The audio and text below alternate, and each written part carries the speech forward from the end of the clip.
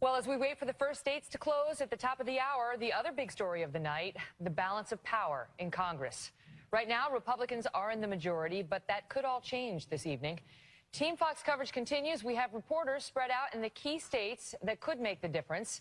But we start with our chief Washington correspondent, James Rosen, live on Capitol Hill. James? Megan, good evening. Only one of the two chambers of the U.S. Congress is seen as being in play tonight. In the United States Senate, the Republicans presently enjoy a majority of 54 to 44, with two independents, including Vermont's Bernie Sanders, caucusing with the Democrats. That means the Democrats need to pick up a net gain of 5 seats to regain control of the upper chamber, or just 4 seats to achieve a 50-50 tie, in which case the next vice president of the United States will likely break tie votes. The Republicans are defending some 24 seats tonight, the Democrats only 10. A number of Senate races have attracted national attention. Just to mention a few, in Missouri, the incumbent Republican Senator Roy Blunt has faced a surprisingly tough challenge from the Democratic Secretary of State Jason Kander. In New Hampshire, Republican incumbent Senator Kelly Ayotte is facing off against the governor of that state, Maggie Hassan, the Democrat. Each lady has tried to tie the other candidate to the nominee at the top of her ticket. In Ohio, Rob Portman was initially seen as one of the most endangered Senate Republicans, but he has run a very strong race against the former Democratic Governor Ted Strickland. And in Florida, the surprise announcement by Marco Rubio to seek re-election to his Senate seat after the end of his presidential candidacy has made things much tougher for the congressman there, the Democrat challenger, Patrick Murphy. In the House, Republicans enjoy a majority of 247 to 188. The chances of the Democrats picking up the 30 seats they'd need to regain control of the lower chamber have looked slim for some time. But that did not stop the House Minority Leader, Nancy Pelosi, Democrat of California, from blaming that in a session with reporters today on FBI Director James Comey. Megan. James, great to see you. Meantime, incumbent Republican Senator Ron Johnson is in a tight race against the Democrat he ousted 6 years ago. More than $28 million has been spent on ads in this race, a signal of how crucial Wisconsin's Senate seat could really be. Mike Tobin is live in Janesville, Wisconsin, with the latest on that race. Mike?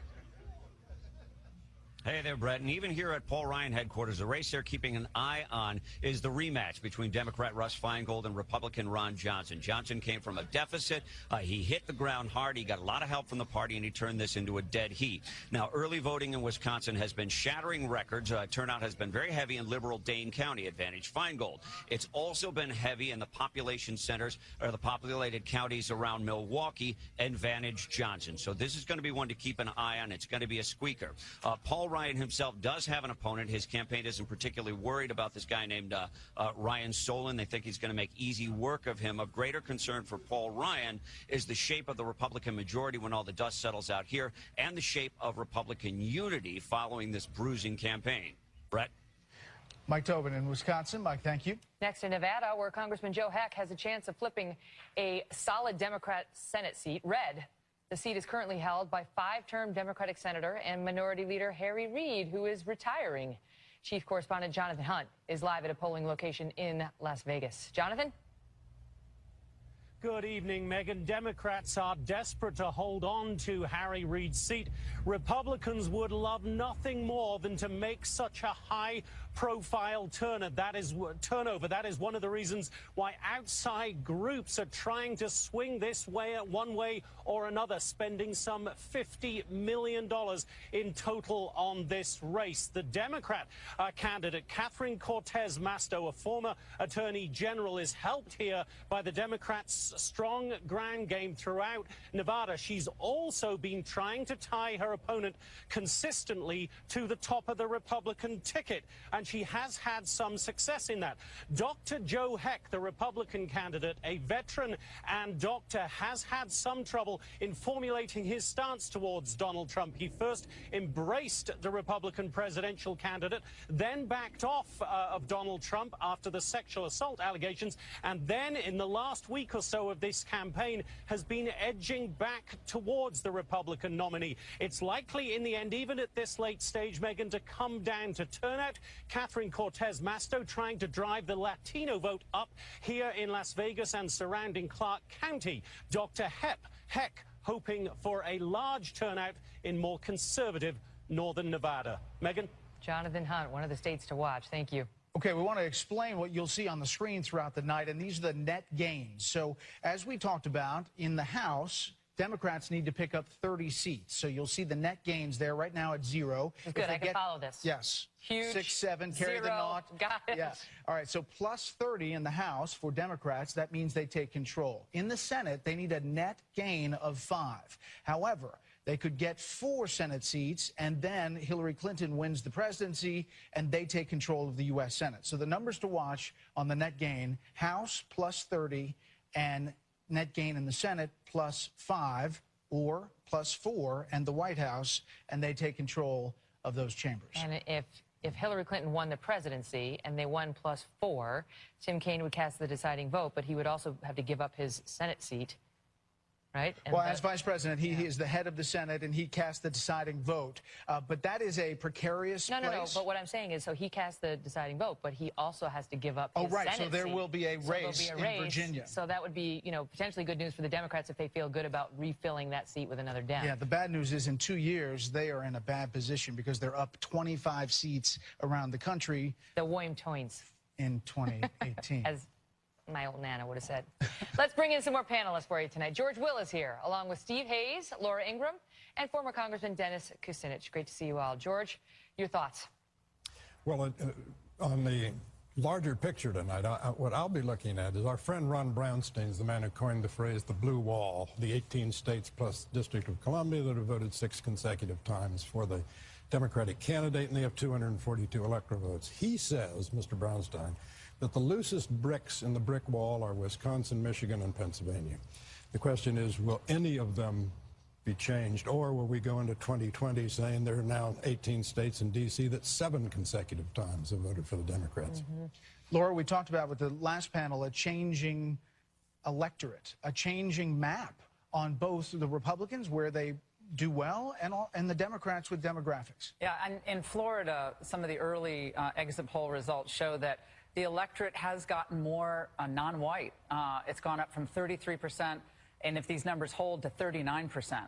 That shows the changing demographics in the state of Florida. Much of this was predicted, and that's going to be something that, of course, we have to keep a lookout on in Nevada, states like North Carolina, where immigration is very important, and Georgia.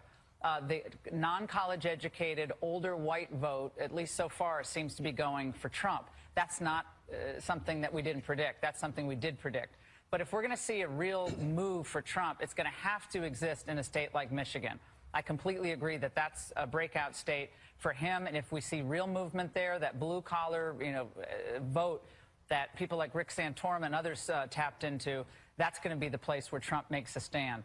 But another interesting exit poll result we saw earlier was that 46% said they wanted the next president to be more conservative in policies. Interesting. And again, we'll see how that plays out. Some people don't think Trump's, a conservative. I understand that. But that'll be interesting to see how that plays out. Those are 2 metrics that I looked at early on. But again, we have to remind everyone, these shift, and they've been wildly inaccurate in previous elections. So I always take some of them with a grain of salt. The exit polls, that's a very good point. Back in 2004, they were predicting a John Kerry win, and it didn't work out so well for him. Exactly. Steve, earlier this evening, Kellyanne Conway was on another network suggesting that, she said, the things that worry me, I guess, is that we didn't have the full support of the Republican infrastructure. She just said it would be too bad if we win narrowly and it's just because of the Democrats or this or that or the other, suggesting we didn't have even the support of former GOP presidents behind us. Do you think that's a valid complaint, that they didn't have the support, given what we're seeing so far, at least in the exit polls, on Trump consolidating the Republican base? Yeah, I mean, it looks from the exit polls that he did consolidate most of the Republican base, and that the Republicans who didn't end up supporting Donald Trump weren't a decisive factor. But you would expect this kind of thing. I think what people have taken her comments to mean is maybe starting to cast early blame. I think it's way too early for that. I agree with Laura. I mean, these early exit polls, remember in the Wisconsin recall, at the end of the exit polls, it was tied. Scott Walker ended up winning by 7 points. So I think it's pretty early. If I can just pick up on a point that Laura made about demographics, one of the things that we've been talking about a lot on Special Report is the white vote, the share of the white vote. And In 2012, Mitt Romney won the white vote 59-39, and it was 72% of the overall electorate. In this first wave of exit polls, it looks like it's 55-38 for Donald Trump, which means he has a lower percentage of the white vote, which is a lower percentage of the overall vote, which would be problematic if these numbers are accurate, depending on how that white vote is distributed. Dennis, what are your thoughts about the Democratic Party coming home as well? The split in the primary with Bernie Sanders obviously was real, but it seems on the Democratic side there was a coming home as well. Well, if you look at the work that Bernie Sanders did both during the convention and afterwards, going out and campaigning for the ticket, I think what he was able to do was to encourage a younger voter to come out. We're seeing that in the exit polls, that they have gone pretty heavily for Clinton. I also think that the immigration issue had a backlash side to it, which was felt by people of color who have come out overwhelmingly for Hillary Clinton. And so we'll see tonight whether or not the Democratic Party really has a homecoming. I would tell you, though, that the split that we saw reflected in the primary, I think, could continue after the election. Panel, thank you very much. By the way, Megyn, to your question, Chad Pergram is all over it. He says that Virginia Governor McAuliffe would appoint a successor if this goes down, and that it would likely be Representative Bobby Scott, Democrat from Virginia. There would be a special election to fill that seat in 2017, so it wouldn't be like you would have a lot of time before you had to deal with that seat. Right. You'd fill it with a Democrat, obviously, given what Tim Kaine is. So it's 6:34. And we are getting closer and closer and closer. Less than an hour from now, two of the most crucial battleground states of the night will close, and that is North Carolina and Ohio. Those are huge. Both states could play a key role in deciding the president and the balance of power in the Senate. Happening now, anchor John Scott is live for us in Columbus, Ohio tonight, where 18 electoral votes are up for grabs, and the state's own Republican governor, John Kasich, says he did not vote for Donald Trump. John? Megyn, as you have heard many times, no Republican has ever won the White House without winning Ohio. We're in Franklin County, Columbus, the state capital. And some of the fractures that still bedevil the Republican Party are on display here. I'm at Rob Portman's victory celebration in waiting. He expects to beat his challenger, Ted Strickland. More on that in a minute. But Donald Trump is having his own party across town, and the state party, the apparatus of which is controlled by the sitting governor, John Kasich, who was bested for the Republican nomination. They're having their own party about a block away. So Republicans have three parties from which to choose. Now, if Donald Trump wins Ohio, he may have Senator Portman to thank for it. Portman's people knocked on something like 6 million doors, contacted 6 million voters this campaign around. There were only about 5.1, 5.2 million votes cast the last time around. So essentially, they contacted every voter in Ohio. In the first 16 months of this race, Portman never came out in any of the polls as being ahead, but now well ahead in the Real Clear Politics average of the polling that we have seen up until today. As for the Republican Party overall, they're pointing to numbers in Ohio that suggest early voting in Cuyahoga County, Cleveland area, where President Obama won significantly last time around. Early voting is down there. In the meantime, early voting is up in Warren County, where Mitt Romney won that county 4 years ago. Back to you, Megyn. John Scott, thank you. 23 minutes to go. Of course, Ohio, huge for both candidates. No Republicans ever won the White House without Ohio. I'm up here at the data deck with our friend Bill Hemmer.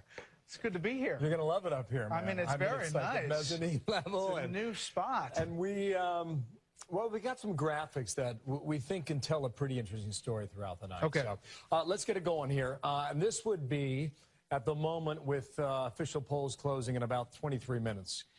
This is the current marker where we begin the night, okay? Trump's at 164 electoral votes over there. Needs to get to 270 and win the White House. If we, like we discussed over the weekend, if we were to give Trump all the states that Romney won 4 years ago, you go Arizona, you would go Georgia, you would go North Carolina, and then you start to put the map into play and figure out what they need to win. It would be Iowa, it would be Ohio, and it would be Florida. And that's not easy. And even that is 259. So if you go there, Brett, you're still looking at these states up here. Is it a Pennsylvania or is it a Michigan? Is it a Wisconsin? That would get him to 269 based on this scenario here.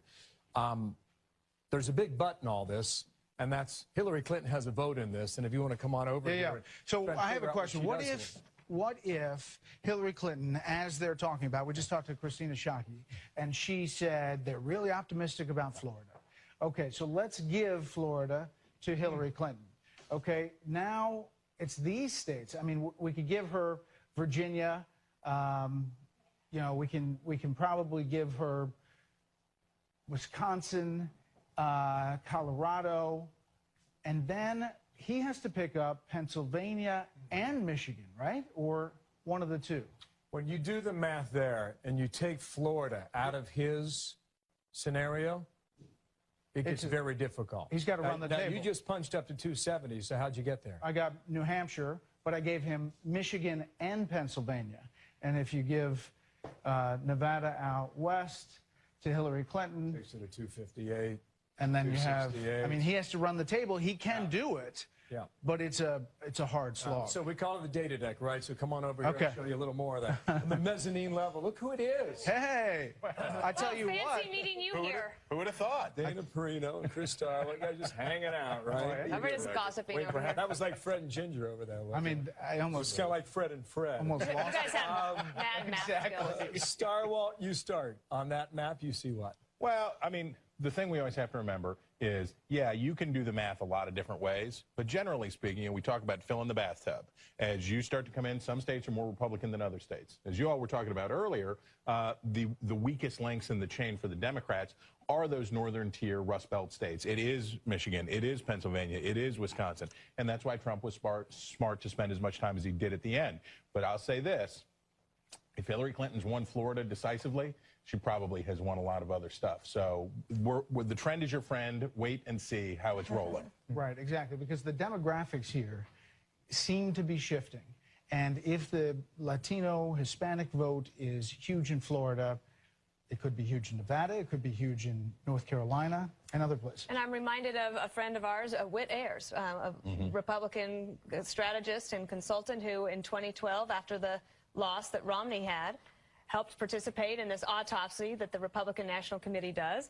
And what do they find? They find that the Republican Party must diversify or it will die.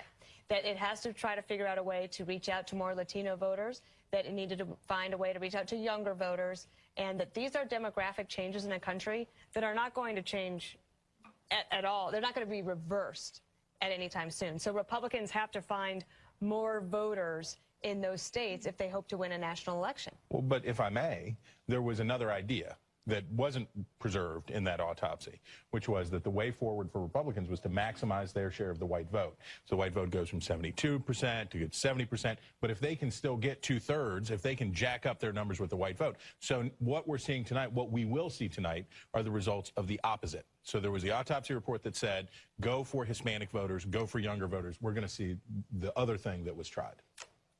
Just getting started. Pretty interesting. I'll watch out for the cameras. Thanks for having me. There's a lot of moving parts up here. Come on back. Megan, down to you. That was a fun little field trip. I can't wait to take one myself.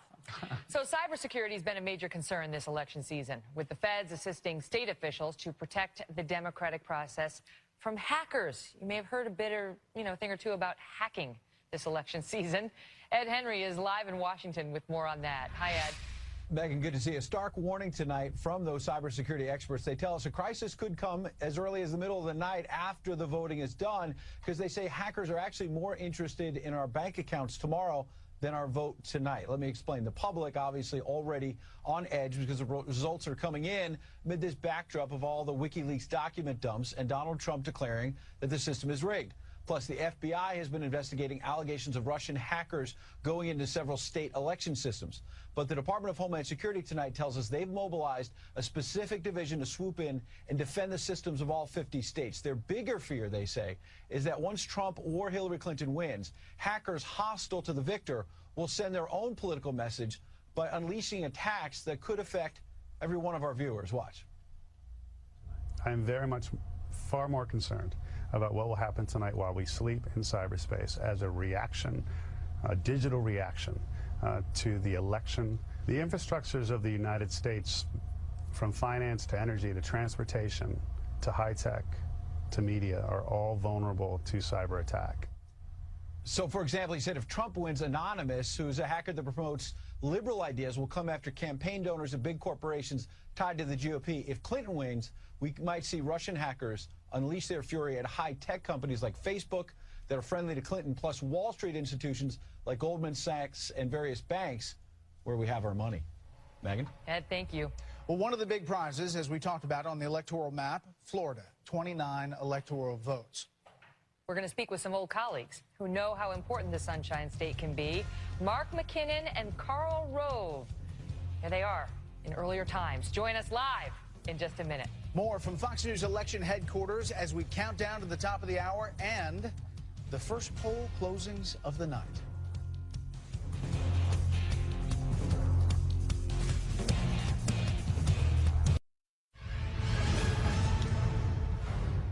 We are just minutes away from 7 p.m. Eastern when 6 states close: Georgia, Indiana, Kentucky, South Carolina, Virginia, and Vermont. And just to tell you how close this might be, the Clinton campaign manager, Robbie Mook, predicts that North Carolina may not be called on election night. We'll see if that holds true. But first to another huge state, and that is Florida, one of the biggest prizes of the night. Steve Harrigan is live in Miami tonight. Steve? Brett, we're seeing a very strong turnout across the state tonight, especially in some key cities, and record early voting. More than 6.5 million people voted early, and the state of Florida has 700,000 new voters this time around. Of those new voters, more than 40% are Hispanic. This could be a key demographic in this vote because they are voting, and they are voting in huge numbers. More Hispanics voted early this time around than voted in the entire election in 2012. Another race to keep an eye on here, Marco Rubio, the Republican senator, in his re-election bid. He's been in a tough fight so far with Representative Patrick Murphy. The two have really gone at it. Murphy has tried throughout the campaign to link Rubio to Donald Trump. Rubio has said while he is voting for Donald Trump, he said he considers both presidential candidates a horrifying choice for America. Brett, back to you. Steve Harrigan in Miami. Steve, thanks. Joining me now with more, Mark McKinnon and Karl Rove. Both worked on President George W. Bush's 2000 campaign, when it all famously came down to Florida, and then 2004 brought more fun for you. Great to see you guys both. So let's go back to exit. Let's just talk about exit polling in general. Mark, let me start with you on that, and how reliable your experience is with it. Well, I have bad flashbacks about 2004. I remember we campaigned on Air Force One the last day of the campaign. You two guys were both there with George W. Bush. We were both there, and I remember landing, and as soon as we landed, we got the exit polls, and that's when Karl had to go give the news to the boss, and I thought the oxygen gets sucked out of the plane. It was bad. Actually, it was horrible. We got it on final approach to Andrews, and so as we're landing, I have to walk forward to the cabin before we land to tell the president, and we're literally 50 feet off the ground, and I'm walking down the hallway, not concerned at all about what was going to happen to me if we crashed, but concerned about if I made it all the way into the office and told him. And did you, at that point, now we have the lesson of 2004 to say, whoa, be cautious, because exit polling has been very, very wrong. Did you have that caution back then, and was it a big surprise to see it turn, and he won? Yeah, look, if this is the second time it happened. You may remember in 2000, the exit polls pointed towards Florida being an Al Gore state, and that was then compounded by some reporting mistakes in the actual vote. And we literally had to go on the air. I remember going on CNN and basically telling them they had miscalled Florida. Oh, this which is they a had pattern with you. at 8:10. Yeah. So, and they were wrong. And but no, look. By the time we got to the White House, by the time we got up to the third floor, to the second floor of the White House, I had a stack about this tall of the exit polls and started going through them. They were completely wrong. 74% of the electorate in Minnesota were women. 76% in Florida, in North Carolina were women. We were losing white men in Florida. It hadn't happened since 1964. Mississippi was too close to call. And I called Ken Melman, the campaign manager, and he was going through it at the same time, coming to the same conclusion. We divvied up all the major players in the media and began calling them. Mark was calling them. I was calling some of them, Melman, others at the campaign, and we couldn't get them to turn it around. All of them, it colored the coverage until the actual But before Carl got those numbers, I thought it was over. I mean, I was looking for sharp objects, drinking heavily. They had to pull me out of a coma at 10. It's okay. You're always doing that. Don't blame that on the exit polling. Mark, let me ask you. Wait, I want to ask you because it broke today that George W. Bush, our former president, and former First Lady Laura Bush have confirmed that they did not vote for Donald Trump today. They also say they did not vote for Hillary Clinton, and they didn't specify what that means, who they did vote for, or if they did a write-in. And that, I think that, among other things, has led Kellyanne Conway to come out and say we could have used more support from top Republicans like the former presidents. Does she have a point, Mark? Well, this is not just one president. It's all the former presidents. I mean, didn't have support. So that says something about what they think about this candidacy and the campaign and the messaging. I mean, the thing that drew me to then Governor Bush as a former Democrat was a message of compassionate conservatism, to expand the base on immigration reform, education reform. Those are the kinds of issues. And by the way, as we talk about the Hispanic vote, I remember early on we said we have to win at least 40% of that vote in 2000. We got 41, and what are the numbers we're looking at now? We'll see. Look, there's a reason that she may have brought it up, but you'll notice Donald Trump has not brought this up since May. He's not been talking about getting the President Bushes. I met with him at the end of May, and he brought this up to me personally. And I said to him, in essence, do you really want to pursue this issue? You called for the impeachment of President George W. Bush. You voted for John Kerry in 2004.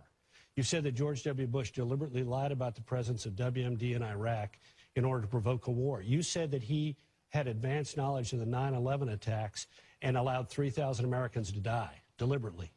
And do you really want to, do you really expect him to say nice things about you? But the implicit thing was, do you want to have these issues litigated? I mean, imagine what would happen. Somebody would say, you know, President Bush, what do you have to say about him believing that you should have been impeached? Donald Trump, do you think he still should have been impeached? Do you think your vote for John Kerry was justified? I said, this is a loser for you. Most Republicans are unaware that you've said these things. Let it lie. And he did. He let it lie for the rest of the campaign. When one of his surrogates stepped forward and said in an article, I think Bush's ought to come out and endorse him, I called that surrogate and said, I had this conversation with your principal. And he had this, and this was his response. And the surrogate said, you know what, I didn't know that he'd said those things. You're right, we ought to drop this. So President Bush, I think, has handled this in the appropriate way by simply staying on the sidelines. Donald Trump did not want to have an argument with the American people about whether or not he was justified in saying Bush should have been impeached, John Kerry should have been elected, Bush lied about WMD, and Bush... Not to mention Trump and Jeb didn't get along that well. That was not the highlight of the campaign for some. Great to see you both, and much more. Thanks. Mark and Carl. Something about energy or something. Shannon Bream is keeping an eye on Twitter, Instagram, and Facebook tonight. Shannon? Hey, Brett. Well, we are going to be here all night monitoring everything social media and this cool digital chandelier, including Facebook, Twitter, and Instagram. We want to know what folks at home are talking about and online. So first, let's take a look at some brand new Facebook data that's just coming out. The number of people talking about each candidate. Over the past 24 hours, more than 28.8 million people talking about Donald Trump. More than 27.5 million talking about Hillary Clinton. Now, this is cool data. Take a look at the minute-by-minute conversation on Facebook right now. More than 111,000 people talking about Trump every minute, and just over 95,000 people per minute talking about Clinton. And how about some of your tweets? Amy Hale tweeting, our daughter will never forget her first time voting. By the way, if we can show that photo, you got to check out her dad's shorts when we get to that. They're pretty sweet. And Clutch King tweeted in a photo with no caption, but based on the shirt he's wearing about Trump, we're pretty sure that's who he's voting for.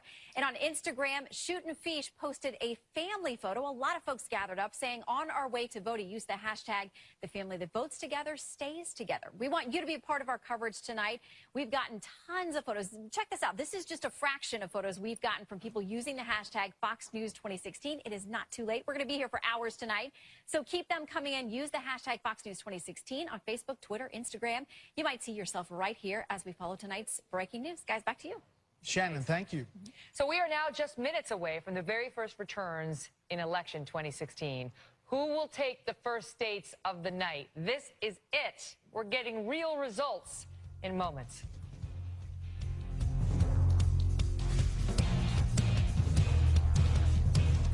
closings in 6 states. So finally, we're actually going to have real results after about 4 years of campaigning. Joined at the desk by Brit Hume and Chris Wallace again. You know, we were talking at the beginning, Chris, 597 days ago, Ted Cruz got in the race.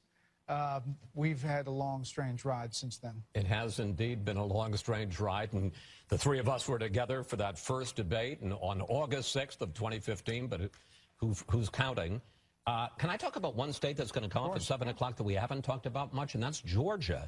Georgia is a reliably Republican state. It has gone for the Republican every time since Ronald Reagan went for re-election in 1984, except 1992 when Bill Clinton won it. Every other time it's gone Republican.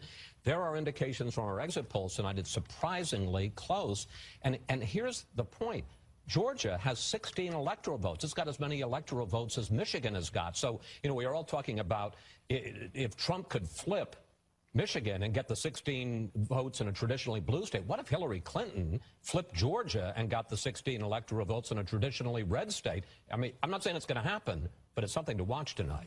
Be getting a lot of attention because that was part of her mission the past 2 weeks, is to shore up her existing states, but also to play a little offense in states that might turn from red to blue. Yeah, she did. And it was an interesting discussion because when she started going back into places like Michigan, which, you know, one might have thought she would have had wrapped up when she started going in there, there are two ways to look at it. One is she's just trying to play it safe, try to head him off at the pass, and he's trying to go in there. Or the other was that she was worried, truly worried, that a state like Michigan would flip.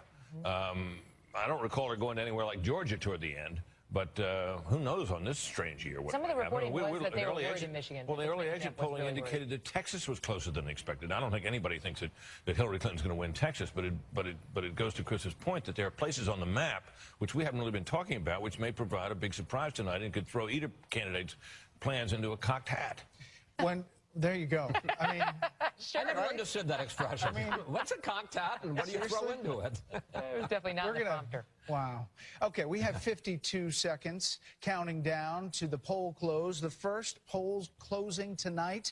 We have Georgia, Indiana, Kentucky, South Carolina, Vermont, and Virginia. Virginia, you know, could be close. They played for Virginia. Donald Trump visited there once, and obviously Senator Tim Kaine. Well, that was another state that he started to target after the Comey announcement about 2 weeks ago that suddenly he thought might be in play. That was much to the delight of Team Trump. And they went down there and started to work your home state, Brett. It is my home. It is my home state. It's where I live, and one county there. There's a bunch of counties around the country which are certified bellwether counties because they've gone for the winner in each of the last, I don't know how many elections. The last 4, Loudoun County, Virginia, north and west of Washington D.C., has gone for the winner the last 4 times around. So it's one to keep an eye on because it might tell us a lot, not just about Virginia, but about the country as a whole. And it is 7 o'clock on the East Coast, which means polls have just closed in half a dozen states. And the Fox News decision desk can, at long last, begin to call winners and losers in the 2016 presidential race. Our first projection is in Vermont, where Hillary Clinton will easily win that state's 3 electoral votes, according to Fox News exit polls. Next, we go to Kentucky, where Fox News can project that Donald Trump will prevail, picking up 8 electoral votes. Trump will also win Indiana, where his running mate, Mike Pence, of course, serves as governor, based on the Fox exit polls and the early returns. In Virginia, where Hillary Clinton's running mate, Tim Kaine, serves as that state's junior senator, she has a lead right now over Trump, although it is too early to project a winner there. It's also too early to say who will win Georgia, to Chris Wallace's point, and South Carolina, 2 tightly contested states that Trump must clinch if he's to have a plausible path to the White House. And if you look at some of these states, the reason why we can call a lot of them early is because so many people have voted early in 39 states around the country. So basically, these states push a button, you get the early raw vote total, and then you get the exit polls, and our decision desk can kind of extrapolate from both of those. Does it mean anything that states like South Carolina and Georgia are too close to call right now? I'm astonished, particularly about South Carolina.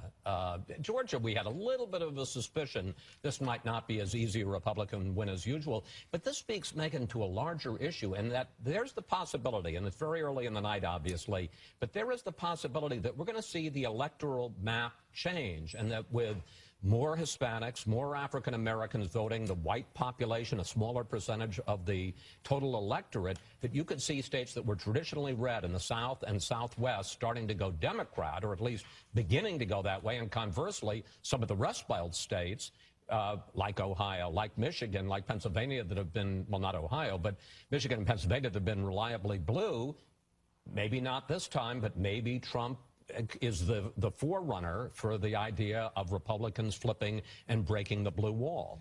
Turning now to Senate races, Fox News can project that Vermont's Patrick Leahy, the longest-serving Democrat in the Senate, will win an 8th term, vanquishing Republican businessman Scott Milne.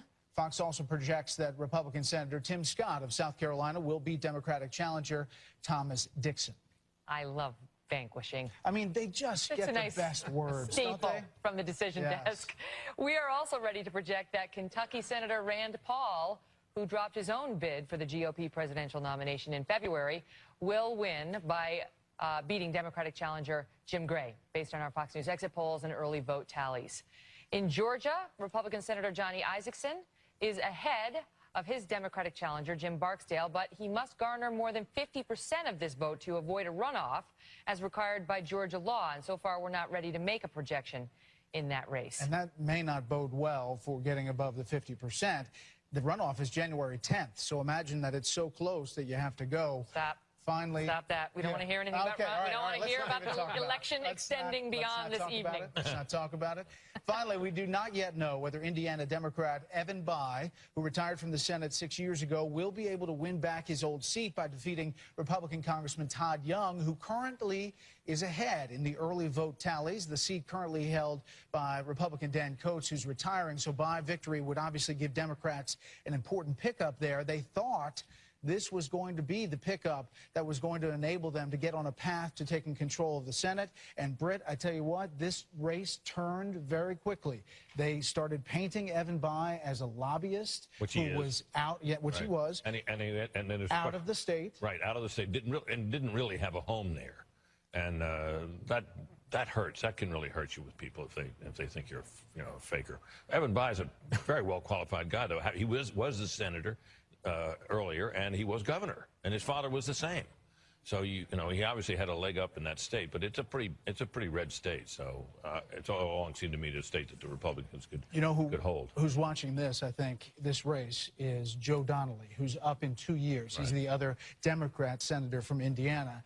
If Evan Bayh, with the biggest name ever in Indiana, can't win on an election year, midterms are going to be tough for Joe Donnelly. Well, yeah, and of course, as we've talked about in this coming midterm, it's 25 Democratic seats up, only 8 Republicans. So it's basically the reverse of what we have now, the flip of what we have now. Now, you know I don't follow sports, but doesn't that Hoosiers coach have the biggest name in Indiana?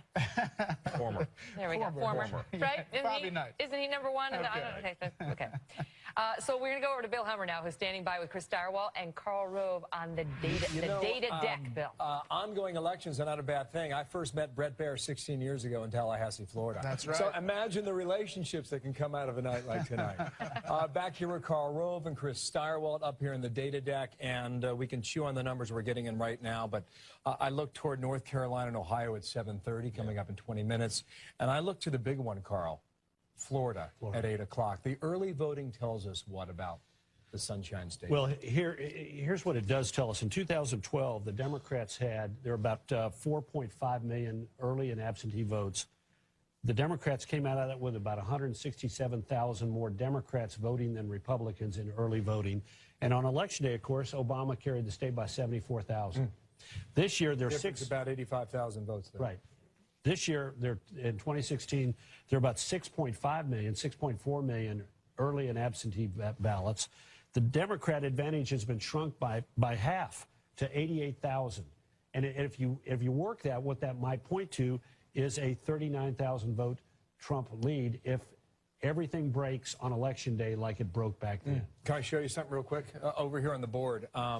If you look at Florida from 4 years ago, exactly what you're saying, Karl, to your point, when Obama defeated Romney by 80,000, roughly 80,000 votes, 74. All right, 74,000 was the total in. This is Broward County alone in southeastern Florida. That's a margin of more than 250,000 in that county in southeastern Florida. You get about 26% of the overall vote down there in Florida. Does Trump offset that advantage in central and northern Florida toward the Panhandle? I would expect his numbers in North Florida would be substantially better than Mitt Romney's were, because Trump is doing better with the working class white voters. Now, the problem that Donald Trump's going to run into in Florida is that it looks like Hispanic turnout is gigundous. It looks like we have high Hispanic turnout. And the other thing I would say about early vote is people are early voting more and more. More Republicans are voting early. Older voters are voting. It's just happening all over. So it's harder. It gets harder and harder to extrapolate results out of early voting. To that point, you don't know who's a new voter and who is just taking advantage of the Well, the campaigns know, because the campaigns are collecting every day the voter certificate numbers of whoever's voting and running against the voter file, so they know exactly what low propensity voters are in there. And the Democrats say the following about this early vote. Take a look there. There's 1,391,000 votes cast by unaffiliated voters. What they're saying is that hidden in there are a lot of new Hispanic voters. Perhaps as many as 1 out of every 5 Hispanics who's voting has never voted before. And what they're doing is they're saying those Hispanics didn't register as Democrats. They're unaffiliated and they're showing up there. Now we'll see later tonight when the votes could start to come in. All right, gentlemen. But the Democrats do have a closer run here in Florida. North Carolina and Ohio.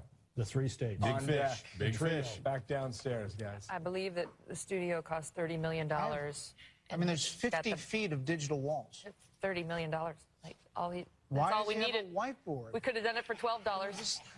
Can we get a digital whiteboard? Like a digital Sharpie? Look at he's proud. $30 million? We got a few more things that we haven't taken a wrapping up just yet. We secretly love it. We love it. All right, I have one more thing. North Carolina is extending voting in 2 counties. Just getting word about that. That's a big deal, and that means that voting will continue. Let's get over to Martha MacCallum now, who is breaking down the latest on the exit poll data. Martha. Do not separate Karl Rove from his whiteboard. It is not a good idea. So let's take a look at some more of these exit poll numbers. Temperament, of course, has been such a big issue throughout the course of this campaign. Did Donald Trump have the right temperament to be president of the United States? 64% say no. This is an argument that Hillary Clinton made very forcefully, and it looks like voters went along with her on that. However, if you're in the camp and you're the 1 in 4 voters who say, you know what, I want someone who's angry like I am, those people, Donald Trump is resonating with in a big way. 75% of them went with Donald Trump. Now, we're all talking about the first-time voters and the notion that the Trump campaign was bringing out people who have not come out before or who had not voted in a very, very long time. But interestingly, take a look at this number. People who say they are first-time voters in this election, breaking for Hillary Clinton, 55%. To 37%.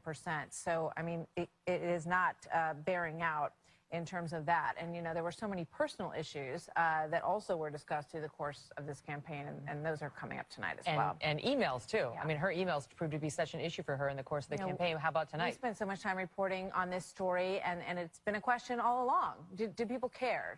Are they worried about the email issue? Did it matter to them? 62% said yes. The email story bothers me, regardless of the fact that Jim Comey went back and forth on this issue. 62% of those voters say they were not happy about the way Hillary Clinton handled her email. And as far as Donald Trump, you know, he's had his issues as well. Yeah, the women issue. How did that The women issue, does Trump's treatment of women bother you? And this is an even bigger number than we saw with the email number. 71% say that it did have an impact on how they voted today and that they were not happy with Donald Trump's treatment of women. So, you know, you look back at the tape, the Access Hollywood moment, all of that, and you can see that is having an impact tonight, you guys. Martha, thank you. Yeah, you bet. So joining us now is Jason Miller. He's a senior communications advisor for the Trump campaign. Jason, great to see you. Good evening. Thank you for having me on. So you're the guy that Karl Rove was just talking about, the campaign guy who has access to presumably better numbers than the exit pollsters do. What are you seeing? What states concern you, and what states are you excited about right now? Well, let me tell you, first of all, why we're excited about Florida. We think that Florida is going to be, Mr. Trump will ultimately win. Going into Election Day, usually Republicans are down behind Democrats on early and absentee voting. Our ticket is already doing 81,000 votes better. Republicans are doing 81,000 votes better than the ticket was 4 years ago. 4 counties I want to point out as we talk about Duval in northeastern Florida, and we talk about Hillsborough where Tampa is. Republicans are overperforming their percentage of the electorate by 6 points. Democrats are underperforming their percentage by 4 points. 2 big counties. Versus 4 years ago? No, versus how many Democrats are in that county? Yes, versus how many are right there. As we look at Broward, which is the big guy, one of the big guys down in South Florida. Yep. Republicans are overperforming by 6%, and Democrats are underperforming by 6%. But let me ask you about Broward County, because the news that came out earlier was that Broward has broken the record for most votes ever, with less than 1 hour left to go. That was at 6 o'clock tonight, something like 827,000. And that this is a county where Barack Obama beat Mitt Romney handily by like 67% to 32%. So if they're overperforming there, the conventional wisdom is that that would be good for the Democrats. Well, we have a lot more Republicans who are showing up. And then also, as we talk about Collier County over in southwest Florida, it's about 3.5% higher for Republicans, about 3.5% lower for Democrats. So when we look at some of these key indicators, we're still very optimistic that we're going to win Florida, obviously one of the core battleground states. But we feel good there. We feel good about North Carolina, especially in Ohio. We're seeing lower Democratic numbers. Democratic votes are going to be off by about 3 to 5% in Cuyahoga County, where Cleveland is. And so as we're seeing these turnout there is down in some of the Democratic districts. But the question to you is, so you feel good about Ohio and Florida. Those are 2 must-wins for Donald Trump. So what about, and obviously he's looking somewhat better than he would have anticipated a couple of weeks ago in states like Pennsylvania and Michigan. What about North Carolina? Do you think we're going to be able to call that tonight? We feel good about North Carolina. We think we'll be able to call it for Mr. Trump. How soon that's going to be, we don't know. But Pennsylvania? Pennsylvania's going to be close. I think we have a real shot there. I think we have a real shot in Michigan. How about Wisconsin?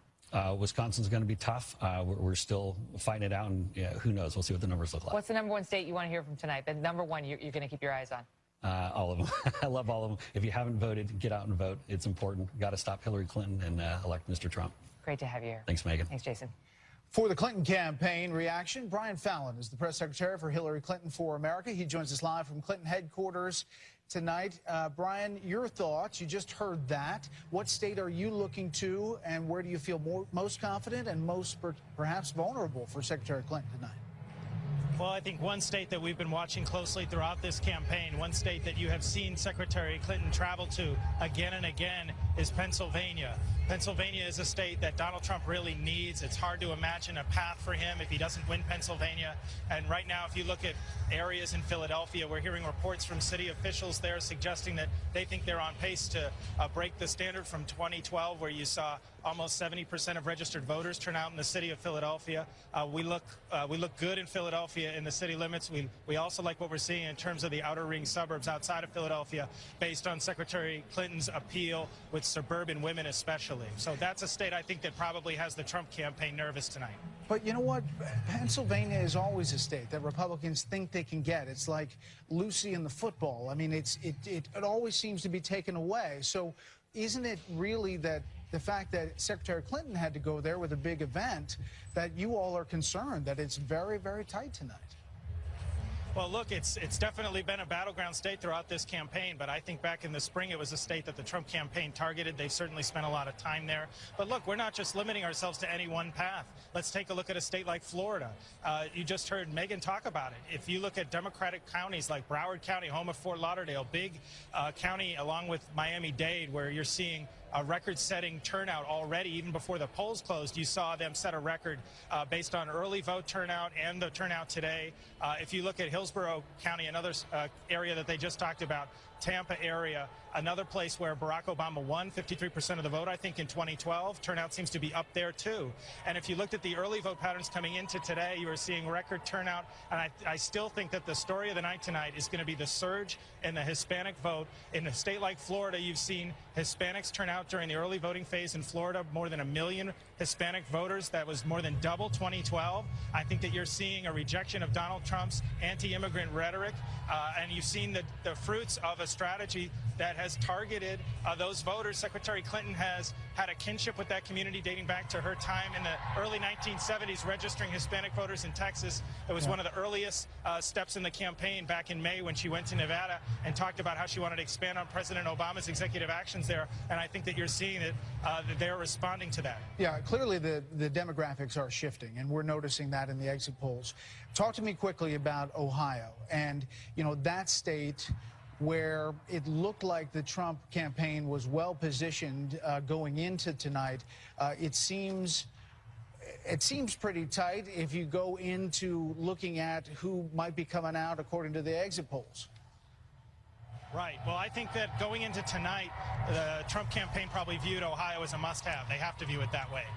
We have multiple pathways. We have fought very hard in Ohio, and I think that there were some promising signs during the day today in places like Hamilton County, Franklin County. We're going to have to watch and see what the results are tonight. The reality is we have multiple paths, and the Trump campaign basically needs to draw an inside straight at this point. They need to win Ohio, Pennsylvania, Florida, and steal a state like Michigan if they're really going to have a chance at 270 electoral votes. A lot of those states are tight as we sit here. Brian, we appreciate your time. We are approaching a critical moment tonight, 7:30 p.m. Eastern Time. The polls will close in 3 more states, and they include 2 big ones. Very crucial battlegrounds, North Carolina and Ohio. You just heard it discussed. Either one of these states could decide the entire race tonight, and the balance of power in Congress as well. We are live on the ground in 13 minutes with that. And will the Tar Heel state, North Carolina, come down to a turnout from minority voters? The gang from the 5 will join us to talk about that. They were just outside earlier, and we're live in Times Square, the crossroads of the world, in the Marriott marquee sign. Hey, there we are. That's beautiful. As Fox News Live coverage of Election Night 2016 continues.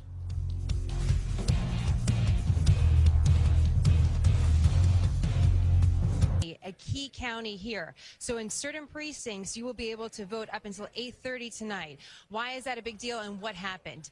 What happened for some voters is when they showed up to cast their ballot, they weren't able to check in. So it was like showing up at the airport, trying to get on your flight, but you weren't able to check in at the desk. So you couldn't go through security, you couldn't get on your plane. That's what happened to some voters, and that's what led to the extension. Now you say, is that any big deal in a big state like North Carolina? It is. In 2008, President Obama won by such a small margin.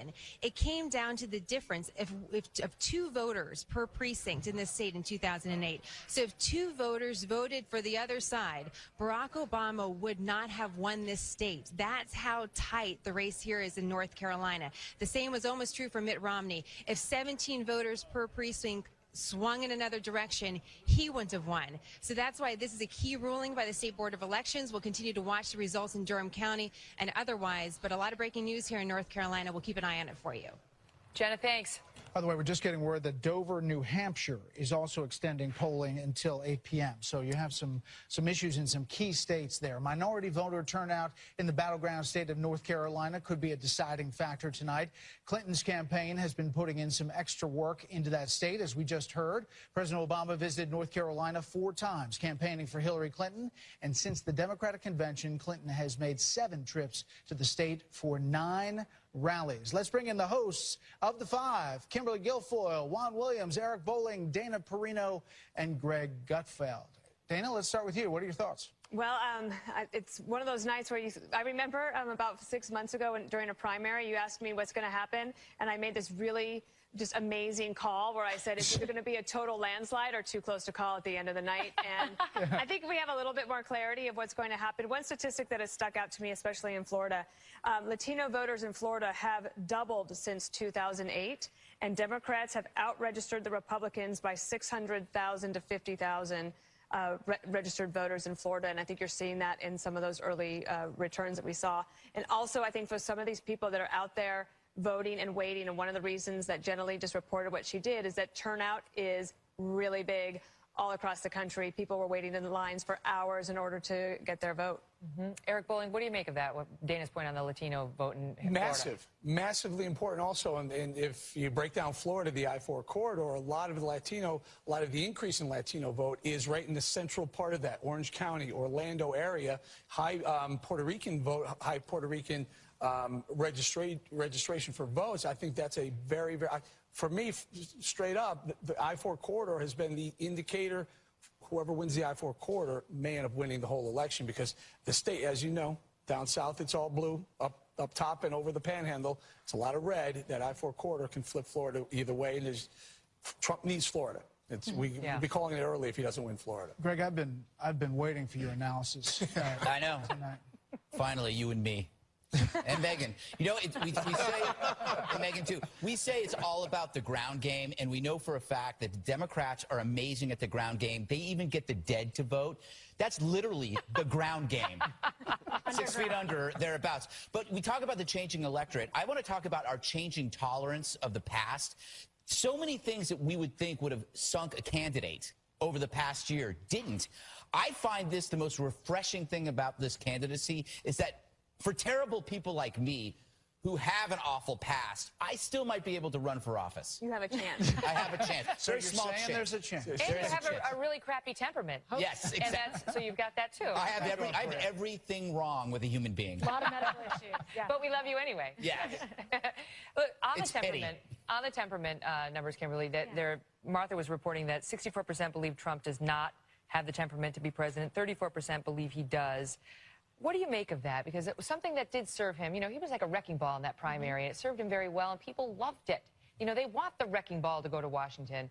With the general electorate, maybe it doesn't play as well. Yeah, I mean, definitely he got some momentum, especially in his campaign when he started using the drain the swamp phrase and talking about getting rid of corruption, taking government, giving it back to the people. So people like the fact that he's a disruptor, that he's an outsider. However, temperament has been something that Hillary Clinton has been hitting consistently in debates, in campaign ads, every stop that she's made across the country to suggest that he is someone that lacks the temperament, therefore the fitness to serve as commander-in-chief. When you see numbers like that, it suggests that it's something that resonates. Will it be enough to suppress some of the voters that might be turning out for him or to switch over for Hillary? That remains to be seen. You know, Juan, I was struck by Brian Fallon talking so much about Pennsylvania. I mean, think about it. Pennsylvania, that should not even be a problem. But it looks like, again, the map may be changing. I think the map is changing. I mean, that's demographics, and I think demographics are a key part of the story tonight. We just heard Eric was talking about the importance of the Latino vote and the fact that you see an increase in the number of Latinos voting in a state like Florida. But let's look more generally at the map. Talk about Pennsylvania, Michigan, part of the old Rust Belt, where, again, you have a large working-class, white, male-dominant population, and it's a surprise that Michigan would be in play, that Pennsylvania could be in play for Democrats, because historically, union-backed, union-driven voters have often been part of the Democratic machine. That may no longer be the case. Instead, you see the Democratic axis swinging toward the South. And here, this is what surprised me. I think this is part of the big story tonight when we talk about minority vote, what's going on in North Carolina, with questions about the court saying, hey, you can't change the rules right now. There's, as I understand it, questions about early voting procedures that have been changed in some counties, federal judges getting involved, and the importance, as we just talked about, keeping some of those polls opening late to try to compensate. And I imagine that the Trump side is going to be fighting back, but that now becomes a key part of the story if North Carolina is decisive in this Although election. they wanted to keep some open in Nevada, they lost that with a judge. They've got now some You're saying open. the Trump side Yeah, lost the Trump did. Yeah. And they've got some open in New Hampshire, and now they've got 2 counties extended in North Carolina. In Nevada, the Trump team argued that they were letting people show up to vote past the poll closings, and the Democrats argued no, they had been in line prior to the poll closings. They were just letting the long line of people vote, and they agreed to keep the records of those votes. Right, so like in Charlotte-Mecklenburg, just to pick up on your point, Megyn, in Charlotte-Mecklenburg, the early voting structure was such that it moved away from the black neighborhoods, and it was under explicit directions from Republicans in the state legislature. But on the other side, Eric, we heard reports today in Pennsylvania of people complaining that they went in, you know how you fill out your ballot, and then you feed it in, and they were saying it would come up, they'd vote Trump, and it would come up Clinton. And now we're hearing from Pennsylvania authorities saying there have been problems, that they've identified the voting machines, that they've taken them out of commission, but there will be questions about that if that vote is at all close. And there always are. I mean, every cycle we go through this, whichever side doesn't win says clearly there's a lot of voter fraud going on. Because this map is in my head, and I would put money against Stirewalt if I could do this state for state with him. you're going to have a fairly clear idea from Florida, Ohio, North Carolina, Florida right away. First polls that close. If Trump holds those three down, you have to look back at the map, and then you look at the next level. Then you go to, is there a Michigan? Pennsylvania, if he doesn't win Pennsylvania, then you go, is there a Michigan? If there's not a Michigan or Wisconsin, that's your next hour. Then you have to wait till the west, to the mountain states close, and see if he picks up Nevada, and then you have to look back and see if you got those 4 electoral votes in New Hampshire. If you do, you can go hour by hour, and he just has to tick every single one of those off on the path. And if he doesn't, then there's basically the path closes. Yeah, I think that's the short version of the story. He's got to sweep. If he doesn't sweep... No, he doesn't have to sweep. There are other paths. It can be Michigan or Wisconsin. He could just. Yeah. Right. Sounds like He has to do very well. It sounds like somebody trapped in a haunted house and can't get out. There's got to be a way out. There's got to be a way out. Yeah, I don't think there's a way out. Stand by, Fibers. There is now. 7:30 p.m. on the East Coast, and polls have just closed in 3 more states, representing another 38 electoral votes. Fox News can project that Donald Trump will win West Virginia by a wide margin. Based on Fox exit polls, there's some cheering outside, maybe some... Is that Chris Stirewalt's Is that family? Stirewalt? That's I don't know. Stirewalt's people. Fox News can also report that Hillary Clinton has a lead in North Carolina, although it is too early to declare a winner in this key swing state. It is also too early to declare a winner in the bellwether state of Ohio, where Trump had led Clinton in pre-election polls for the last 3 weeks. Speaking of the Buckeye State, Fox News can project now that Ohio Senator Rob Portman, a Republican, will win re-election by defeating former Ohio Governor Ted Strickland, the Democrat. It's too early to project a winner in the North Carolina Senate race, where Richard Burr, the Republican, is trying to fend off a challenge from Democrat Deborah Ross. That race is very tight. Let me just talk for 1 second about Rob Portman, who ran in a race that Ohio was not the easiest race to run. He was running. He was not a big Trump supporter. He was pro-trade. This is a guy who ran a race in his own territory and managed to make it really stick. In fact, he was giving money to other campaigns around the country because he didn't need it. He was up 15 points or so going into the day. Pundits are saying he might win for #1 best race run. So congrats to him. I want to go now to Karl Rove for some analysis. Karl, interesting, too close to call in North Carolina and Ohio at this hour. Your thoughts? Yeah, look, I think these states are going to keep us up late tonight. North Carolina, we have the same situation we had in Florida in the early vote.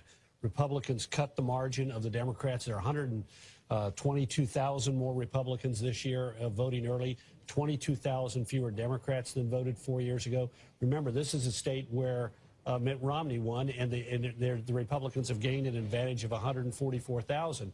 But there are 273,000, nearly 274,000 more unaffiliated voters, people who don't identify with either party. And both parties have been fighting for their share of this. In the big cities, it's likely to be Clinton. In the rural parts of the state, more likely to be Republican. But this is where the race is going to be settled tonight. And it's going to keep us up, I suspect, very late. If you look at the early vote in North Carolina, Republicans increased their early vote raw numbers in every one of the state's 67 counties except one, Halifax County. And the Democrats saw their absolute early vote total decline in 58 of the 67 counties in the state. So it's going to be a long night, and we're going to be counting them by the onesies and twosies late into the evening in North Carolina, and potentially the same in Ohio, where we've gotten conflicting results out of early voting. The Democrats had a fantastic weekend where they bumped up their numbers pretty dramatically in Cuyahoga, especially in Franklin and in Hamilton County, Cincinnati. But again, it's going to be very late in the night, I suspect, before we're going to be able to see the pattern emerge decisively in Ohio. You know, the other thing we should point out is the governor's race in North Carolina is very tight. We can't call that. It's too close to call. That is Pat McCrory and Roy Cooper. And that was seen as another race, Karl, where that state really comes to play. Remember the bathroom law, the transgender HB2 law that said that you had to go to the bathroom of your birth certificate.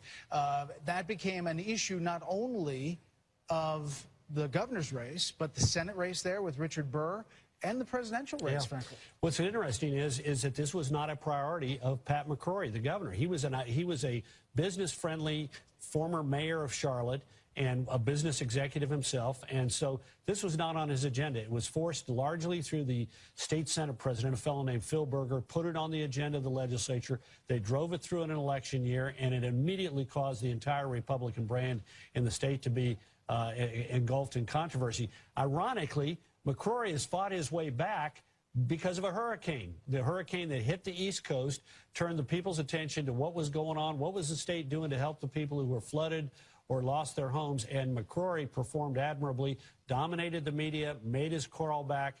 We'll see how close it is tonight, but ironically enough, if it were not for a bad storm, it might be a big margin, and the storm and his handling of it closed up the race pretty smartly. All right, Carl, we'll check in just a bit. Let's bring in our panel. Britt Hume, Chris Wallace, Tucker Carlson, Monica Crowley, Guy Benson, and Nomiki Konst. Nomiki, let me start with you. Your thoughts on how this is all shaping up? Perfectly. It's a great night for Democrats. Listen, Hillary has run an impeccable campaign. She has the Obama institution. She has all of the progressive base for the most part.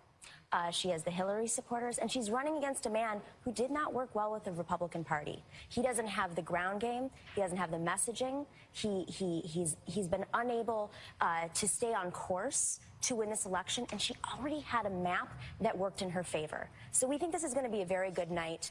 There are only a few scenarios with very, very small chances where she won't do well, and it really just comes down to the Senate. And yet, Guy, if you look at the numbers so far, the Republicans did, in the end, get behind Donald Trump. So if Nomiki is right at all that it's going to be a good night for Democrats, is that because of independence? Is that because there are more Democrats in the map than we've seen for Republicans over the past years? A combination of those factors, I would say, and it would mean that someone who has a disapproval rating around 60% is going to lose an election. I mean, if that's the case, that should not be much of a shocker. So I'm looking at some of the numbers. Florida's going to be close, but Hillsborough County is a very important county there. In the early vote, Trump's down 10 points to Mrs. Clinton. So I think that's probably a red flag in that state. On the positive side for the GOP, looking at some of these Senate races, we haven't called them yet, but Marco Rubio is looking pretty good down in Florida, outpacing Trump by a long shot down there. And also Indiana, the Democrats really had high hopes, and you talked about Evan Bayh, that huge war chest, that name recognition. He looks like he is in very serious trouble tonight. Chris Wallace, what strikes you tonight? Well, I have to say I'm still a little bit shocked at the idea that Hillary Clinton has run an impeccable campaign because I think a lot of people feel that Donald Trump has run her pretty much to a standstill. She may win, but he's put up a heck of a fight, and Donald Trump really had some tremendous headwinds, did not have support in the party, is historically unpopular, terrible numbers in the exit polls on temperament, on experience, knowledge of the issues. So look, if Clinton wins, she's the president, she's a genius, and all the people around her are geniuses, but I don't know that I would say that she's run an impeccable campaign. Mm-hmm. One of the things we're seeing in all these waves of exit polls, Monica, is the gender gap, which we've seen throughout this election, and a significant gender gap when it comes to women and men. And the women tend to be favoring Hillary Clinton by big margins. And this was a problem that was, identifiable and has dogged Donald Trump for a long time.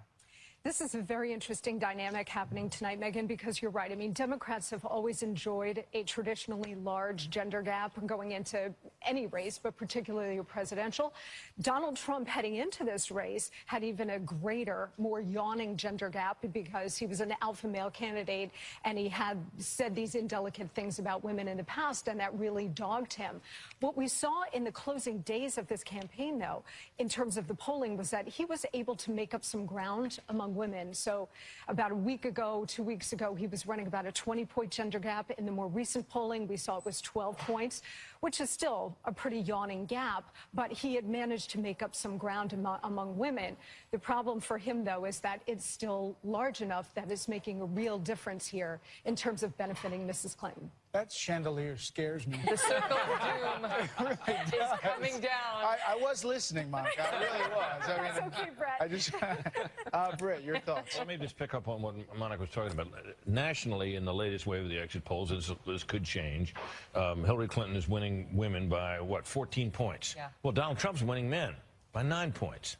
that tells you most of what you may need to know tonight, because there are, first of all, they're likely to be, as they were the last time out, more women in the electorate. Fewer men, and if you're winning by 9 and the other party wins the women, the larger group, by 14, it's not too hard to figure this out. So that's where this is likely to be. In some states, South Carolina, for example, it's much closer. But if you're wondering why Georgia may be in play tonight, that's where you see a genuine gender gap, in which Hillary Clinton. Let me see if I have it here. I think I do. Yeah, Georgia. She's winning by 13. He's winning by 19, but in a state like Georgia, that can tell you why it's fairly close. He's winning by 19 among men. She's winning by 13. What in particular, Britt? I mean, give us the history on the Republicans and white college-educated women. Those typically go Republican.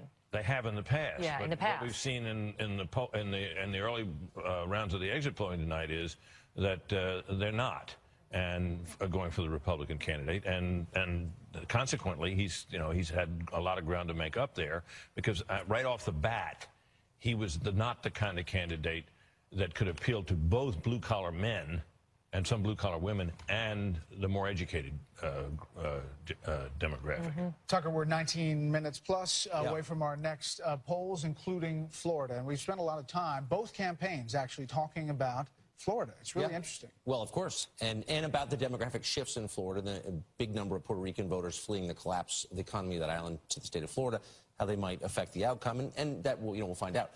I'm amazed by some of the numbers relative to earlier races, just because they don't match what we expected, really what I expected. So Trump is doing better, apparently, according to the first wave of exit polling, better among black voters than Mitt Romney did 4 years ago. He's doubling the number of black votes by percentage that Romney got 8 years ago. He's getting exactly the same percentage of Hispanic votes that Romney got 4 years ago, 27, despite all I mean, that's all we've talked about. Doesn't mean he's going to win. By the way, he's doing better, according to this, among voters under 30 than Romney did.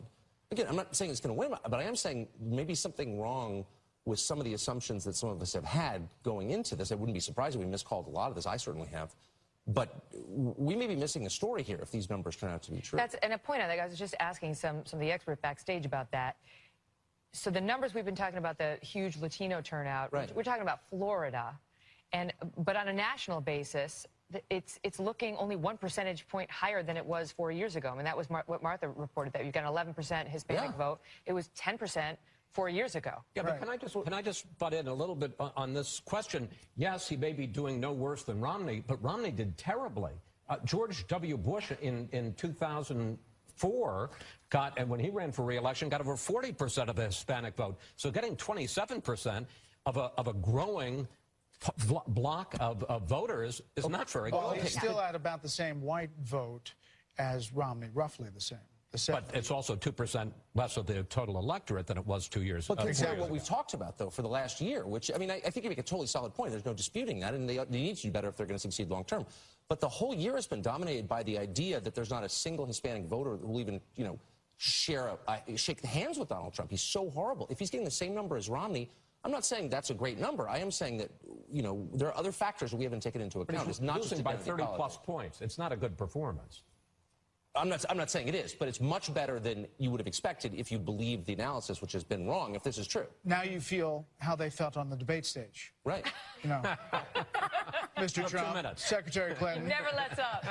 He knew he had you. Hey, Chris, I agree with Tucker. Thank you, Britt. I've got a friend in Britt. I appreciate that. I agree with Chris. All right, now we are approaching the biggest haul of the evening. Polls in 16 states plus D.C. close at 8 p.m. Eastern. Among those include two of the biggest battlegrounds of this election, Pennsylvania and Florida. We think we know how D.C. will go, but we'll see. Plus, the balance of power. Which party will control the new look Congress? And you didn't just vote today. You also shared some of your thoughts and pictures with us, some of the best from social media. Straight ahead. They're calling that thing Shandy. The chandelier, Shandy for we short. Have a name for it.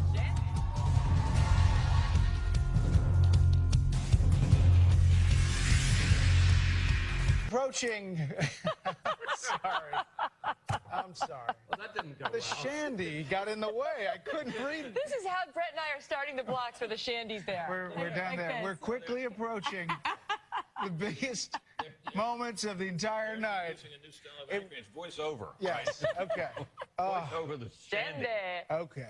All right. Polls close in a whopping 16 states, plus the District of Columbia at the top of the hour, 8 o'clock Eastern Time. Among them, battlegrounds, Florida, Pennsylvania, and New Hampshire. Rick Leventhal is standing by live in Pennsylvania. Molly Lyons in New Hampshire. We'll start with Molly. Molly?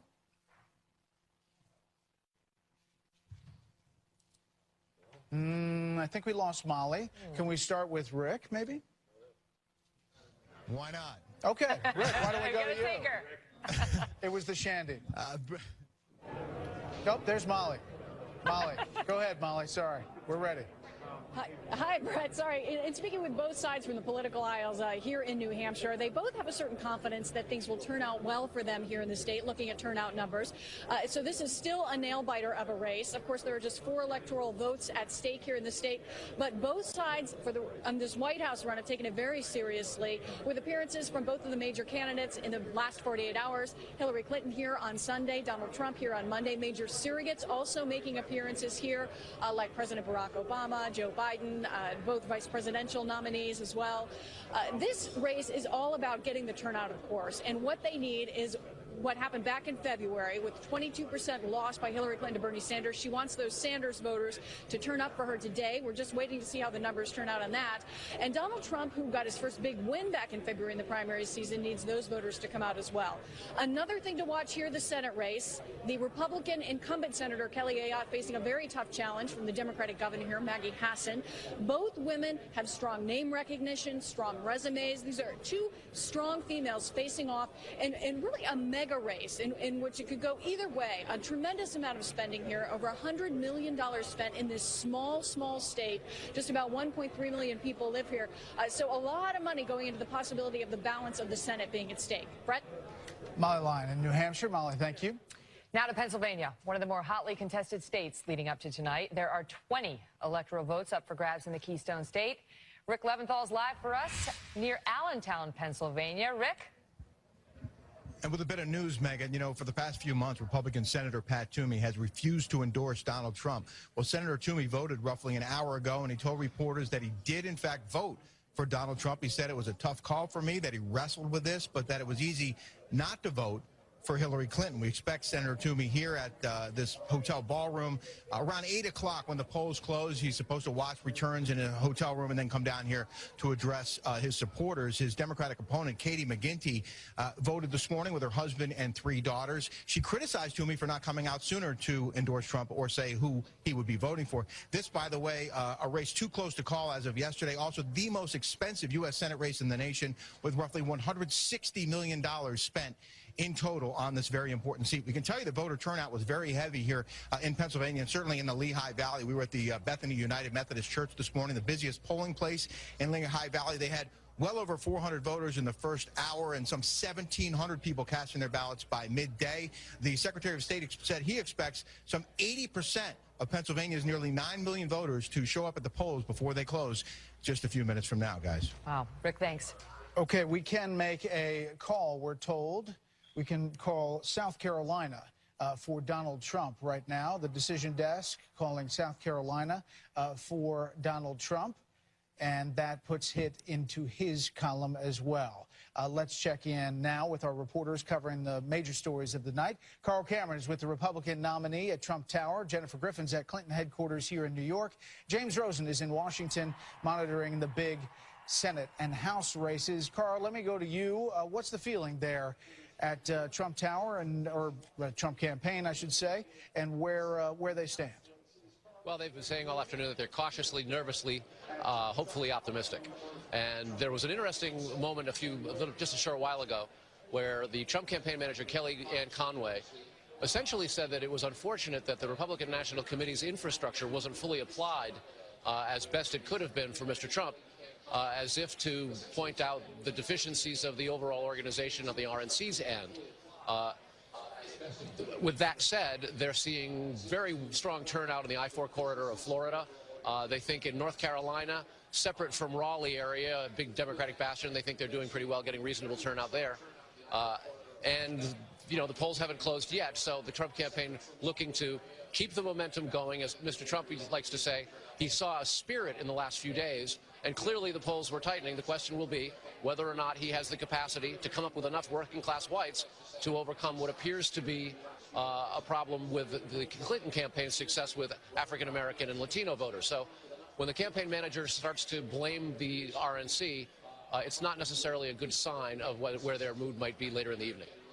Brett? Throughout the night, we'll be adding up the electoral votes. Right now, it's 33 for Donald Trump and Clinton 3, but obviously it's early in the night, and we're making these calls as they come. Jennifer Griffin, we talked to Brian Fallon earlier. It was interesting to hear him talk about Pennsylvania and, how they're really working to see how that state goes. Pennsylvania, Michigan, these Rust Belt states that they have concerns about. I think they have the biggest concern, Brett, according to the officials I've spoken to, with Cuyahoga County, and they have not had the turnout there that they would need in order to win Ohio. But what has been a surprise today is you saw that last-minute effort in Michigan. It seems to be paying off. They seem to be doing well in Michigan. There were lines, long lines, this morning in Detroit. That rarely happens, I'm told. And there were a record number of mail-in ballots, absentee ballots, in the Detroit area. So they feel very good about Michigan tonight.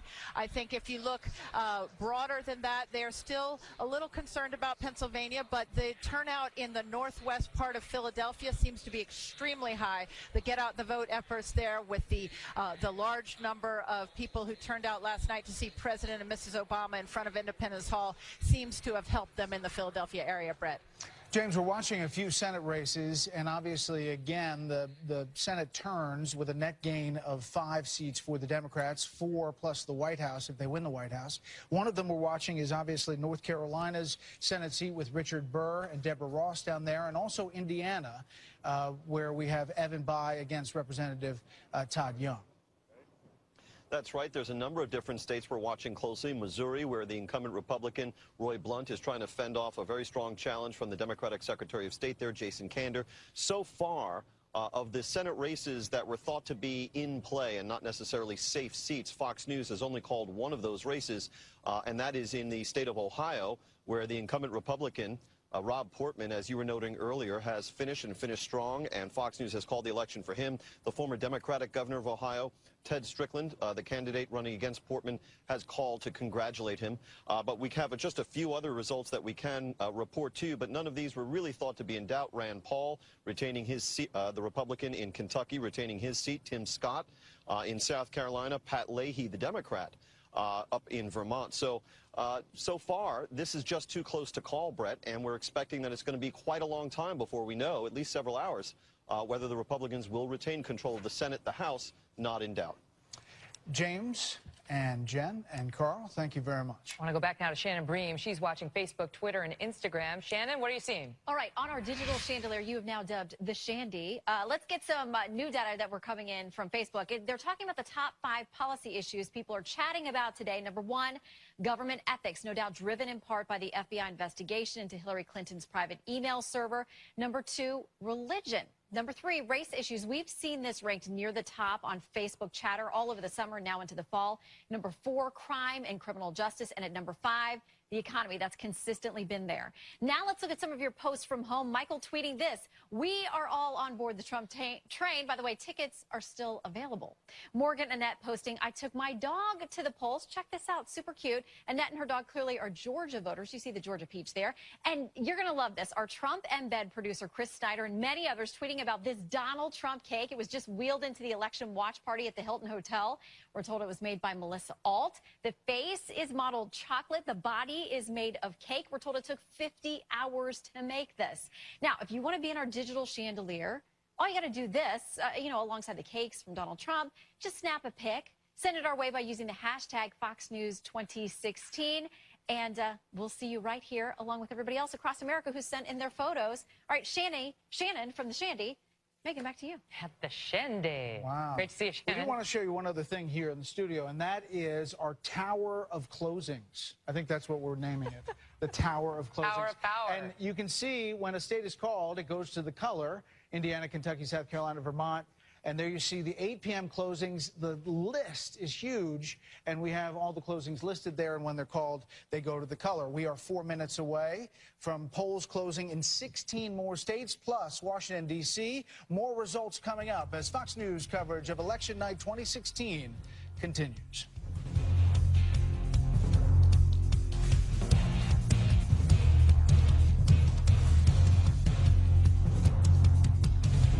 News election headquarters. I'm Brett Baer. Hi, everybody, and I'm Megyn Kelly. We'll start getting some results from major Senate races as Republicans fight to keep their majority now. The Democrats need to pick up 5 seats, a total of net 5, tonight to take control.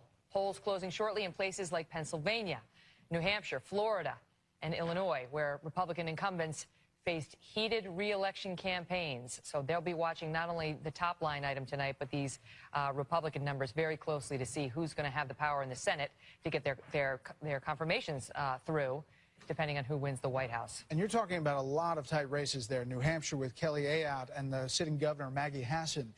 You're talking about Illinois that looks like heading into Election Day that Mark Kirk was going to lose. In just about 10 seconds, we will find out as we count down to the next poll closings, the biggest of the night, 172 electoral votes.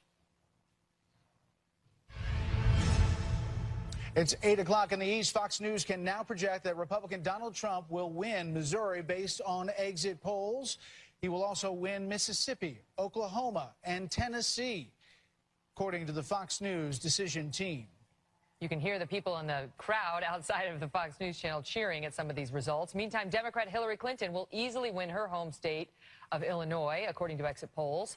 Mrs. Clinton is also performing strongly on the East Coast, where Fox projects she will win New Jersey, Massachusetts, Maryland, Delaware, and the District of Columbia. In Maine, one of the 2 states that does not use a winner-take-all system of awarding electoral votes, Fox can now project that Clinton is ahead, although it's too early to make a projection in that state. Based on Fox exit polls, it's too early to project the winner also in Pennsylvania, although Clinton is said to be leading there. Watching that one very closely. Polls have also closed in 2 other important states that we are not yet ready to call, Florida and New Hampshire.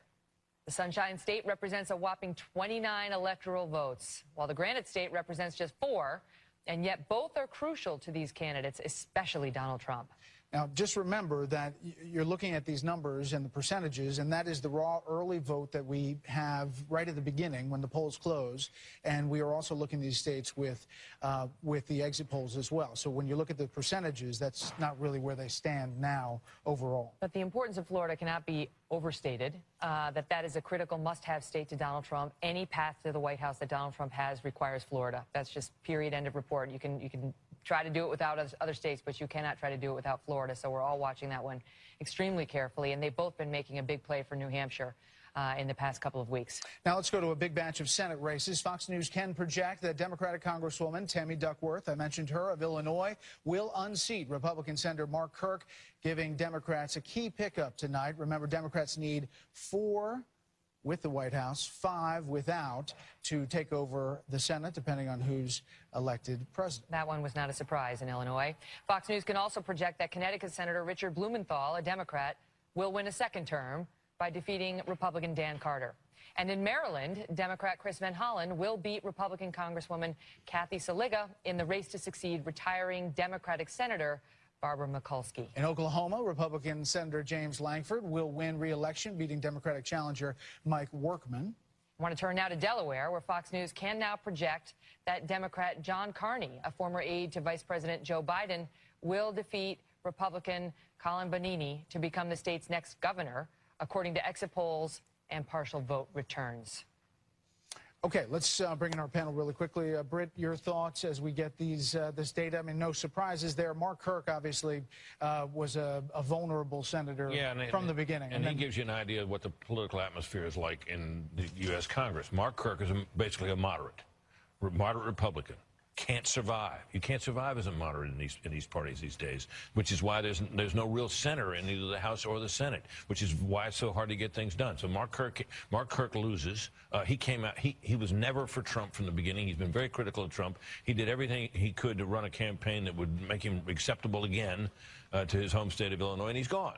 And that's the atmosphere in which we operate. Although he didn't have a great debate performance when he challenged Tammy Duckworth's heritage in one Never of the a good debates. idea. Yeah. No And she's an to Iraq senators. war veteran who lost two of her Look, legs. he didn't run a perfect campaign, but I think what beat him was just basically his profile. Republican in a blue state. Just let me add one more thing. Looking at the percentage of the vote in state after state where we're getting exit polls, we see this almost uniform percentage of women versus men. It's about 53, 54% women, 46, 47% men in state after state after state. And we see Hillary Clinton rolling up big margins with women and Donald Trump rolling up big but smaller margins among men, which kind of tells you where we may be headed. How about it? What do you make of the fact that New Hampshire is too close to call tonight, Chris? I mean, a state that I don't know that they were seriously considering it in play prior to the Comey announcement, but it certainly came back into play, and Donald Trump made a hard push there the last 2 weeks. Absolutely, and he did campaign there hard, and he seemed to think, you know, and it's a funny thing that we talk about New Hampshire as a Democratic state because it has been a rock rib Republican state so long. I just want to say one thing about these Senate races, and this. The class of 2010, in other words, they run every 6 years, so the people that are running the Republicans for re-election now were elected in 2010. 2010 was not a presidential election year. It was a midterm election. It was the Obamacare election. It was the election of huge victories by Republicans. The problem is, midterm election, you get a much smaller electorate. About 90 million people voted in 2010. 130 million people voted in 2012. And we assume again tonight. So it's a much bigger and different election. These people were elected in a small, very Republican, very aggressively anti-Obama 2010. And a lot of them won in blue states like Illinois, like Wisconsin, like New Hampshire, and now they're trying to defend in a completely different atmosphere in 2016, and that's going to be a problem for them. Just to give the viewers some perspective, they're predicting, you know, the Democrats could take control of the Senate tonight, not Fox News decision desk, but just coming into tonight, analysts were saying, okay, so watch for the Democrats to likely take control of the Senate, and they were saying they could win between 4 and best case scenario, dream scenario for the Democrats would be 7. So 4 would not be unexpected in a year where the Republicans are defending 20, how many? 20 seats? 24 seats. The Democrats only 10. And it'll be the reverse in a couple of years from now on the next election. And so, you know, that's likely to switch back and forth. Exactly. We can make another call. The Fox News decision desk can call the state of Rhode Island for Hillary Clinton. And as you see on your screen, the electoral votes will tick up throughout the night. We're going to move those electoral votes right now 68 to 67. And it's also obviously on the bottom of your screen. Rhode Island, not a shocker, because that's expected to be a Democratic stronghold. And 270 is the magic number. People may know that by now, but they may have forgotten. 270 is what they need to get to become president. A lot of these that we've called so far have been baked in, and we haven't had any surprises in the Electoral College so far on either side, but the night is still young. The night is young. Bill Hemmer is upstairs at the data deck with Karl Rove. Hey guys, good evening again. Just ticking through some of these states right now in Ohio, just looking here at Franklin County, that's Columbus. It's early, but Clinton at the moment is outperforming, at least on a percentage basis, the vote that Barack Obama got in the same county 4 years ago. We could pop down here to North Carolina, just kind of get a measure of what's happening here in the Tar Heel State. This is Wake County. That's Raleigh. You know, they were both there yesterday, and just watching this, early returns, and she's a tick below 60%. Obama was right about 56% 4 years ago.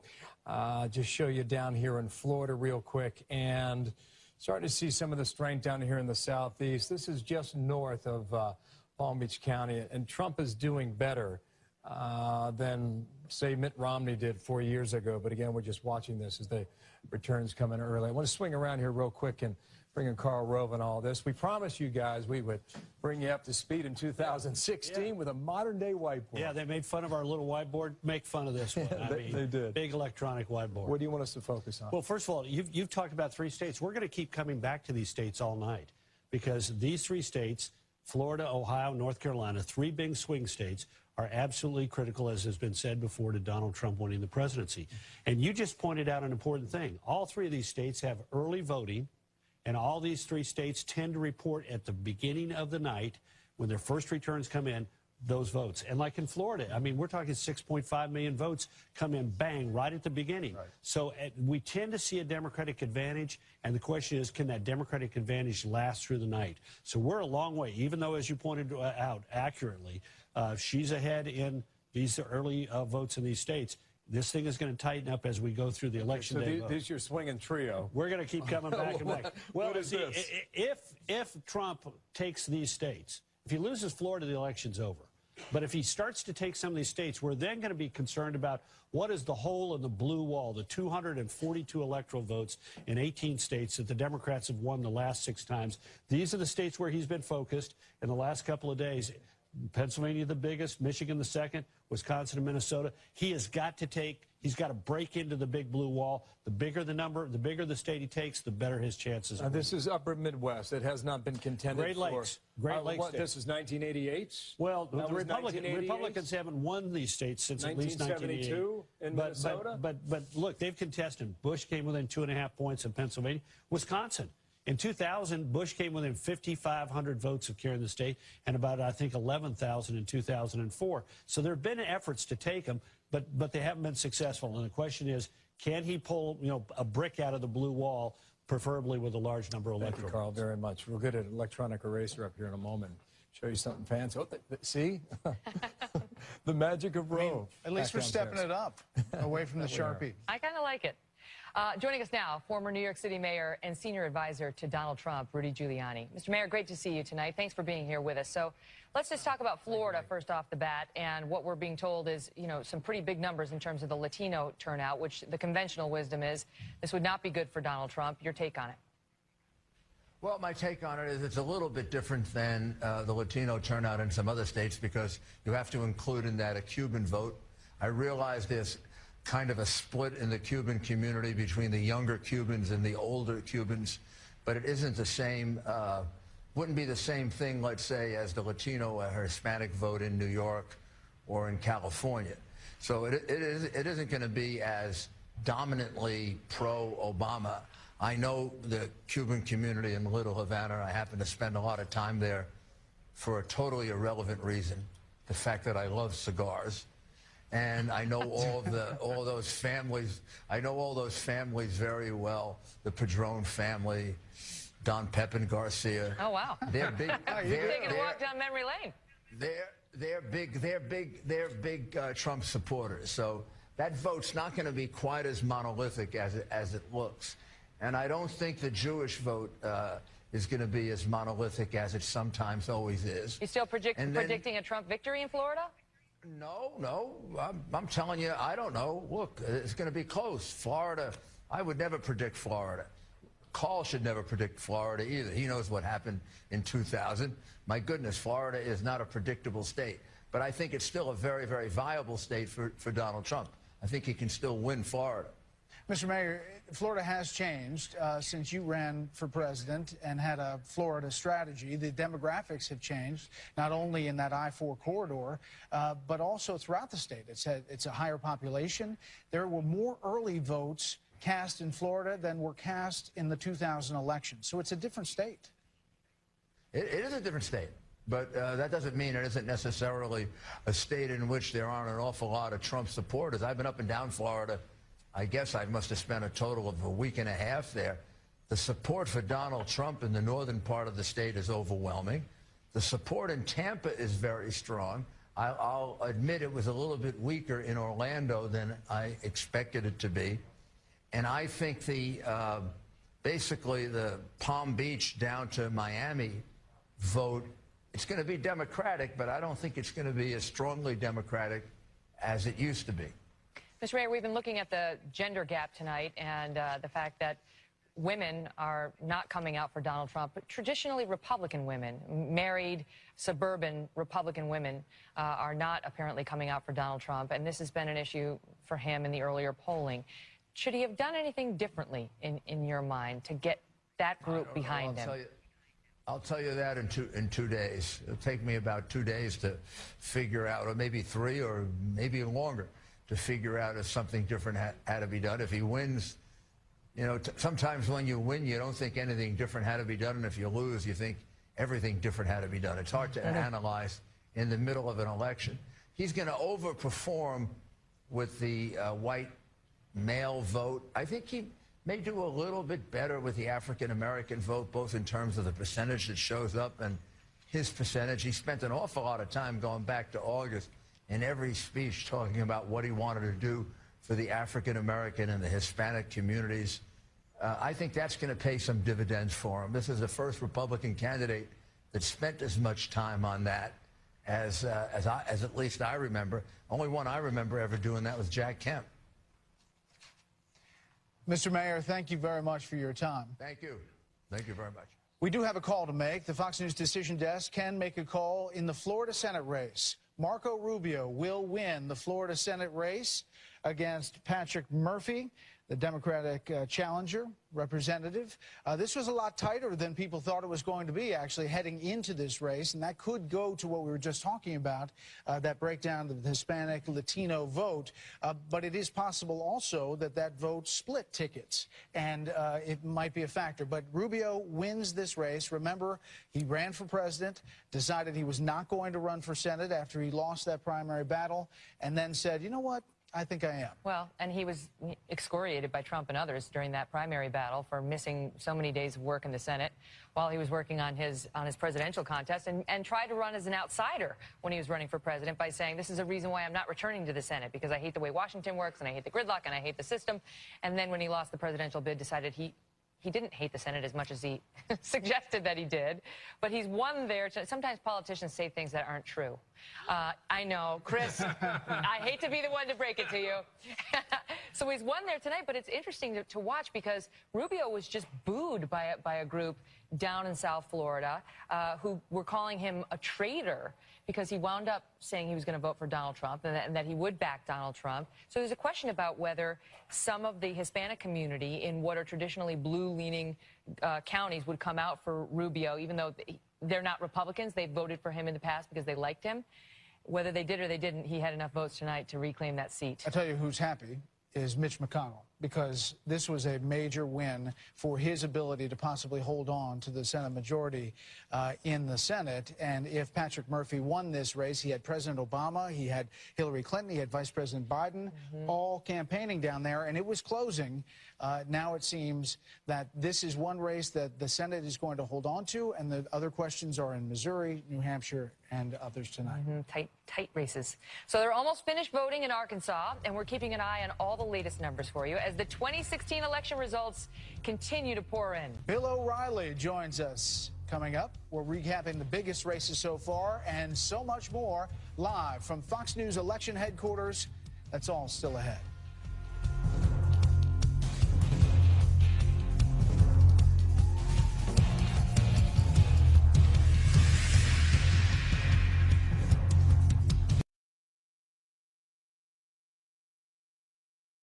It'd be foolish to make any kind of broad assessment of what the vote's going to turn out to be. It doesn't look like there's going to be any shocking upsets or shocking vote tallies anywhere. It's a slug out right now, and Trump needs it all to go in his favor. So, Charles Krauthammer, dude, I make any mistakes? You're my guy, always trying to keep me on the straight and narrow. Did I say anything wrong? So much error, so little time. So, look, at this point, I think the trends of the sort of the general analyses about the favorable ratings would tend towards Clinton. She actually beats Trump in the exit polls on honest and trustworthy, which is a pretty odd finding, and it's at odds with the latest in the polls. I think what's really interesting is, I think it was noted a little earlier, is that Trump got 27, 28% of the Hispanic vote, which is almost exactly what Romney got. I think the big difference is that there appears to have been an enormous increase in the registration of Hispanics. So they turned out, and it's the turnout in very high numbers, which I think is so damaging to Trump right now. But you're not seeing any kind of sweep in Florida, for example, a heavy Hispanic state. Yeah, but and it's very, very possible. But there just aren't very enough possible Hispanics. Trump can win Florida. But there just aren't enough Hispanics in Florida or elsewhere, to turn a big advantage into a sweep of the state. We always knew it was going to be close, and right now it's hard to say how it'll end up, but she's slightly ahead. And for her, yeah, but I don't for think her this is not a I don't think Trump is underperforming. Right. See, I don't think Trump is underperforming. I don't think he's overperforming. And as Brit Hume pointed out, if he doesn't overperform in some place like Michigan or Pennsylvania, she'll win. He's got to overperform in one of those key states. But he's not underperforming, even though some of the exit polling is dubious on his behalf. Would you cede me that? Look, Bill, underperforming in this election is not reaching 270. So that's the only underperformance that matters. You want to compare it to the latest exit polls or the latest polling that was done on the eve of the election, that's fine. But the fact is that he has to carry the big three swing states, Florida, North Carolina, and Ohio, and to penetrate the blue wall. Right now, that looks like a distant prospect. Which state do you think that Hillary Clinton will take out of those three? I think it's likely she'll take Florida, and it's a toss-up whether she takes North Carolina. Ohio, I think he has the edge, but again, she doesn't have to have all these states. Well, where do you think her strength is going to come in Florida? It's pretty much a dead heat now, and then the northern counties in the Central Time Zone are the ones that remain to be counted, and that's Trump territory. So how is she going to I think it's a 2% lead now, and with over 80% of the vote in, that is not a dead heat. It's a substantial advantage. Okay, I don't have that latest information. You know? Yeah, well, it helps to have it. Clinton is up by 2 in Florida right now as we speak? I think it was 49 to 47, something like that. We can verify that. Yeah, I mean, if that's the case, then the better odds are that she'll win. But remember, that is Trump territory up in the north in the Central Time Zone. Okay. In the overall overarch of the vote, has anything surprised you? What surprises me is the two main issues that propelled Trump's campaign that won him the nomination, and that people were looking to say there's sort of an ideological revolution going on in the country, and that is immigration and trade. What is very striking about the exit polling is that on immigration, the country is roughly 3-to-1 for legalization, which you wouldn't have known by looking simply at the primaries.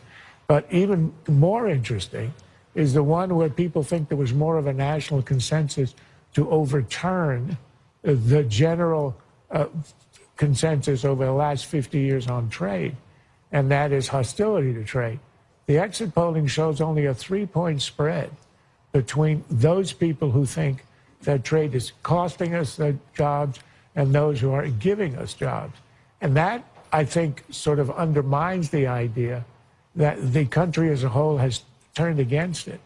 If you look at it, it's basically 2-to-1 against trade on the Republican side, roughly 2-to-1 in favor on the Democratic side, which means we are not necessarily headed into a Brexit-type, economic isolationist type a consensus in the country. No, because it's not that that's stark. very different from what we had thought. Trump wrote it in the primaries because he discerned it as the issue in his constituency, but it does not extend far beyond it. And those, I think, are the two most striking findings in the election. So you're going to make a prediction that Clinton's the next president? If you force me, I'll take it. All right, Charles Krauthammer. Now we throw it back to our election guys, and we appreciate you having us in. Thank you. All right, Bill, thank you. I didn't get the prediction. What did you decide? Looks like she's winning. All right, we're going to call now the Fox News Decision Desk. Indiana Senate for Representative Todd Young. This is a big win against Senator Evan Bayh, former senator from Indiana, a big name there in Indiana. And then when this race started, Evan Bayh was up double digits. Todd Young fought his way back. He's 44 years old, currently a congressman. He's a Marine. and he had a lot of support from the Republican Party. This is a major hold. This is the retiring Dan Coats seat for the Republicans, and one in which really does paint a better picture now with Rubio holding in Florida and Young winning in Indiana, that perhaps if Republicans shoot the gap, they can hold on to control of the United States Senate. A lot of races still yet to call, including New Hampshire, Missouri, Wisconsin, and others. Megan, let's send it up to you. Brett, so we're hearing now that Marco Rubio will make some remarks at around 8:40 or so, 8:45 this evening. So we'll stay tuned to hear what he has to say as he manages to secure a victory. And the conventional wisdom is that he's probably looking forward again to 4 years from now to set himself up. So because while he was defeated in the primary season, even his greatest detractors thought he might have more hope on the national scale, presidential race, the next time around. So he's managed to eke out a victory tonight. Now there's a lot of speculation about if the rest of these Senate races come down as they were predicted to come down, given what we've seen tonight with Indiana and Florida, that the Republicans possibly could hold the Democratic wins to the place where they have a 50-50 Senate. Now, if Hillary wins the presidency, then the Democrats have control of that chamber, and they'll have sort of divided government in the Senate where, you know, the Democrats, if history's any guide, would control the committees, and they'll have to work together. They'll have to work across the aisle. But if the Democrats do retain control or gain control of that Senate and she becomes the next president, she's going to get her Supreme Court nominations confirmed and other nominations confirmed. So we'll wait to see. It's 8:29 and 20 seconds here in the East Coast, and we are waiting now for another race call. We've got several states that are too close to call, as you can see from the bottom of your screen: Pennsylvania, Florida, New Hampshire, North Carolina. All of those, it's not a mystery. We're not completely shocked that those are too close to call. In particular, Florida. And by the way, we're hearing it's very tight in Florida right now, very tight in Florida, and that's a state where you have to have a mandatory recount if it's too close. So we may not know the answer in Florida before the end of this evening, and we'll find out whether that even matters as these states continue to come in. So now we're 4 seconds away from our next race call, and we are prepared to make that one for you now. It's 8:30 p.m. here in New York City. The polls have now closed in the state of Arkansas, and it is too early for the Fox News Decision Desk to project whether Donald Trump will win Arkansas, where Hillary Clinton served as first lady for 12 years. Of course, the Clintons have a long history in that state. Also, Fox News can now project that Donald Trump will win Alabama's 9 electoral votes, according to our Fox News exit polls and partial vote returns.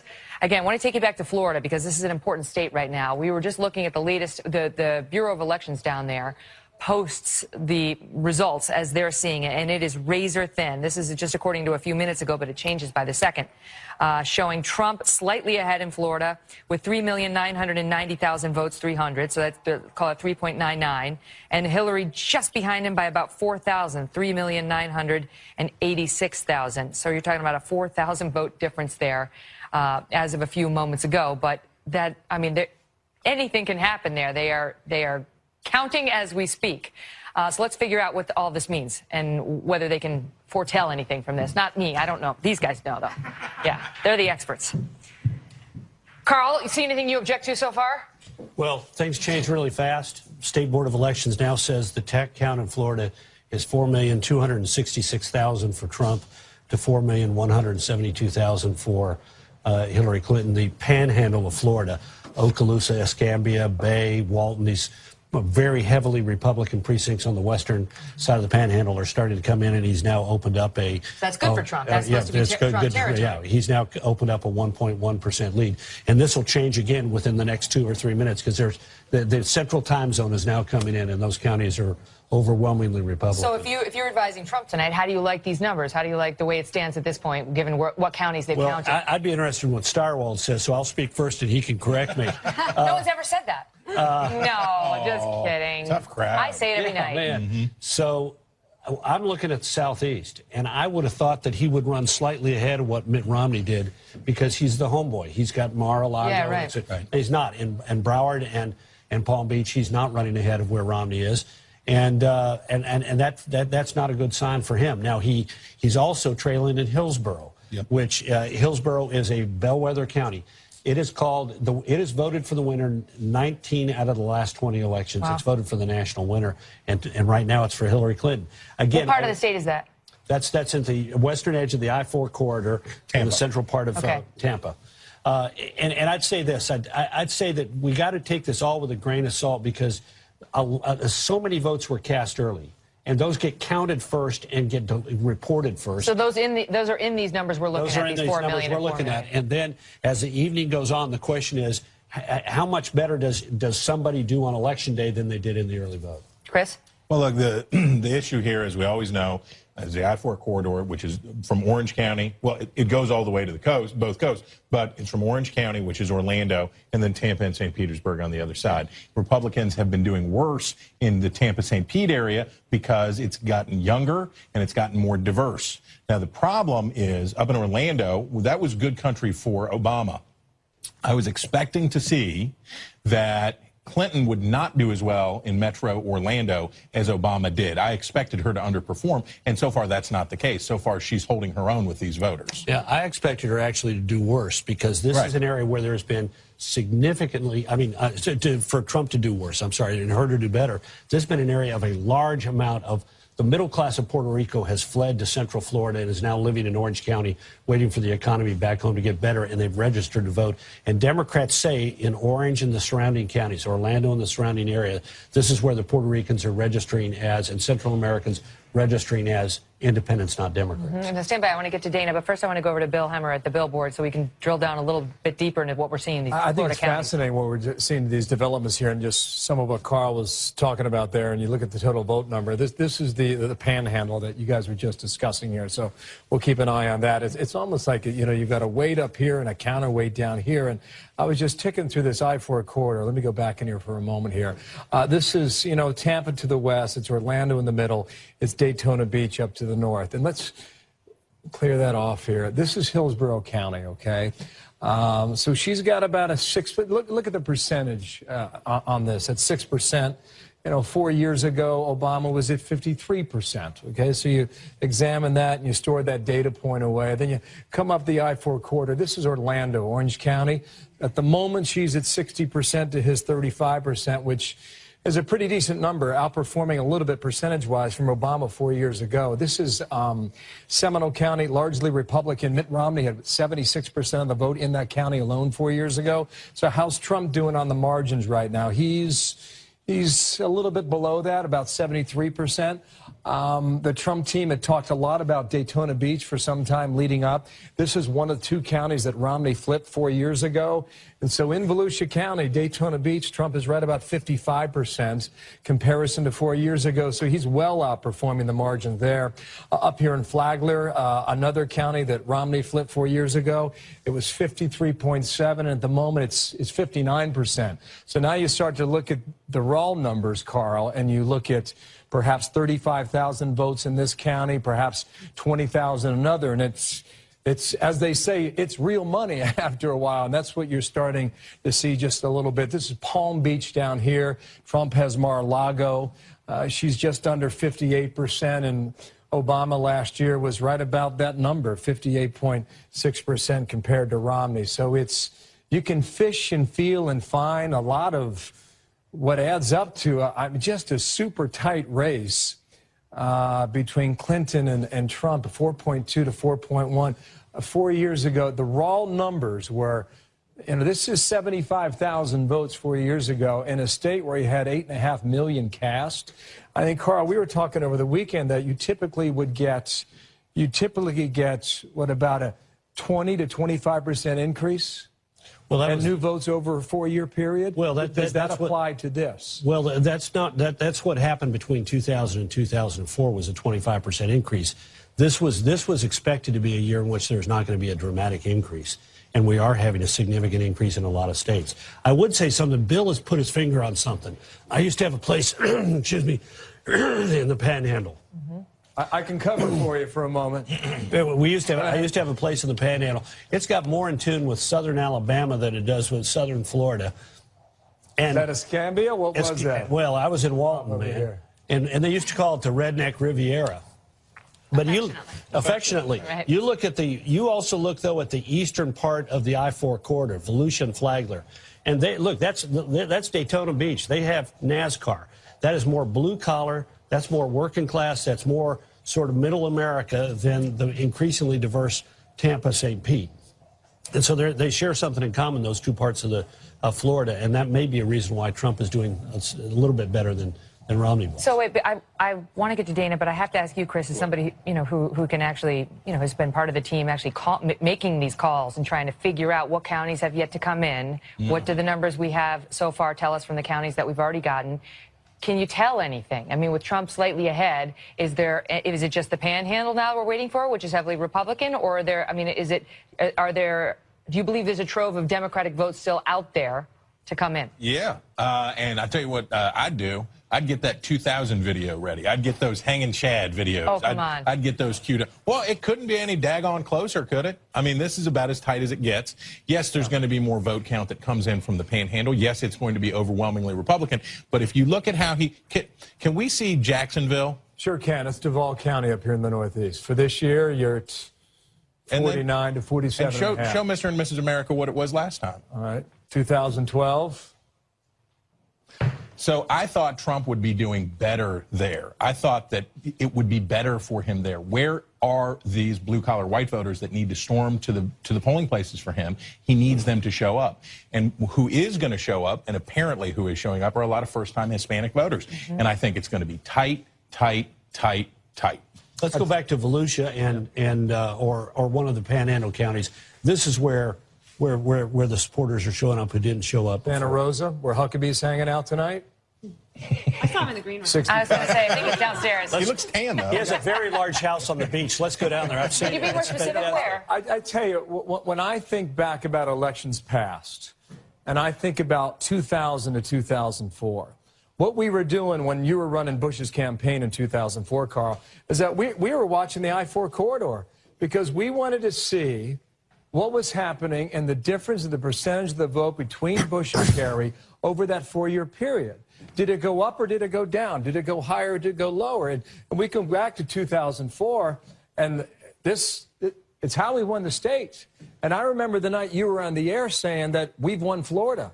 And the Democrats were on the air saying, no, we've won Florida. And we look at the numbers, and we run up from Hillsborough County here in Tampa, where he was a 6-7 point winner in Tampa. And we followed that line up into Polk County, then eventually Orlando, where, look at the margin then. It was about a point. And that's when I was working at another shop then, but we were able to make the call and say, you're wrong. Bush has won Florida. And now we move to Ohio to watch the outcome. Well, if Trump manages to pull off a victory in Florida, I mean, it's absolutely critical to him. He cannot win without Florida, and that could open up everything for him. And if there's any position where the networks have to call Florida for Hillary Clinton, Trump knows he's done. If he retains Florida in the win column, it's a totally different ballgame because there's no other state that he must have that has even been called yet, right? That there's nothing in the questionable category that's gone toward her, unlike some of these Senate races. But if he loses in Florida, thanks to, in part, a large Hispanic turnout, Dana, it's fascinating because so many Latino voters who have been reacting negatively to Trump felt like this would be their day where they could come and seek their revenge, if you will. And maybe that hasn't happened on a national basis thus far. We don't have the evidence for that yet. But if it happens in the singular state of Florida, that's enough. Florida, and also I think that you've seen a lot of focus from the Democrats in Nevada. So those are two states where you would have more Latino voters. I also want to see in Florida if Trump's enthusiasm, which he had a ton of, can beat her organization. And it really comes down to that. Earlier on in the campaign, Donald Trump said that organization is overrated. He might be right. If you have that kind of enthusiasm that you can get people in like the Daytona Beach, as they were talking about, or in that Panhandle, you saw his rallies there. They were amazing. 20,000 people in some circumstances. So he's got the enthusiasm. Those people probably did come out and vote. But then quietly, the Democrats were registering, I said earlier tonight, 600,000 new Latino voters since 2008 to the Republicans registering 50,000. Wow. What a story this is going to be with all eyes on Florida right now, a must-have state for Donald Trump. And we continue to look at Ohio, to look at North Carolina, to look at Pennsylvania, all of which are too close to call at this hour, 8:42 here in the East. Brett, it's getting exciting. It's getting very exciting. Just back to Florida very quickly, a couple of quick points in the exit polls. If Cuban Americans, 53-41, Donald Trump. Other Hispanic, 70-25, Hillary Clinton. And I just want to point out as we go to break, when I was in Tallahassee for that recount, we were in the back of a Ryder truck covering those things, and Bill Hemmer was at another network with a big spread and a lot of buffet food. It was much better, but we got through. And as we come back, we'll have but now you have the Shandy. The Shandy is ours. And as we take a live look at Times Square tonight, the fair and balanced analysis from our Fox News election headquarters continues. This is getting interesting, folks.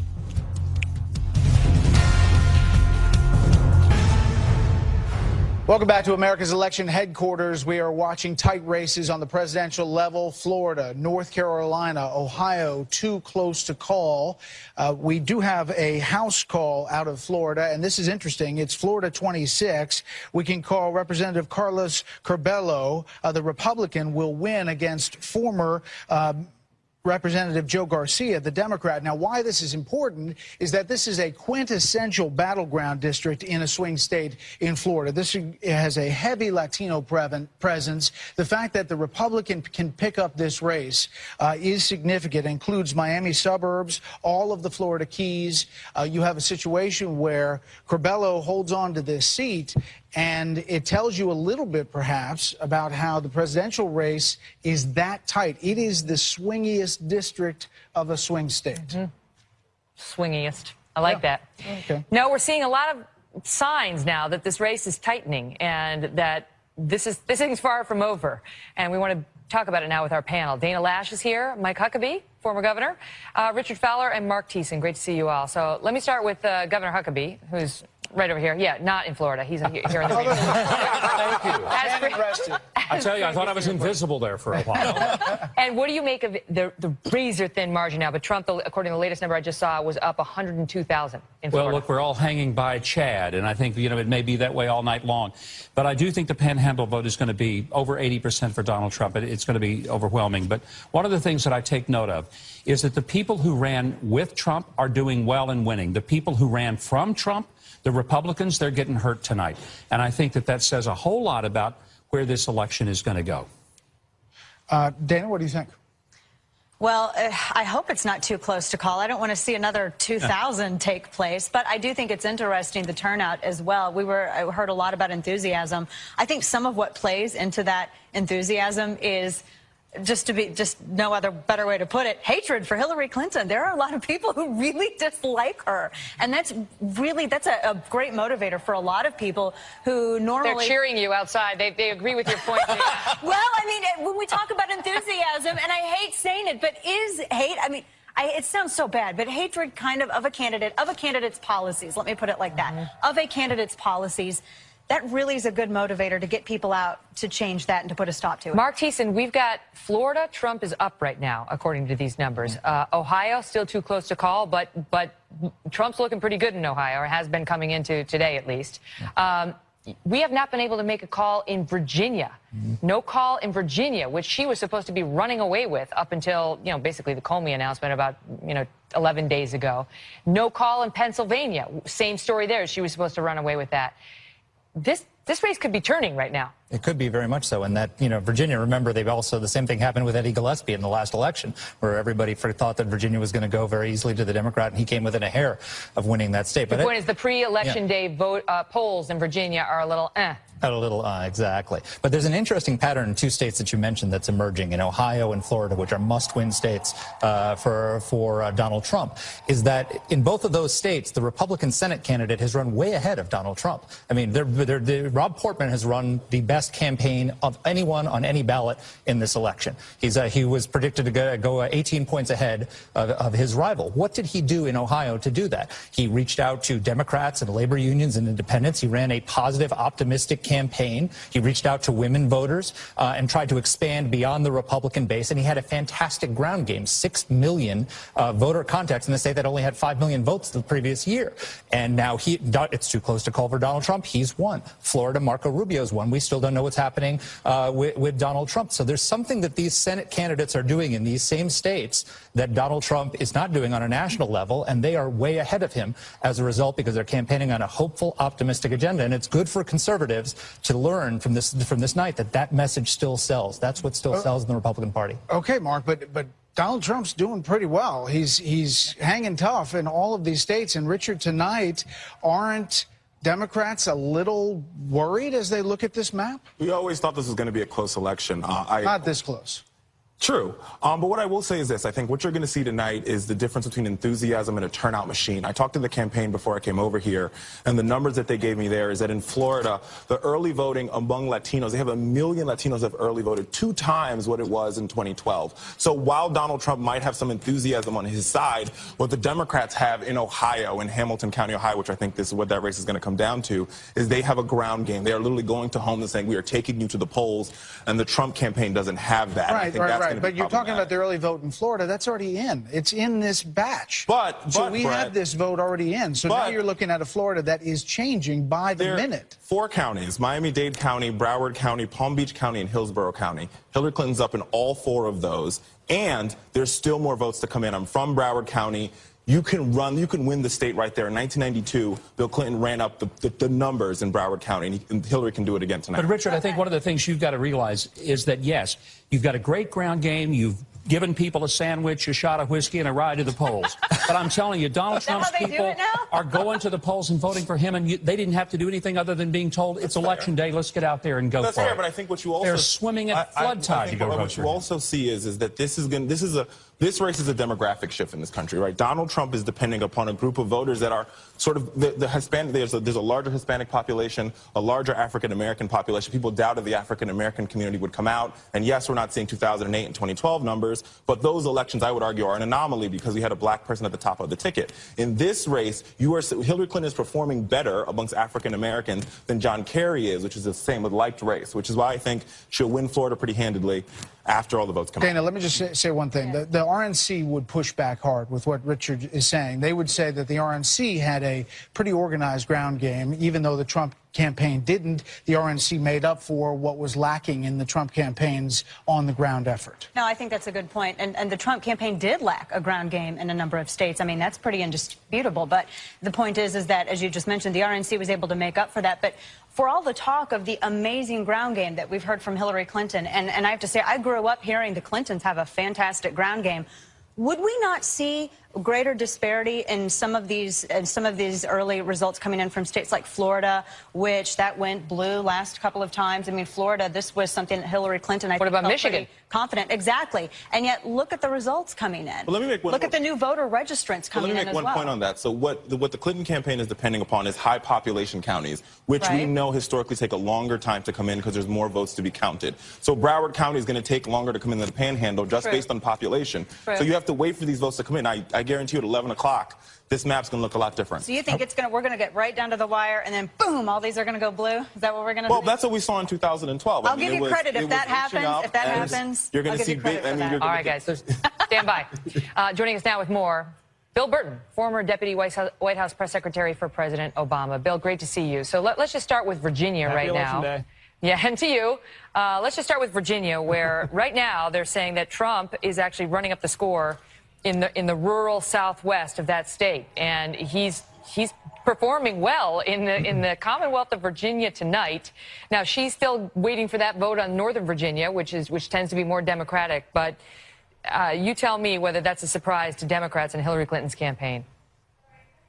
No, not at all. I think that if you look at the geography and the demography of Virginia, of course those votes are going to be for Trump, but the massive migration of people has been to Northern Virginia, Arlington, Fairfax County, those counties in there. That's where the largest share of the vote is.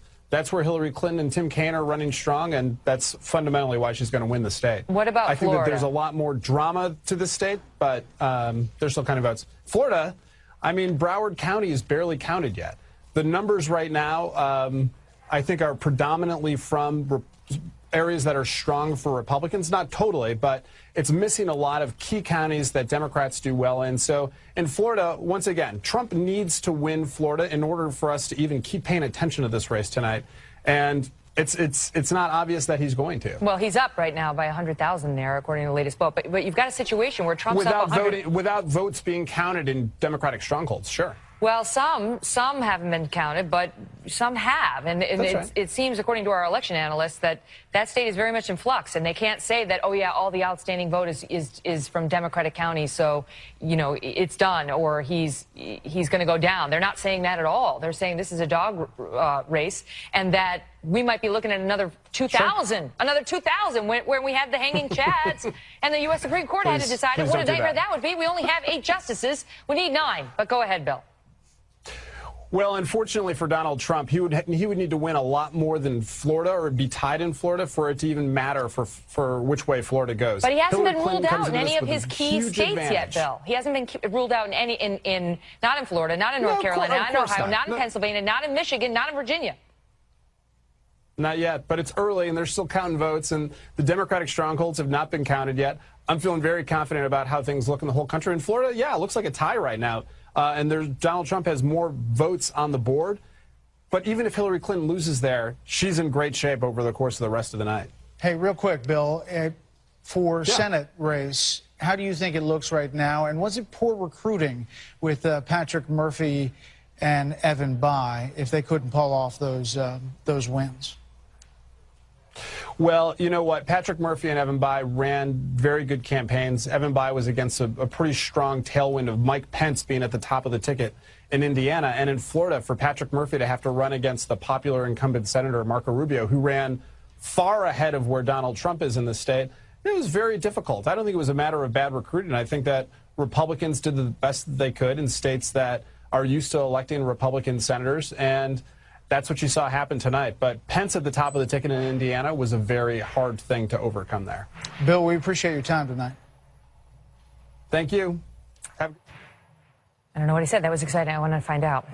More than 150 electoral votes at stake at the top of the hour in just moments from now. Polls close in 14 more states. Just 3 minutes, 20 seconds from now. Results as they come in. And guess what? It's pretty tight. Hi out there. This is a tight race outside Fox News election headquarters.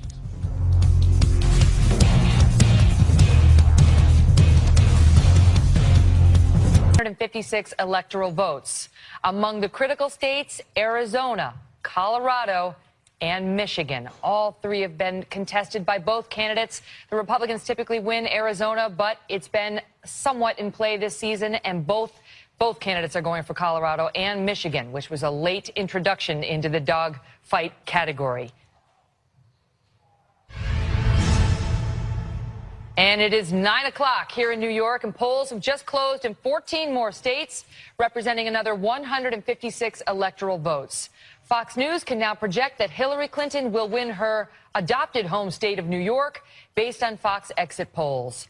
Fox can also project that Donald Trump will win the states of Kansas, North Dakota, South Dakota, Texas, and Wyoming. In Nebraska, one of just 2 states, along with Maine, that does not use a winner-take-all system of awarding delegates, Fox News can project that Donald Trump will win 4 electoral votes. It's too early to say who will win Nebraska's 2nd congressional district, which represents that state's 5th and final electoral vote. Meanwhile, Hillary Clinton is ahead in New Mexico, although we don't yet know whether she will prevail there, which is really interesting because Donald Trump visited New Mexico in the final days of this campaign, a blue state. Clearly, they saw something in their internal polling that the rest of us may not have seen in the public polling. It's also too early to project winners in perhaps the 2 most important battleground states of the hour, Arizona and Colorado. Trump has been counting on Arizona's 11 electoral votes to keep his presidential prospects alive. That was part of the Romney coalition. While Mrs. Clinton hopes that Colorado's 9 electoral votes will help cement her path to the White House. And just now, a Colorado judge has rejected extending voting after a computer glitch there. So we're following that. Fox News can now project that Democratic Senator Chuck Schumer of New York will win a fourth term by easily beating Republican challenger Wendy Long, according to Fox exit polls. Schumer is widely viewed as the new leader of the Democratic caucus, and he would be the majority leader if the Democrats take over the majority. Obviously, Nevada Senator Harry Reid retiring. And our decision desk can now project that the following 4 incumbent Republican senators will be reelected. Arizona's John McCain, who secures a 6th term by defeating Democrat Ann Kirkpatrick.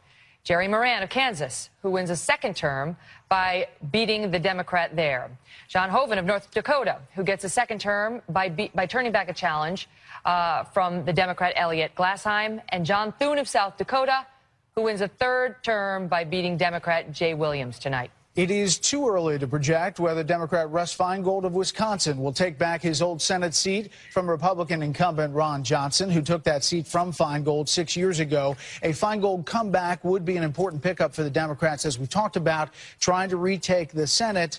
They need 5 net gain, 4 plus the White House. In Louisiana, where the so-called jungle primary is making it difficult to project who will replace retiring Senator David Vitter, a Republican. There are numerous candidates from both parties on the ballot, and the winner must get more than 50% of the vote to preclude a runoff, which would be December 10th. And this just in, ready to make another call now. The Fox News decision desk is projecting that Donald Trump has won the state of Arkansas in the presidential contest. This, of course, a state of which Bill Clinton was governor for a number of years. First Lady Hillary Clinton out of Arkansas for 12 years as well. And this state typically votes Republican and has done so again tonight with Donald Trump. So as you look at our electoral votes, they'll be tallying up throughout the night on the bottom of your screen as well as throughout. We'll be ticking to 270. That's what you need to win the presidency of the United States. And there you see it, 97 to 139 for Donald Trump. Let's bring back Britt Hume and Chris Wallace. I know you're straining to see the big wall. And now it's gone. All right, there it's gone. Your thoughts? What does this look like? I've just been checking in on some of these guys who do these forecasts and projections, and they model it. I'm talking about Nate Silver of the 538 blog, which has been so successful. He now has it, Clinton with almost a almost a 75% chance of winning the election, but that's been coming down in his number. And he says by 69% chance that Republicans hold the Senate, which I think is kind of interesting. Because Stunning. That's a big headline. That's a huge headline. Yeah, interesting. And about Florida, there's also well, he says it looks like slightly better than even chance that Trump wins Florida. But the question is, what else? But things right now, Chris Wallace, are looking much tighter than I think the Clinton camp may have expected. Now, there's still a lot of outstanding vote to be counted, but we haven't made calls in Virginia, in Michigan, in Pennsylvania, Colorado, Arizona on his side, but a lot of those blue states that we thought were going to be blue that we haven't been able to call. I think we're all, at least I'm coming to the conclusion tonight. Conclusion's the wrong word. To open to the possibility Donald Trump could be the next president of the United States.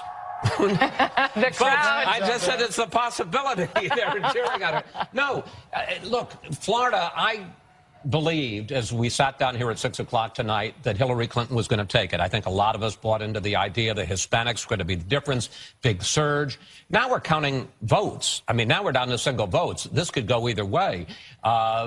North Carolina could go either way. Ohio could go either way. New Hampshire could go either way. Look, I think you'd still rather be in Clinton's position than Trump's as we sit here right now. But you can certainly write a scenario. He has not lost any state that he must have. He's competitive and within the margin of error in a lot of states that I think we thought she was going to put away.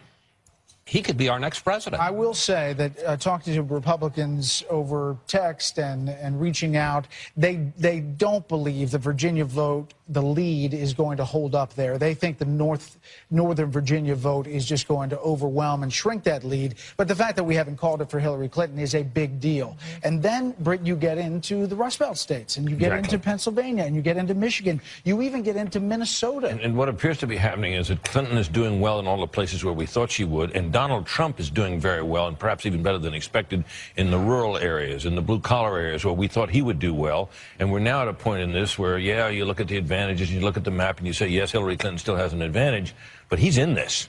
I mean, he is in this. Absolutely. At this hour. Just according to the latest numbers, it looks like Trump is up 140,000 votes down in Florida. And the heavily favored Democratic counties are Broward, Miami-Dade are substantially in.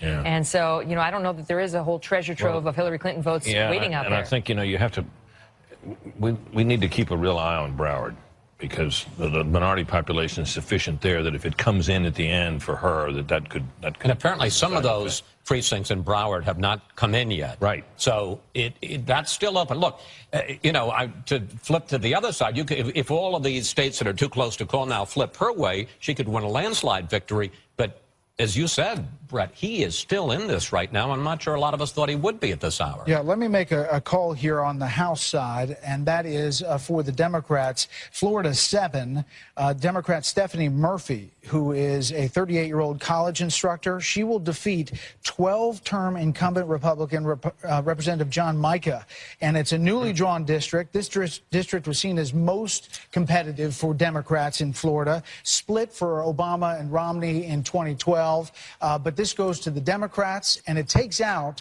a 12-term incumbent Republican. Did you say she's a fitness instructor? No, she's a college instructor. She's a former Pentagon defense... College instructor. Yeah. What did... Not a collagen instructor. I got confused. Collagen?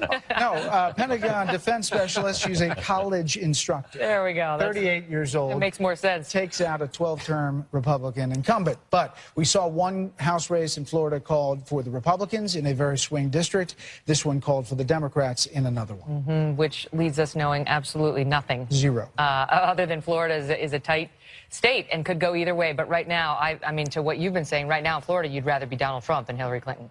Yeah, right now, absolutely. Yeah, I mean, he's ahead by 100,000 votes. In that state, in that must-have state.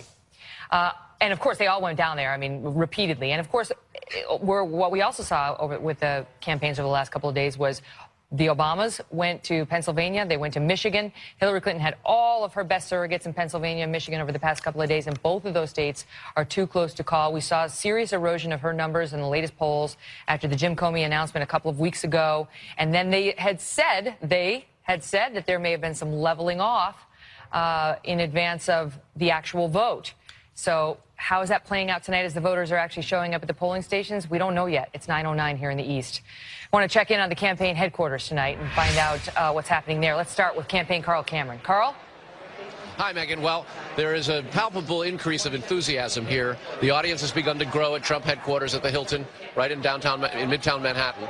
And you can begin to see why it's been predicted for months that this race would come down to the wire.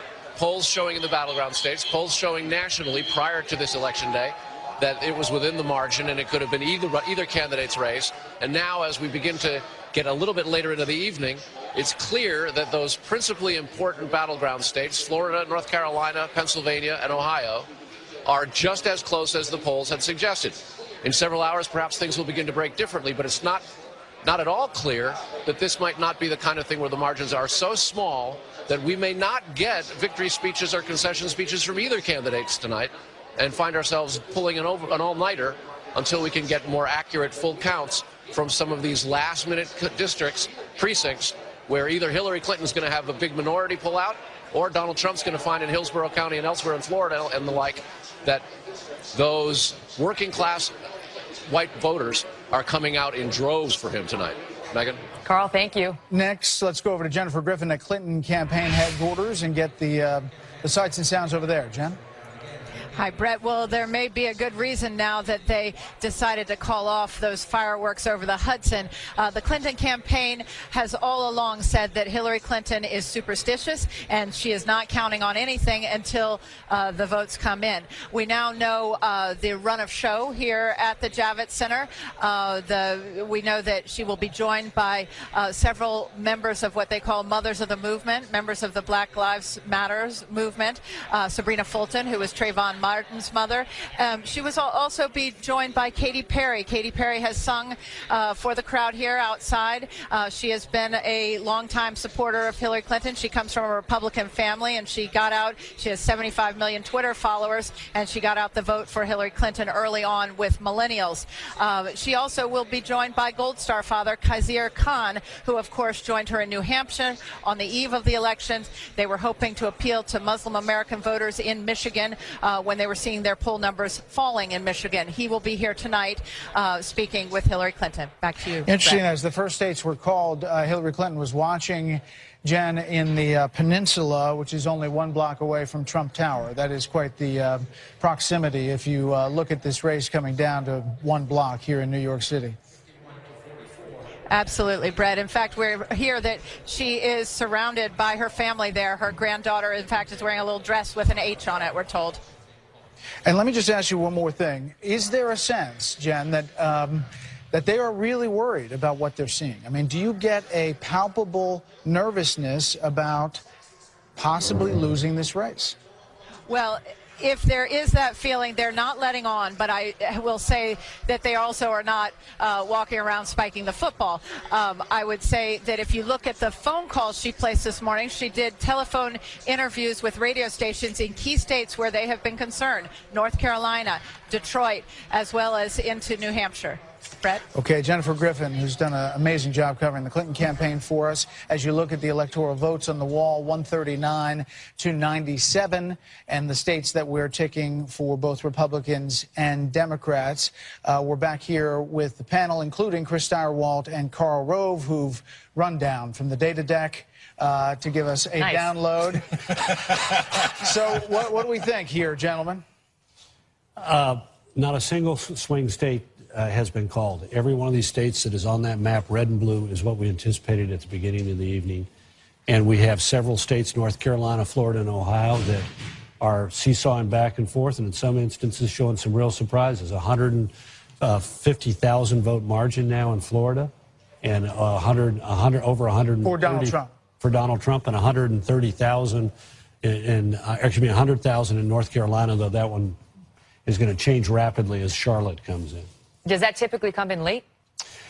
It varies. The early vote comes in first. Again, like all these states, a significant amount of the vote in North Carolina is early and absentee, so that gets reported early. So even if you've got a small number of precincts being reported in Mecklenburg County, you got a large amount of the vote in, but there's still more precincts to go. Sirewalt, why? So, I mean, some of the online projectors, other news organizations that crunch the numbers and have been poll watchers are suggesting Trump's got over an 85% chance right now of winning Florida. So what is it going to take for our decision desk? No pressure, guys, but just wondering, what's it going to take? What are they waiting for? When it's right. It'll be right when it's right. I'm asking what are the ingredients? I wish Nate Silver every good thing, and I hope he and all of those guys have a wonderful time with their projection models. But when we call it, it'll be called and it'll stay called. Okay. Well, I mean, Megan's going to walk over there if you don't watch it. It's closer now. She doesn't have to go as far. Look, a large part of Broward and Palm Beach are still out. These are Democratic counties. And the question is how much of the panhandle, which is heavily Republican, has actually come in. And these are our decision desk is among the best out there. Let them do their work. And among? What are you talking about? Well, I've tried to rein you in tonight, man. If I said you're the best, you'd be insufferable upstairs on the data deck. Exactly. Right here. I think it's the best. Oh, that's all you had? Yeah. But he's right. I think that's the most salient point of the evening so far. Well, we love the decision desk. But you know what? We might also be outside. Carl, who's going to win Florida? I think it's going to be narrow either way. It's not going to be as close as 2000, God forbid. But my gut tells me that it might be him. Let me ask this question: will we know tonight who the president is?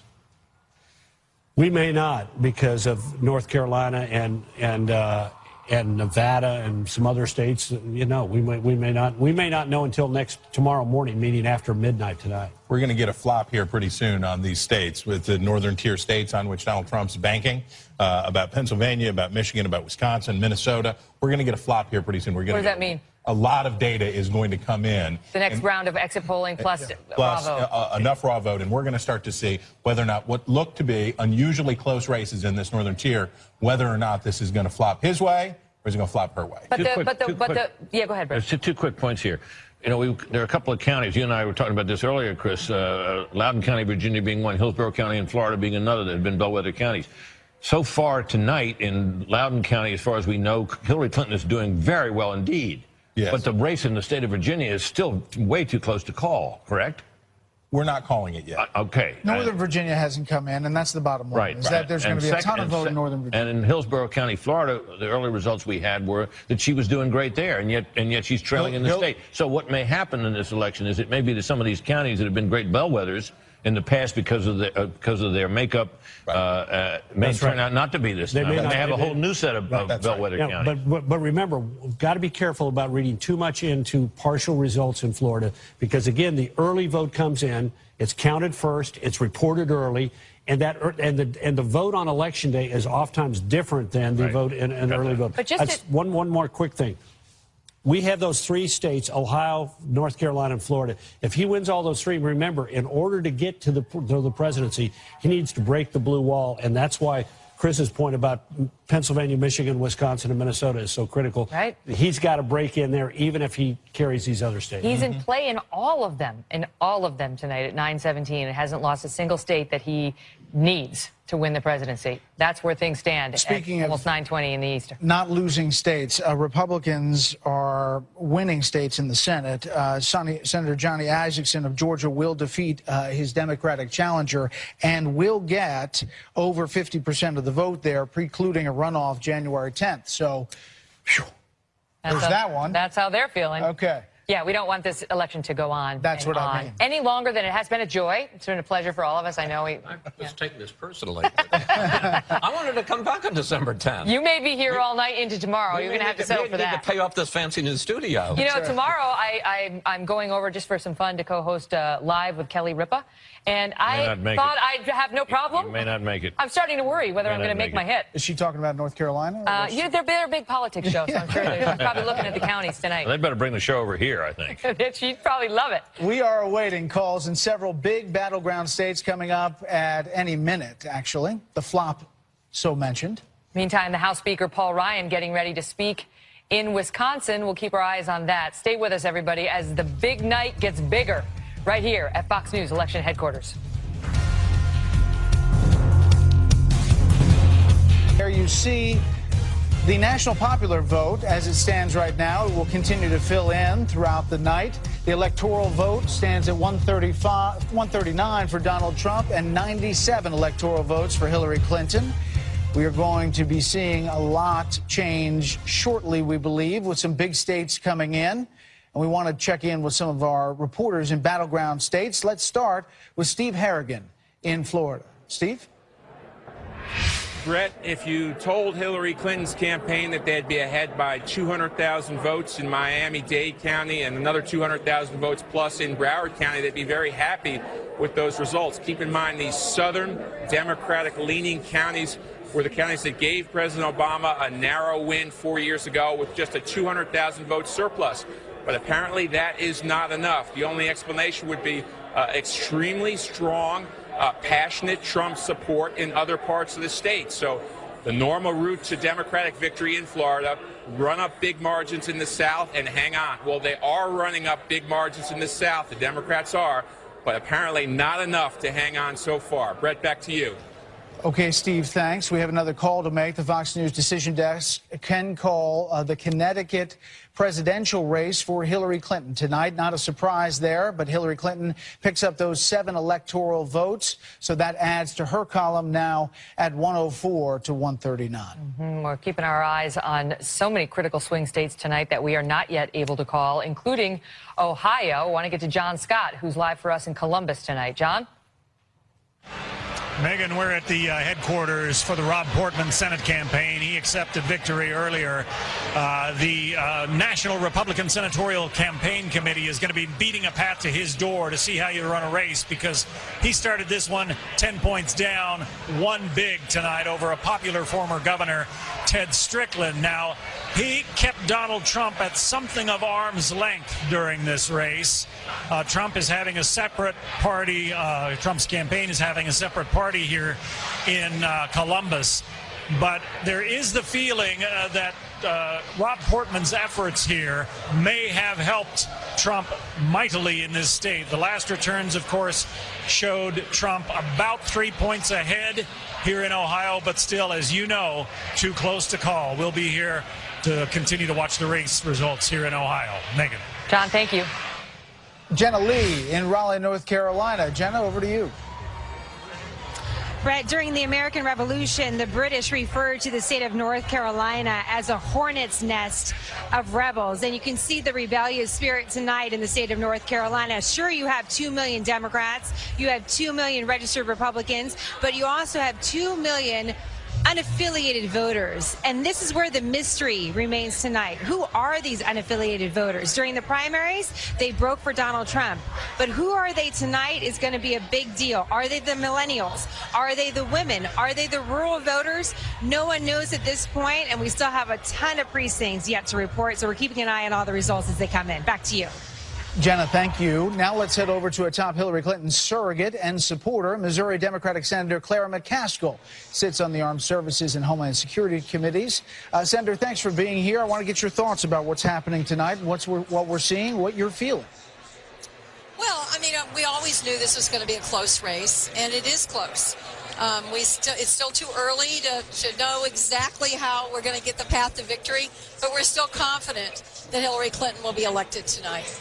Senator, you're one of 25 Democratic senators up next time around. As you look at the Senate landscape, in the wake of this presidential race that seems very tight, what do you think about your colleagues possibly taking control of the U.S. Senate?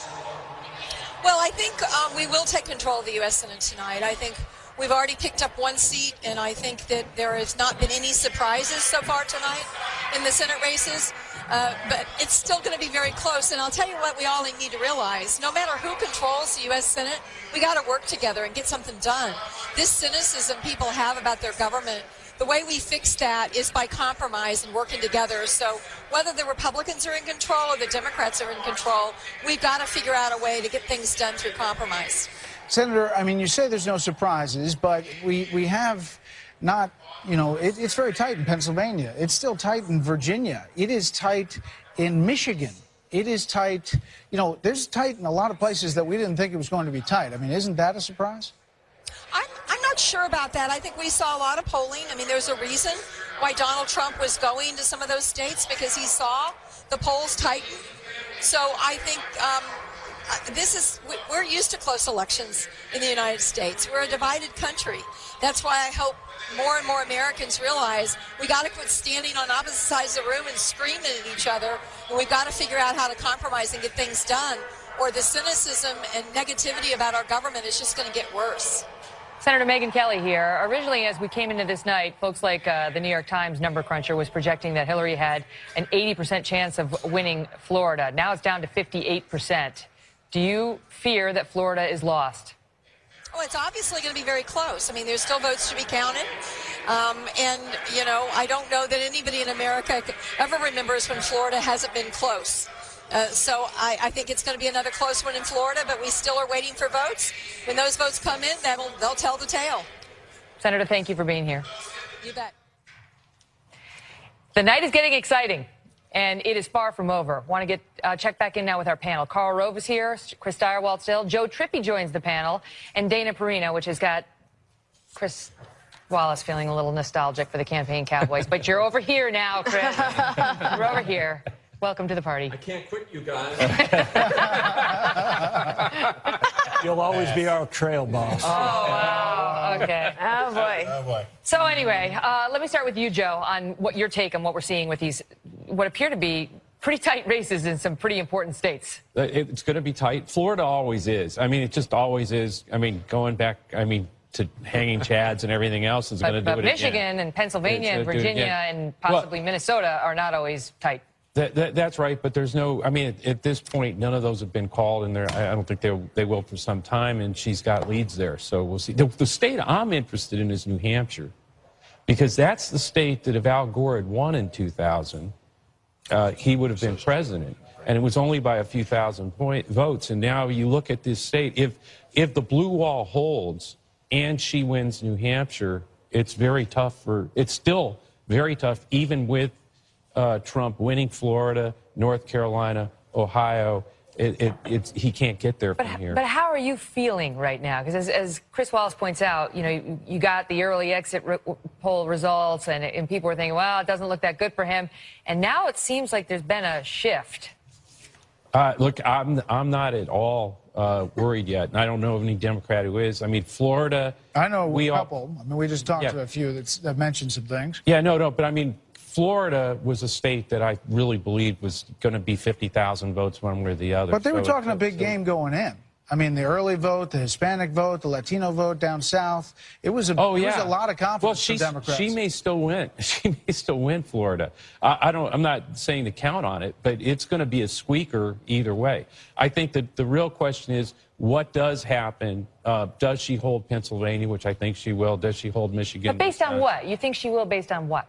Based on the votes that we're seeing that are coming in today. So you're talking about although data I also you're trust I do think our decision desk is the best out there, and if they're not calling it, there's a reason for that. So I'll say that out front. But they haven't called Florida either. Yeah, Dana, the latest wave in exit polls has on the gender gap, Hillary Clinton 54, Donald Trump 48 in female vote, and on the male vote, Donald Trump 50, Hillary Clinton 41. I mean, for all the beginning of the night where we saw the gender gap, this huge divide, it's closing.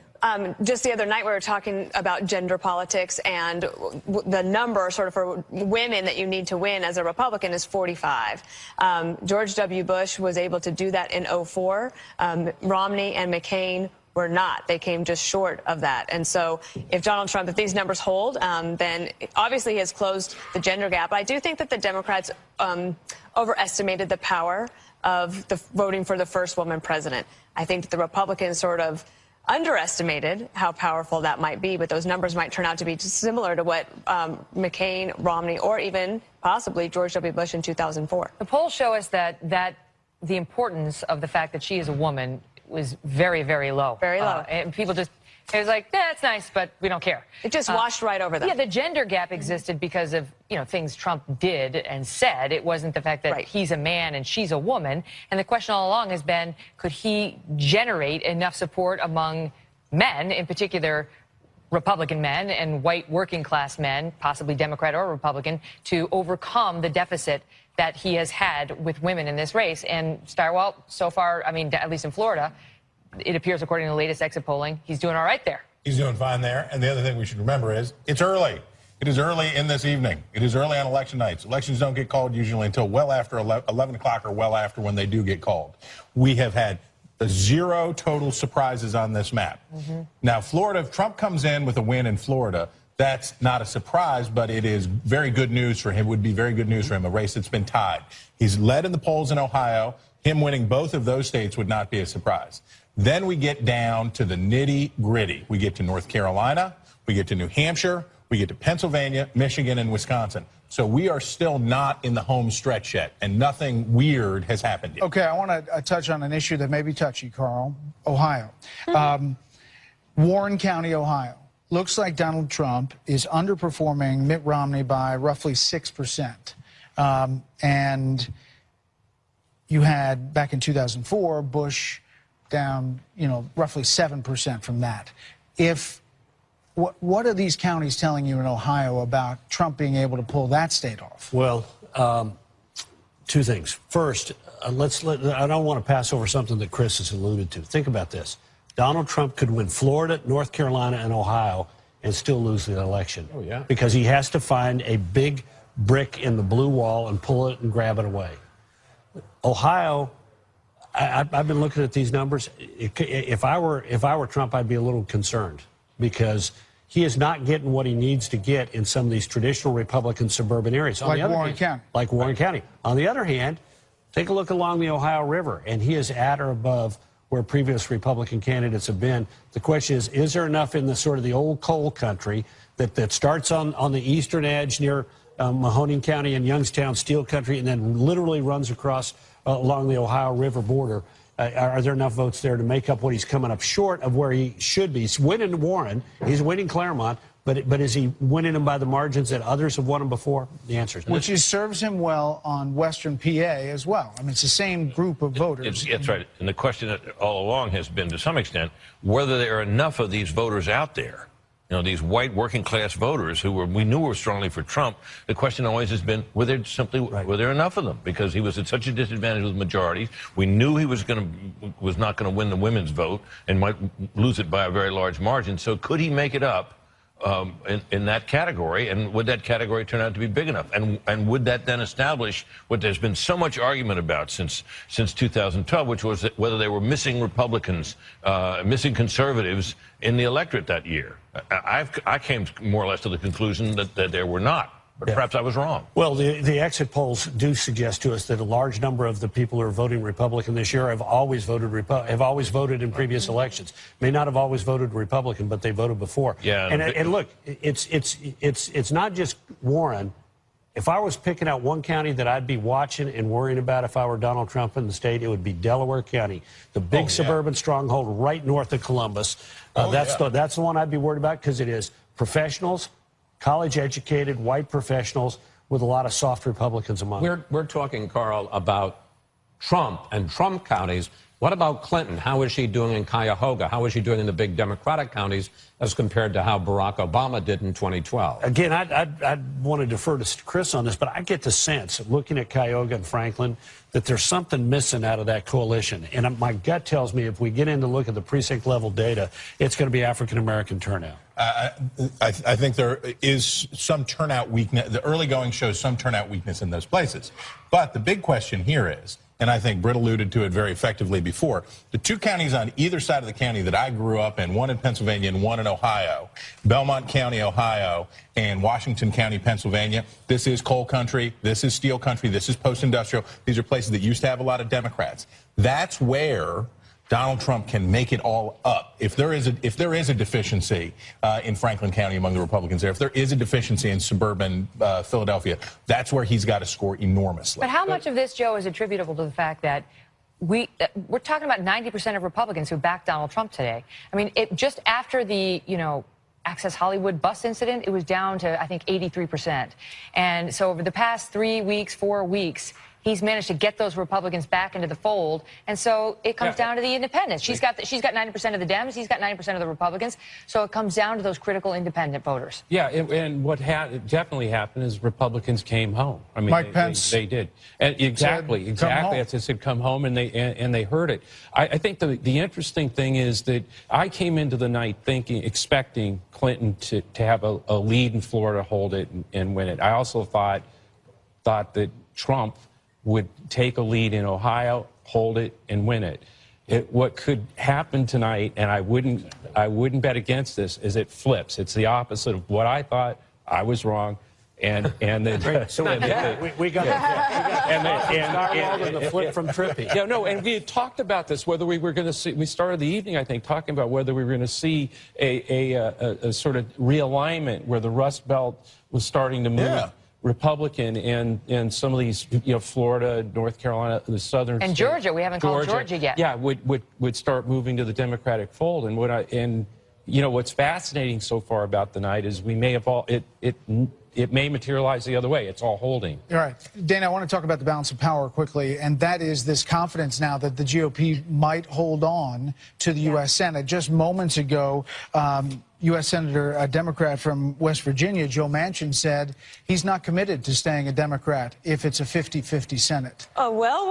Isn't that interesting? He's tired of being in the minority, I suppose. I think that the unsung heroes of this election for the Republicans has been the National Republican Senatorial Committee. They are the ones that have done some excellent work. They had support for their incumbents early on. They were able to deal with primary challengers very effectively. They spent money early on in those states to shore them up. You look at Rob Portman in Ohio, considered to have run the best race in the entire country, and people will be modeling that race in the future. You also look at Todd Young, just won in Indiana, and I won $100 from Juan Williams, because I called that 6 weeks ago.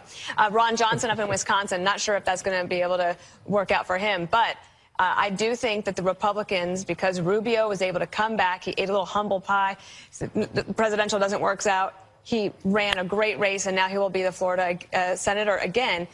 I do think that the other thing that the NRSC did that the Democrats did not do as well is they focused on, and Carl, I think that you'll agree with this, they focused on early voting in the states where they had big opportunity to do so. So Florida being one of those, perhaps in North Carolina as well for Burr to get him across the finish line. You know, and we haven't called that race yet. We may be getting ahead of our skis here, but if we wind up, Carl, tonight with a President Donald Trump and a Senate that remains in the control of the Republicans, which virtually nobody thought was going to happen. They thought that the Republicans were definitely going to lose control. The These crowd people loves back that here prospect. They love that prospect. They thought so. What does that mean for the Republican Party, which was so averse to Trump and Trumpism, if you will? Well, it'll be interesting. First of all, it'll make it easier for him. Dana and I were in an administration that had a Democratic Senate at the beginning of our term, and getting your appointments filled and getting your policies through a little bit more difficult. And the end, which was all about investigations. Yeah, completely. So it'll make his life easier. But I also think we might see an interesting thing, which is the energy behind legislative initiatives will be coming from the House and the Senate more than it comes from the administration. Donald Trump he wants to repeal and replace Obamacare, but he is hard-pressed to describe what the detail of that means. There are people on the Hill ready to write that legislation for him, so that'd be interesting. But remember, we do have a long night to go. Well, we got a terrible night. I do want to second. All of this is a little long down. Terribly long night, man. Terribly long night. I want to second what Dana said, though. Senator Roger Wicker is a pal of mine from college days, did a terrific job, and he's got a Marine named Ward Baker. Yep. And this guy has played his hand brilliantly, and she put her finger on it. They took whatever money they had and shoved it onto the field in August and September to keep their guys in the game. Just want to stand you by, Carl, because we are able to make an important call tonight, and that is the Fox News Decision Desk is now projecting that Hillary Clinton has won the state of New Mexico over Donald Trump. It's 5 electoral votes, but Donald Trump, we can project, wins the state of Louisiana. And it's 8 electoral votes. So our tally goes to 147 for Trump and 109 for Hillary Clinton. There was a little play in New Mexico. It wasn't completely a foregone conclusion. He was there. Am I right that that so far we haven't called a single swing state even now? That's right. That's the first one. That's the first one. If you want to count New Mexico. New Mexico is a swing state. I mean, if you want to call that. Yeah, but it wasn't really in play. He visited there, but you're right. Yeah.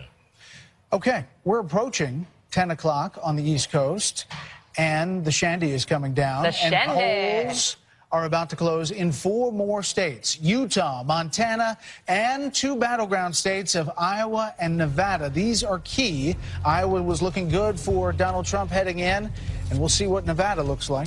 Maybe we'll go back and harass the decision desk about what's taking so long in these states. I know it's not taking long. I know, Steyer. Well, we want answers. That's all. I sense a walk coming. It's like when my husband wants to go out for dinner and I'm taking too long, and he just sort of visits the bathroom like, hey, you know, like, you got your makeup on yet? Your hair done yet? Sometimes if you visit, it can speed along the process. Doesn't work for me. Me neither. We're going to bring you the results and the projections as they come in from Fox News, broadcasting in the crossroads of the world, Times Square. Don't go away.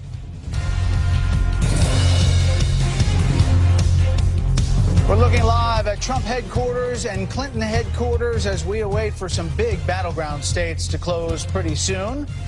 It's getting interesting here, folks. We are waiting on a number of big states. We are waiting on some key swing states. We are waiting on some key Senate races. We're waiting.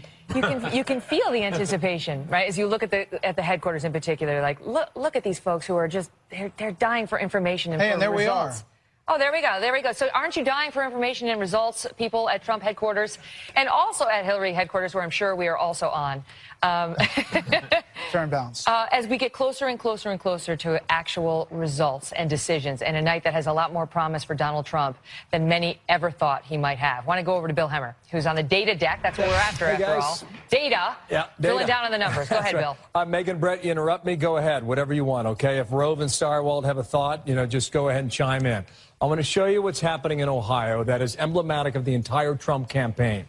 You see up here in the northeastern part of the state, all right, this is about as blue as you get in a regular election year. It's blue collar, it's steel, it's coal, it's loss of manufacturing jobs. It's about Trump's message. Now, this is Trumbull County, okay? At the moment, he had, now listen, it's 70,000 votes, probably another 30,000 to come in still. He has an edge here by more than 2 points. Show you what Barack Obama did in 2012. Same county. Obama was at 61%. 2008, 61%. 2004, John Kerry, almost 62%. This is a big part of his message that he campaigned on. Another idea here in the center part of the state, Carl, you had mentioned Delaware County a moment ago. This is suburban, it's white, it's affluent, it's highly educated. Right now, in 2004, Bush was doing 66% of the vote. 4 years ago, Mitt Romney, 62%. Pretty good. What is Trump doing in that county right now? He's off about 10 points. More votes to come in, but about 10 percentage points. Down here in Columbus, Ohio, which is Franklin, Hillary Clinton is running up the numbers on him at 64% of the vote. That's to be expected a little bit. Talk about millennial voters. You want to find a county where you can find millennial voters? This is Athens County, Ohio. That's Ohio University. Right now, they're at 56% for Clinton. Look what it was for Barack Obama 4 years ago, 68%. Yeah. You go back 2008, it was 68%. And right now she's underperforming among these kind of voters, which is telling us a very interesting story. Come out here to the Southwest, okay? This is Hamilton County, it's the city of Cincinnati. You mentioned Warren County a moment ago. Trump's doing all right, okay, but this is deep ruby red Republican part of the country. What did Romney do on a percentage basis? He was up about 5 points from where Trump is right now. So you're starting to see, as this vote comes in, a bit of a shift, perhaps in the state. But, you know, I look at this up and down the Ohio River. I mean, that is all red. This is kind of like primary numbers that Trump was doing when he was going head-to-head with John Kasich, the governor there. And I know Stirewalt was talking about Belmont County. Trump's got 2/3 of the vote there right now. Yeah, okay, it's 20,000 vote total, but, you know, you start to pick up on these rural areas and you see where his message sticks and where it doesn't. And I think Ohio right now tells us a very interesting story about where this campaign, this election is right now. Quick rough count, about 3.1 million total votes cast or tallied so far. The total 4 years ago was 5 million plus. So you've got some more votes to come in. But based on what we're seeing right now, Ohio looks like a decent state for Donald Trump at the moment. Yeah, it's back really downstairs to you guys. It's truly amazing. Let's bring back our panel. Karl Rove, Chris Stirewalt, Joe Trippi, and we had Tucker Carlson. Of course, we got Chris Wallace and Brit Hume still here. I do want to mention, Tucker, right now, Dow futures are down 464 points as of right now. They don't like uncertainty. No, they don't. And this is uncertain, apparently. Well, and it's also a shock. I mean, this is, among other things, kind of a rebuke to our business, the prognosticators among us who got it wrong, who turned out to, I mean, we don't know the outcome, of course, but this is not what we expected at all. Because we imagined from day one this was all about Trump, and the coverage has been all about Trump, but there's another side to it. And if you're like a voter who is ambivalent about Trump the man, you also have to weigh that against a couple of unpopular wars, you know, a financial crisis that seemed to benefit a few and hurt you, a bank bailout that nobody outside New York or Washington support. You know, there's a lot of things that Hillary Clinton and the people around her and her apologists on both sides are identified with that you deeply resent.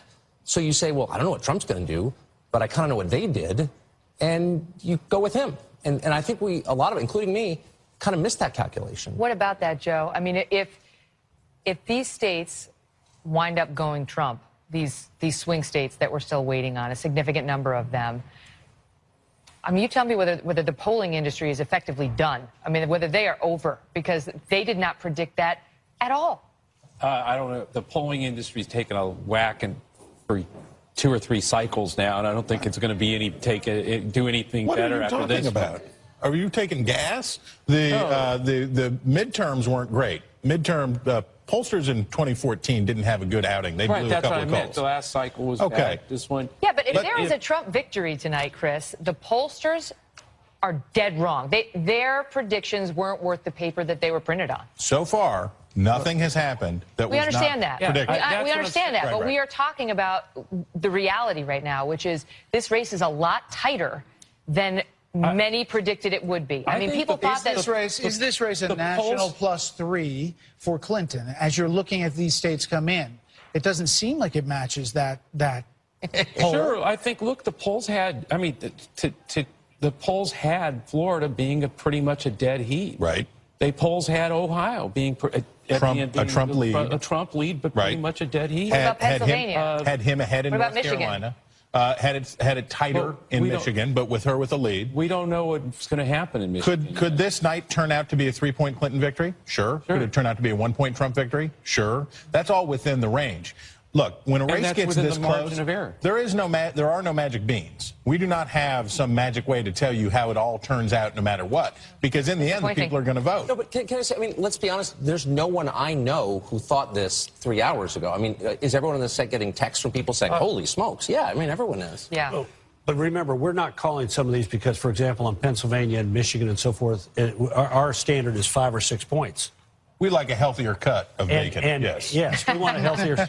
And look, it was 2.5 points in 2004, and I can bet you a dime to a dollar the networks were calling Pennsylvania quicker for Kerry than we're willing to call it for anybody. So given that, Carl, what would be, let's say she manages to pull out a victory in Pennsylvania, right? Let's give Florida to Trump for this purposes of this discussion. Maybe give Ohio to Trump. Could go the other way, as you point out, but right now he's doing it fine in Ohio. Let's give him Ohio, let's give him Florida, let's give him North Carolina, and let's give her Pennsylvania. Of the states that are still out there right now, what would be the most likely route to victory for him? Well, he's got to take one of the big blue states. He's got to take Michigan or Wisconsin or Minnesota or 2 of those states. Or Pennsylvania. Well, she said Pennsylvania. Oh, is out. And look, think about what she needs to get to. She's at 242 if she's got Pennsylvania and loses Ohio, Florida, and North Carolina. She adds 13 if she takes West Virginia. Or excuse me, if she takes Virginia, not West. Hey, West Virginia. Yeah, if she takes Virginia, if she takes Virginia, that puts her at 255. If she takes Colorado, she's at 264. She takes New Mexico, she's at 269. All she needs to do is take the 2nd District of Nebraska or any other swing state. She took New Mexico. Or New Hampshire. New Hampshire's where I want to. That's the state I want to. I mean, I'm really interested in, because in the end, if she wins New Hampshire, I know this sounds crazy, but it's the facts. If you start looking at give him North Carolina, give him Florida, give him Ohio. If she holds the blue wall up there in the Midwest, and picks up New Hampshire, this thing, she's we have this president. thing called What If on the map up there, and Bill Hemmer will get it fired up really quickly, and we will do the whole little dance around and just see. Can I Go ask ahead, her, Chris. is it possible that she could win the popular vote and he could win the electoral vote? Sure. Yeah. Sure. Happened 4 times in our history. Can happen. You know again. it well? You may be familiar. But I mean, Hard to do. It takes a election where special everything went expertise right. to arrive at that, but it can be done. Tough to get there. You really got to thread the needle. You got to thread the needle. If you want to do it, you can do it, but it's really hard to do. The triple Lindy of electoral outcomes. Yes, sir. All right, we're going to get our stuff together. We're going to see what we can call. We're going to see where we are on Senate races and states we have yet to call. And we want to check in with what's happening on social media. Shannon Bream has been following Facebook, Twitter, and Instagram. I'm sure it's busy, Shannon. It is. And guys, we want to show you what just came in from Ivanka Trump. She tweeted this out. She says, watching the votes come in at headquarters. You can see her dad there, the candidate, of course, Tiffany, Governor Mike Pence, Donald Jr., and others. We were there inside. They give us an exclusive look at the war room today. That wall they're looking at is a bank of screens.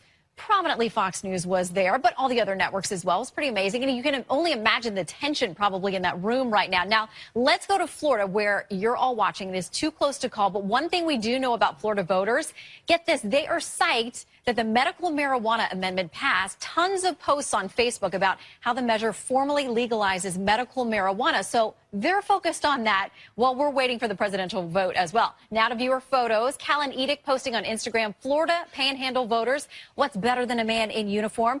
A man in uniform who exercises his right to vote. Alessandri CPAs tweeting, Rocky watching Fox TV. America's election for Trump. Win in Florida. Hillsborough County not helping. Of course, that's the Tampa area, that I-4 corridor. They use the hashtag dog race for this one. Airs Jake 2500 tweeting, working hard to get Mr. Trump, the state of Florida. They look like they're having a really good time there. It is the Sunshine State. They got their suits on. All right, keep the photos and tweets coming in. Just use the hashtag Fox News 2016. We'll keep an eye on Florida and all the other states in the balance as well. Back to you guys. Shannon, thank you.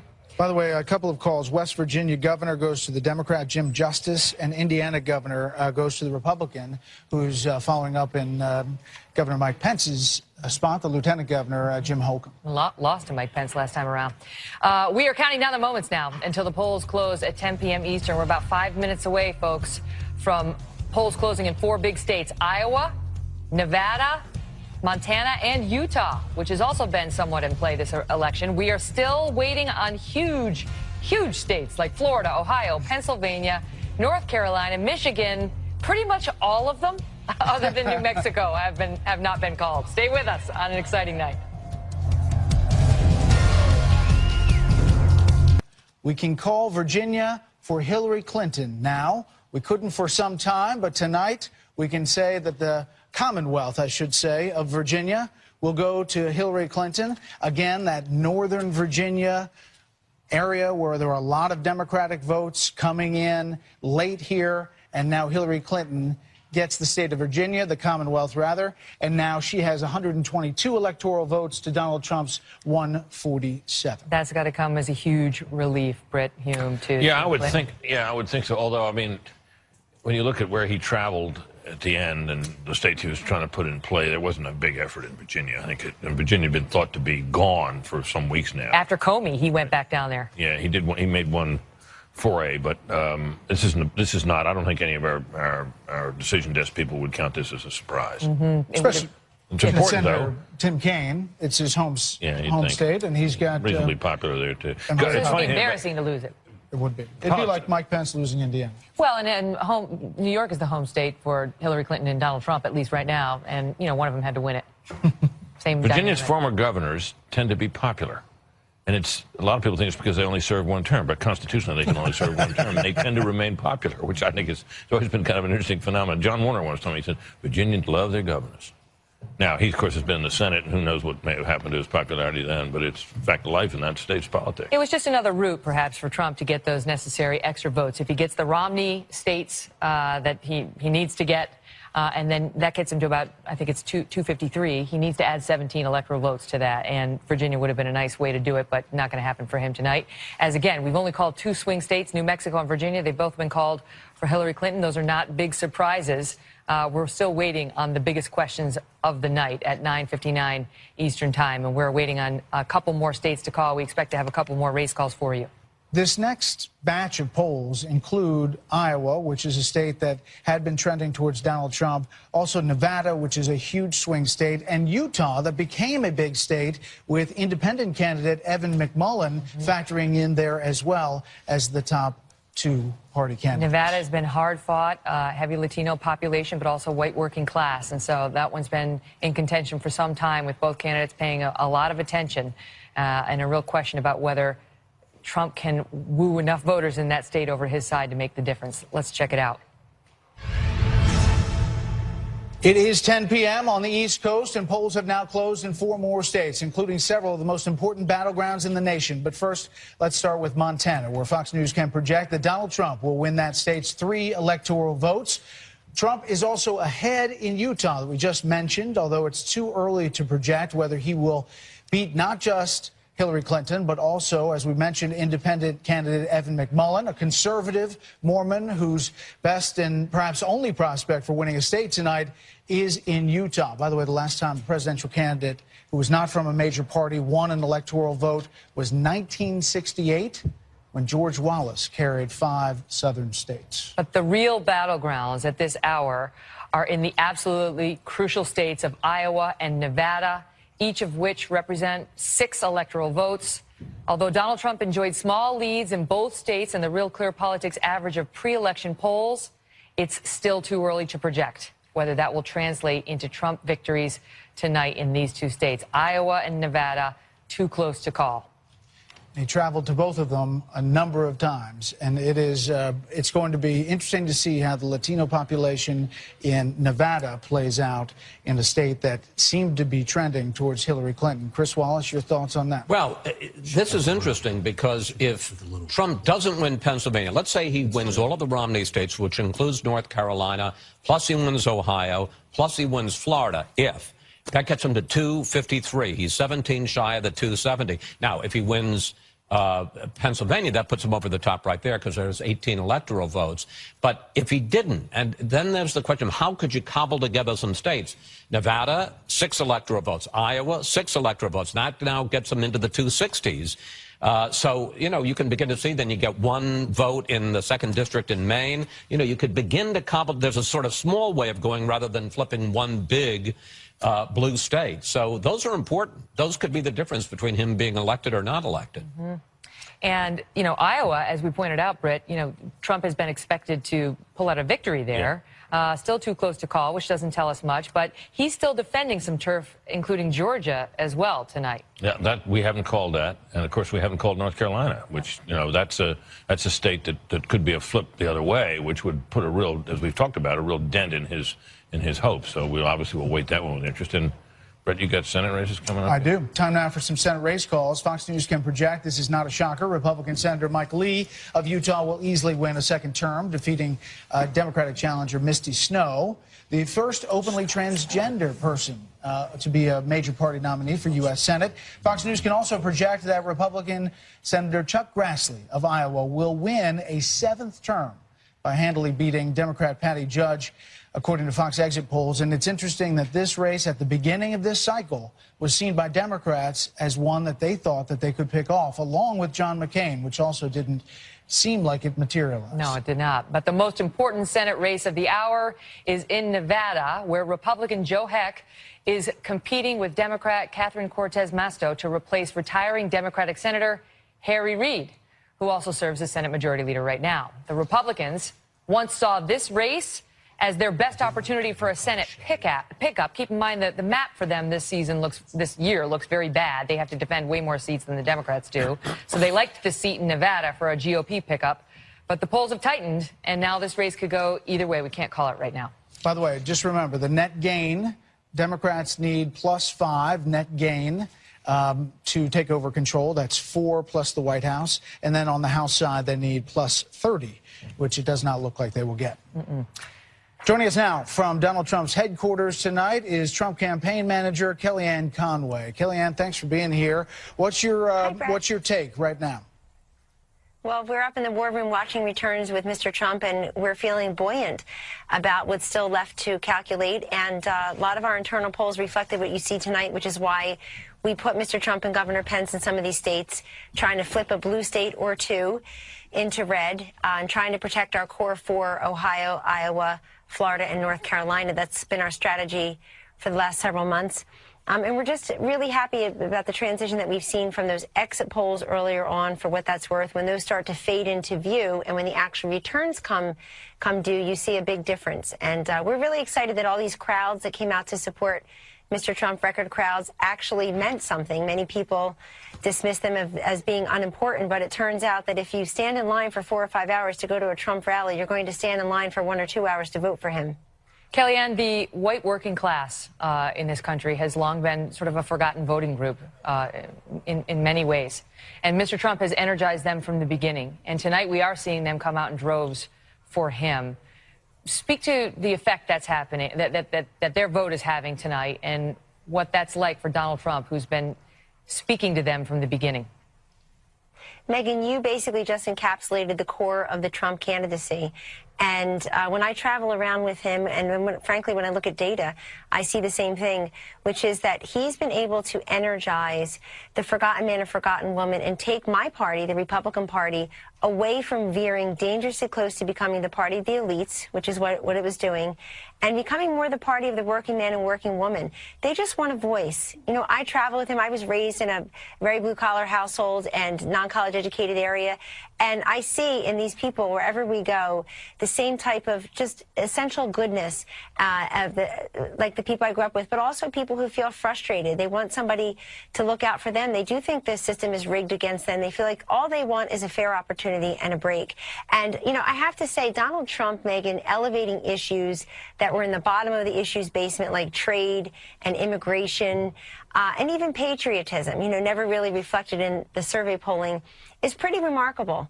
And as you know, the first day he did this all the way up to last night in Manchester, New Hampshire, Grand Rapids, Michigan, overflow crowds. People are so excited to be there. They're not complaining. They're buoyant. They're energized. And they rarely say to him, "May I have your autograph?" or "I loved you on The Apprentice." They always say to him, "Can you bring jobs back to this part of my state?" or "Thank you so much for running and for loving America." So it's been incredible. And you know, we know we're going to win tonight, but come what may, he built a movement, and people feel like they're truly part of it. Kellyanne, you still have to win part of the blue wall that they talk about. What is the state that you are going to pick off, the Trump campaign is going to pick off, that you think you're best positioned at this moment to take. You've just lost Virginia. We just called Virginia. And there are questions about where you are in Michigan and Minnesota and other places.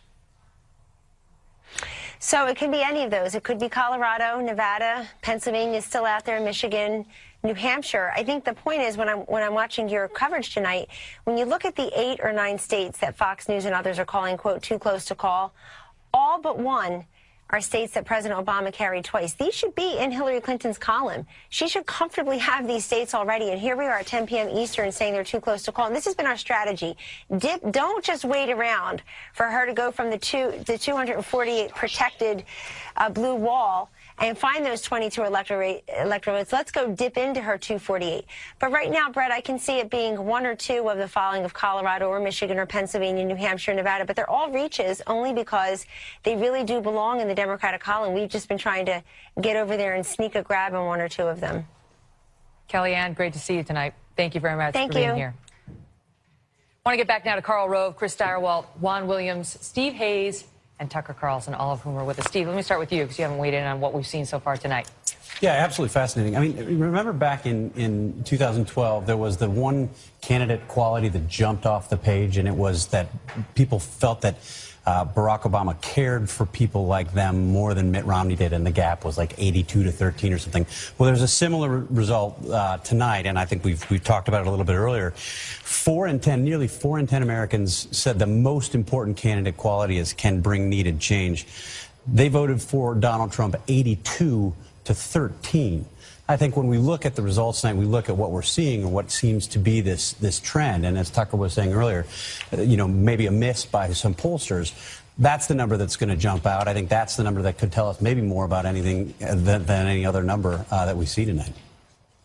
And Juan, what do you think? I mean, there are now a number of different sites that have shifted their percentages. Obviously, we determine our percentages on the decision desk, but this is a huge call right now. We're just getting told that North Carolina Senate can be called. Fox News projects that incumbent Republican Richard Burr will win that close race against the Democrat Deborah Ross. This was nip and tuck in a state that was not sure how it was going to go. We still haven't called the governor's race here, but this is the sitting incumbent Republican senator who's the chair of the Senate Intelligence Committee. He was in a tough race down there. It was believed at one point he was trailing, and then they threw a lot of money into this race.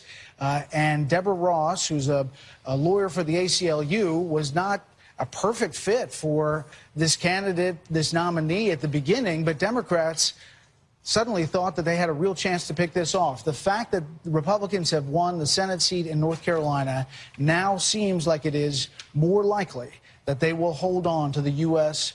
majority, the majority in the U.S. Senate, which would mean that Mitch McConnell would stay the majority leader, and that would be a big deal. Juan, your reaction to that, because this is a big race. So, to me, I already lost money tonight to Dana Perino. I know. So, I mean, I don't know why you picked on me, but I got to think that when you look now to Missouri, to what's going on there with Roy Blunt, you got to, that just becomes so critical. We know Joe Heck, again, the Republican in Nevada, trying to take on that seat from Harry Reid. Again, another critical step. But as I said, Todd Young managed to beat Evan Bayh in Indiana. And we know, of course, that the Ron Johnson seat is still sitting there. And Pat Toomey in Pennsylvania. So these are some outstanding. I think, though, the odds, I thought going in was about a little bit of a Democratic lean in terms of Senate majority tonight. Now I think with this seat there, I think it's back to coin flip totally. I want to talk about New Hampshire, which is still one of the many states too close to call at this hour. And what we're getting from our reporter on the ground there is that the party GOP in New Hampshire is feeling cautiously optimistic. They say there are a number of Republican strongholds that have yet to come in. Counties there, Merrimack, Salem, Derry, and feeling pretty good about the top of the ticket and the results outstanding in New Hampshire, which, was Joe Trippy's favorite state. He's not here to discuss it right now. but in spirit. But that would be significant for Donald Trump, and he's very much in play there tonight. This was one of Trump's best states in the polls. The polls are predicted a Trump win here, or at least a very close race. I would expect him to do well in New Hampshire. It fits his blueprint well. You have a lot of blue-collar voters. It's in the Northeast. And apparently Tom Brady likes him, so that should be good with the Pats fans. So that's in keeping with what we would expect to see. And now we're looking for these other pieces. So if New Hampshire comes in for Trump, that would be an expected outcome. Virginia's come in for Clinton. That's an expected outcome. Georgia would be expected for Trump. Now we're getting down to the state that keeps not filling in, these two states on the East Coast that keep not filling in. North Carolina and Pennsylvania are going to tell us so much, and we're getting close. But doesn't this tell us something? What's that? The Burr win in a tight race that was probably tied or 1 point. Well, so over history, candidates generally outperform, Senate candidates generally outperform presidential candidates, averages something like 8 points. So you can read something into it that the Republicans have something to be happy about there, but in terms of what it means in the race, we would probably tap the brakes for a second. Okay, so if she wins North Carolina, it is a major blow. Yeah, this is his chance to get to 270. This is the bloodiest, hardest ground of this race is found in North Carolina, and it is found in basically the corridor that runs from Raleigh down to Charlotte. We're talking about this center part of the state, and the fighting has been bitter and brutal there, and it could decide this election. But back to the Senate. Does this actually mean that the Republicans are likely to keep control? There's several outstanding at this point. We're still waiting on Pennsylvania. There's still 4 balls in the hopper for the Democrats. No, but it could be 50-50. Right. It's more likely now that it is 50-50 than it's not.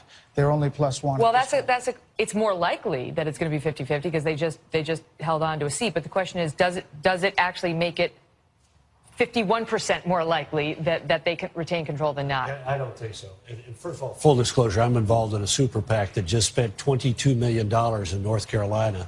And if you thought that was a big sum, we spent $32 million in New Hampshire. So let me just say, each one of these, we should have cut a deal with every voter, decisive voter, cash on the barrelhead. Bitter party of one. Yeah.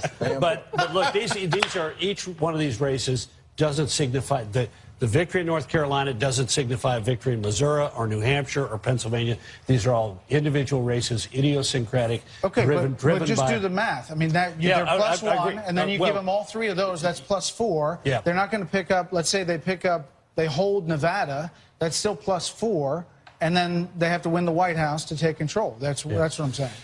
Yeah, look, I look at it a different way. Easier way to do it is there are 11 seats that really are going to decide control of the House, of the upper house, and one is a Democrat seat in Nevada. The other 10 are incumbent Republicans. The Republicans need to keep 7 of those. They've got Arizona, Ohio, Florida, now North Carolina, and Indiana. That's 5. They got to pick up 2 more out of the remaining ones: New Hampshire, Pennsylvania, Missouri, and Nevada. Wisconsin. And Wisconsin.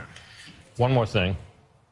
Our colleagues, John Stossel and his producer, Maxim Lott, run a website in which they track the betting odds. It updates every minute. At the moment, you're not going to believe this, at the moment, it rates Donald Trump with a 75.1% chance of winning the election, as opposed to a 24.6% chance. We got a lot of people with money on this. Just put down a bet. In addition to that, the stock futures have been plunging on the news that Mr. Trump is doing better. You may recall that we had a big rally when it appeared in recent days that she was pulling ahead and pulling away. So those are the odds now. And John Stossel can make a very convincing and interesting case that this is a better way to look at it. I'd be careful as to how many bettors were influencing those anybody over at that odds. desk who's lost any money tonight might not want to put their money on Mr. Trump because the odds are in his favor. You won't get a very good return. Look, we need to leaven this just a little bit. Just remember, she's got the lead. She's got the leading hand in 18 states in the District of Columbia that they've won 6 elections in a row. That's 242. She's now taken Virginia, a swing state. That gets her to 255. She's taken New Mexico. That gives her 260.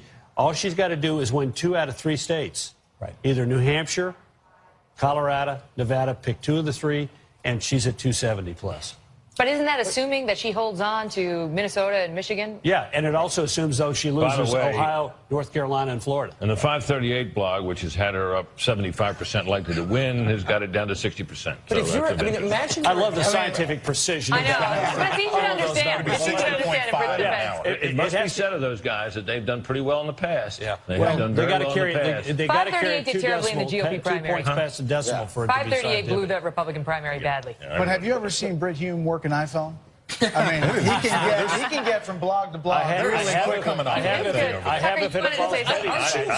just think the betting odds thing is just hilarious. Go ahead, Tucker Carlson. If you're a Democrat and you're at an election watch party in my neighborhood in Northwest D.C., you are horrified right now because you consider, thank you, a Democrat confirming, you consider Trump not just a buffoon, but evil, a monster. He's a moron and he's stupid in your view. And you're behind the single best financed campaign in the history of democracy going back to the Roman Republic. Like, no one's ever had more money. And so you're wondering, like, how did this happen? And I have to say, maybe the lesson is not even connected to either candidate, but populist economics may be undergirding some of this. And that's just not her. Does anybody doubt if Elizabeth Warren was the nominee? If Democrats had gotten a nominee they actually kind of identified with on an ideological level, and it's not Hillary.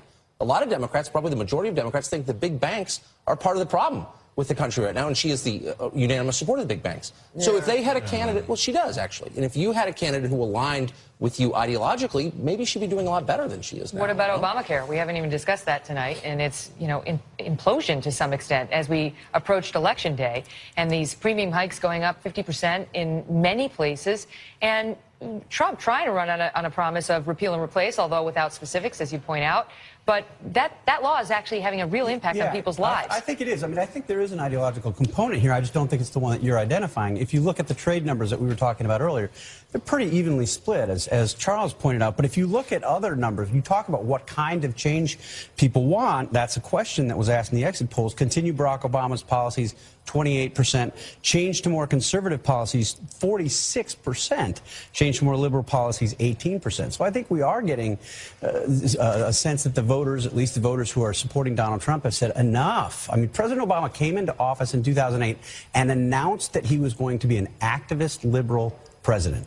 He won in 2012, I would say, despite having been an activist liberal president, if you look at the exit poll questions in 2012. And what we're seeing now with the unpopularity of Obamacare, the failure of Obama economic policies, I would argue, I mean, that $1 trillion in stimulus still have the slowest recovery since 1949, and skepticism about the Iran deal. I think you have people saying, enough. But the flip side of that is, you were talking earlier about the fact that they ask about candidate qualities. One is bring needed change, and he kills her in that. On the other hand, there are also questions about has the right experience and has the right temperament, and she kills him in that. So one could argue that ideologically he's got the right message, and that the problem, if he loses, will be he wasn't the right messenger. I think that's exactly right. Yeah, and I think the other side of this is you say, oh, gosh, if he had changed, if he wasn't Donald Trump, if he didn't have the baggage that's attached to him in terms of women, in terms of racial minorities, in terms of the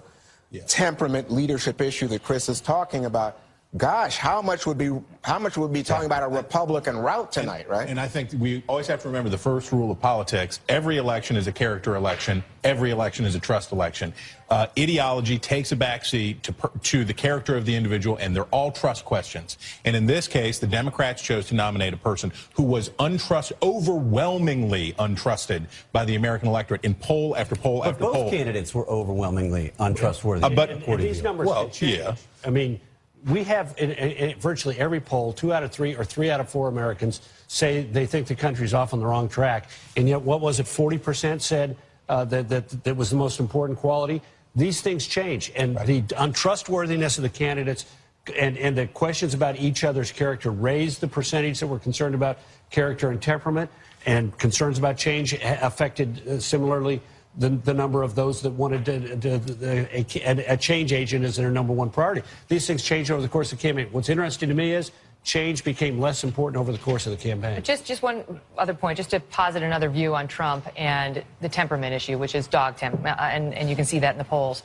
The flip side of that, right, even though they think he's got a bad temperament to be president, the flip side of that is, how did he get all this support from the white working class? Yes, it was in part policy, right, and trade and the things that he was saying. But that messaging that he sent, the willingness to offend, to not raise his hand when we asked him, are you going to support the Republican Party, to take on major media figures and pretty much all the media, that was very appealing to large sections of the electorate, not because they hate all members of the media, not because they hate the Republican Party. They hate the inability to get anything done, and they wanted somebody who didn't play by the rules, who was willing to go in there, bust things up, and be a different kind of candidate. I totally agree with you. I mean, I think if you look at the way that people see Washington, they see what's happened in Washington over the past 40 years, that's what they say. Well, you know, we don't like his temperament. It wouldn't be the temperament we'd choose in a commander-in-chief necessarily. However, we've elected people with good temperaments before, and they haven't gotten that kind of change. Also, he doesn't hate them, and everyone else does hate them. We have a long night ahead that we're going to talk about a lot of things, and we've got to hit a quick break here. By the way, one last point. Joe Manchin, that was the other thing I forgot, that he might not stay as a Democrat. The flipper. Which would be a more likely scenario for a Republican Senate, but we shall see. Betting odds are now up to 80% for Trump. Okay, all right. Hey, Brett, can I get some money down? Here we go. All right, we're going to get to our wallets, and we're going to come over here and get some odds from Britt as we come up on a break. Just a few states left undecided, like Ohio, Florida, North Carolina, Pennsylvania. You might want to stay tuned. Plus 5 more states set to close at 11 Eastern, including California. And as we mentioned, Dow futures, they're now plunging 600 points. You got anything on that, Britt? It's all about money. The people with money who have money at stake are speaking, and they're speaking through the futures, and they're speaking through the betting odds. They think he's got this. And we'll be right back.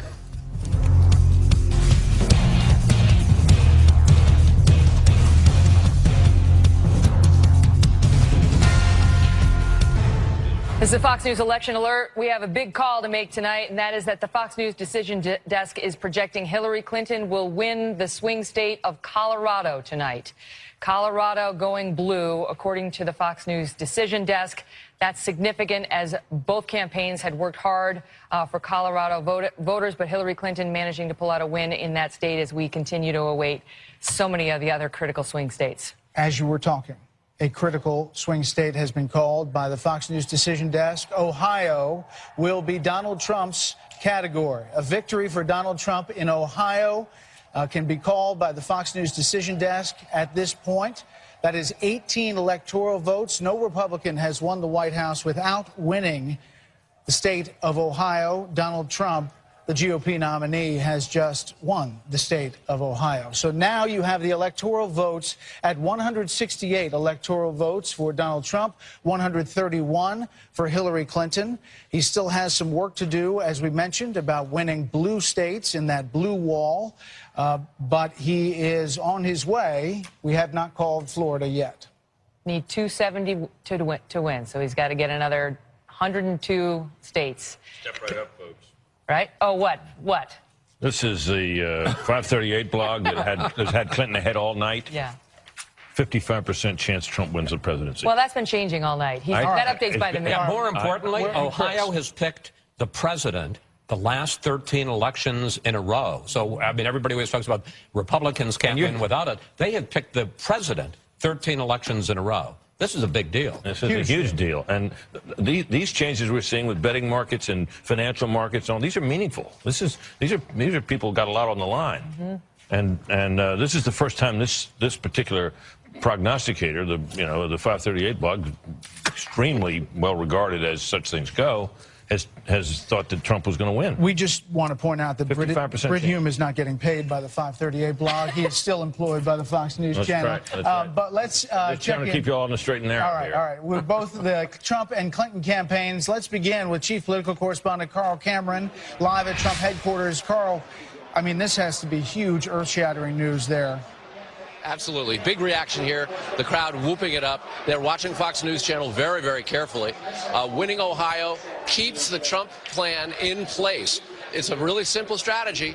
win all the Romney states, pierce that blue wall. And they can do it. We know now that there's about 95% of the vote in Florida, and it's very, very tight, just a couple of points. North Carolina, 83% of the vote in, and still very close.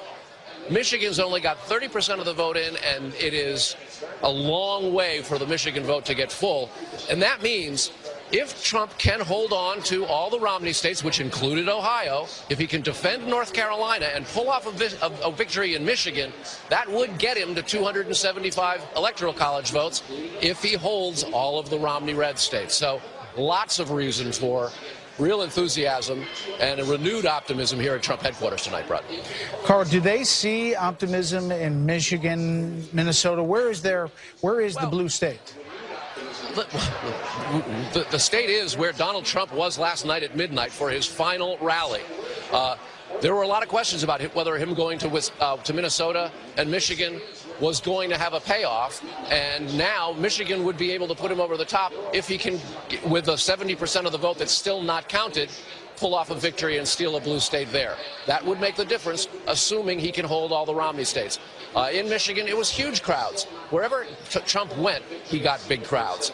And they're turning out there. I mean, he spent a tremendous amount of time in Macomb County, the suburbs around Detroit, where that is the birthplace of Reagan Democrats. That is blue-collar, working-class white Americans. And they were in big numbers coming out. And the Trump campaign said all along that it was the spirit of his supporters and the momentum that came along with it that ultimately could propel a last-minute upset victory here.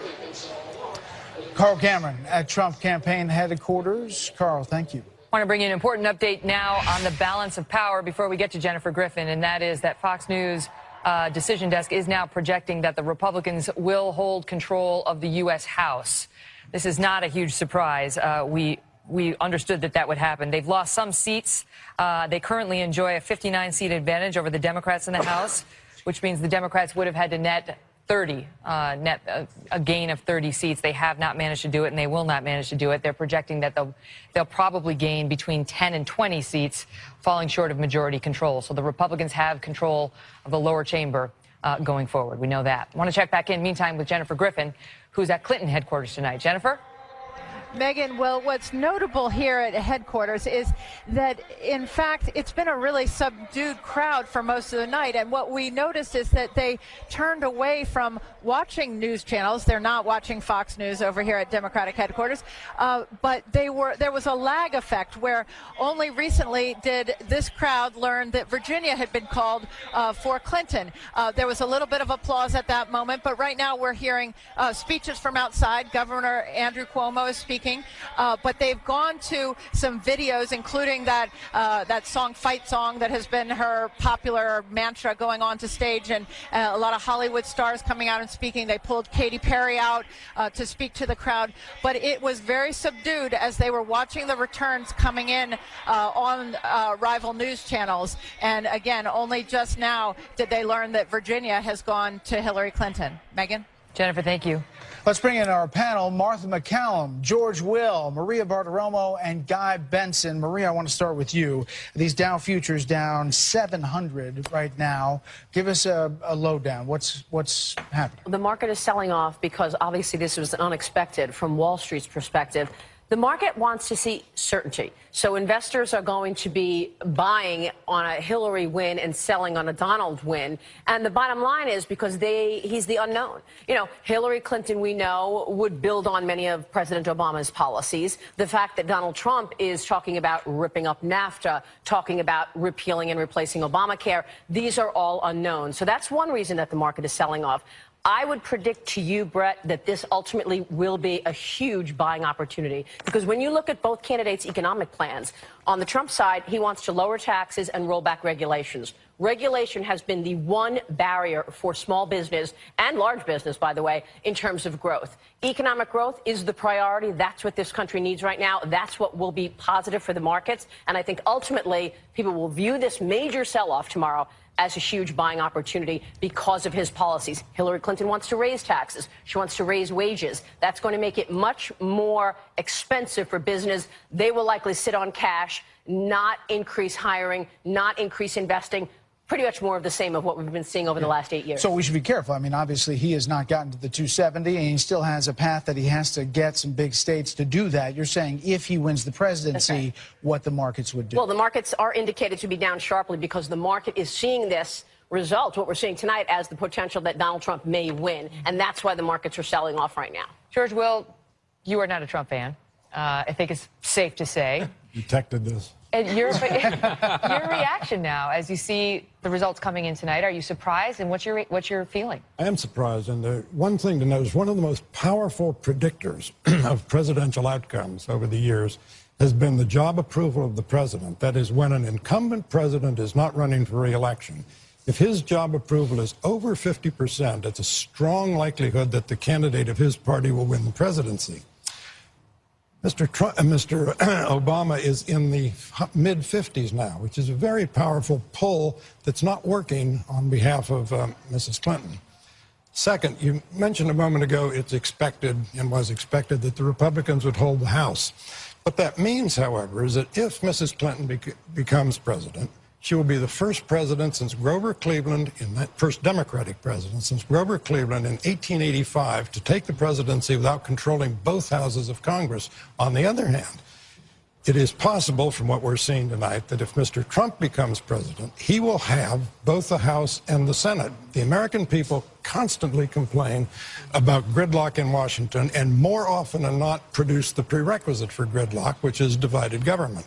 So unified government has been, since the Second World War, the exception rather than the rule, but it could be produced tonight. But just a quick follow-up. What message do you take from it? Donald Trump hasn't won yet, but he's certainly doing better than a lot of people thought he might in many states.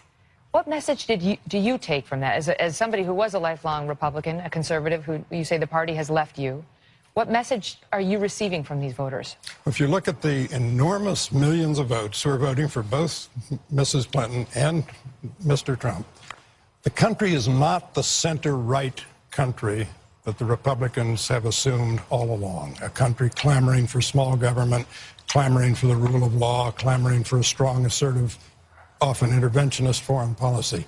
It's not the sort of center-right country that the Republicans have presupposed. Martha, you've been looking at the exit polls all night. We talked earlier about the gender gap closing in those exit polls, but there are other things inside the exit polls about that feeling of kind of kicking over the table and Washington doesn't work. Yeah. I mean, covering exit polls tonight has been tricky business because it looked like they were leaning in one way, and now we're seeing kind of a different picture. So it makes you question what's in these numbers to some extent. However, they do still indicate that it's tight, that it will be close when you look at how these numbers break down. And when you look at Ohio, there's some really interesting things in this Ohio win. One is the question of whether or not trade takes away jobs. 64% said that was important to them, and they believe that trade takes away jobs. Take a look at the union vote. They went for President Obama 60% in the union vote. 37% of union voters went for Mitt Romney.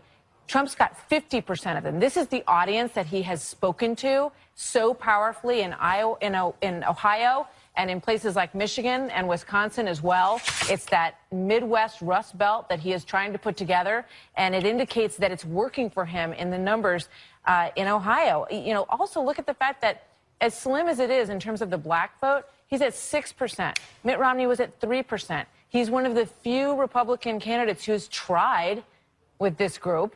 He went out there and said, you know, look, you've tried everything else. Why not give me a try? And it seems to be moving the needle a little bit. And he condemned Mitt Romney over and over for choking and for not going far enough and for not being able to, you know, push the needle further with all these groups. In incremental ways, he has pushed the needle with some of these groups and expanded that area a little bit for Republicans, and it's quite interesting to see how all this is playing out. And just one point on exit polls, and you mentioned at the beginning, the fact that we caution at the very beginning that these things can be wrong. Yes. And that's why we do that, because we've seen it before, and we were even warned today that it seemed like in some states in particular, Democrats would answer the polling and Republicans wouldn't. So that's the caution we always start with. And we still don't know. I mean, you know, when you look at these numbers, and we've got a ways to go, 102 electoral votes still to be tallied for Donald Trump. But these indicators are really interesting in terms of how the electorate may be moving. And this Midwest Rust Belt is clearly something to watch very closely. Guy, as much as we see, you know, you have to feel that the Trump supporters out there who have been such fervent supporters of him are feeling uplifted and excited and heard right now, right? Oh, yeah. And heard. There's obviously half the country or some faction on the other half that's terrified of him. And that would be feeling downright frightened, perhaps, if he were to win tonight. And that's a real sentiment in the country as well. Yeah, and I've spoken to a number of plugged-in Democrats over the course of the evening. At the beginning of the night, they were confident. I would say supremely confident. Then a few hours later, queasy. Okay, but queasy. Now, I'm not going to say full-blown panic, but borderline panic in Democrat world. And there's another thing to think about here.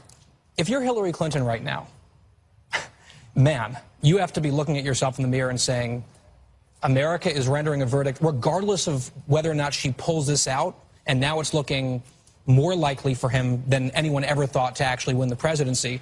She is a surreally, historically loathed political character. The fact that she is in real danger of losing the presidency to someone whose disapproval rating's 60%. And once again, Donald Trump is defying expectations. Totally. Again, when will we learn? Think about that, Maria. From the moment he took that escalator ride down in Trump Tower and announced his presidency, to the moment that he ran against 16 other people, to the moment nobody thought he had a chance, and then when he gets in this race, and here we are. Yeah. And I think the reason is his message resonates with the working man and woman out there.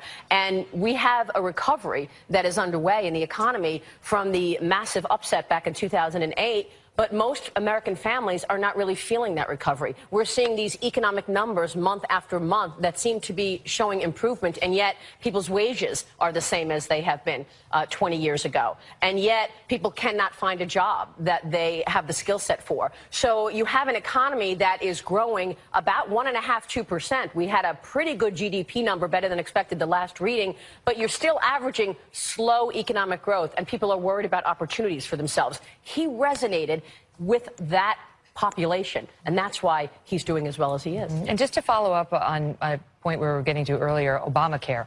We haven't spent a lot of time discussing it, but that is one of those issues in the way that gas prices affect your actual pocketbook and grocery store prices affects your actual pocketbook. Obamacare has begun, maybe implosion is too strong, but certainly brush fires in many, many states has begun in earnest. Megyn, you're absolutely right. That is the #1 issue in terms of the regulatory story that businesses and individuals are upset about. You're talking about these increases in 2017. That was not good timing for Hillary Clinton to see that we're going to see 116% increase in Arizona, for example, for Obamacare. This is the one issue that keeps coming up when I'm speaking with managers of businesses and CEOs, the reason that they don't hire more workers, the reason that they're not investing in their businesses, and that resonates. So Obamacare is the #1 regulation that his supporters want to see repealed and replaced. Okay, we just have one quick update before we hit a break.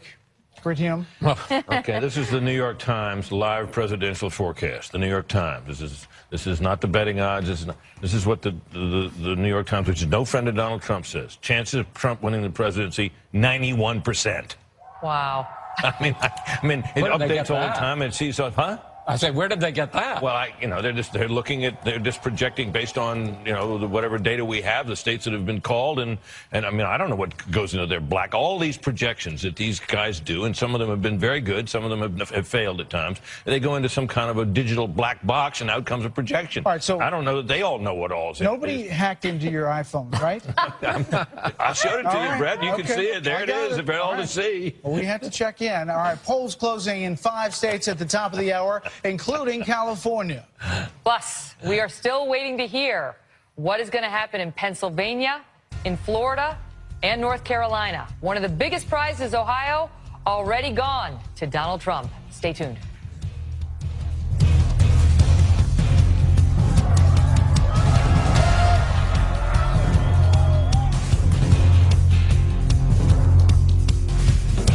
Fox News election alert for you now. We are waiting on several critical states. We have already called Ohio for Donald Trump, as we brought to you moments ago. we are about to make a major call. Fox News Decision Desk is now projecting that Donald Trump has won the state of North Carolina. And that is huge for Donald Trump. This is exactly what he needed to do. Win Ohio, win North Carolina. Florida's part of it, and then pick off a blue. That's what he's trying to do. That's what he's hoping to do. We're waiting on Florida. We're waiting on several states, including Pennsylvania, Michigan, Minnesota.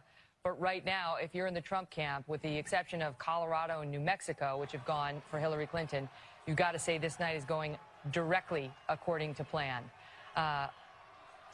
We're taking a look at Trump headquarters here in New York City, which is at the Hilton Hotel here on 6th Avenue, steps away from where the Fox News channel is, and you can feel the enthusiasm, and the reports have come back that the enthusiasm there has picked up as the mood over at Clinton campaign headquarters, which is also here in New York City at a big convention center, has changed dramatically as they begin to realize their plan.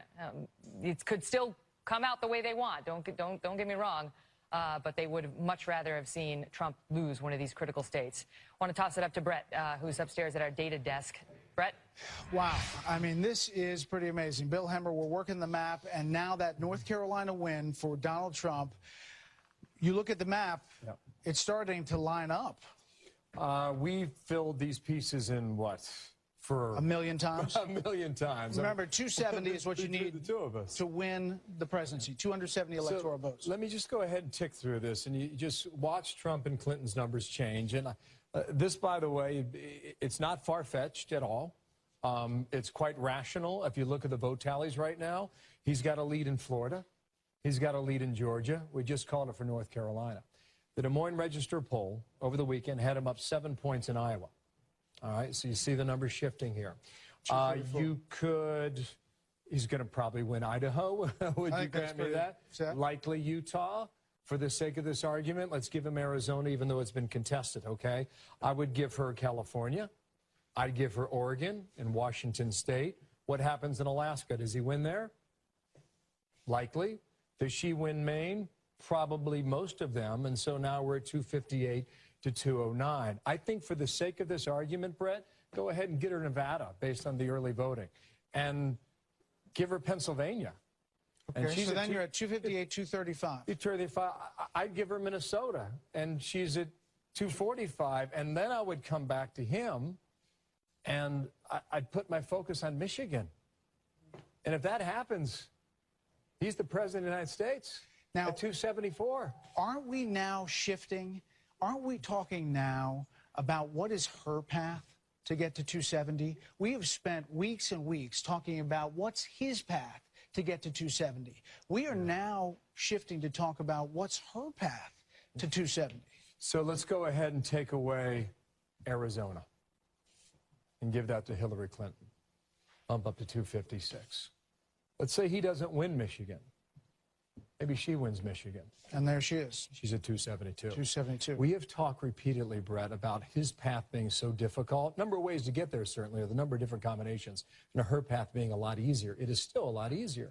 I would point to New Hampshire because we're not quite sure which way that's going to go as well. But you know, she's got the easier run at it right now. But at the moment, he is pulling the inside straight that we've been debating now for months. If Florida is very close, what are the chances that Hillary Clinton is the one that says this race is not over and we are sending lawyers down to Florida and you and I are back looking at Chads like we were in butterfly 2000. ballots, right? I'll tell you right now in Florida, this is the breakdown. You know, Trump has a lead of about 135,000 votes. That's the state of that race at the moment. Just dip in there real quick. Yeah, I show you Michigan. Look at all the red counties here in Michigan as they fill in. Now, a lot of the vote to come in. I will go to Wisconsin, too, and just show you quickly. Look at all the red counties that they're filling in for Trump. And then this, you know, they're still adding them up. And I would also make the case this, and perhaps this is the story of the night. Trump came out and said, they're ripping you off, folks. They're taking your jobs. They're shipping them overseas. And he talked about Western New York and Western Pennsylvania and Ohio up into Wisconsin and Michigan and also North Carolina. North Carolina's lost 250,000 textile jobs in the past 20 years. This was his message. And right now, if you tick through these states and you look at them, well, you know, it's working for him. Which is why he made those stops. Look at Northern Ohio. Look at all the red counties here. And 4 years ago, it was all blue. It's all been transformed tonight before our eyes as we watch it. It's a completely different map, and we are now, Megan, talking about what is her path to 270. Back down to you. And we have big news here as well, Brett and Bill. Want to make a projection now in Wisconsin, where Fox News is now projecting that Senator Ron Johnson will beat back a challenge from Democrat Russ Feingold in a hard-fought battle. Ron Johnson will win that state. This was one that was not at all certain and that the decision desk had been waiting on, but Russ Feingold occupied the seat until he was ousted by Johnson in 2010, and now this will stay in Republican control. This is one of the seats that the Democrats had very much been hoping to pick off as in their what they hoped would be march to control of the upper chamber, which has so far not materialized tonight. Want to bring in now Dr. Charles Krauthammer, who's back with us, along with Karl Rove, Mo Alifi, Monica Crowley, and David Wohl. Let me just start with you on the Ron Johnson call, Karl, and the significance of that. Huge. He'd been behind most of the campaign. Something happened in the last 3 or 4 weeks. Everybody piled into the race. Spent millions of dollars here in the last couple of weeks, but I think people spent it not thinking he was going to be able to win, but hoping he would, and he did.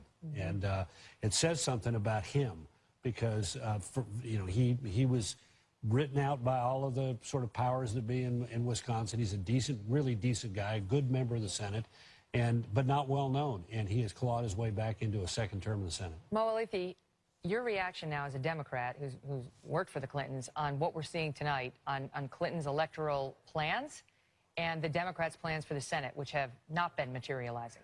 Yeah, I think the Senate is becoming increasingly tough, not outside the realm of possibility, but certainly not as optimistic as maybe coming into the night.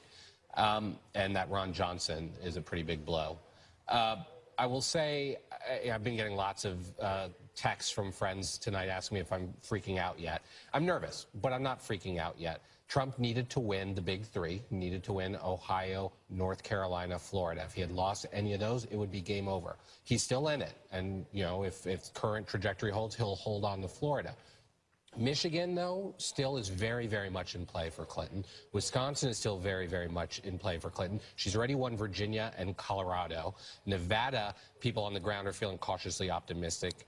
New Hampshire could be one of the make-or-break states at the end of the night. So there's reason to be nervous, but there's always been reason to be nervous. We're hearing a little bit more about Nevada, though, that which you know, that some had been projecting that's done. It's over for Trump. And now, tonight, they're saying maybe they were out ahead of their skis, that maybe the early vote, while it was very heavily favored to Clinton, may be outweighed by the voting day response from pro-Trump voters based in part on what we're seeing in other states. Yeah, and that's the big question, right? I think a lot of people got out ahead of their skis in a lot of places heading into tonight. And I don't think there's any question that there's some sort of phenomenon going out there, and there's going to be a lot of deconstruction, no matter who wins tonight, about what actually happened, and whomever the next president is, trying to bring us all back together. Are you starting to feel that Hillary Clinton might lose this thing? I'm nervous, but I'm not in freak-out mode yet. I still think the path is a little bit easier for her than it is for Donald Trump. He still has to run the table in a lot more states, but it's going to be a late night. Charles, your thoughts on what we're seeing here? I think we're seeing, if the current trends continue, and I would make one prediction, there's 100% certainty that Grid Hume is going to cite the betting odds before the evening is out again.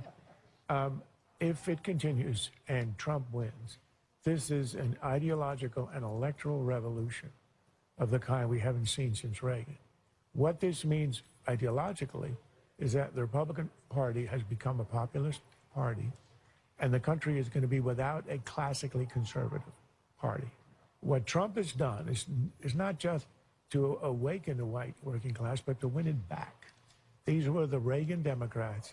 They drifted away, and he brings them back. Now, what's interesting is he brings them back on issues he says of the cause of their misery is immigration and trade, which you don't see getting a lot of support. I think the reason he got them back is he simply said, I'm your voice. I hear what you're saying. And what this is part of a worldwide, the Brexit revolution of these countries in the West understanding that globalization and the advances that we get from this new economy, the information economy, have brought tremendous benefits, but no one has addressed the needs of those who are the net losers. Net globalization trade is always a positive, but net means there are winners and losers. Right. And Trump is a guy who understood that. He's spoken to those who've lost out. He said, I speak for you. I don't know whether his remedies are going to work, but certainly what we're seeing is an ideological shift, speaking for the white working class, and also the non-white working class. And it's going to be an electoral shift because that means that the old Rust Belt is now in play permanently for Republicans. And on the other hand, with the rise of Hispanic registration, Hispanic voting, the classically safe southern states for Republicans are no longer that classically safe. Still have several states that should be safe for Republicans right now that are also too close to call. I want to get to our panel, including Monica and David Wohl, in just a minute, but first got to take a quick break because we've got another round of poll closings coming up in just moments. It's 3.5 minutes from the top of the hour. North Carolina, Ohio already in for Donald Trump. Pennsylvania and Florida still up in the air. Our special election coverage live from Fox News World Headquarters in New York City continues in a moment. Don't go away.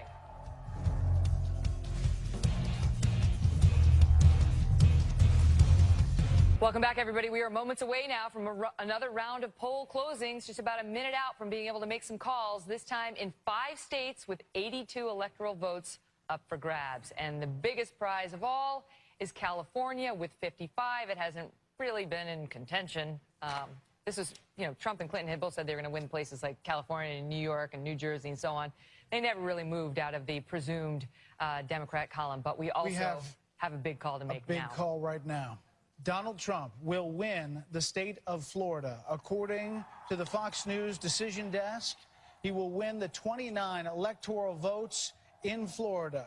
A very tight race, but he is pulling that off. As you can see, the crowds outside here cheering. 49% to 47% right now, but we can project that he is going to win Florida. That means he has won Florida, North Carolina, and Ohio.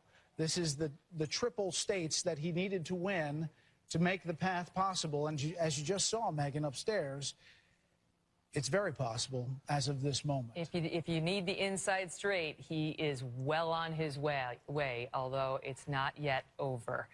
It is 11 o'clock here in New York City. Polls have just closed in 5 more states, representing another 82 electoral votes, most of which will go to Hillary Clinton. Fox News can now project that Clinton will win California's 55 electoral votes, the largest single batch in the country. Our Fox Decision Desk also projects that Mrs. Clinton will win the states of Washington and Hawaii, which collectively represent another 16 electoral votes. On the Republican side, Donald Trump will win Idaho's 4 electoral votes based on Fox News exit polls. That leaves Oregon, which votes entirely by mail. So we'll have to wait a bit longer to determine who will win that state's 7 electoral votes, but we can probably project that it heads towards Hillary Clinton's way. Nice cliffhanger, Oregon. Fox News can now project that Republican Senator Mike Crapo of Idaho will win a 4th term by defeating Democratic challenger Jerry Sturgill, according to the exit polls. And the Fox News Decision Desk can also project that a trio of Democratic senators will win re-election by defeating their Republican challengers in the following states: Washington, where Patty Murray has prevailed over her challenger; Oregon, where Ron Wyden will beat his challenger, Mark Callahan; and Hawaii, where Brian Schatz defeats John Carroll. In California, Fox News can now project that Kamala Harris will replace fellow Democrat Barbara Boxer as the next U.S. Senator from the Golden State. Harris will defeat Loretta Sanchez, another Democrat, according to the Fox exit polls. And it's interesting, in California, you have the system by which the top 2 finishers go on to run in the general election. This time it was 2 Democrats, so there was no Republican challenger in the U.S. Senate race. That makes it a little bit tougher for the House races out there, trying to gin up support for some of those Republican House races. Want to go to our panel now. Britt Hume, Chris Wallace, Katie Pavlich, Mo Alithi, and Monica Crowley. I don't know where Chris is. Chris Wallace is He's very actually thin. not here. He's blown us off. No. He's. But, Okay, we're not going to go to the outside. No, I want to get Monica want you. Crowley. I want to get Monica Crowley's reaction because I promised to go to her before the last break. And as somebody who's been a Donald Trump supporter, believer, I guess is a good way to put it from the beginning, what does this feel like for you right now? Well, I have to tell you, 3 weeks after Donald Trump announced for president, back probably early July of last year, I came on Fox News and I said, stop laughing, do not underestimate him, he can win the whole thing. At the start of our coverage tonight, Megyn, I told you that tonight has the potential to be a totally realigning kind of election, that there are so many cross currents at play, that the reliably predictive models that we've used in the past and that pollsters have been using in the weeks leading up to this election may in fact not hold true and steady. And I think that's what we're seeing tonight. For a very long time, 70% plus of the American people have told us that they are unhappy with the direction of the country, that this will in fact be a change election. And what we have seen from the exit polling coming out tonight, and what we're hearing from voters across the country, is that they wanted a strong leader and somebody who was going to be a change agent, reverse a lot of what President Obama has done over the last 8 years.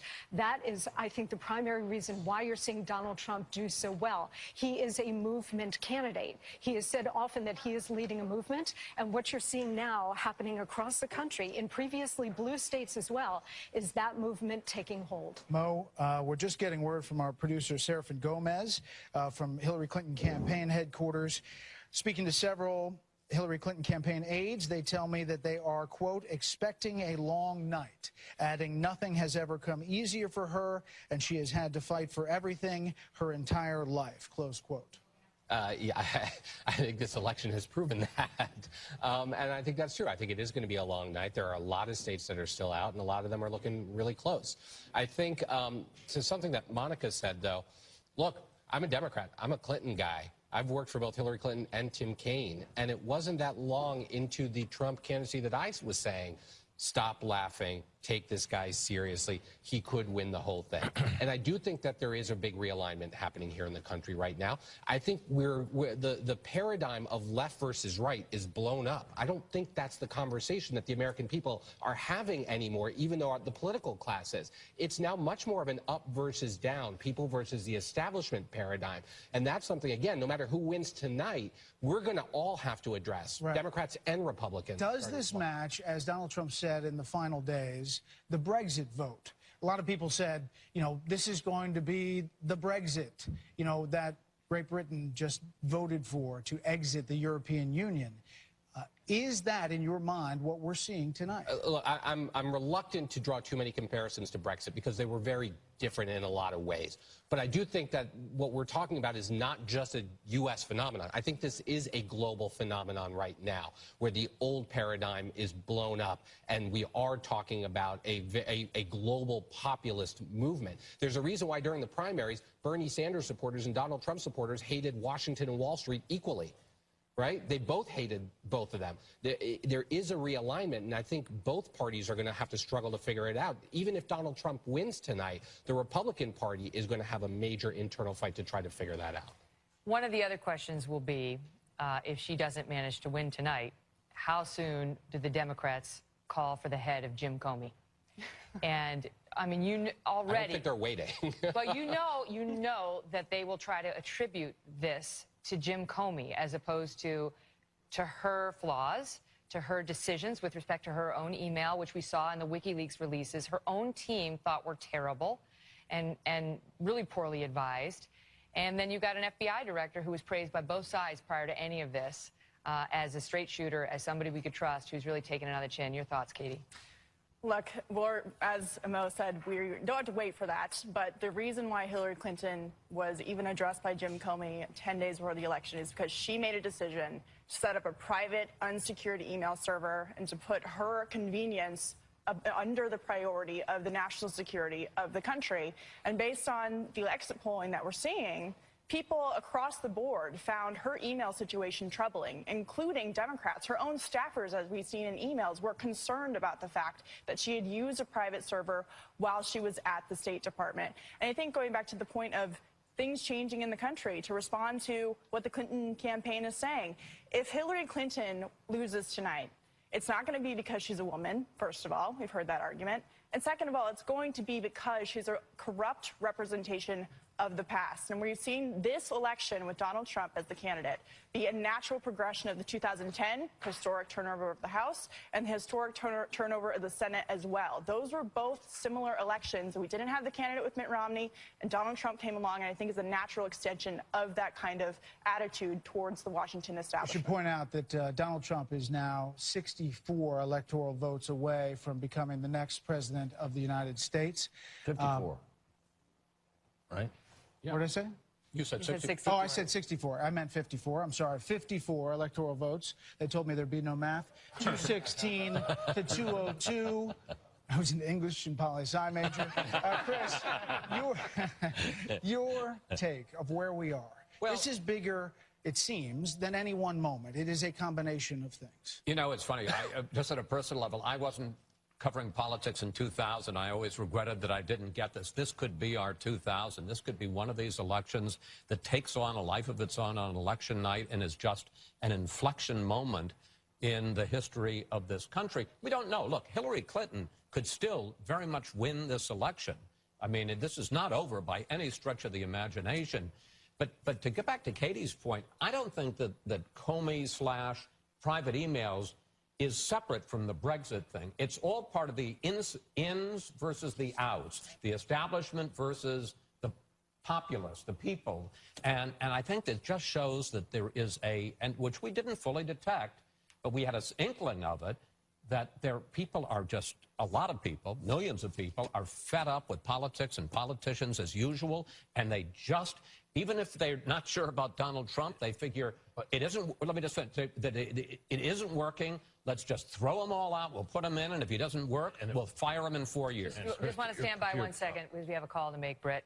Fox News is ready to make a projection on the state of Utah, projecting that Donald Trump will win the state of Utah, which has been very contested. Evan McMullin, a third party, a Mormon in Utah, gave Donald Trump and Hillary Clinton a run for their money out there. And that was very much in question, whereas it's almost always gone Republican. But this year around, there was a question about it, and Utah has now gone for Trump. 6 electoral votes puts us up to 222. 48. I got you. I'm there. I have the calculator. I got your back, buddy. All right, thank you. For what it's worth, that is all still part of the base plan of getting the Romney states, plus getting Ohio, getting Florida, and getting 253, and then adding Utah, 17 right. Somehow after that. Just to pick up on Chris's excellent point, which is one person, the outsider, was the one who saw this political reality, and it was Donald Trump. Ted Cruz had the same insight, but he fell by the wayside because he was too much of an insider in part, I think. Donald Trump had the insight.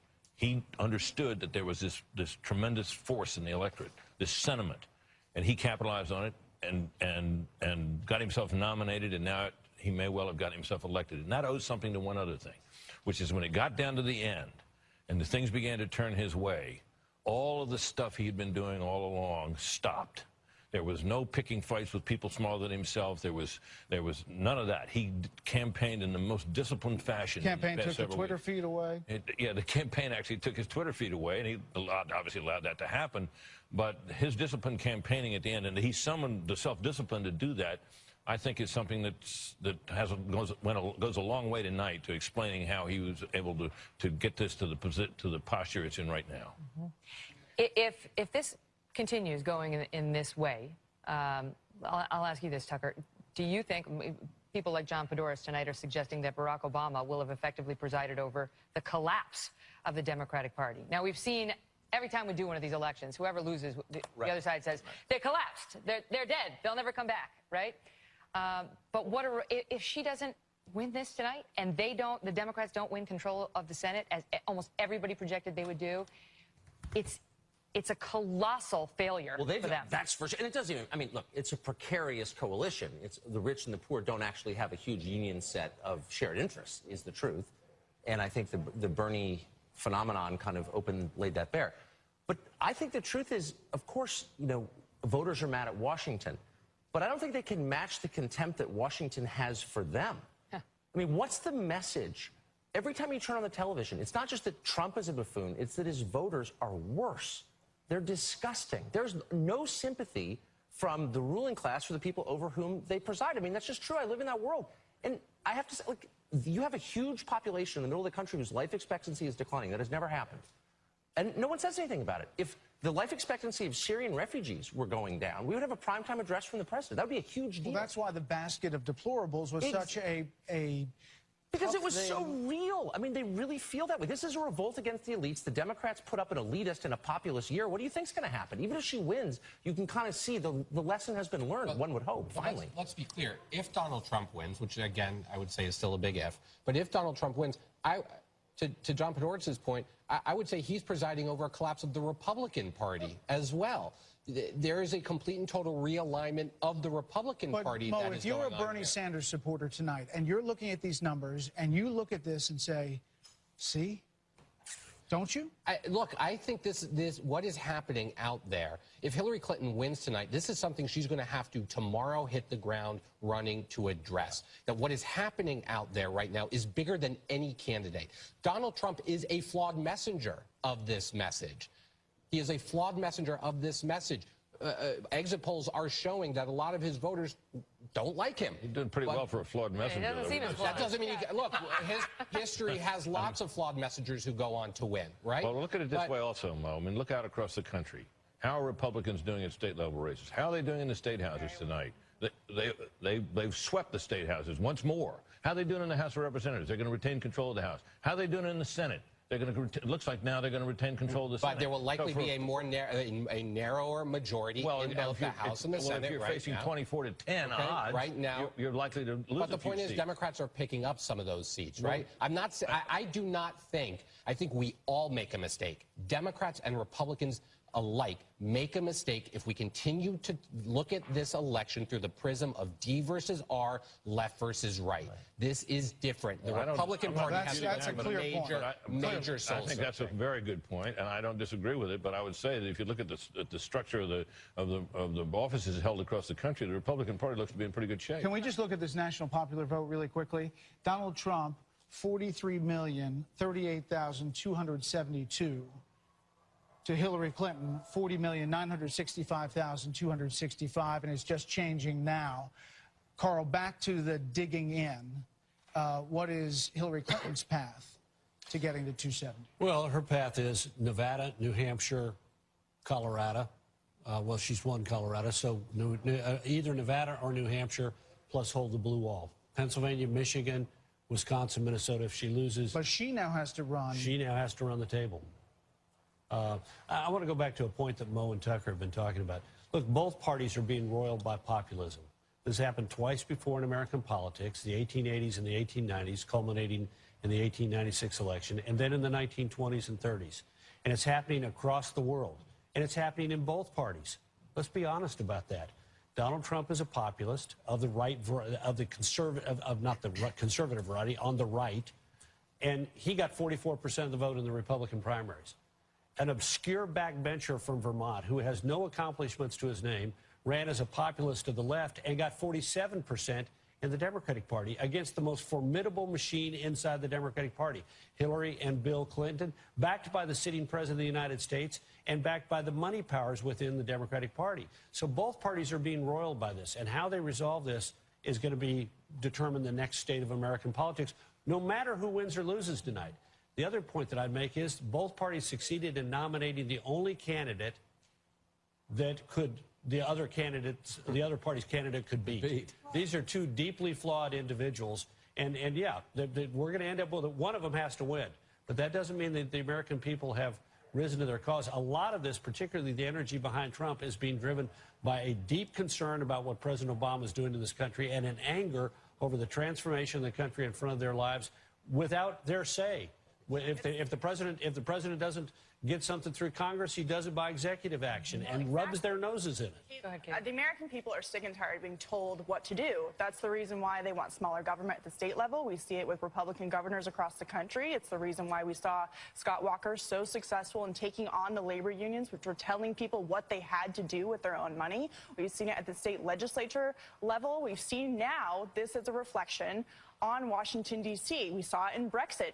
people off in Brussels telling them how much they could use in electricity and when they could plug their toaster in at nighttime. I mean, this is a reflection of big government and a referendum on President Obama, quite frankly, and all of the big government over the last years, and really controlling how people make their decisions that impact their lives, whether it's their Obamacare premiums or whether it's the EPA implementing insane regulations on small businesses out in the country where we're seeing Trump voters come to the polls today. This is a revolt of the unprotected class against the protected elite class, because the unprotected class, the people on the ground, have to live with the consequences of legislation and executive orders and everything else that the protected class has inflicted on them. Donald Trump went out there every single day when he stayed on message and was speaking directly to those voters about the issues that directly affect their livelihoods: economic growth, wage stagnation, job creation, illegal immigration, building the wall, the existential threat of Islamic terror. He spoke directly to those people who feel their economic security threatened, the national security threatened, and he was able, by doing so, he was able to forge an emotional bond with these voters, which is something that money cannot buy. Just ask Mrs. Clinton. But here's one interesting question for you. Here's one interesting question. One thing about Trump that we don't really know is how he would govern, right? He's smart enough to say what he needed to say in the primary to get the nomination, and smart enough to say what he needed to say in the general to at least give her a hell of a run for her money, if not win this outright tonight. If he gets into office, do we really know? I mean, given the number of positions he's had and the fact that he was a Democrat for most of his life, Tucker, do we really know? No, we don't know. We don't know. We'd be getting. I mean, that's the gamble. We know pretty much what Hillary's going to do, right? I mean, she telegraphed it. She's going to go hard on climate, et cetera. We don't know Trump. We know that one of his great passions is trade. Does that mean he's going to erect a 35% trade, tariff? Probably not. Does it mean he's going to push for enforcement of the existing trade agreements? Yeah, probably. I mean, that is a real focus for him. It's totally sincere. It's genuine. You've talked to him about it. Immigration, border security, another. But beyond that, no, we don't. We know he's pretty liberal on the social issues, actually. Mm-hmm. He's not at all a conventional Republican. We know he's pretty anti-war. That's the other thing. I mean, for all the talk about how he's going to, blow up Russia or blow up, do the bidding of Russia, he's actually like the most articulate anti-war candidate the Republicans have ever nominated in my lifetime anyway. But we don't really know. That's true. Let's take a look at the Trump headquarters and the Clinton headquarters quickly. I mean, they're not cheering at the Trump headquarters. I think they're on pins and needles. But look at the Clinton headquarters. It's like they're motionless. They're doing the mannequin challenge. Are they doing the mannequin? Like a wake. Are those people? That's pins and needles. Pins and needles right there. Because you know what? Because this is not what they expected. This is not what they expected. They thought she was going to run away with this. And, she's been talking in recent days about basically measuring the drapes. And the Trump campaign had lost a bit of momentum coming into these last couple of days. The reports were that she had stabilized the precipitous fall she suffered after Comey came out a couple of weeks ago. And the American voters appear to have had something very different in mind from what the pollsters had been projecting, or at least that's how it looks so far. This is precisely the moment, 11 o'clock at night, when we projected that Barack Obama was going to win in 2008, and around 11:15, 11:20, that Barack Obama was going to beat Mitt Romney. And I think a lot of us thought this night was going to be over in this half hour. Mm-hmm. And we're a long way from it being over. I just want to go back to one point you asked when you said, do we know how Trump's going to govern? Do you think Trump knows how Trump's going to govern? I mean, a number of people who talked to Donald Trump after he won the nomination, he admitted to them, I never thought I was going to win the nomination. I never thought I was going to get here. And my guess is that deep in his heart of hearts, I'm not sure as he sits there tonight that he really thought that he was going to be the next president of the United States. You look at the extravagance of some of his promises about how he was going to do these things and it was going to be easy and it wouldn't take long and all that. Well, none of those things is going to be easy. Right. But it'll be a lot easier than it would have been if it doesn't look as it appears now, if the Republicans hadn't kept control of the Senate and the House. I mean, we all saw the movie The Candidate with Robert Redford back in the 70s. Do you think Trump might be sitting in the Trump Tower right now saying, what am I going to do now? What do we do now? Right. Well, we've got to run to a break, and we have more to come. More calls to come. We are watching. Donald Trump has the momentum right now. He's had North Carolina, Florida, and Ohio, all going to the Republican nominee. But a few big states are still up in the air, including Michigan and Pennsylvania. Stay with us live from Fox News World Headquarters on an unbelievable night.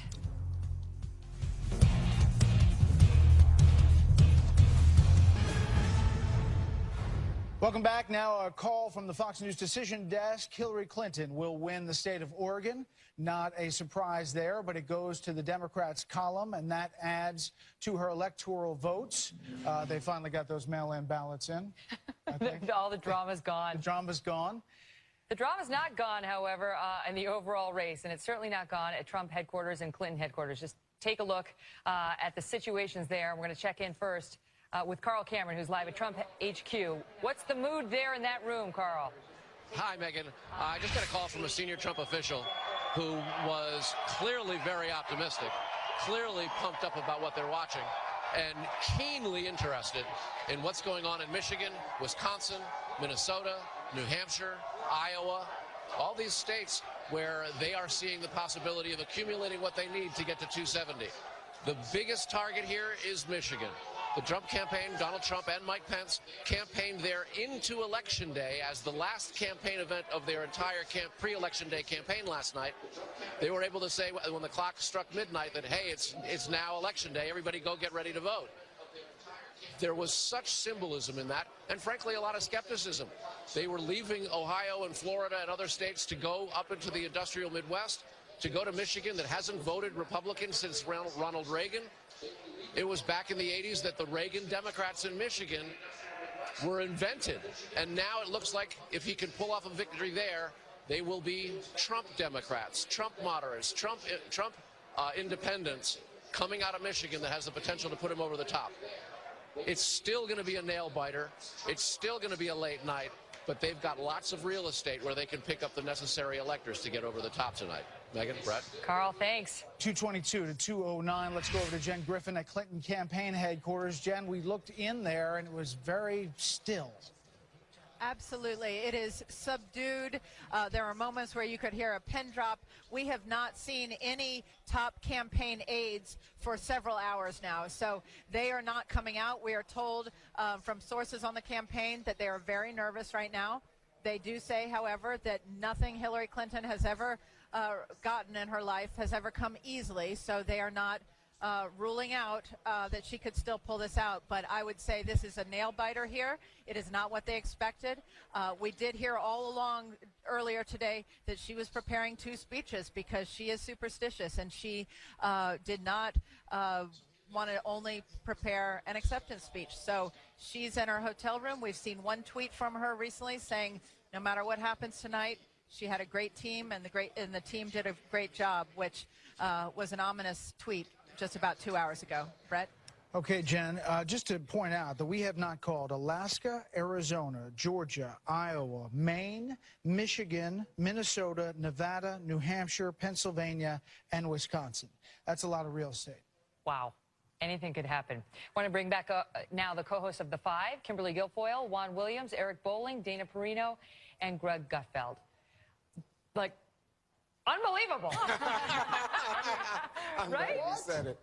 Let me start with you, Juan, as the Democrat. I mean, what's the truth there at Clinton headquarters? They have to be in full-on panic mode now, no? I think so. I don't think there's anybody watching tonight who's a Democrat who is not just bewildered, but sick to their stomach. I mean, like, how does this make sense? It's just out of the blue. It's not only that it doesn't comport with what we have seen in terms of the polls, and the polls say they don't think he's qualified, he doesn't have the temperament. It doesn't comport with the strategy, oh, we're going to turn out more white working-class voters than Mitt Romney. They really haven't. They got a little higher percentage in terms of the vote for Donald Trump than Mitt Romney did from that cohort. But overall, you just have to say, what is the heart of this? Now, I've heard people say, oh, the independents, the undecideds, clearly went strongly for Trump in all of these states. So people who were late deciders, people who were coming to the table, shifted towards Trump in this last few minutes. Does that come back to something that you two were talking about earlier, which is Comey and the FBI? I don't know. I don't know. But something has happened. And it is just, it's to people who work in Washington, to people who know the political structure in this country, it is revolutionary. Can I address what Juan just said? I think the mistake here was portraying this as insider versus outsider. This is culture versus culture. When you're in a small town and Katy Perry and Lady Gaga and Funny or Die and Miley Cyrus mocks you for your unhappiness and for your beliefs, you now see millions of people saying, I've had enough of that culture. I don't need you anymore. This was the FU to popular culture. Hillary is less liked than the flu, but it's more than that. It's about the people that assumed that she had this to begin with, that she was entitled. Very rare will I give a mea culpa, but I got to give it to Michael Moore. You had him on. Absolutely. He was the most correct person on this because he was on the left and he saw what was happening. He saw a wide swath of people that were unhappy and were ignored by the left and the right. I have to buy him his favorite pie because he nailed this. Lastly, the one thing about Trump, ideology is dead. He killed it. Hold on. Stand by. There's a big old call to make right now, and that is Fox News is projecting that Donald Trump has won the state of Wisconsin. Donald Trump has won the state of Wisconsin, and there goes her blue wall. That's 10 electoral votes. That brings Trump up to 232, and he has officially pierced the blue wall that she needed to hold on to, which is momentous. Wisconsin was barely in play. Once we saw Ron Johnson win that Senate race, we knew Wisconsin was going to be a different picture. But Donald Trump, at 232 electoral votes, is now 38 electoral votes away from winning the presidency of the United States of America. Do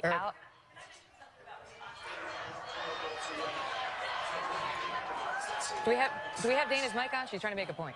Trying to make a point? Oh, can you hear me now? Okay, so Scott Walker, the governor of Wisconsin, he has fought back 2 recounts of him. He has won re-election. He came out for Trump after being very reluctant, came back for him in a really big way, crisscrossed that state with Paul Ryan, and they were able to get Ron Johnson and Donald Trump, all those voters to turn out for him. I think that is absolutely momentous, and a big revolution is underway. Just to pick up on what Greg was saying before the break, and Michael Moore, who knows white working class voters, has made movies about them, grew up in Michigan. This is basically what he said. Now, he's not a Trump fan. He basically said, you're going to blow up the system and you're going to be sorry about it. But the point he was making before he got to the end was, I actually have the quote here, Joe Blow, Steve Blow, Bob Blow, all the Blows get to go and blow up the whole G-damn system because that's your right. Trump's election is going to be the biggest FU ever recorded in human history. Right. And it will feel good. And then he said, for a day, and he predicted doom and gloom after that. But he understands this group of people, this group of voters, Kimberly. Yes. And had been saying all along to the Democrats, dismiss him at your own peril. You're right, and he started saying on your show as well. Stand by. Okay, we get another one? Fox News can now project that Iowa will go to Donald Trump. 6 electoral votes for Donald Trump. Iowa, the state of Iowa. He has turned the state of Iowa to Donald Trump. This is... Can I tell you what this is? This is, if Donald Trump holds the rest of the Romney states and he's projected to win, that's 269, which gives him the victory, assuming the House votes for him versus Hillary Clinton.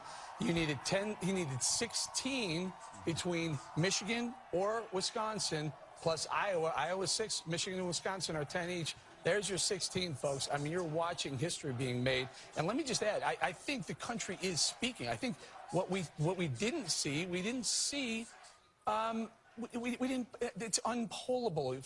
For months, we've talked about people who would not admit that they were going to vote for Donald Trump. They would poll, I'm either not going to vote or I'm going to vote for Hillary Clinton. And then when they got in there, they ended up voting for Donald Trump. But what you just said is really important on the numbers. If you presumed that Trump was going to keep the Romney states in the Republican column and was going to also have Florida and Ohio, that would get him to 253. And the question all along has been, how is he going to get that extra 17? You know, his best defenders could get him to 253, but they couldn't get him the extra 17. He's just won Iowa, which is 6, and Wisconsin, which is 10. That's 16.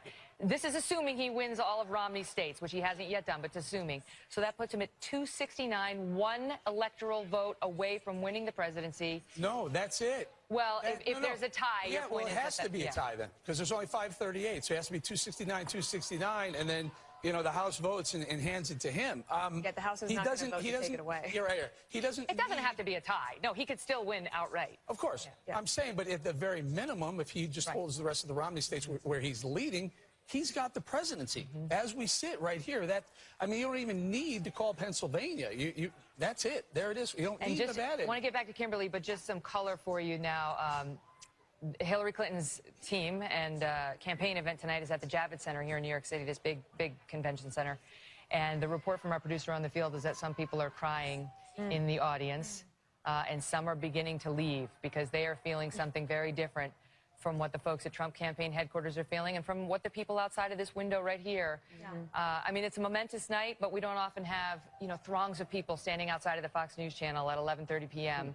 waiting on every result. Kimberly, go ahead. Yeah, Trump definitely exceeded all expectations. People always said he's a closer, don't count him out. We saw that in the primaries where he defeated some incredibly capable and talented, qualified people that really would have made fine presidents. But he spoke to people, he connected to them as if they felt he was sitting at their table having dinner with them, talking to them about their paychecks, talking to them about their families, talking about drain the swamp, about turning politics and ideology on its head. It's, in fact, in many ways, a repudiation of politics the way we knew it in this country before today. Let me add, with this turnout, and look at the popular vote already. A lot of people came out for him, and the polls were in large measure not accurate in terms of what they predicted for Hillary Clinton. Dana, also, Mike Pence, Governor Mike Pence from Indiana, went around the country and said Republicans have to come home. Right.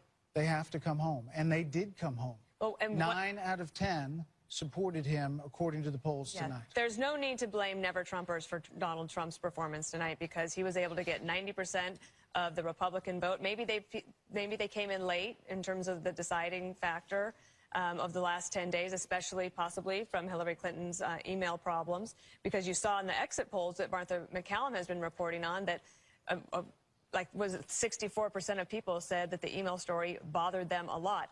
About Mike Pence, too, very close friends with Paul Ryan, the Speaker of the House. So if you go back to, I think it was August, it was Mike Pence that was able to go to Paul Ryan and say, let's try to work together, we can do this. And that's when you saw Paul Ryan say, all right, I'm on board. He's sort of been shakily on board, but on board enough especially to deliver that very important state of Wisconsin.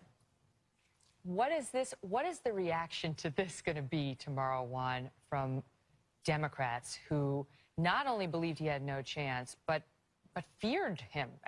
This hasn't been your average election where it's like, I don't love Mitt Romney, but I could live with him, right? This has been very different. I think it's very different, and I think people still do not think this is real. It's like, oh my God, is this a movie? This is how real it is. If Trump wins Maine's 2nd congressional district, Michigan, Pennsylvania, or New Hampshire, he's the president. Yeah. Right. No, I'm saying that's real. I can read the numbers. I don't know what happens in Nevada. We'll see. But to my mind, you asked about tomorrow morning and how people feel when they pick up the paper, when they hear Fox News Channel. And I still think among Democrats and even some Republicans, there's going to be a huge sense of disbelief. You know what it is?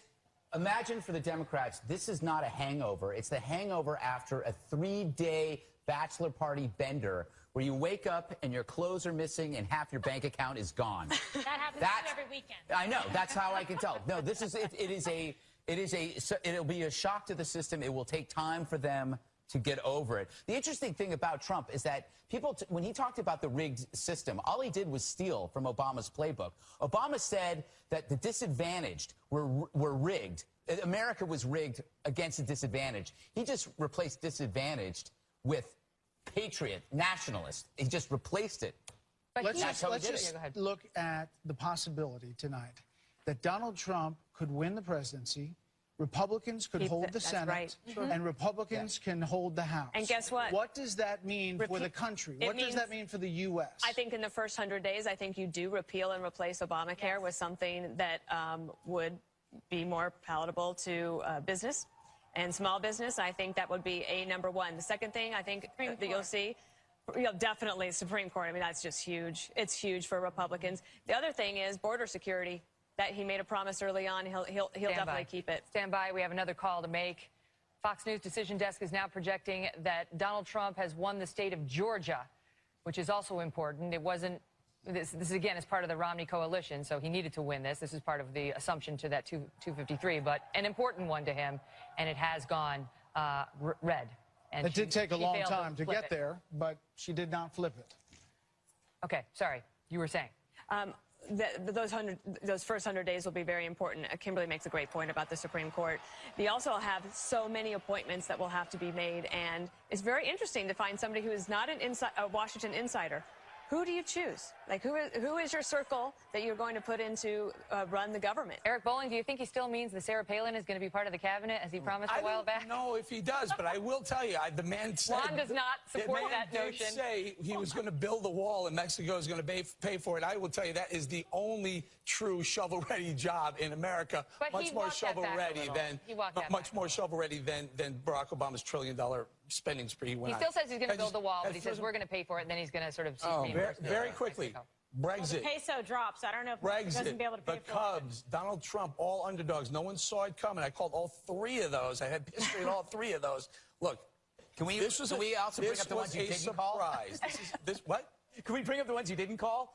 Greg, I've been here since day one, my friend. I called every single one of these through the primaries all the way through. It's not about you. It is not about me. You're 100% right. However, it's about the country. The country has spoken. And I do push back on the insider versus the outsider. I think he is the outsider, and that's what they're ready for. Well, let me just say, you know, as a different voice, the idea that you would say, oh, I'm going to have Mayor Giuliani as my attorney general. I'm going to have Newt Gingrich as my Secretary of State. And Dana's talking about, well, where do you find qualified people? Where are Republicans who, let's say, had been in the last Republican administration who are now willing to come on board? I think this is a shock to people that goes beyond the immediate glee that Republicans or Trump people may be feeling at this moment. But you know what, Kimberly, there is concern in Republican circles as well, especially from a national security point of view. There are a number of Republicans who never signed on to Donald Trump's campaign because they were concerned. They were concerned about national security vision. They weren't ready to give Hillary Clinton the nod, but they was concerned. Before you answer that, Kimberly, just look at the screen. Look how remarkable this is. Look at the faces of the people at Clinton campaign headquarters. You can feel the concern. Look at the furrowed brows. It's somber. It's very somber. They understand exactly what is happening, and there is shock on the faces of her supporters. Sorry, Kim, go ahead. No, obviously there's a serious concern for them tonight because the pathway that they thought was going to lead to the Oval has not proven to be true thus far. Looks like a Coldplay concert. Yeah, as it relates for Chris Martin, as it relates to national security, that is one of the issues actually that resonated and showed in the early exit polling from Fox News throughout the primaries that even women cared about, and the economy. Food on the table, money in the wallet, borders secure here at home by also making sure that we control ISIS and other forces that would do us ill harm. In terms of that, I think that he's going to have to say at this point, if he wins the presidency, listen to people, have everybody come forward, have an open mind about national security, and get the best and brightest to come forward. He has to build bridges at this point. Let me tell you this. At this hour, there are ambassadors in Washington who are calling to try to figure out what Donald Trump will do as president of the United States if they don't know already, because there is concern you can feel from, and Hillary Clinton talked about it, from around the world about how this is going to go down. I think that will settle down. Is the point that some of these Republicans are making. I think that will settle down, and I also think that that there will be a significant number of Republicans in Washington who either worked for Reagan, George H.W. Bush, or George W. Bush, who will be willing to come back in and be a part of that team if Donald Trump wants them to be a part of it. That's what I was going to say. They will be ready, willing, and able to serve. That should be his first 100 days to reach those people, the people who were never Trumpers, even say, look, I still need you. We still need you as a party. This is still the Republican Party. And if he can do that, if he can bridge that, boy, he can assemble something resembling a team of rivals. So this is like an emotional blah, right? So everybody just went, but I'm just telling you, I'm not sure this is good for America. That's what I'm just saying. I mean, everybody may feel, oh, I can't, I'm so glad that Donald Trump did it. But I got to tell you something. You got to wonder. Dana says the rest of the world is going to adjust to this quickly. I do not think so. Well, not quickly. I said it will settle down, and I think that the question of what Donald Trump will or will not do in terms of foreign policy, he's not going to make any sudden moves. I think that he will be measured in that. But guess what? He just built a great big tent for America and for the Republican Party that included populist movement. And I'd like to see, as a Puerto Rican woman, what the end numbers end up being with Latinos, with Puerto Ricans, with Hispanics, and with women, so that we can learn and also try to heal and move together as a country. And I think he's going to be interested in doing that because he's going to want to be a successful president, and he has to do that in order to achieve those goals. All right, guys, stand by, because it's 11:44 here in the East. We still have not called the presidency, but boy, we're getting a better feel for where this race is going. Right now, the night looks very good for Donald Trump. He has won Ohio, Florida, North Carolina, Iowa, and Wisconsin. We are waiting on Pennsylvania and Michigan. Fox News live coverage of a pretty amazing election night when you think about all the scenarios from the very beginning. 2016 continues next.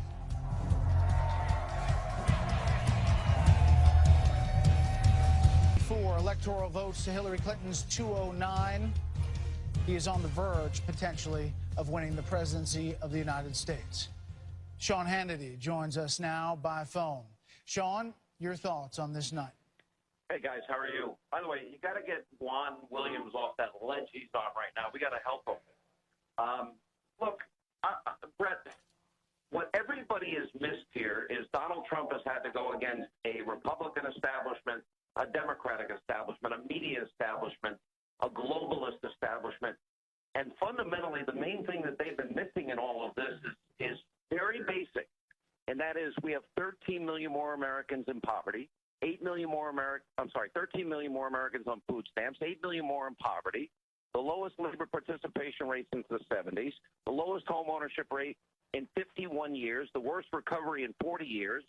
And if you look abroad, I heard you talking about this earlier, you know, how's the world going to react to Donald Trump being president?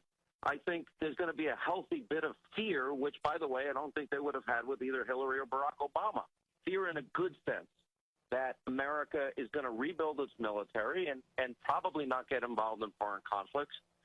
To me, this was predictable, but on the other hand, this is a modern-day political miracle you're witnessing before your eyes right now. And that is to go up against everybody and all the pundits and all the pollsters and all the prognosticators out there and defy all the odds. And it's the American people that have said enough is enough. They're tired of the corruption, the cesspool, draining the swamp. All of these things were resonating. You know, when you look at a state like Wisconsin, what are they saying? They want their jobs back. They want the labor participation rate to be lower. In other words, more people having jobs. They want America to be energy independent. They're tired of a horrible educational system. They're tired of Obamacare rates going through the roof. This is not complicated. What's happening now is not working. And these guys, and Donald Trump has gone out there and he outworked Hillary Clinton and he put forward a much better agenda. And America said enough is enough with failed policies. That's what this election was about. Sean, it's Megan here. Question for you. Just a couple of weeks ago, you were walking into the studio, right as my hour was ending, you were coming in, and it was the night of the Comey announcement, and you were relieved and were feeling like it was a game changer, like it was going to restart momentum. Do you feel like that was the moment, that was the tipping point that switched things back after what had been a hideous month for Trump, or was it something else? What was it? You know, I think it's all the things I just mentioned, Megan, and I remember the night well. I put my hands up in the air and I said, we're back in the game. We're back in the game. But, you know, fundamentally, you know, what drives elections? Peace and prosperity. America's not prosperous. America's not working. Hillary lied about her emails, lied about Benghazi. She's corrupt. She's so dishonest. Look at the exit polls tonight. And at the end of the day, you know, is Donald Trump like every other person? Are we all flawed? Have we all sinned and fallen short? Yeah. And maybe he wasn't spending his entire life running for president, which is why he probably went on the Howard Stern show. If my plan is to run for president, I probably wouldn't go on Howard's show. And with that said, Americans saw through that, and they saw a guy that was really successful and really had a dream that America could be a lot better. Look, we have nearly 50 million Americans in poverty, nearly 50 million Americans on food stamps, 95 million Americans out of the labor force. These are millions of our fellow citizens that are suffering. Things are getting worse. This president's taken on more debt than every other president before him combined. And Americans are looking at their children and grandchildren and say, this is immoral. This has to stop.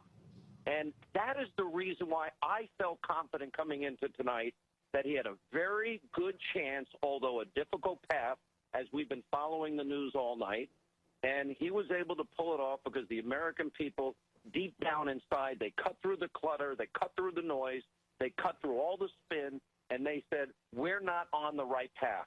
Sean, and that's what drove tonight's election. Yeah, go ahead, Brett. Is this a country that has changed its demographics? Is it a country that is now, as you say, ready to kick the table over and say Washington doesn't work? Where do you see this? Where do you see the state of the country right now? I think the state of the country is simple, Brett. You know, look, it's not that complicated if you really think about it.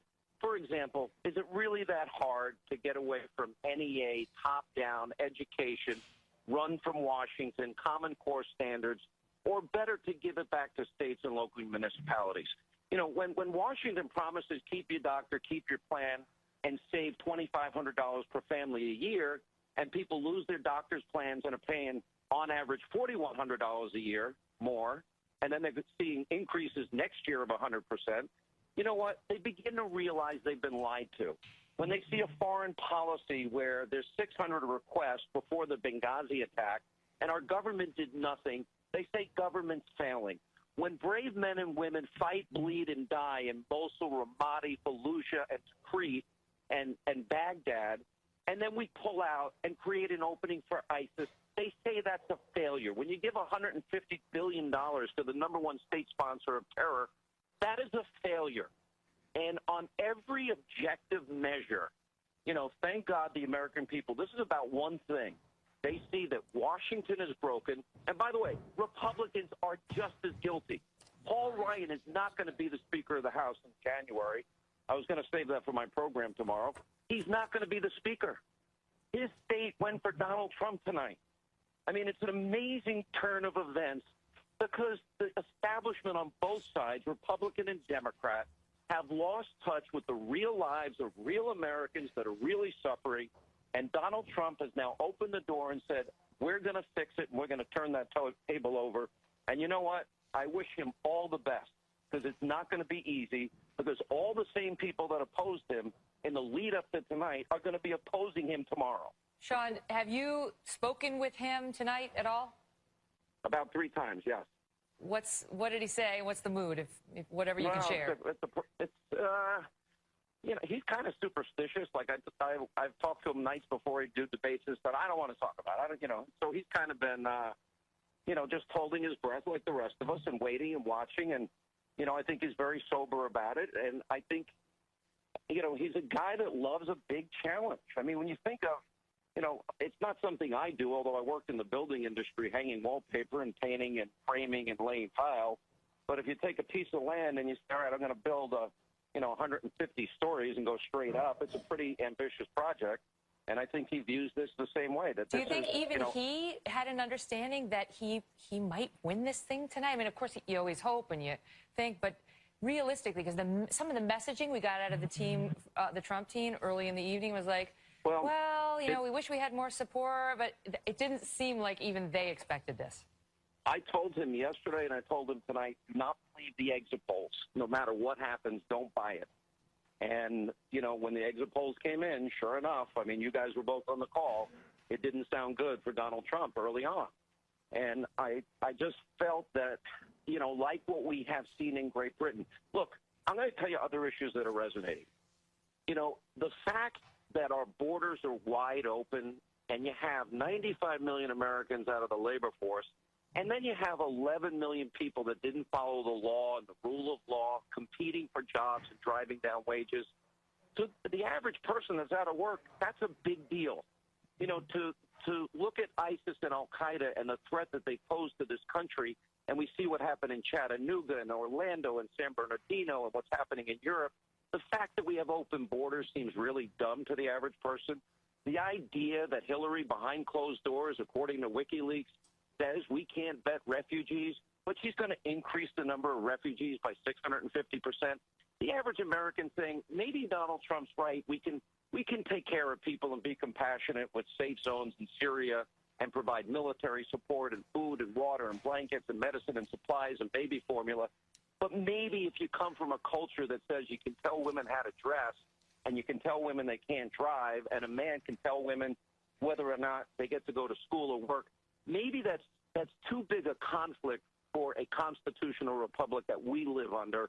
And how do we ascertain what's in somebody's heart as to whether or not they're coming to America because they want the aspiration of freedom and the opportunity that we provide, or do they want to proselytize, indoctrinate, and advance the caliphate? You can't determine what's in someone's heart. Sean, it looks like tonight that the U.S. Senate will be in Republican control. Thin majority, but looks like a Republican control.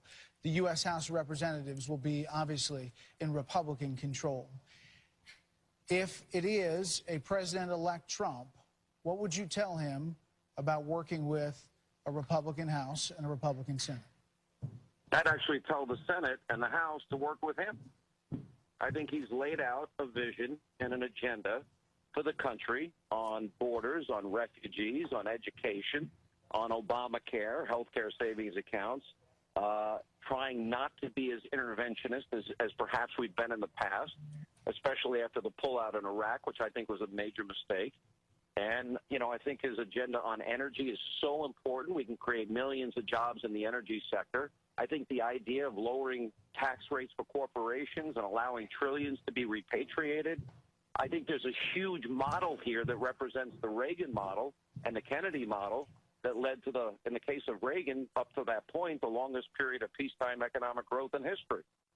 So I think if he follows that agenda, I would think the only issue he might have with some Republicans in the Senate and the House may be over trade, but, you know, I'm a free trader, but I also believe in fair trade. And some of these deals have been, you know, look at Wisconsin and Michigan, so detrimental to those people.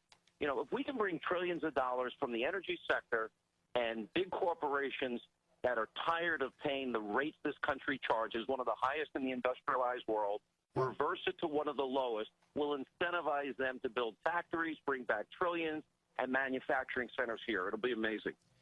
Sean Hannity, there were not a lot of people at the beginning who believed you when you talked about this.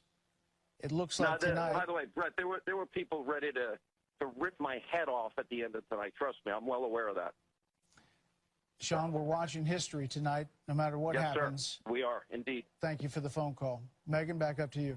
Thanks, guys. All right, so I'm over here with Bill Hemmer at the data deck, and the point right now, at this point in the evening, is what's her possible path? Yeah, wow. It's amazing how it's flipped, hasn't it? Yeah. On the what-if scenario, he's 16 votes away from getting the magic number. At this point, if he wins Michigan... It's done. It's done. He's there. I'll show you Michigan in a moment, but since you asked, we'll go ahead and go work through her scenario here. If she's at 209, Megan, if you give her Pennsylvania, let's say, okay, she runs the table.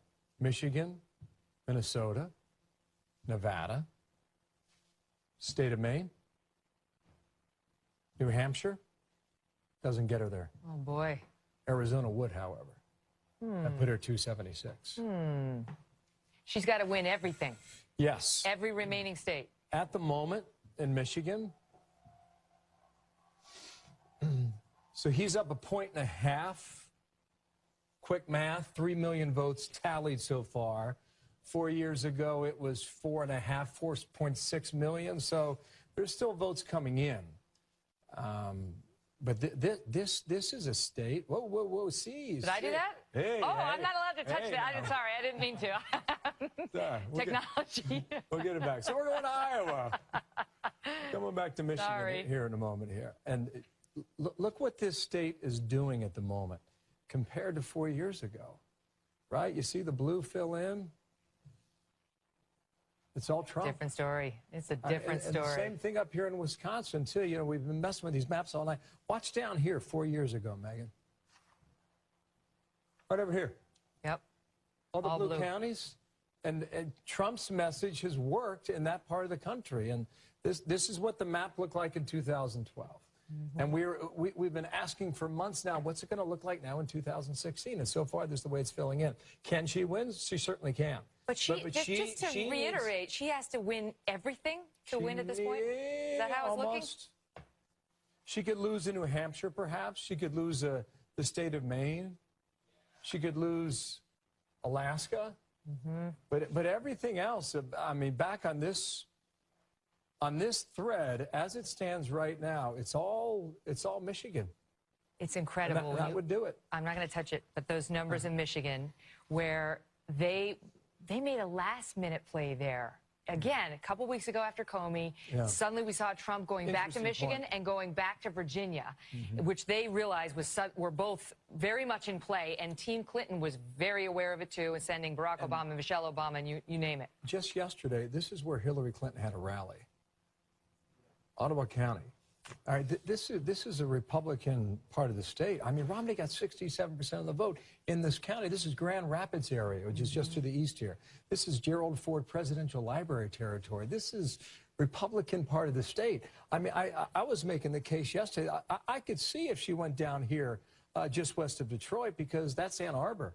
And that's where Barack Obama was. Turn up the base, turn up the turnout. And you wonder now, I mean, were they seeing something that we did not, that we missed? Listen, what do I know? But my own belief, having listened to the messaging, is the Clinton campaign came into today very confident, and the Trump campaign was a little questioning. Just listen to the messaging we got out of both camps up until tonight while we were on the air. You know, I mean, she was projecting, this is how I would govern. We have to bring the country together. We have to remember the Trump voters. And he was saying, whatever's happened, you know, it was a great run and we've changed the country. It's completely flipped now. On Friday afternoon, I met with 3 of the leading members in the Trump campaign, and they were adamant that they were winning North Carolina and they were going to win North Carolina. But they always say that. I understand. And they were arguing that their internal numbers show them that they're up 100,000 votes, whatever it is. I can pull up the number and see where we are. But the point is that they were debating why we still had it as a toss-up. They said at a minimum it's lean Republican. And they also felt very good about Florida, too. And we got in these debates back and forth, and that's when the whole Michigan conversation came up. I agree with you. I think in the past week to 10 days, that's when the question about Michigan was even discussed. Because prior to that, he had been hemorrhaging in the polls, right? We had the Access Hollywood. We had all the female accusers come out. Prior to that, it was the Alicia Machado thing, and there was just all sorts of traps, so the debates didn't help him. The numbers were not on his side, but there was a shift a couple of weeks before this election night, and from the look of it, she never recovered. Yeah, I would just add, you mentioned Michael Moore about 30 minutes ago. He was on another network the other day, and he said, I'm warning you, I know the people who live in my state, and I know how they think, and I know what their concerns are. And I remind you that Hillary Clinton in the pre-polling in the primary against Bernie Sanders was up 8 to 12 points across the board. And he stunned her in that state. And Michigan's notorious for bad polling, for polling that's bad. Depending on how this turns out, the Clinton team may agree with that. And they will start their own recriminations probably in about 30 seconds. Hammer, thanks. You bet. Brett? There are some sad faces at the Hillary Clinton campaign headquarters. Some people crying, stone-faced. They can't believe it. And we're back with our panel: Brit Hume, Chris Wallace, Karl Rove, Chris Stirewalt, Joe Trippi, and Tucker Carlson. Chris, we were talking about Michigan upstairs, but frankly, Minnesota's. Well, she's got to draw to the inside straight. And I mean, this is basically every election, you play the game. We'll click this, we'll flip that. Well, what if he did this? Well, what if he did that? And it's 270 this and 270 that. This is the craziest inside straight path that she would have to draw at this point.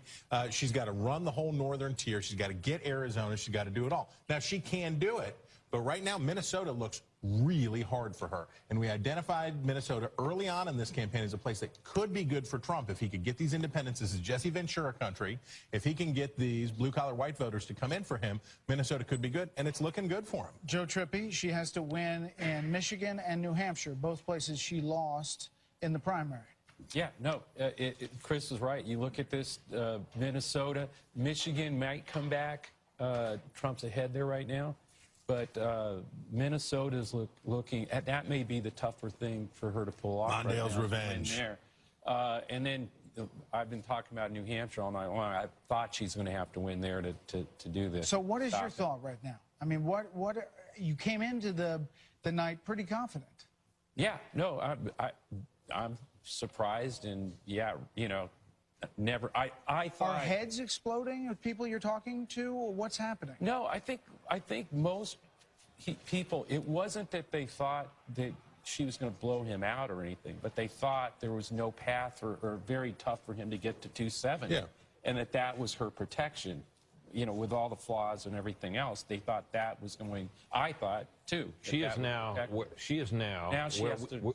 where we thought he was. Right, exactly. It's totally flipped. That's the shock. Is it's not that she doesn't have a path to 270, but she's now the one that has to thread the needle. And when you look at the states and you look at these counties that are out, and you look at what's going on, particularly Minnesota. That may be the place that if she doesn't make it, it may be because of Minnesota, actually. Oh, yeah. Karl Rove.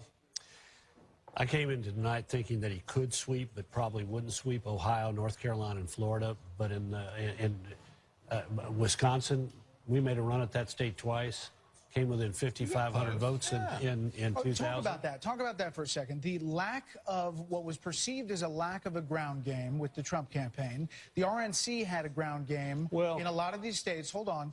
Yeah. And he was criticized by a lot of people, a lot of election experts who said, this is a nothing campaign. He's not spending enough money. He's not running ads, but he was doing free media, bouncing around the country, and he ran the inside straight. Well, if he winning Wisconsin, he ought to thank two people, Governor Scott Walker and Speaker of the House Paul Ryan, because they have built in that state a political machine through Walker's races that extends from the top to the bottom and is better organized than probably any state in the country. They have every precinct covered. They have all the people. They have all the technology. They have all the enthusiasm and all the leadership, and they've executed. If I were Sean Hannity, I would not be recommending that if Donald Trump wins the presidency, the first thing he does is pick a fight with the House of Representatives and try and get Paul Ryan out. Paul Ryan is probably one of the big reasons why he carried Wisconsin tonight.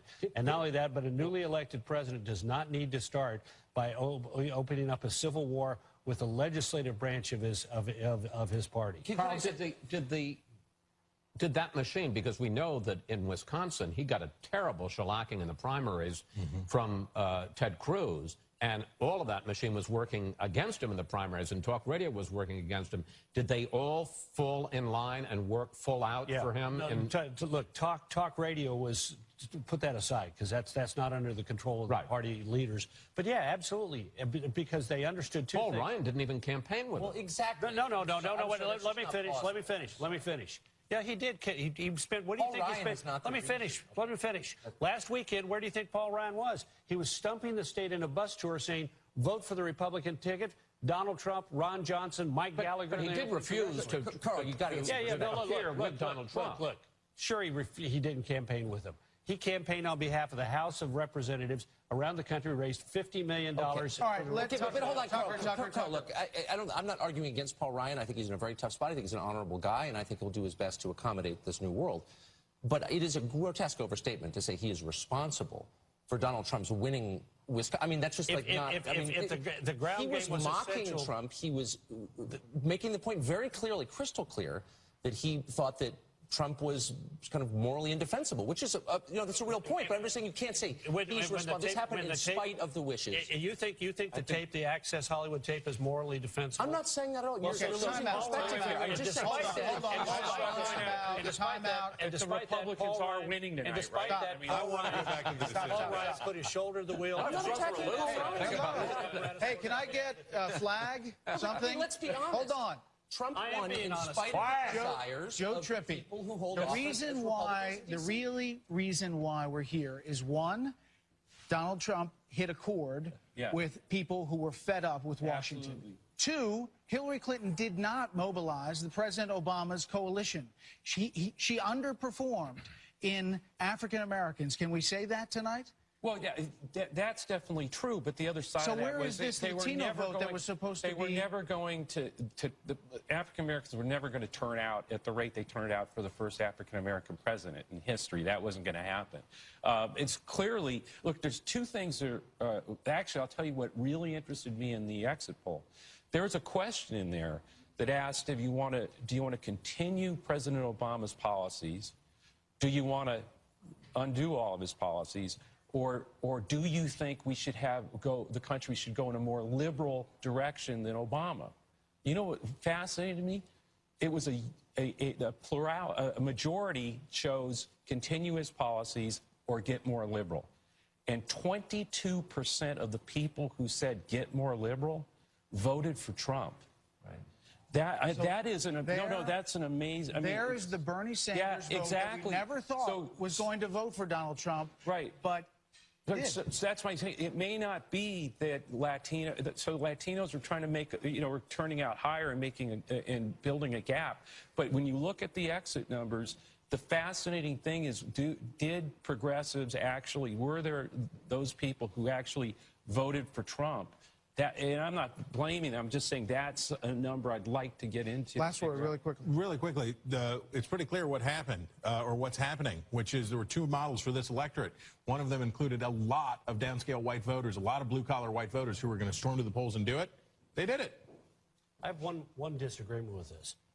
We got two candidates here who together are 95% of the electorate. We have the highest percentage of third-party votes that we have had since 1996. She loses Michigan, she can call Jill Stein. And what's happening is we are having a great point. We are having some white voters who might otherwise be found in the camp of the Democrat or the Republican who are saying a pox on both of their houses. I'm moving in to the third party. And you can see that in that answer. All right, we are now at 254 electoral votes for Donald Trump, 209 for Hillary Clinton. We are monitoring both campaign headquarters, and we are watching the results from some key states after this. Way over to the Trump headquarters, which will come as great news to the people who've been standing there all night and seeing the mood shift from concerned, a little worried, to downright jubilant, and of course exactly the opposite over at Clinton campaign headquarters. Just a little bit of color for you. David Plouffe, who helped get Barack Obama elected twice, has been saying all along that he really felt that the Electoral College advantage for her would ensure her victory tonight. And of course, he wasn't the only one saying that. But he just tweeted out something interesting saying, "Never been as wrong on anything in my life. Still a beating heart in Wisconsin and the two congressional districts, presumably That's before we call presumably he means, either Michigan or this was before. Nebraska. But it was at 12:02 a.m. But sobriety about what happened tonight is essential. Sobriety about what happened tonight is essential. And we're hearing that more and more already from commentators about how people need to get real about the projections and the misreading of the electorate. Let's bring in our panel. Britt Hume, Chris Wallace, Karl Rove, Chris Stirewalt, Joe Trippi, Tucker Carlson, and we welcome Martha MacCallum. Chris, perhaps the person who is most unhappy about this moment and this Electoral College vote total that we see now is on the second floor of the White House. The legacy of President Obama, the Affordable Care Act that will be repealed and replaced, the Iran nuclear deal that essentially was an executive deal that can be torn up, the legacy of the 44th President of the United States is truly at 254 electoral votes in jeopardy. Oh, absolutely. And, we saw both Barack and Michelle Obama campaigning so fiercely for Hillary Clinton over the last couple of months, and especially in the last week, And yes, I'm sure he's made his peace with Hillary Clinton, but he was campaigning for himself because he knew the only way to preserve the legacy, all the things you talk about that are now up for grabs, trade, the Iran deal, the whole foreign policy, Obamacare, climate change, all of those issues Trump was diametrically opposed to the Obama policy. There's another thing here, and I would love to ask Karl about it because he'll have the historical fact. 8 years ago, when Obama was elected, he got a filibuster-proof majority in the Senate and a huge majority in the House. He had all of Washington under his control. Now, it looks like if he's the president, if he's elected president, and this is what I'm going to ask Carl, when was the last time, because it didn't happen under Reagan, didn't happen under either of the Bushes, when's the last time that a Republican president had a both-house Republican Congress? 1928. 1928? Wow. So Eisenhower never had it either? Wow. That's incredible. Never Think had the about House. that. He had the Senate. You know, picking up, though, on Brett's point, the executive orders, Britt, one after the other, and the seizing of executive power. If you add up all the executive orders and all the regulations that were imposed that were simply done by executive authority. By pens and phones. Exactly, by his pen and by his phone. It is an enormous amount. And Trump has promised to just pull them all back. That could have as much of an impact as anything he can do, particularly early on, because these are things that can be done with the stroke of a pen. And on the flip side, though, Britt, on the flip side, these Democrats who defended it and had no problem with a strong executive wielding his pen and his phone in that way may feel very differently about it when it's Donald Trump's pen and phone. Of course they will. And one other thing that might be worth pointing out tonight is you got two Republican Senate candidates who moved away from Trump conspicuously. Joe Heck in Nevada and Kelly Ayotte in New Hampshire. They're both in trouble. It didn't end up helping them in those cases. And I think that's an interesting point. We've also got the Supreme Court. It's a 4-4 tie, and we thought, you know, you have the Merrick Garland nomination. Yeah, that's gone. Well, that's right. And now you've got not only the one that will determine the balance of the court, but you've got some older Democrats like Ruth Bader Ginsburg, who I suspect probably thought, well, I can wait, and during Hillary Clinton's term, I can retire, and Stephen Breyer, and, you know, this could become a dramatically different Supreme Court. Martha, we want to bring you in. Bill Burton, by the way, on his Twitter account, my country is a different place than I thought it was when I woke up this morning. You're going to hear a lot of that. This is a stunning, stunning night, if indeed it looks like the outcome is what it appears to be. And let me just point out a couple of interesting small exit poll details that we haven't looked at yet that I think are revealing. So for people who said neither one of these presidential candidates is qualified to serve in this office, for that sliver, they went for Trump 69%. Okay? So for people who were disgusted with their options, 69% of them went for Donald Trump. How about this one? Neither presidential candidate has a temperament to serve in the White House. Neither one. Of that sliver who said that, 70% of them went for Donald Trump, and 11% went for Hillary Clinton. So for the people who, and there were a fair amount of them, didn't like either candidate, and they had to pull the trigger, and they had to make a choice, they went for Donald Trump. And, you know, you think about Donald Trump standing on that stage saying, you know, why not give it a try? You got nothing to lose. You got nothing to lose, right? And when you think about, and I'll bring it up again, the Mitt Romney model or John McCain model of the other Republicans who have run and lost, he outdid those voters with working class whites, with black voters, with Hispanic voters. And a few more people identify as Republicans. Tucker, he also did it with evangelicals. That's right. I think we're going to see more evangelical vote, I think, that we've seen since back in 2004.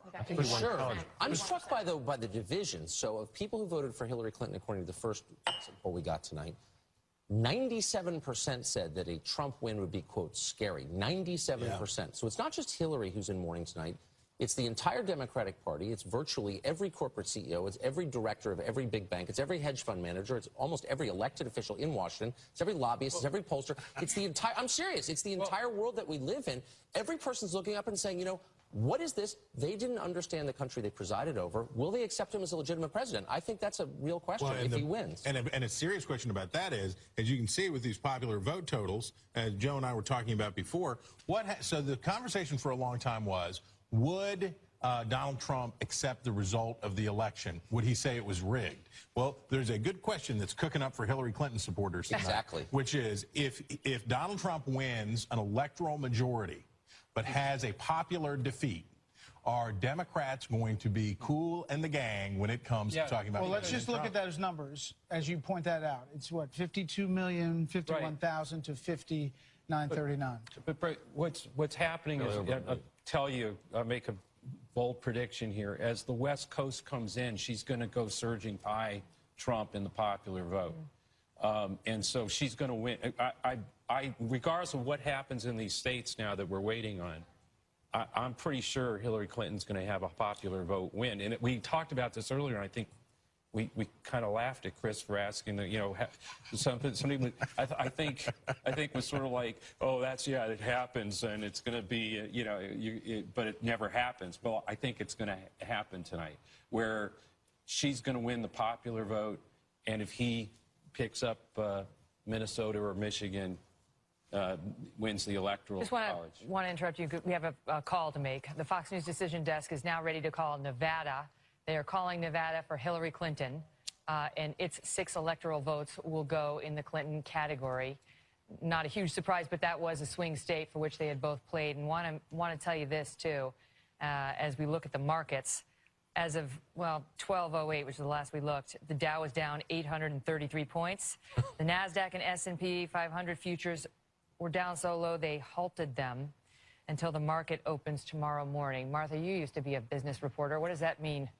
I mean, it's a double Brexit.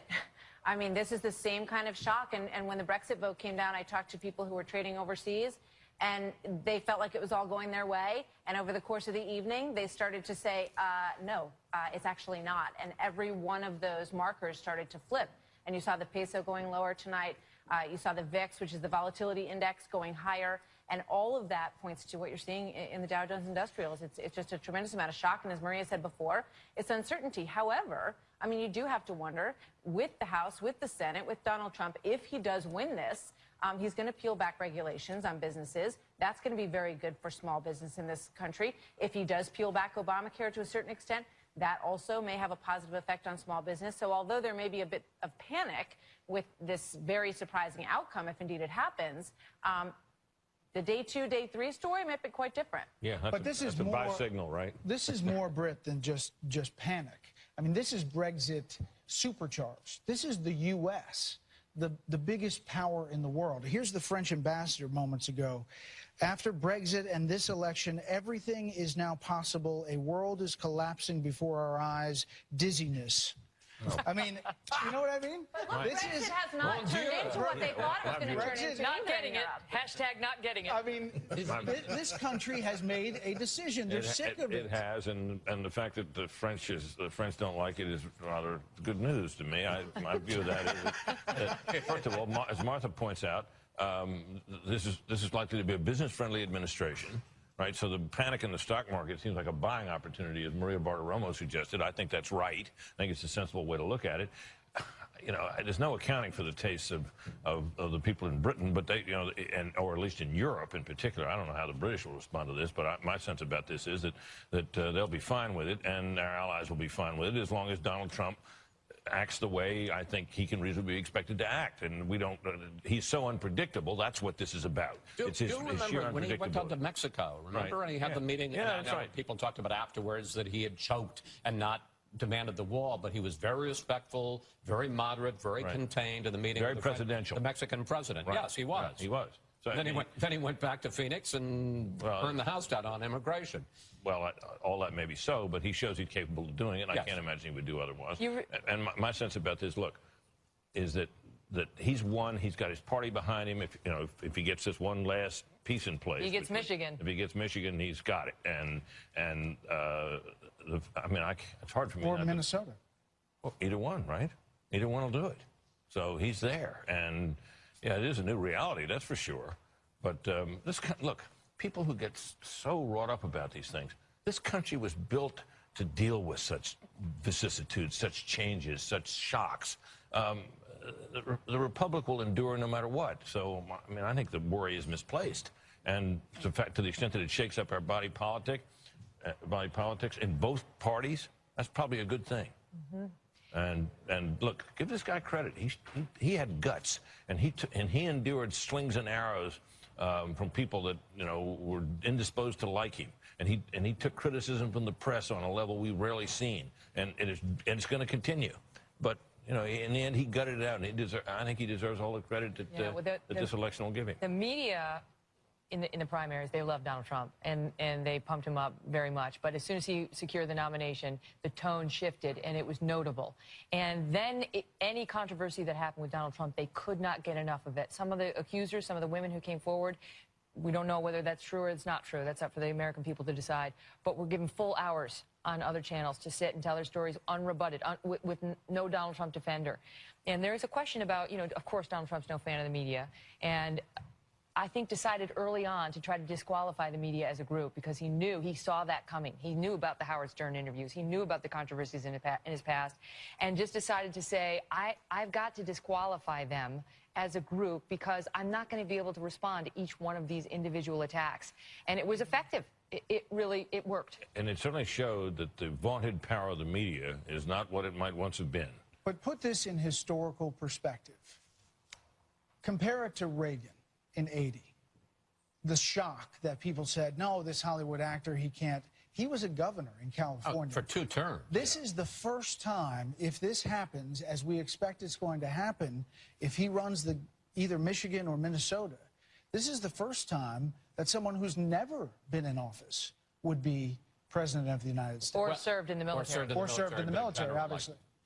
No, I would defer to Carl, who has a much greater historical background than I do, but certainly in my lifetime, which goes back to the first Lincoln administration. It's the biggest shocker. I mean, people talk about Dewey Truman, but that was a governor of New York against a president.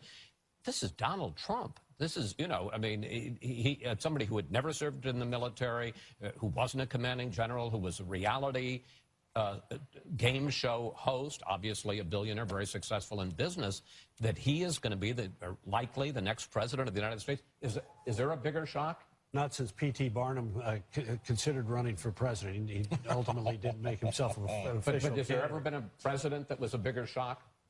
No, I think this is sui generis and absolutely unusual. But can I just say one thing, Carl? Think about, to your point and to the thing we just discussed, New York Magazine right now is on stands all over the place with a Donald Trump close-up in a nasty-looking face and the words loser over the front of his face.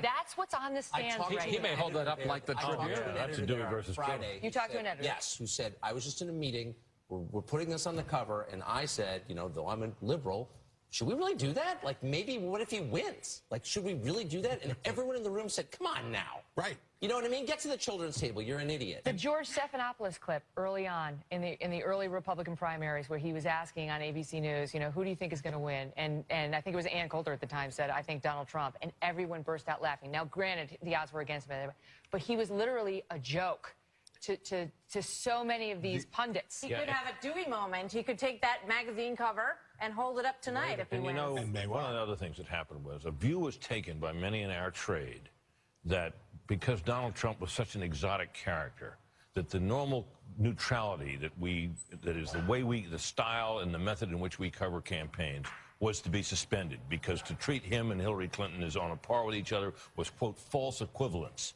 And so they didn't take the idea that they felt relieved of the obligation to cover him fairly, even after he got the nomination. And that has extended. I think especially after he got the nomination. Yes, and the front page of the New York Times and the Washington Post should look to themselves. I know they have made comments about our network, but the outright bias and total lack of objectivity of the paper of record is a shame. Well, I agree with that, and I would say, look, I wasn't a big Trump fan at all. But when I took this 2 months of this job as an anchor, I felt I was still under the obligation to try to treat him fairly. And I think too many people suspended that. And I think we at this channel did a pretty good job of playing it straight for him. And we had some people in our midst who were outright Trump backers. I'm just talking about those of us who cover news on a day-to-day basis. All right, let's take a live look. Trump headquarters with the podium there and the signs, Make America Great Again, and a shocked Clinton campaign headquarters.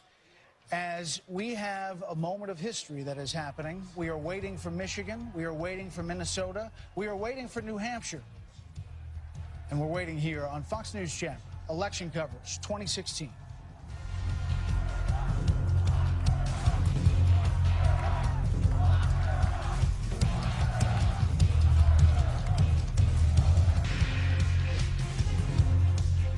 Welcome back to Fox News Election Headquarters. We have a Senate call for you. The Democrats will hold on to a Senate seat in Nevada. Catherine Cortez Masto, will win that seat against Joe Heck, the Republican congressman. This was a hard-fought battle for the seat of retiring Senate Minority Leader Harry Reid, and it was seen that she could get the machine of the Democrats in Nevada to work for her. It worked. And now they hold that seat. It was not a flip, so it's a Democratic seat. So far, they have picked up 1 as far as flipping seats. On the net gain, they need a net gain of 5. Doesn't look like it's going to happen tonight. Want to bring in Steve Hilton, former strategy director for UK Prime Minister David Cameron. Great to see you, Steve. So even though you were with David Cameron, then you flipped. You wanted Brexit, and we're a big proponent of it. And how do you see tonight's election in America relating to what we saw in the UK with Brexit? Megyn, I think there are 2 really big similarities, and they really go to the heart of explaining what's happened tonight. I think the first is the way in which, during Brexit, you saw the political and media and business establishment really uniting in their contempt for voters who favored Brexit, describing them as narrow-minded and bigoted and xenophobic and racist, and really painting them as just nasty people. And of course, we saw exactly that here, really typified most obviously with Hillary Clinton's basket of deplorables remark, but you saw it right across the board. And I think what that meant was that people didn't want to say that they were supporting Trump, just as they didn't want to say that they were supporting Brexit. And that really explains the shock that a lot of people are seeing tonight. But I think the deeper point, the real similarity that matters most, is in the underlying reason for the vote. And that is what's actually happened in the real lives of millions of people, thanks to globalization and technology and all these changes, which is that basically a lot of people have really suffered. I think for me, the most explanatory data point in this whole election here in America was published by the Census Bureau about a month or so ago, and it was the income data. And what it showed was that the median income in America, which means the midpoint of all incomes, is lower today than in 1999. What that means in plain English is that half of all Americans earn less today than 17 years ago. They've had 8 years of Bush, 8 years of Obama, and their incomes are down, and it's no wonder that they look to someone, anyone, to try and make a difference in their lives. Steve, it's Bret Baier. We talked back at the conventions, and you said there's a possibility that this is brewing. Donald Trump used that on the campaign trail and said this was going to be Brexit plus, plus, plus. Is it? And what about the world reaction? When we saw Brexit, they said everything is going to collapse originally. That is what we're starting to hear of concern around the world. What do you think of that?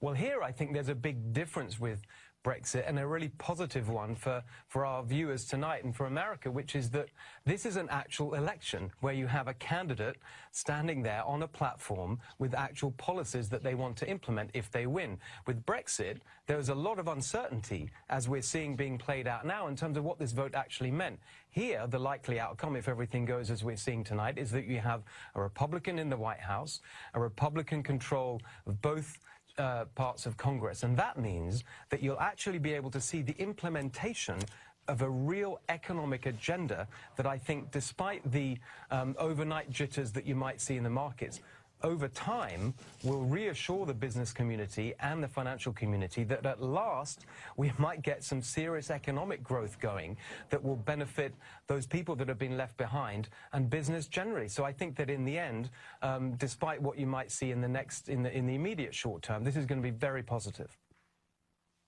And so you think it's going to that people will be reassured as the days and weeks pass in a way that they might not be tomorrow. Obviously, half the country is going to be disappointed here either way, but this has been a particularly brutal battle between these two candidates, and people are going to be licking the wounds for a while now. Yeah, Megan, I thought you captured it really well earlier when you were talking about this, and you were saying, yeah, half the people are going to be cheering, but the other half are going to be thinking this guy who they see as a monster, someone who's dangerous and evil, is now going to be in charge of leading the country. And of course, there's going to need to be some adjustment to that, and I think it's incredibly important.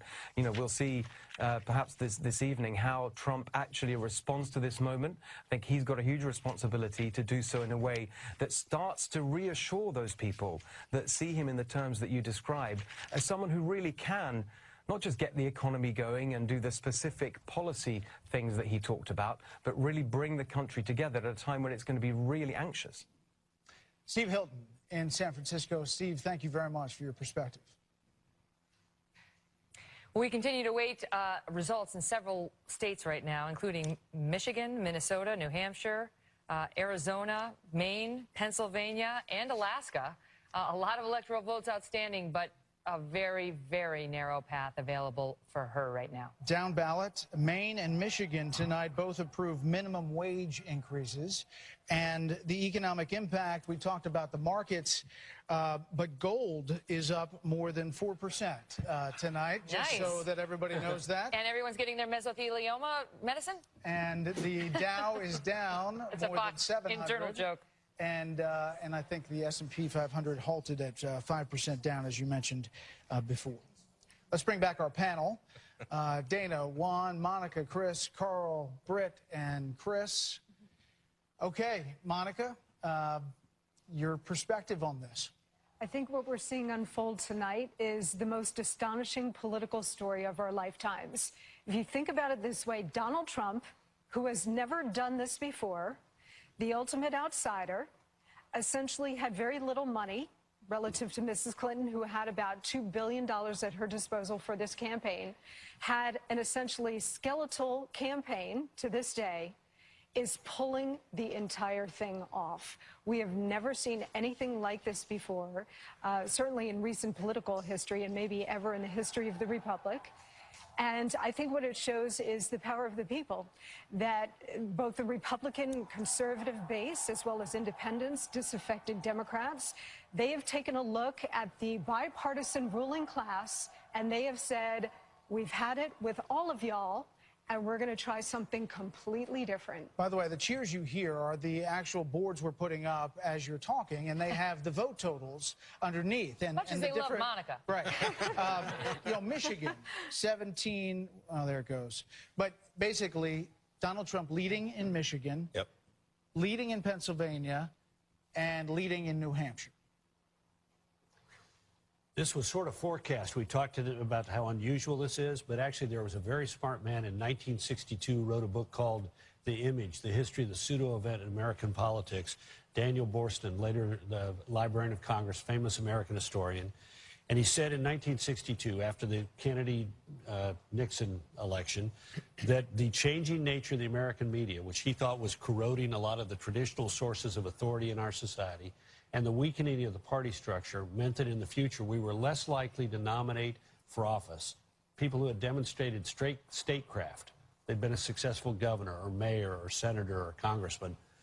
Instead, we would tend to begin to pick people who are famous simply because they were famous. And we've done that. We picked somebody who had never served in office, whether in the military or in public office, and who basically used the media on his behalf to disrupt the existing political structure and the existing political system. Took a little bit of while for Daniel Boorstin's idea to come off, but it has come off in a splendidly amazing fashion tonight. You know, we talked about the numbers. We talked about them all night, Chris, and we've been talking about them for months, and the pollsters and so on. One of the things we watched for months was this LA Times poll. Yeah. To see whether they were the only ones who had it right. They've had Trump ahead by 6 points for months. Yep. And they polled the same group of people. It was a huge group, but they kept going back to the same group, that same group, over and over and over and over and over. So he's Does up. this validate that method of polling? No. So he's up a point in the national popular. Our final poll had her up 3 in the national popular. The average of polls was 2.5, 3 points. It was the National polling had settled around her up by 3 points, 3 points. He's up by a point in the popular, but as Joe was saying earlier, by the time we get done count and vote in California, it's going to be pretty close to a tie. The problem that we have as consumers of politics is that we don't see these numbers for what they are. These numbers are suggestions about a zone. This is a shotgun pattern, not a rifle shot. So you put up this scatter shot and you say, it's over here. But him winning by 1 point, we were talking about this the other day. Him winning by 1 point or her winning by 4 points were about as, or 5 points was about as equally likely, any of them inside that space. Yeah, that's why we need to pay attention at all times to margins of error. Yeah. And these findings, you know, this turns out the way you just outlined, Chris, that would be within the margin. Let me make a point about one other thing that I didn't notice. Maybe you all have mentioned it, but this election might mean the revival of the white vote, and white voters in this election behaved like a minority group. They stuck together to a great extent.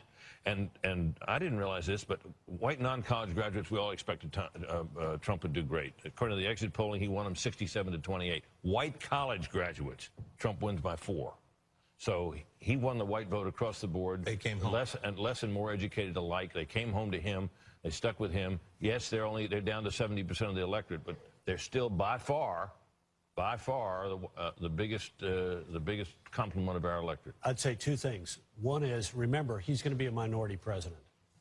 In fact, he's reminiscent of, we've had a guy just like this before. James A. Garfield got elected nationwide, won the Electoral College, got a minority, won the plurality of the popular vote, and his nationwide majority was less than 2,000 votes. I mean, we're going to have a guy who comes into office who better have a little humility tonight. Sure, he's had an extraordinary victory, but he will enter office with less than 50% of the vote, and he may end up either with her in the popular vote or behind her in the popular vote. Well, if he does, remember this, and I remember this was said about the man for whom you work, that he didn't get 50% of the vote, but he got 100% of the presidency. That's right. And I hope to God the Republicans who, the Democrats who said those things about George W. Bush not being the legitimately elected president of the United States will not hurt our country by saying those things about him if he happens to win the Electoral College and come in. You suggest, Britt, that he was able to bring the white vote together. I think he had a lot of sort of nationalist white appeal that has brought out some extreme elements in our society. I worry about that as part of this. And then you said, well, but he tomorrow could express some degree of humility, some grace, some willingness to reach out to Americans who are somewhat put off, if not in total shock at what has happened here tonight. But again, I just don't see any evidence of that in a man that I have watched very closely over the course of this campaign. I see him as someone who holds grudges, pursues those grudges, says I'm going to lock up my opponents, and that scares me. I'll tell you. Well, this is the moment we all ought to suspend judgment. Yeah, exactly right. Wait and see how he acts. Don't prejudge him. This country has survived elections before in which there were bitterness far beyond the measure of what we've seen in this election. But it all is incumbent upon us to give him a chance to succeed. Yeah, remember, Juan, Herb Block, the famous liberal cartoonist at the Washington Post, editorial cartoonist. When Richard Nixon was elected president, and he had savaged Nixon, and he always portrayed him with a deep, 5 o'clock shadow, and made him look very sinister. And he had a drawing in which he was sitting in the barber chair, and Herb Block gave him a clean shave. Let's hope the country is willing to give Donald Trump. But when you hear about banning Muslims from Juan, this is a very kind of thing. Intolerance. Richard Nixon played very rough with people, accusations that they were communists and all that. Let the guy have a fresh start. Here's the question, Dana. Is the Donald Trump we saw on the campaign trail, who got a lot of coverage and said a lot of controversial things, is he the Donald Trump we're going to see as possibly president-elect and the 45th president of the United States? I think probably not, because while they will celebrate, it is also one of those moments that will definitely sober the mind, in that you will now be, if he wins, Commander-in-Chief of the United States of America. You are the leader of the free world. And that, to me, is a sobering moment, in that you realize the weight of that responsibility, that the buck stops there. I don't know all the other things in terms of the tweeting and such like that. I don't know what they're going to do. Technology has changed so much, even from when I was in the White House press office. I didn't even have a Twitter account until I left there. So the way by which they communicate is very interesting. I would say that when I was press secretary, I would try to split the job in two. 50% of my time was spent advocating and defending the President of the United States of America, and the other 50% was used to defend and advocate for access of members of the press to the government. And this has been a campaign that has really focused on the media, the so-called bias of it, questioning media, calling them out, and I hope that that is one thing that he decides to really think about, is that our country survives based on the free press, and the press is going to have to figure out a way to cover him fairly if he were to take office. But let's be honest. We don't have, you asked a very good question. Is the President Trump, if he is elected, if he gets these final 16 electoral votes, is he going to be different than candidate Trump? And the only answer you can really give is who the hell knows. And I don't know that he necessarily knows, but let's face it, he's a 70-year-old billionaire who pulled off the most improbable victory in the history of our country.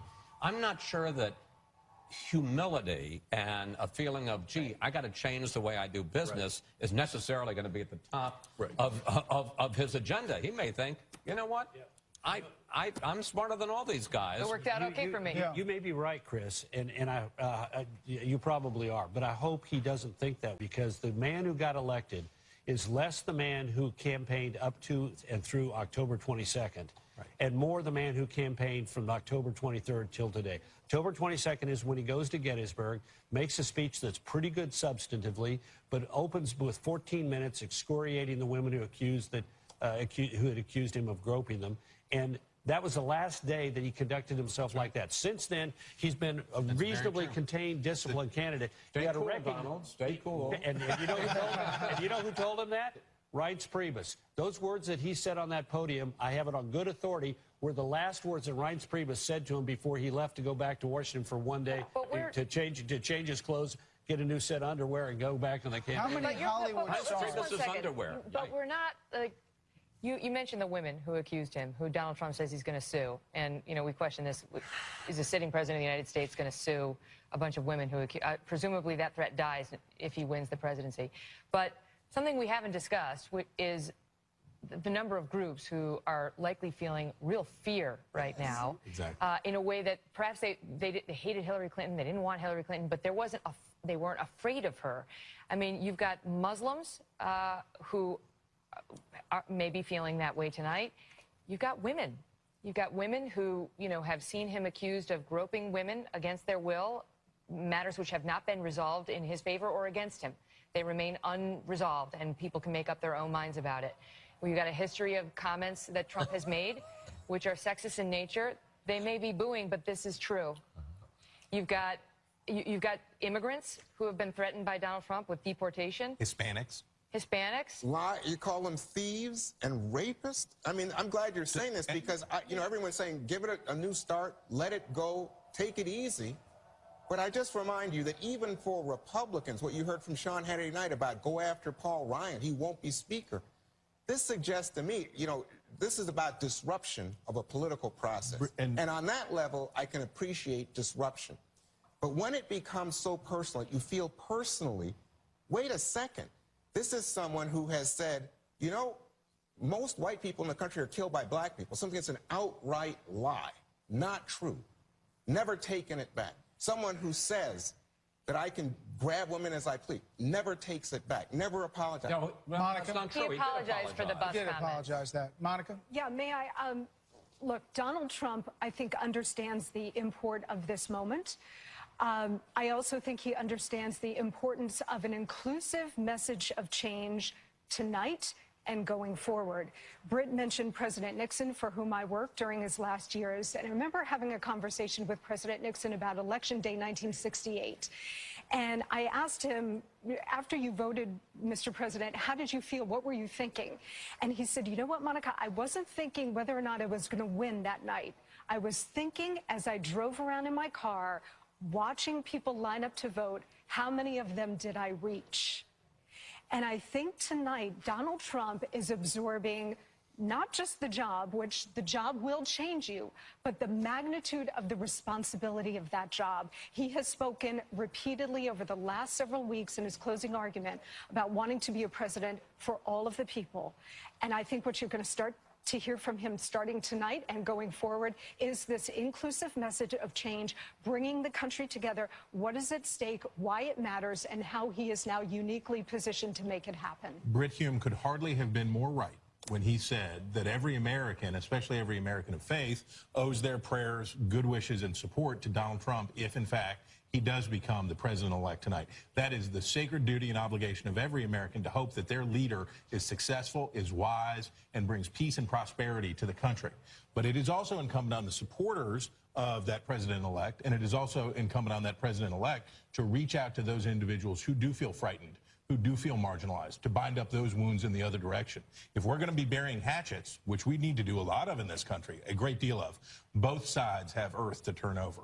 I will just say that this looks like, at this moment, the highest evangelical vote we have seen in decades. Which is unbelievable if you think about it. Somebody wrote an article earlier this week talking about how what does that do for the Republican Party on a go-forward basis? Because there had been an assumption that you had to be, you know, strongly pro-life. You had to take certain positions when it comes to gay marriage or gay rights, you know, abortion and so on.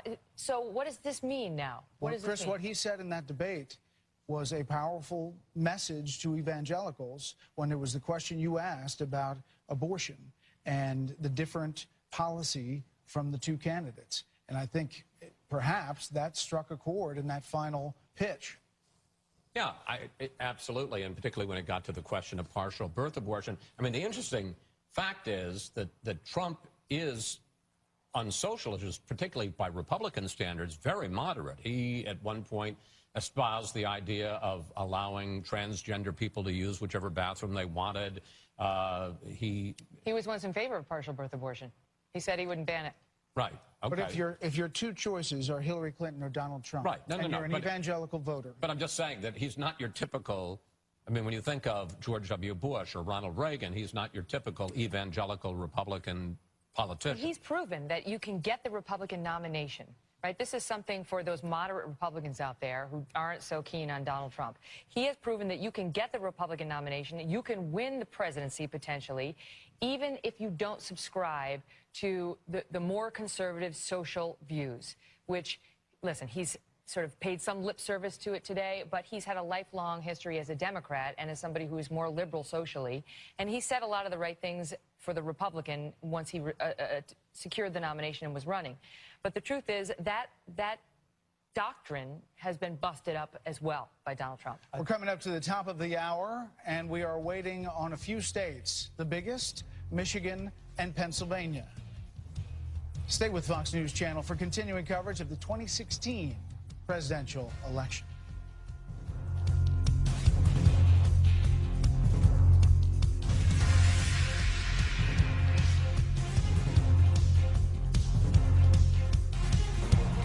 Look at the crowd outside of the Fox News headquarters. Remember that time we said we thought we'd be able to make a call by 11, and the early exit polls looked like that call would probably go to Hillary Clinton? Not so much. We are watching right now states including Michigan, which has been too close to call, Pennsylvania, which has been too close to call, New Hampshire, Minnesota, Maine, Arizona. None of those has come in, and we started the evening saying Trump needed to pull an inside straight. Shoes on a very different foot now, mixing metaphors, but she needs an inside straight, and it should be, you know, ideally it would be a flush as well, straight flush. It's going to be hard, is my point. And a new pair of shoes, which everyone always needs, no matter what. Going to toss it up to Brett, who's with Bill Heimer at the data deck upstairs. Yes, the data deck. And we are looking at some cards for Hillary Clinton that do not look like they're lining up for I think I told you earlier today I'd see you at 1 o'clock in the morning. That's true. But I think we're supposed to be at the bar. Yes, that's right. There are casinos in Michigan. Show us some Michigan. Here's what I've been watching for the last 30 minutes, okay? 30 minutes ago, Trump's margin was about 34,000 in Michigan. And then it bumped up to 42,000. And then so these are remaining counties. Correct, yeah, northern Michigan. Then it bumped up to 59,000. My point is, every time you watch it, maybe it's 5,000, Brett, maybe it's 10, maybe it's 2,000. But right now it's 50. Correct. Yeah, 59. Did it change again? No, 51. Oh, boy. I mean, I gave up math when I got an iPhone. There you go. Okay, 59. So let me take you to Pennsylvania here, and this is what's happened over the last 30 minutes. At 12:30 East Coast time, he was up 26,000 votes. 15 minutes later, he was up 35,000 votes in Pennsylvania. And right now, based on that board, it's 52. Okay, it had been 59. It came down about 5,000. So you're at 52,000 vote margin there in the state of Pennsylvania. So either one of those states obviously puts him over the top of 270 electoral votes to win. She has to find the votes there in Michigan or Pennsylvania. Otherwise, because Minnesota doesn't do it alone, Arizona is still out here, but it's a Republican-leaning state. But let me show you that, too, by the way, in Arizona, because at the moment he's got about a 4-point lead right now. You know, you go back 4 years ago and you see what the margin was between, you know, Romney and Obama. It was much greater. You know, she's closed the gap as a Democrat, but again, he still has the advantage. So we go back to the what-if column yet again, and, okay, take Michigan out of the picture, take Pennsylvania out. If he's at 254 right now confirmed, Arizona puts him at 265. New Hampshire is too close to call. Have you seen what's going on in that state? I mean, it is just so razor tight. I'll take you there right now, and we can see the margin here. I mean, this has gone 0.2% in his favor, 0.2% in her favor. All right, let me do one thing. Yeah. Let me do one thing on this what if. What if, let's go back here, and what if, okay, what if she pulls out the miraculous win in Michigan? And Pennsylvania. And Pennsylvania. She's at 251. Now, Minnesota looks like it's heading her way, 261. All right, you have to give Arizona likely to Donald Trump. So then you have Alaska that goes it just Republican. It just closed a minute ago. Okay, let's just say it goes Republican. 268. Then you have the presidency of the United States hanging on New Hampshire, which, by the way, is tight, right? Very tight. Could go either way. And right here? Well, let's see where it is. Right now, you have Clinton up in New Hampshire. Yeah. No, it's Maine. Oh, that would be why. That's why. See, that's why Bill does it and I don't do it. Okay. It's another shot big there. fingers. Take two. There we go. Okay. And you have, again, Clinton up in New Hampshire. By about 1,000 votes. Click back to 2012 on the bottom right there. I'm going to give you back control. My point is that it is conceivable that the entire presidency of the United States comes down to New Hampshire, the first in the nation primary state. I only point this out because it's 650,000 votes from 4 years ago. Okay, from 2016, we are well under that mark right now. So you've got 520,000 votes in right now. You're going to get more vote in, and whether or not, well, she just jumped up 0.7%. I mean, that's what we're debating right now, trying to figure this out. 0.7% of the entire vote for the states. But it's pretty simple this way, Brett. You win Michigan, boom, you're at the number. That's it. It's pretty easy this way. You win Pennsylvania, you're at the number. Right now, in both states, he has a lead. We'll see how long this lasts. But in our studio tonight is Mr. Butterfly Ballot. Okay. His name is John Bolton, and he will tell you that all these states have a law when you go into a mandatory recount. We're going to dive into that in a minute. We'll try and figure that out for you. We are making a call now. The Fox News decision desk is calling Maine, the state of Maine, for Hillary Clinton. But this is 3 out of the 4 available electoral votes there. We have not called the 2nd congressional district in Maine. Maine is one of 2 states, along with Nebraska, that splits up its electoral votes. So now you have Maine plus 3 for Hillary Clinton, with 1 still remaining out there. Yeah. To do the math on that, at the moment, with that factored in, if she were to take New Hampshire, run the table in Pennsylvania, Michigan, Minnesota, she's at 268. She has to win Arizona or Alaska? Arizona or Alaska, according to this scenario at the moment. Okay. That's a big challenge right now. And you know they're breathing pretty heavy in Brooklyn at the moment. All right, we're going to send it back down to you, Megan. All right, guys, thank you. So why can't we call any of these states? Why is it hello, Michigan, hello, Minnesota, hello, Arizona, hello, Pennsylvania? Out here rather than back there doing his work. That's true. Steyerwalt is usually on the decision desk. We've yanked him out here tonight, and he's like, you can see, he's like sweating. He's like, get me back there. I don't like not knowing. Well, I do like knowing more than not knowing, but I also know this. Pennsylvania is hard to call. Now, Carl and I were just talking about, there are some places in Pennsylvania that she has very obviously underperformed. But there is still a path for her, or at least there was as of about 3 minutes ago, a path for her in Pennsylvania to get this done. As far as, you know, we want to be careful about calls even when they look obvious. So something like Arizona, right? So you look at that and you say, well, gosh, that should be enough. But we would rather be, when it's this close, we'd rather be right than be early. Just looking at so up here on the wall, you've got all the states we haven't called, right? I don't know if it's all of them, but it's a lot of them, the big ones. And look at that. So obviously Michigan is the best one because if he got 16, that's it. He wins the presidency. If we project Michigan for Donald Trump, he wins the presidency. Pennsylvania, same deal. All the others need a little bit of extra. Minnesota's 10. But you can see if he could add, 10 gets him to 264, and then he needs 6, so he can cobble together a couple more. Arizona, we haven't yet called. That's 11. If he could win Arizona and Minnesota, Arizona and one of the others, Well, if he won Arizona and New Hampshire, that would get him to 269. It would mean the worst he could do is a tie, and he wins if it's a tie. And if he got in Maine's second congressional district is still out. Well, Arizona plus New Hampshire. 269. I didn't. You said 250. Oh no, 269 would mean a tie, and he's president.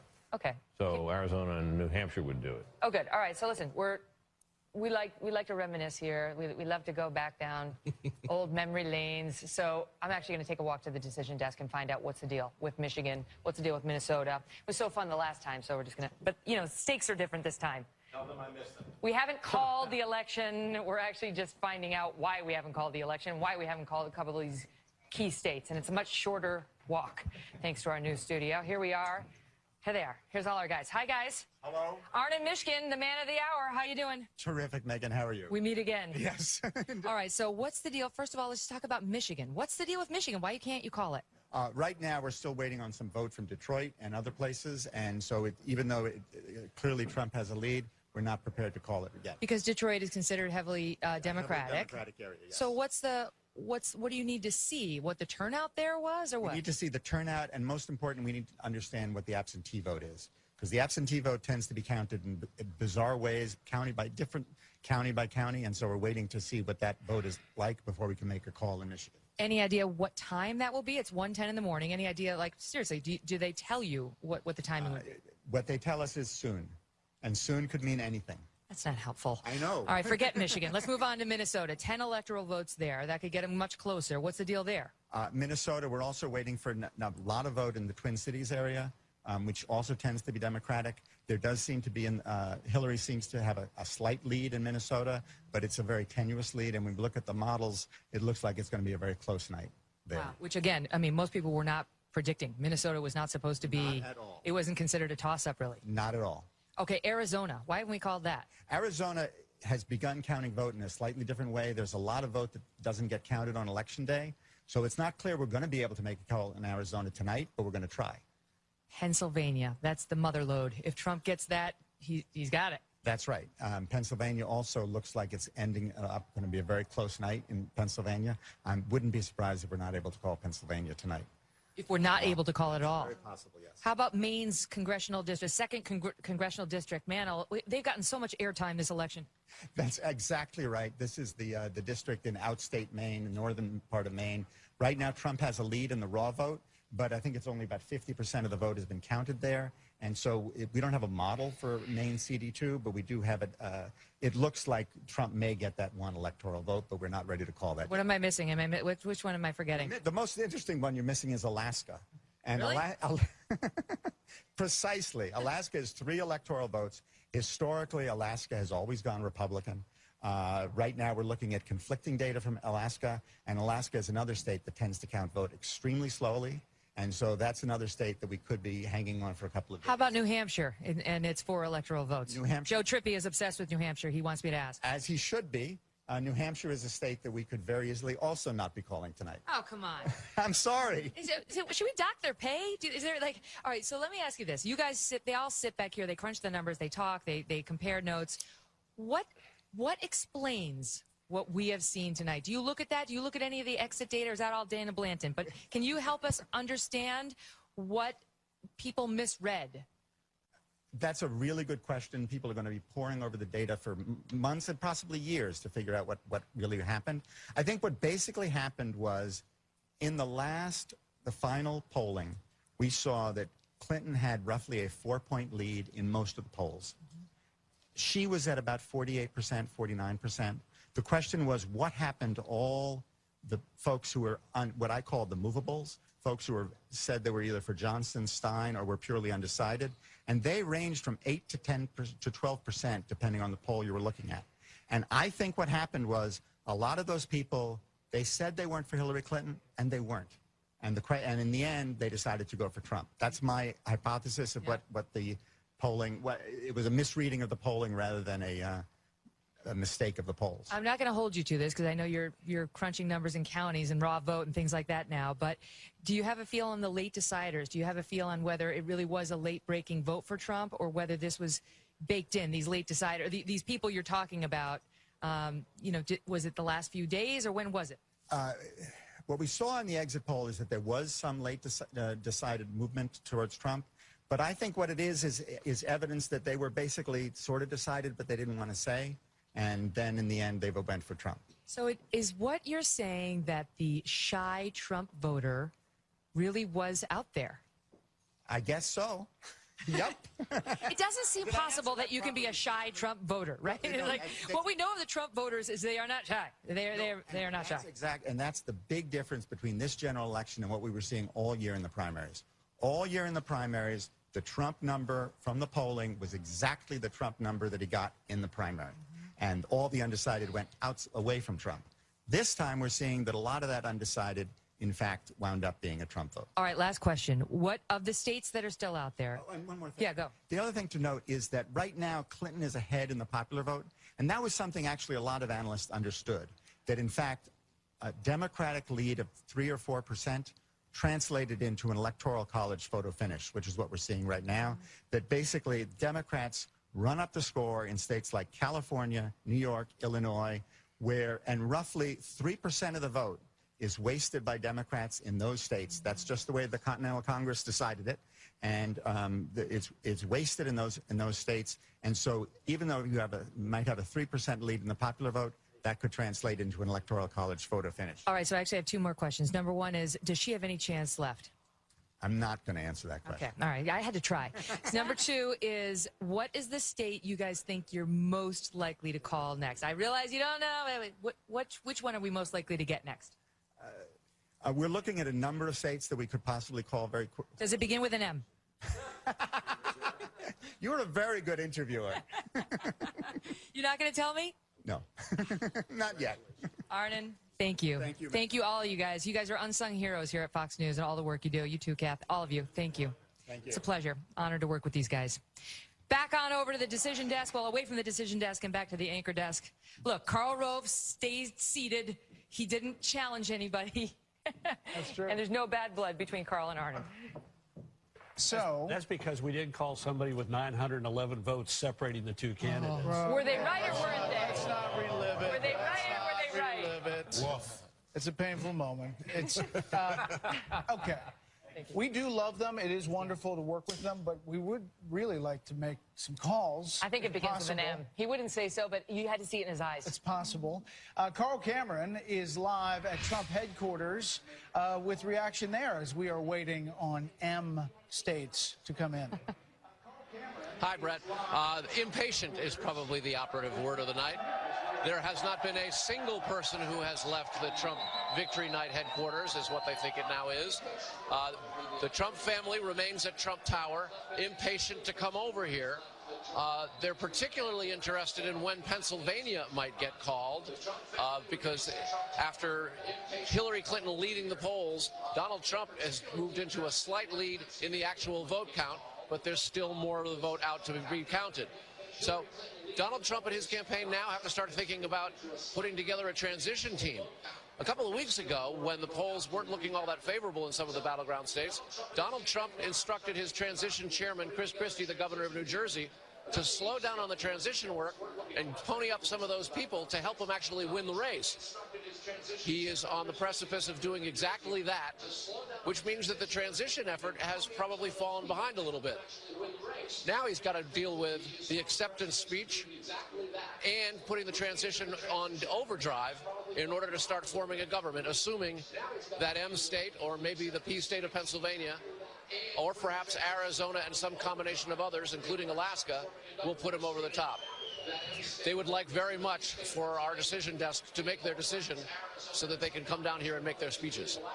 You know, on TV jargon, you have what's called Mix Plus, because we can hear the broadcast in the hall there. So you did an excellent job, Carl, talking through the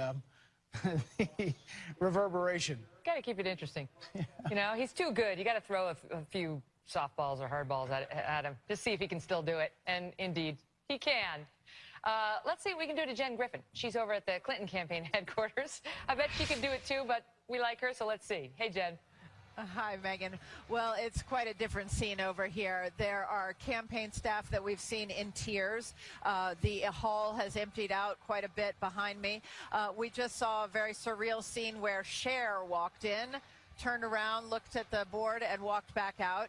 We just saw Donna Shalala, who is the current head of the Clinton Foundation, walking out. She had her coat on. We saw Ken Salazar, who is heading Clinton's transition team. He just walked through the crowd. He had a very somber look on his face. A very different mood over here at Clinton headquarters, Megan. Any sign of Huma or...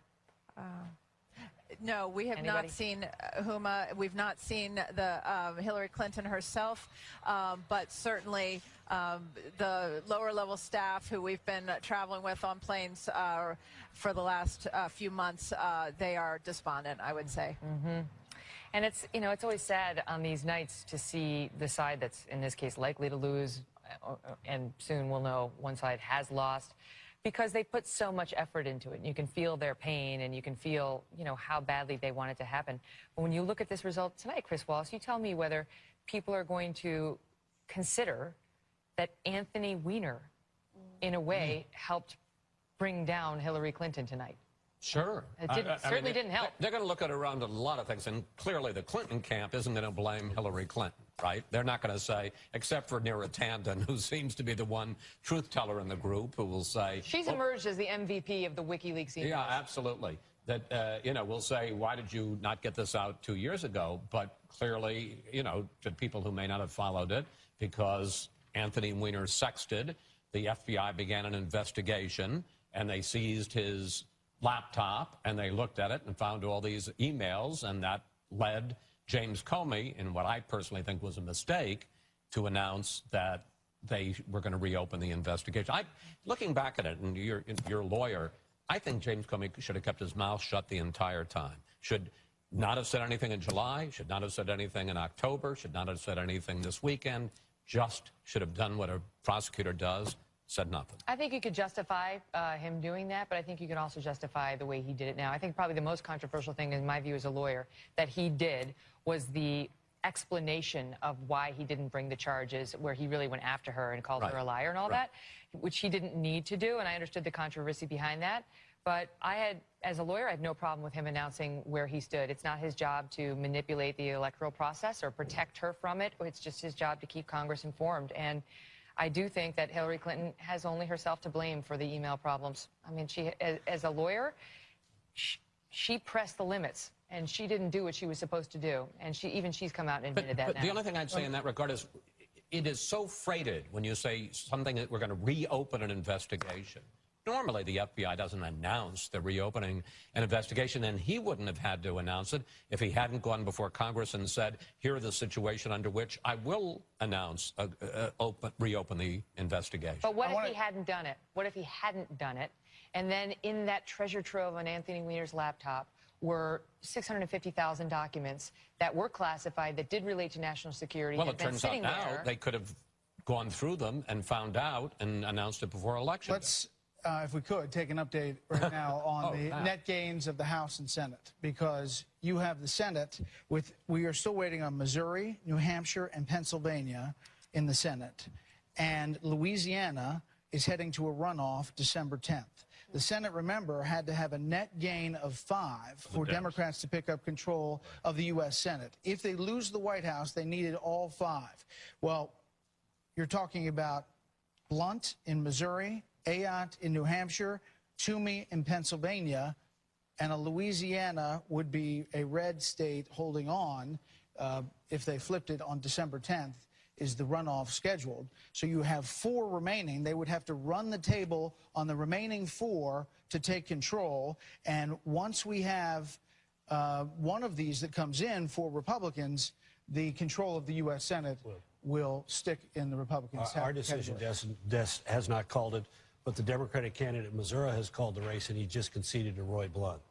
Oh, Republicans have kept the Blunt seat. Wow. And that's what you call being careful on the decision desk. That's pretty good evidence that he's done. I don't know, because I'm not back there. But maybe you should take the walk. if she can't get it out of him, you think I can?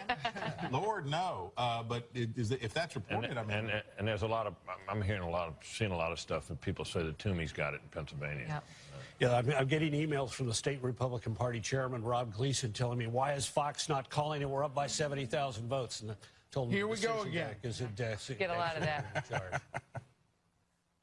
Let's go now to Molly Line in Concord, New Hampshire. That state is still too close to call, and we have not called the Senate race there either. Molly. Yeah, the votes are still being counted. The results are still coming in, and yet the party is pretty much over here at the headquarters in Concord. Just a few journalists struggling around. We're like the crumbs left on the plate here as things wrap up tonight. When this all got started, we knew it would be a nail-biter. The campaigns acknowledged that, and that's why we saw Hillary Clinton here on Sunday. We saw Donald Trump here yesterday. They knew this would be down to the wire and that big investments would have to be made, and that's the same in the Senate race as well. The incumbent Republican Senator Kelly Ayotte was facing a very tough challenge from the governor here in the state, the Democratic governor Maggie Hassan, and that proved to be true. And here we are, well after midnight, still waiting for the final numbers and to find out who actually won this race. Everyone has essentially gone home at this point in time, and we'll be waiting to see as those results come in and to get the final count. I mean, this was a tough, hard-fought battle, particularly in the Senate race, where these 2 women faced off against each other. Long resumes, competent, well-liked, recognizable figures here in the state, so they were very evenly matched, and in the national race as well. You know, 2 figures coming here to the state and battling it out. There was a lot of retail politicking going on. That's what you have to do here in New Hampshire, and that's what we saw up to the last moment in the Senate race today. Both Kelly Ayotte and Maggie Hassan were out at the polls today asking for every last vote until the last second before they went to their respective headquarters and got ready to give potential speeches. We did hear from Kelly Ayotte very briefly. She left the night on a high note, essentially saying that they were upbeat about where the race is, but they were going to do this the New Hampshire way and ensure that every vote was counted. Brett? Molly Line in New Hampshire. And this is a big race call for you now. We are ready to project that Pat Toomey has won the election in Pennsylvania. That's another Republican victory there, fending off his challenger, as you can see, by a decent margin. Right, yeah. Exactly, by a decent margin. So this means, if I'm not mistaken, this means that the Republicans will officially retain control of the upper chamber. That's it. So the Democrats are not going to be winning control of the Senate. The Democrats are not going to be winning control of the Congress. And at this rate, it certainly doesn't look like they're going to be winning control of the White House. And if you're right, Carl, and we don't have a call as of yet, but if you're right about Missouri, you're starting to talk about 51-49. You have still Missouri. Starwald, am I right about Missouri? I got it right here. The St. Louis Post-Dispatch says that Jason Kander has conceded the race. And there you have it. So Roy Blunt holds off the Democrat, Jason Kander, who was expected to have a win there in Missouri. So now you have Democrats held off in Missouri, in Pennsylvania, in North Carolina, still waiting on New Hampshire, and also obviously that Louisiana runoff December 10th. On top of that, we're just getting this in from Capitol Hill, where Speaker Paul Ryan called Donald Trump earlier this evening. The two had a very good conversation. The speaker congratulated Mr. Trump on his big night and also spoke with his good friend, Governor Mike Pence. And so a bit of an outreach already starting there. So perhaps we love Sean, but maybe it could be that they're on different pages. We'll see how Donald Trump reacts. The new president is going to have plenty to say grace over without picking a fight with the Republican leadership. There'll come a time when... But is that old school thinking? Let me just ask you, is that old school thinking? Because you know what? Trump is he's the destroyer, right? He's going to bust things up. It may be old school thinking, but it's 220 years old school thinking. Traditionally, the House and Senate do not like to be dictated to by the sitting president of the United States, particularly when it comes to choosing their own leadership. I don't care whether you're Republican or Democrat, whenever a president has gotten a little bit too overboard on that, he's paid a price. We've seen it throughout history, and you know, better to leave them to choose their own leaders and work with their leaders than to try and influence it. And a lot stands to depend also on who it is that Trump surrounds himself with. We don't. Yikes. We know Jeff Sessions is one of the people that he has his outreach to Congress. Will probably be his point man if he does, in fact, win one of those two. Any of those three states up there that you see at the top of the nation, if he gets just one of those, Jeff Sessions is probably going to be a very influential human being on Capitol Hill. But who else rounds out his team? Who else rounds out that organization? That says a lot about how well he could get along with somebody like Paul Ryan. The thing is, we don't know, do we? We don't really know. We have no idea who They would be in the Trump administration. Other than Sarah Palin, I've never heard him actually say who he would put in his cabinet, and I don't know that he fully meant that. And what's Chris Christie doing tonight? That's a good question. Yeah, how about that? He's supposed to be leading the transition team. He had some other kind of transitions taking place in New Jersey, like former top aides being transitioned to felon status. I've had a businessman actually tell me that the Trump transition team has been terrific, and that it's organized and they know what they're doing, and guys say they're very impressed with these people, and I guess Christie should get some credit for that since he was the leader of it. And let me say this about Jeff Sessions. Jeff Sessions, if he wants to leave Congress and go into the Trump, again, we're all assuming that he's going to win a Trump administration, my guess is he could get any job he wants. He was the first and only senator to support Donald Trump, Secretary of State, Secretary of Defense. I would think he could get any job he wants. Trump owes him big time. As long as we're throwing out names there, what about Kellyanne Conway and what a force for good I think she has been for the Trump campaign? I think Kellyanne Conway was going to come out of this with her reputation enhanced, win or lose. Yep. Because everybody who watched this could see that the influence that she had on him was positive and smart, and she got him to do the right. And then at the end, of course, I think she deserves a lot of credit, and of course he does too, for the way he handled himself in the closing days when he was on message and effective as a candidate, and you could see it on the stump, you could see it, you could sense it. And so I think she comes out of this. As long as we're great. throwing that phrase around, Reince Priebus, who you were saying, one of you was saying, was the one who was saying to him, stay on message, stay calm. There's some thought Reince Priebus, who it had been thought was going to run again to be the Republican National Committee chair, there's now talk about as a possible chief of staff in the White House. Let's assume that he does get to the number, Dana. I mean, it's a big job to go from tonight to the 73 days to the inauguration. All of the positions that you have to fill, the transition on different levels of a new administration. That's a huge job. It's a huge deal, and that's why they start so early. So right after the conventions is when both candidates said, okay, I'm going to set up my transition team. If you go back to 2008, one of the things that George W. Bush told the senior staff was, we will have the most professional transition from our administration to whoever wins next. And one of the reasons he was so concerned about that was not because like W's were taken off of keyboards when he came in, but because it is a time of vulnerability for the country when it comes to national security. And you know that our enemies are out there. They're looking at this. They like to strike when there's a moment of like a transition period. And so the transition teams, I think if what Britt is saying is correct, bodes well for them. There's going to be a lot to do. They will be helped by the fact that for Senate-confirmed positions, you have likely to the Republicans to keep the Senate majority. That will help and go a long way to helping getting a lot of people into their positions right away so that they're not held up in the nomination process by Democrats. Now suddenly these Republicans look like geniuses for not confirming Merrick Garland, who is a pretty moderate And you know who led the charge on that was Senator Mitch McConnell, who said on the first day he said, "We will not do this," and he withstood a lot of controversy. Saying that how dare you not give the president a vote, and he never caved on that. And Democrats thought they were going to gain seats on that very issue, just that issue. And let me just say that, okay, hypocrisy has a place here, because you can imagine that Democrats now will employ the same tactics to stop a Republican president from moving on a Supreme Court nomination. One of the things that I think we've overlooked here tonight is we are a divided country. So many of these races are decided by a point or two, or we talked about the shift in terms of the undecided voters who moved late. I don't know that it was, as has been suggested, that, oh my gosh, you know, Donald Trump just handled it so well at the end by not making controversial statements. It's not like people don't know who Donald Trump is or don't know his capacity for intemperate behavior.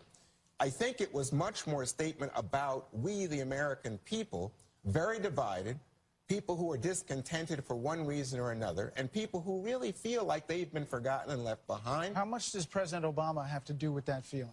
I think he has a great deal to do with it to some extent, but I think also the obstructionist policies pursued by Mitch McConnell and the Freedom Caucus in the House have, in fact, exaggerated the division. But Juan, they and the gave him anger back, in the it looks country. like they gave him back control of the Senate. If they were so angry at Mitch McConnell, why wouldn't they give it to the Democrats? I think you have a lot of incumbents here, and clearly that was a disadvantage for the GOP. They had incumbents running. So in a very tight race here, I think incumbents had the advantage.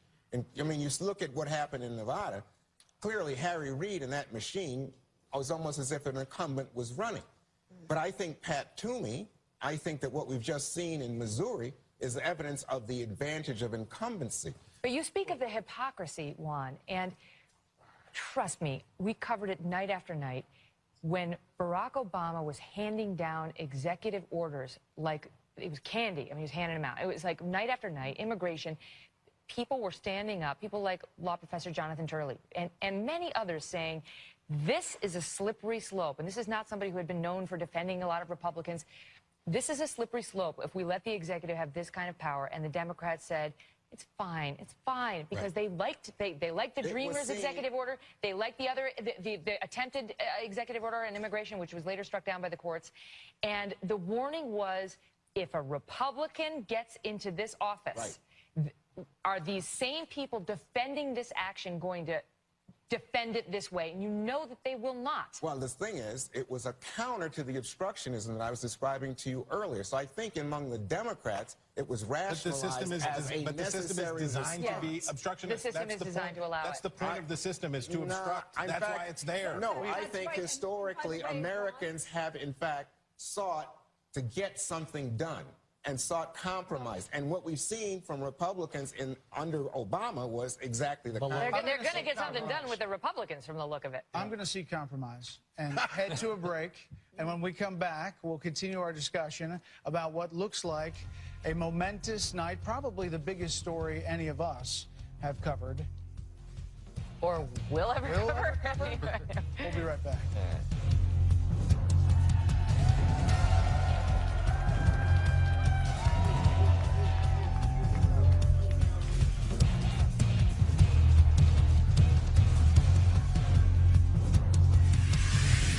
About Michigan. They want to hear about, where else do they want to hear about? New Hampshire. They are not alone. They are not alone.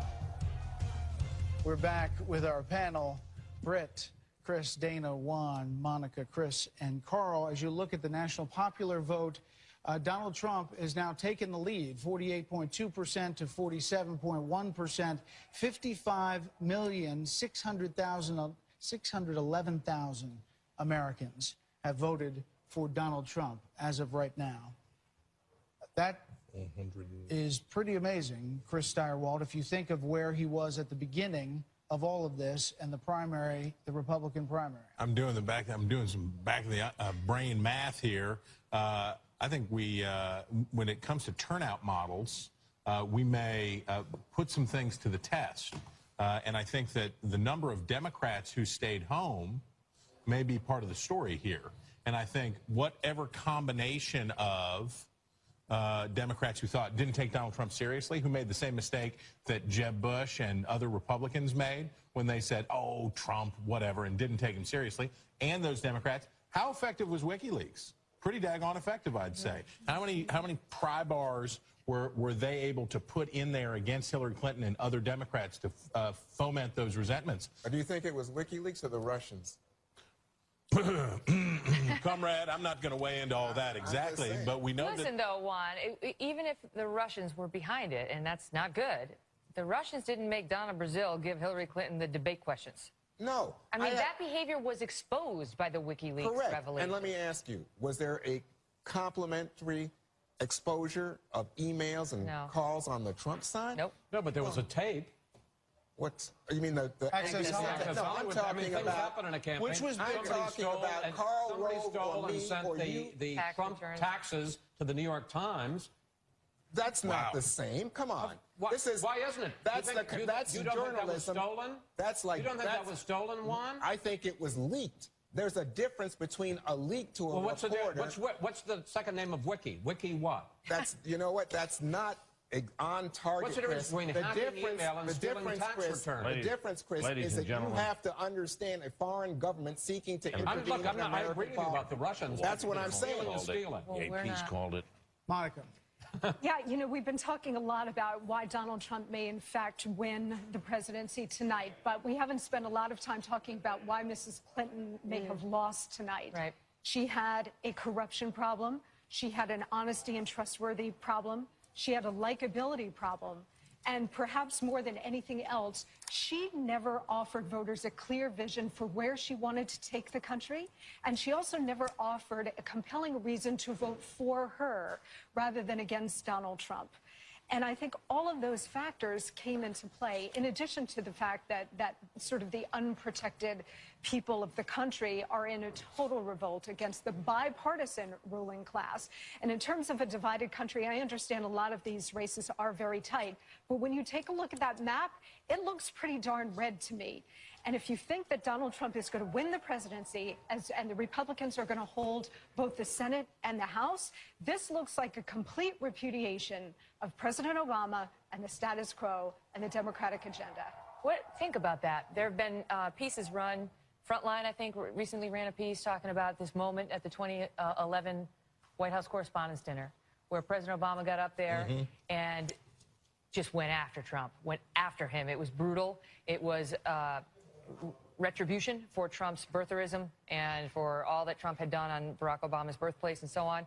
And he embarrassed Trump in front of a room full of people. And the theory was this the moment that Donald Trump said to himself, I'm coming for you. You think I'm a joke? Yeah, I'm coming for your legacy. I'm coming for your job. You think I'm a joke? Stand by.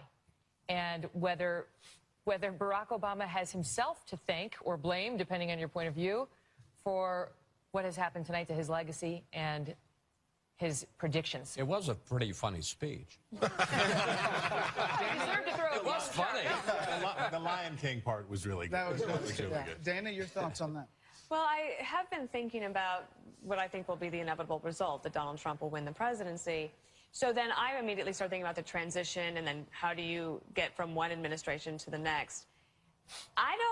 It will be very interesting to see how President Obama decides to speak about this. Obviously, Hillary Clinton is going to have to speak first, but soon after that, you're going to want to hear from the President of the United States. You know, he tweeted something today that no matter what happens tonight, the sun will come up tomorrow.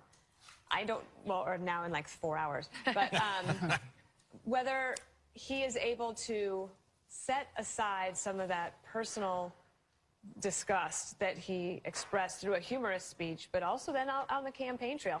This is one of the first times in many, many decades that a president has actually gone out and campaigned.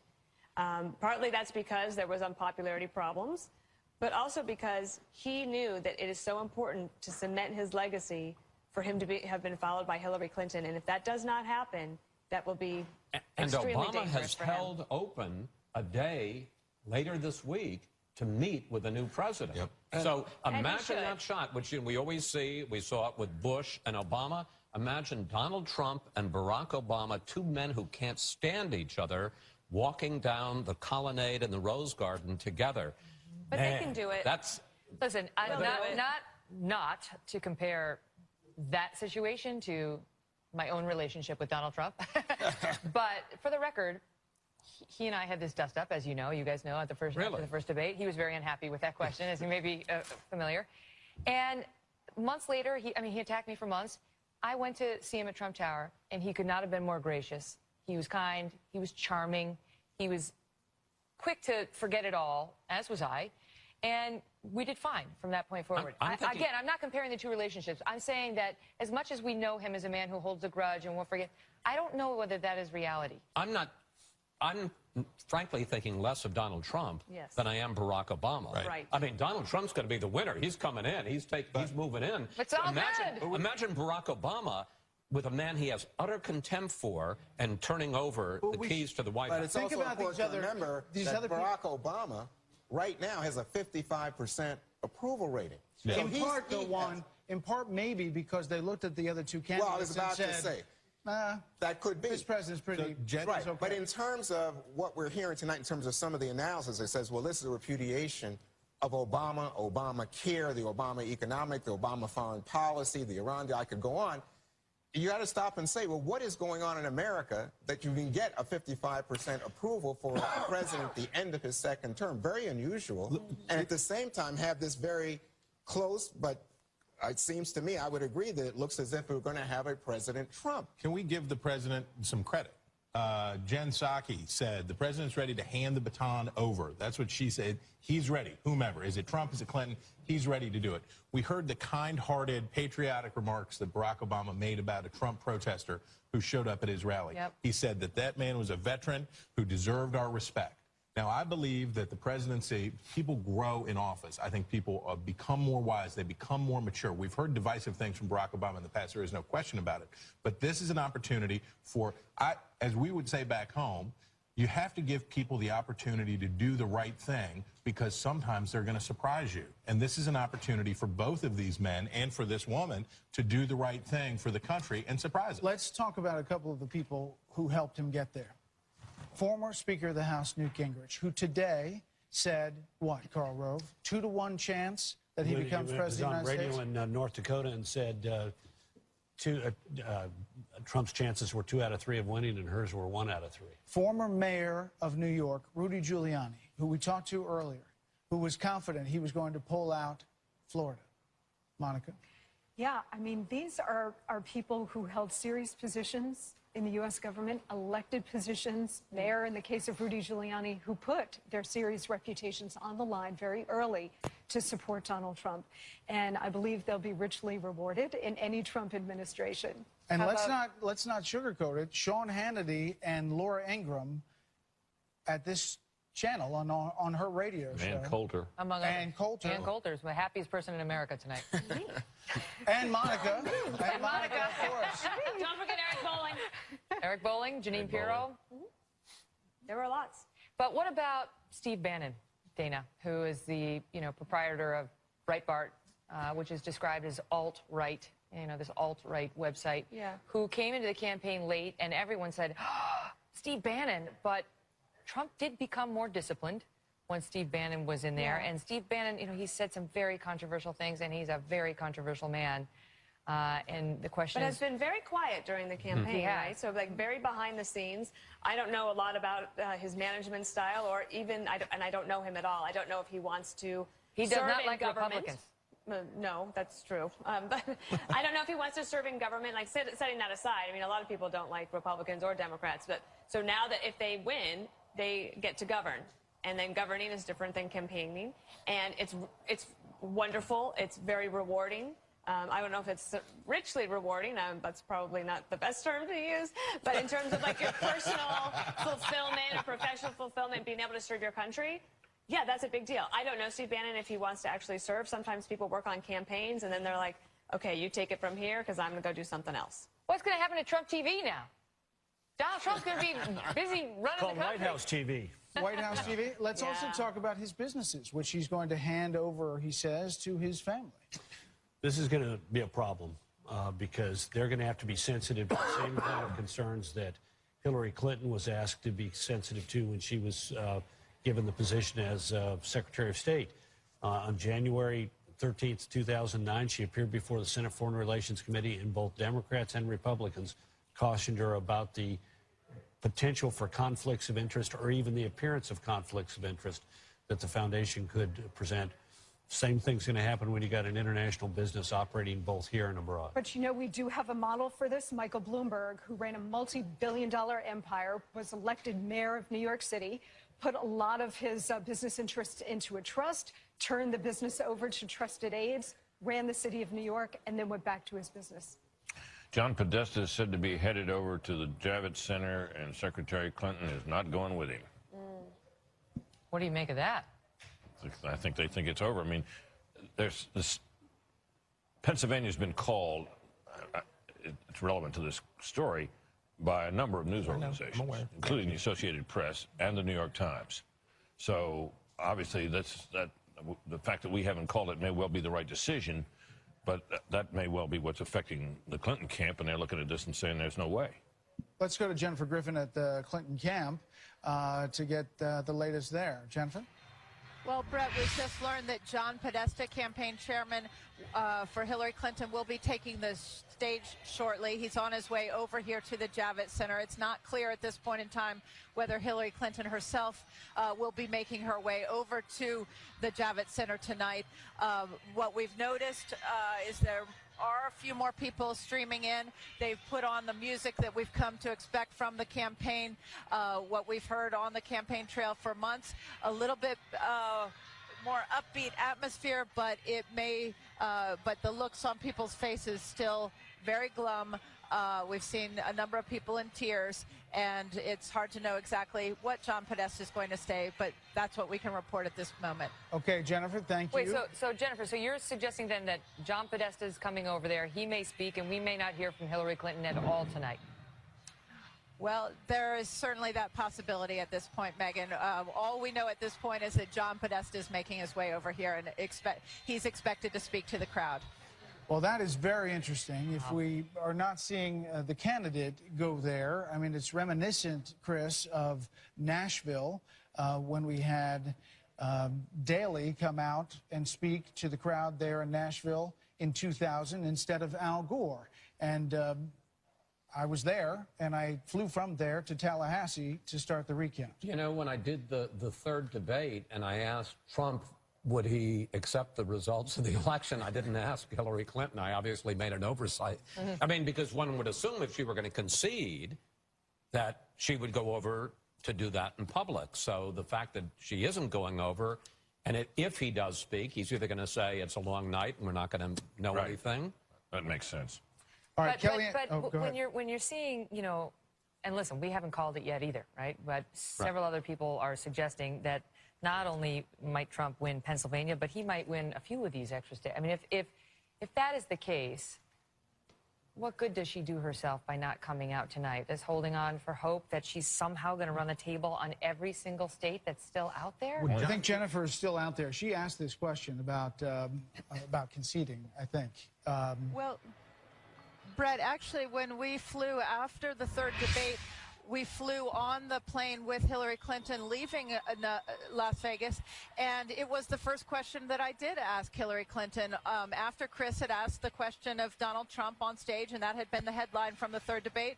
So I asked Clinton when she came back to talk to the press at the back of the plane, I said, will you accept the results? And people laughed it off at the time. She laughed it off at the time. She did not actually answer the question, and then she lambasted Donald Trump for what he had said at the podium, but she did not answer the question, and I did ask it of her.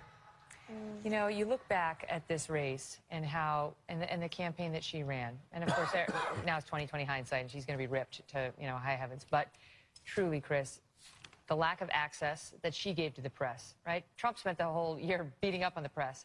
But at least he made himself available to most people.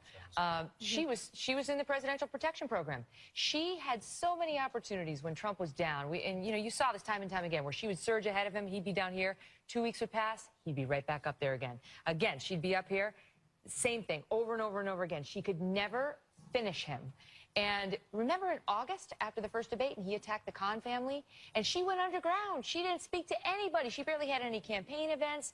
Even to the end, she was having so many fewer campaign events to him up until that last week when she saw trouble. And people believed she was a person who was secretive, who was hiding something, who was not accessible, who they couldn't trust. No, that's right. I mean, if his flaw that he had for the entire campaign was lack of experience and temperament, hers was lack of character. It was that people continued to have grave doubts, and obviously the Comey investigation and the emails, and as you say, the fact that she, one, did it, and then two, lied about it for months. I mean, you look back at what she said in that original news conference at the United Nations in March of 2015, and when I finally did get an interview with her in July after the convention, I mean, just the contradictions. Forget whether what she did was right or wrong. What she told the American people and what Comey found were diametrically opposed. And in fact, in that interview, she said that they weren't. She said that Comey had cleared her, and then that became a whole issue. So over and over again, when there was a path to put it out. Like Lanny Davis told her she should. Right. She wouldn't do it. So, and that was, if she loses tonight, going to turn out to be the fatal. We got to hit a break here, Britt. Kellyanne Conway just tweeted out, she said, things that were true. Undercover Trump vote, at Mike Pence for VP, Hillary's floor and ceiling are same, rally crowds matter, we expanded the map. We are going to look at the map and waiting on these states after Fox News continues election coverage in an election we have not seen ever before. We'll be right back.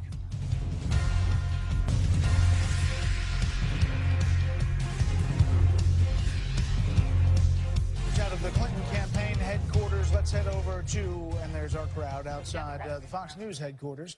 Let's head over to Jennifer Griffin. Jen? Well, Brett, we've just learned that John Podesta is heading over here to the Javits Center from the Peninsula Hotel, where Hillary Clinton and her family have been waiting tonight.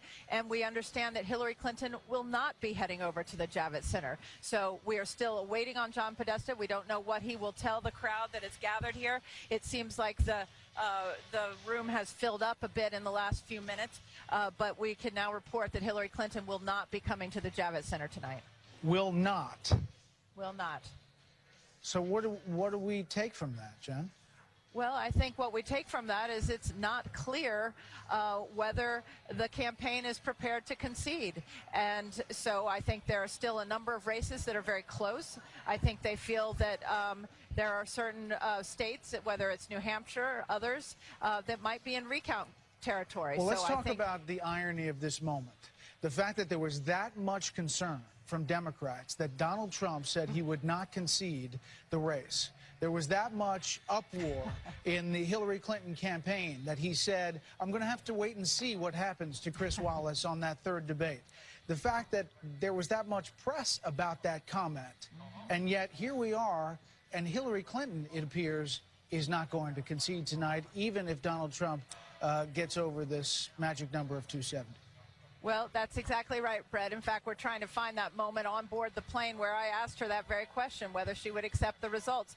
But again, these last few states have not come in yet. Some of them are very close, and it is clear from their analytics that they feel that it's still very close. Okay, Jen, we appreciate the info. If you get anything else, let us know. We want to head over to our decision desk, which has made some calls, and obviously some calls are still pending. Here we are. And Megan didn't walk there this time, but there she is. Hello. We're here. Arden's here again. Arden, Michigan, great to see you. So, first of all, let's start with the Senate. Why haven't we called, I mean, we've sort of said the Republicans are going to retain the power in the Senate, but why haven't we officially called that?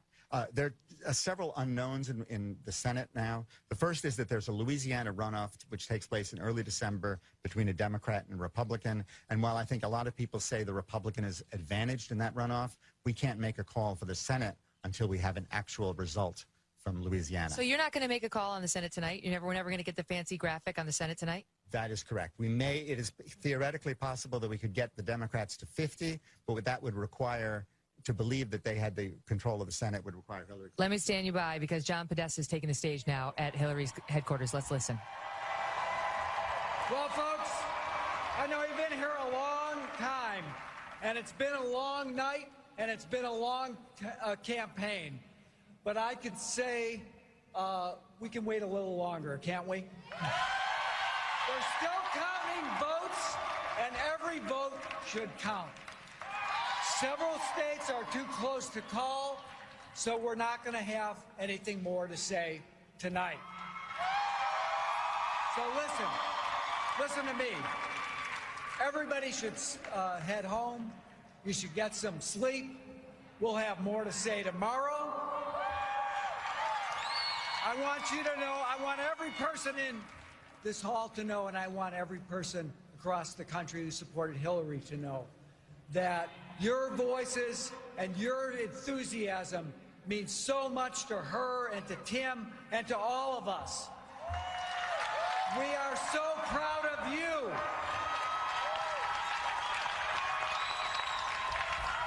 And we are so proud of her. She's done an amazing job, and she is not done yet. So thank you for being with her. She has always been with you. I have to say this tonight. Good night. We will be back. We'll have more to say. Let's get those votes counted, and let's bring this home. Thank you so much for all of you have done. You are in all of our hearts. Thank you.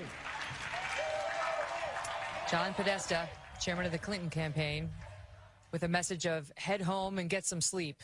Certainly not what they expected to be delivering at campaign headquarters for Hillary Clinton tonight. Now the ball is in Donald Trump's court, as none of the television networks have called this race for him, nor have they called Pennsylvania for him. Some of the outstanding states we're waiting on. The Associated Press has made some different calls. We're here at our decision desk with Arne Mishkin, who's the head of the desk, and I'm going to ask you about that. So first of all, where do we stand on Pennsylvania? Pennsylvania right now, Trump is in the lead.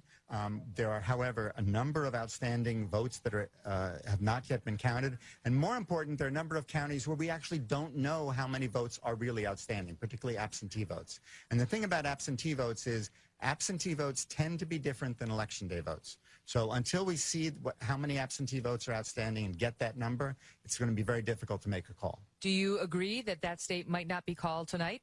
That is very possible. Wow. All right, what about, we're back in Michigan now. What's happening in Michigan? In Michigan, we're waiting for a dump of absentee votes in a number of places, particularly in places where the Democrats tend to be very strong, such as Detroit. And until we see that, it's going to be, we won't be able to get to where we would like to be, which is 99.95% probability of victory. So you might not call Michigan tonight? That is a possibility, although we'll be staying here late and seeing how the vote comes in. Minnesota? Minnesota is a very close state. Right now, I think Hillary Clinton is up, but it's nowhere near the place where you could be callable. The state would be callable. Are we waiting on an additional vote or absentee? What's the problem there? More vote to be counted, and similarly in New Hampshire, which is also looks like it's headed. It's so small. How can we not have all the votes in New Hampshire? That's a really good question. What's the answer? I don't know. Do you think you're going to be able to call New Hampshire tonight? I think New Hampshire tonight is potentially very doubtful. Really? Yes. All right, so maybe we should start with what you think you might be able to call. What is outstanding that looks like a possibility? We may be able to call Pennsylvania president, and we may be able to call Michigan president, but that would take within an hour or two before we can call that. You'll know within the next 2 hours, you think? I would suspect, yes. Whether you can call it, not who's won necessarily. I think actually those two answers will converge. They're the same. Yeah. Okay. And so, do you agree with John Podesta's decision to come out there and tell everybody to go to sleep and go home, and her decision not to concede tonight? Well, you guys pay me to count vote. But I will say that I would argue that one of the big mistakes Al Gore made in 2000 was appearing to be about to concede and then not to concede. So I think that what Podesta is doing today, or what the Clinton people are doing today, which is actually what the Nixon people kind of did in 1960 when they didn't concede, although in the case of 1960 he sort of appeared to concede and then didn't concede. I think what they're doing is probably very shrewd from their perspective. Because she doesn't, I mean, you tell me whether you believe she's thinking she's got a good shot of still winning this tonight, or whether she's just thinking there is some chance, so I'll wait to see whether that pans out. I think it's the some chance, so I should wait to see how this pans out. And now the decision is Donald Trump's. What would you do if you were Trump? Would you wait if you've got all the networks refusing to actually call it because it is tight? It's tight. Do you go out there and claim victory, or do you still go out there and give a uniting message and a standby for tomorrow? Brett? We're looking live at the Javits Center where Democrats in the Hillary Clinton camp are leaving. They're kind of filing out of there after John Podesta said what he said. But to your question, Megyn, what happens at Trump HQ? What's the decision over there? Carl Cameron is over there. And let's check in with Campaign Carl. What happened? They're still sort of trying to assess what was meant by Podesta, and then we'll have more to say tomorrow. Obviously, the Trump campaign sees victory, and they're waiting for Fox to call Pennsylvania and some of our competitors to call some of the states that we've called that they have not. At this point, there are a variety of combinations. If all of the networks had done things simultaneously where he would already be over the top. The Trump campaign is impatient. The Trump supporters are impatient. We've had chants of na na na na na na na, hey, hey, goodbye. We've had chants of call it, call it, call it. They want this over with. They came in here apprehensive, saying that it was a very difficult time for them. They were cautiously, hopefully, thinking that they could be optimistic. And now there's a little bit of righteous indignation growing here. They're screaming again, call it, call it, call it. The Trump camp recognizes that they are about to take over. But when the numbers don't come out, and when Arnon, Michigan is saying we are going to be right, not first, they're just going to have to be patient. That's exactly right, Carl, and I know how tough that is, again, when they're broadcasting our channel there in the hall. Nice job. Karl Rove, what do you do? You're campaign manager. What do you tell your candidate? Get a few hours sleep, polish the speech, and be prepared to speak to the country. We're all junkies. We're here in the studio, and we got a lot of people watching it. But America, a lot of it is now gone to sleep. And better to do it in the next morning. You may remember this happened in 2004. President George W. Bush reelected, but it was a late night in large part because the exit polls had poisoned the media coverage so badly and nobody thought he was really going to win. And he decided, out of 2 o'clock in the morning, I remember we were in the state dining room, which is the campaign headquarters that night, war room that night, and there was a discussion, should he go out then and declare? And he wisely made a decision, I'm going to wait until tomorrow morning, and showed up at the Reagan Center the next day, and the country was awake and paying attention. But do you send your own person out, your own Podesta? I'd send somebody out. Kellyanne Conway? Yeah, I'd send somebody out. I'd send somebody, We had Don Evans. Yeah, Don Evans. We had the Secretary campaign Evans chairman job. So, Send Ivanka. Jeff Sessions is there, or Rudy Giuliani is there. Send them out and say the candidate is optimistic and upbeat, but we're going to wait until the rest of the votes come in. But we're so confident, and we're looking forward to seeing you here tomorrow morning. Which is what shows confidence. You don't show if Trump shows up tonight and comes out and says, "I claim it for myself." This does not look confident. He's got everything is stacking up in his favor. He could hardly ask for a better map at this moment. And nothing he says tonight's going to change the outcome. Exactly. So there's no point in doing it. And as to the question of calling races, I was sitting basically in a different studio where you are tonight, Brett, 16 years ago, when we called Florida for Bush, and then we had to take the call back, and it was sometime about 2 o'clock in the morning when we finally recalled it, thinking that was final. And 37 days later, it became final. And that's when Bill Daley came out in Nashville and Right. did the same exact speech that John Podesta said. So I think everybody's behaving reasonably, although it's 2 o'clock in the morning and it may not feel that way. And I can certainly understand the Trump people are on the cusp of this thing that a lot of people never thought where they'd never get to. For this moment. And they thought it was going to happen tonight. And I certainly understand their impatience. But I think people are doing it. Here's my advice. It'll be sweeter tomorrow morning. I can tell you from personal experience, heck of a lot better to enjoy it at 10 o'clock in the morning than do it in the middle of the night. Carl, can you tell us behind the scenes when that advice was given to George W. Bush in 2004? Let's wait. Actually, it was his advice. People said, what do you want to do? Should we go out? Should we go out? And he said, wait. Or wait. We're going to do it in the morning. And did Kerry concede before he went out? Yes, in the morning. In the morning, I believe. And that's another thing. You don't want to claim victory before the other person concedes. And Hugh made the right point. You look strong. You look strong when you do that.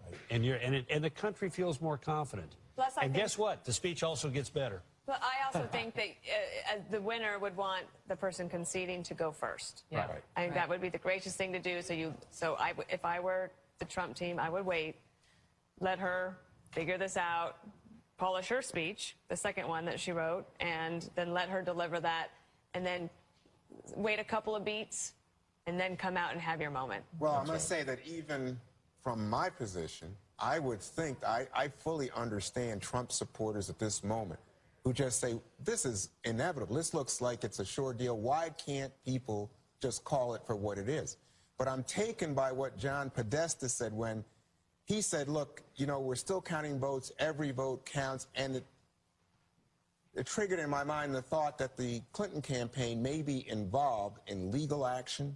They may be challenging some of these outcomes, some of the vote counts in some of these states that we have already called. Yeah, they may be taking this to another level. If you don't think that's happening, I mean, it's happening. That's what I think.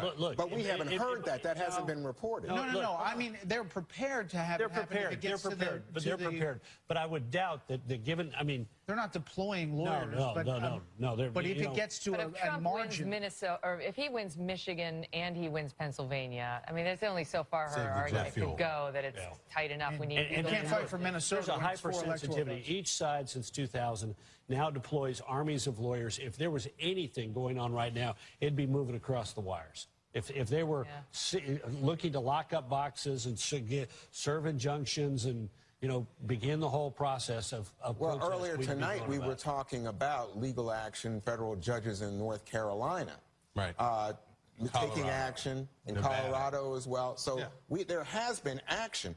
It's just that when I heard Podesta speak a few moments ago, what it said to me was, the Clinton campaign believes that their supporters are so aggrieved that they are now willing to fight and take steps that they had not previously taken. May I make a motion for the House that we designate Juan to be the person who monitors this through the rest of the year? You can text us if you find anything that's serious. I lost $100 tonight, and now this. The decision desk may be ready to make a call. It's for breakfast burritos. We're going to be here. We're in favor of that. And we also love this Bikers for Trump sign, because we're taking a super close-up of it. Listen, we've got a good guest here that I want to get to because he can answer a lot of our questions, and that is Jonathan Turley. You heard me mention him earlier. He's a constitutional law professor, and he joins us now. Great to see you, Professor. Let's just start where I left off with the mention of your name, not realizing you were here tonight, so that worked out well. But what extent do you think Barack Obama's executive overreaches may have played with the electorate here today? And what do you think the effect of the tolerance of it by those on the left will now have? Well, I think that the strategy of President Obama did not turn out very well. His effort to act unilaterally actually produced very few real benefits. He lost repeatedly in court, and in doing so created some very negative precedent for not only his administration, but future administrations. So it didn't turn out all that well. But this bill has come due for Democrats. They supported the president when he said he would go it alone. And our system really doesn't have license for people to go it alone. But it's going to be difficult for the Democrats to object to a President Trump who wants to use the same powers. And in the hearings I testified before in Congress, I would remind members that President Obama would not be our last president. And I do think that now Democrats are going to have to do some soul searching if they object to those same powers being used by a President Trump. They risk being called hypocrites. Walk us through, just remind us of some of the executive orders that Barack Obama tried. Obviously on immigration and Obamacare, those are the two biggies that come to mind. Well, those are the big ones. The interesting thing about immigration is that the president sought the changes that he ultimately put through executive authority, and those changes were not accepted by Congress. And what was a very curious moment is he had a State of the Union address where he told Congress that because they would not give him the reforms that he had asked, he intended to circumvent that. And in one of the most curious moments, at least of my life as a constitutional scholar, half of Congress stood up and applauded the notion that they were going to be made obsolete. That's something I think James Madison would have found quite curious. I mean, he didn't believe that that type of moment would come to pass. But in various areas, everything from internet gambling to healthcare, as you mentioned, to No Child Left Behind, there's all of these areas the president decided that he would act unilaterally. And the thing about our system is the reason we don't have that option is you only have two choices as president. You either change Congress or you change their minds. Now, if you can't do either, not much gets done in a country that's divided. So I think that he did hurt his legacy, and I think that he alienated many people who felt that his acting unilaterally deprived them of some of their representational authority through Congress. Hey, Jonathan, it's Bret Baier. Just wondering your thoughts on the decision by Mitch McConnell to hold up moving forward with Merrick Garland and any hearings for the Supreme Court. Politically, it seemed a risky move at the beginning. Now, after Governor Mike Pence on the trail talked a lot about the Supreme Court choices to come, and we see the numbers on evangelicals coming out, potentially because of SCOTUS picks down the road. Your thoughts on how that all played out? Well, I expect that Judge Garland was watching tonight's developments with particular interest. You know, it's not a good thing in Washington when everyone says nice things about you.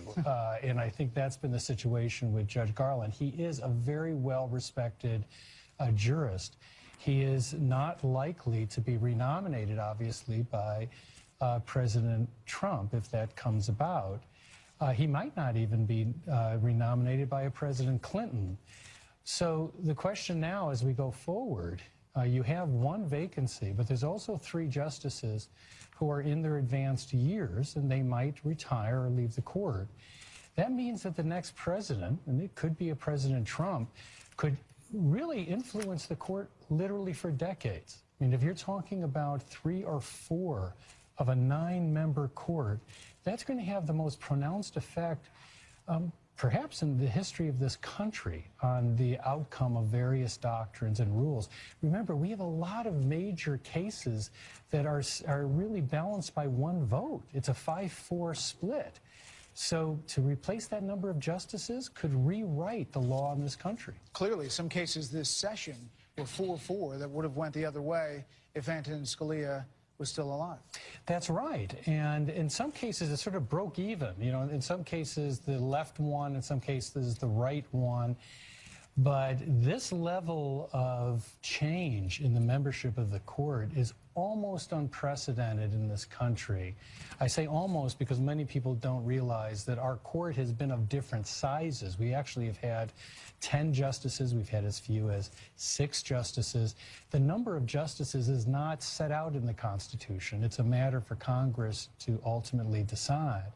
But I don't think any president in modern history could have the type of impact that a President Trump or President Clinton could have. It's really true, given the number of potential vacancies we're likely looking at. Professor Jonathan Turley, great to see you. Thank you. We are getting word now that that Donald Trump has arrived at his campaign headquarters just up the road here at the Hilton on 6th Avenue in Manhattan. What will he do? Will he speak? Will he come out? Sean Spicer tweets, stand by till tomorrow? Trump about to take the stage at the Hilton in New York. Let's go to Carl Cameron and see what he knows. Will he come out? Sean Spicer stand by till tomorrow? We can hear ourselves, but there's no Carl. That Carl's hit was a little underwhelming. Yeah. All right, let's take a... is he coming on the stage now? Do we know? Okay, so we just want to say hi to everybody, and that there's Carl Cameron. All right, there we go. there. Carl, can you hear me? Okay, so we just want to say hi to everybody, and that All right, we're having some technical difficulties here. Don't worry. We're not going to let you miss Trump or whoever it is that's going to come out on this stage and speak to Trump supporters. But we're trying to get the lay of the land to find out whether we actually do expect him to do it. Now, as you know, Mr. Trump is not shy about going in front of the cameras. And he certainly was one of the most successful reality TV shows in modern American history. So perhaps he will seize the moment to come out and do things his own way, which has been his way, right? He doesn't care how people did it before. Why else would he have gone over there from Trump Tower, understanding the situation here? And Trump Tower is not that far away from the Hilton. So we are going to stick around. Let's go. Dana, your thoughts about what he may be doing here? Well, I was just thinking that over the last 18 months, every time I give what I think is really sound advice, it's like, yeah, you are so 2008 and no longer needed. Yeah, so maybe then it's just different and refreshing. Maybe he comes out and he says, imagine for a second if the shoe were on the other foot and I was the one that was not conceding at this point, what the media would be doing, and then just go on down that road like he's been. I mean, that is an option to him. Maybe he'll do something like that tonight. Plus, I think also he has genuine affection and appreciation for the people who are gathered there. Yeah. They believed in him from the beginning. They want to celebrate tonight. I remember what it was like at the Ronald Reagan building in 2004. 2 o'clock in the morning, we thought we were going to have our moment, and then all of a sudden, like, we got to go home, and we got to come back here at 10 o'clock in the morning. He doesn't want to have to disappoint people. He could go out, and, I mean, this could be kind of a middle position where he does go out and say, it's been an exciting night, and I want to thank all of you, but obviously we have to wait for the final count tomorrow. He'll probably do something in that middle Well, like that. Let's see whether Carl Cameron has got any information. We are apparently able to communicate with him now. Carl, do you know anything? Hi, Megan. Yes, we know that he is now in the Hilton Hotel here. We know that he does want to come out and talk. We don't know exactly what he's going to say, but obviously he's got lots of good things to say. Mr. Trump has called his candidacy and his campaign a movement for the better part of the last year and a half. It's been met with a tremendous amount of skepticism and cynicism, even from Republicans in his own party. Today, a big part of that was patched up when Paul Ryan called Mr. Trump and Mike Pence, the running mate and governor of Indiana, and congratulated him for, at that time, what appeared to be a likely win. Now it's a virtual certainty. The question is when the networks all get their numbers synced. Others have called other races that Fox has not, and everybody is under the 270 threshold.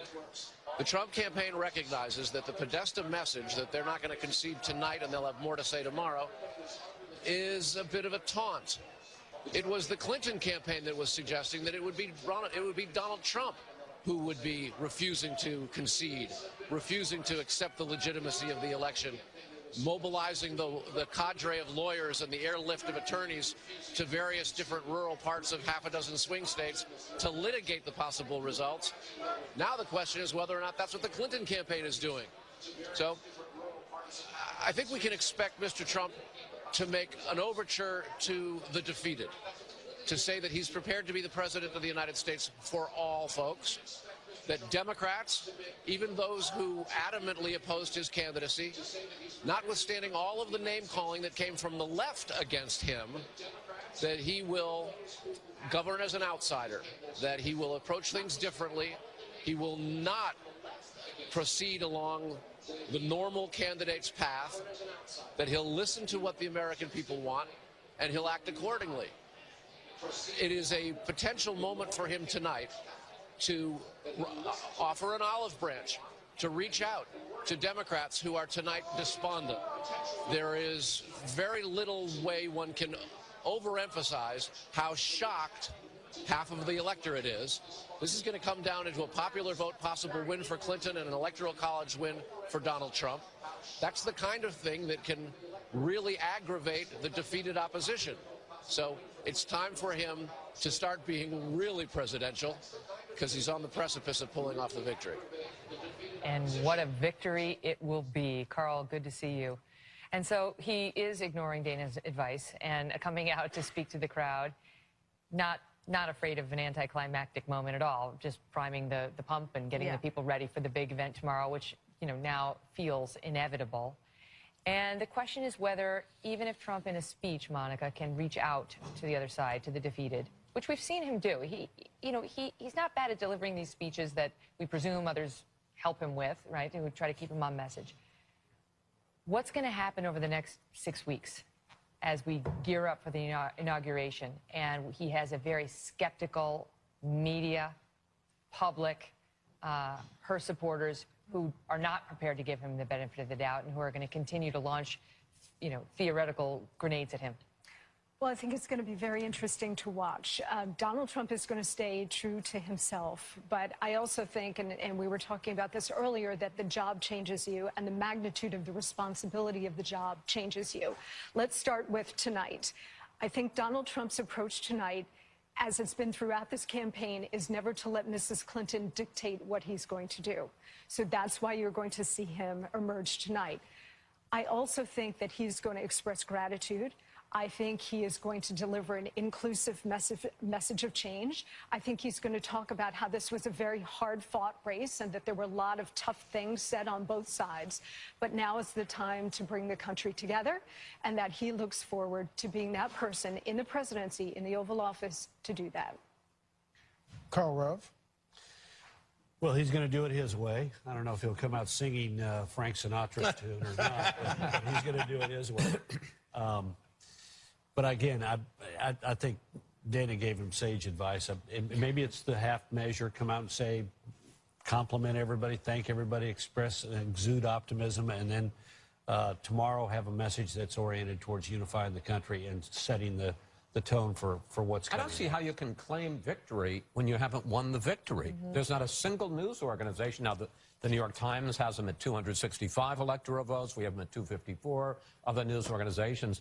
But the consensus is that he has not yet won the presidency. So I think it would be foolish for him to claim victory. You can do a lot of things short of claiming victory, but you can't say I'm the president. By the way, after your question at the debate, you heard Jennifer Griffin reference the plane flight where she asked Secretary Clinton, would you accept a defeat?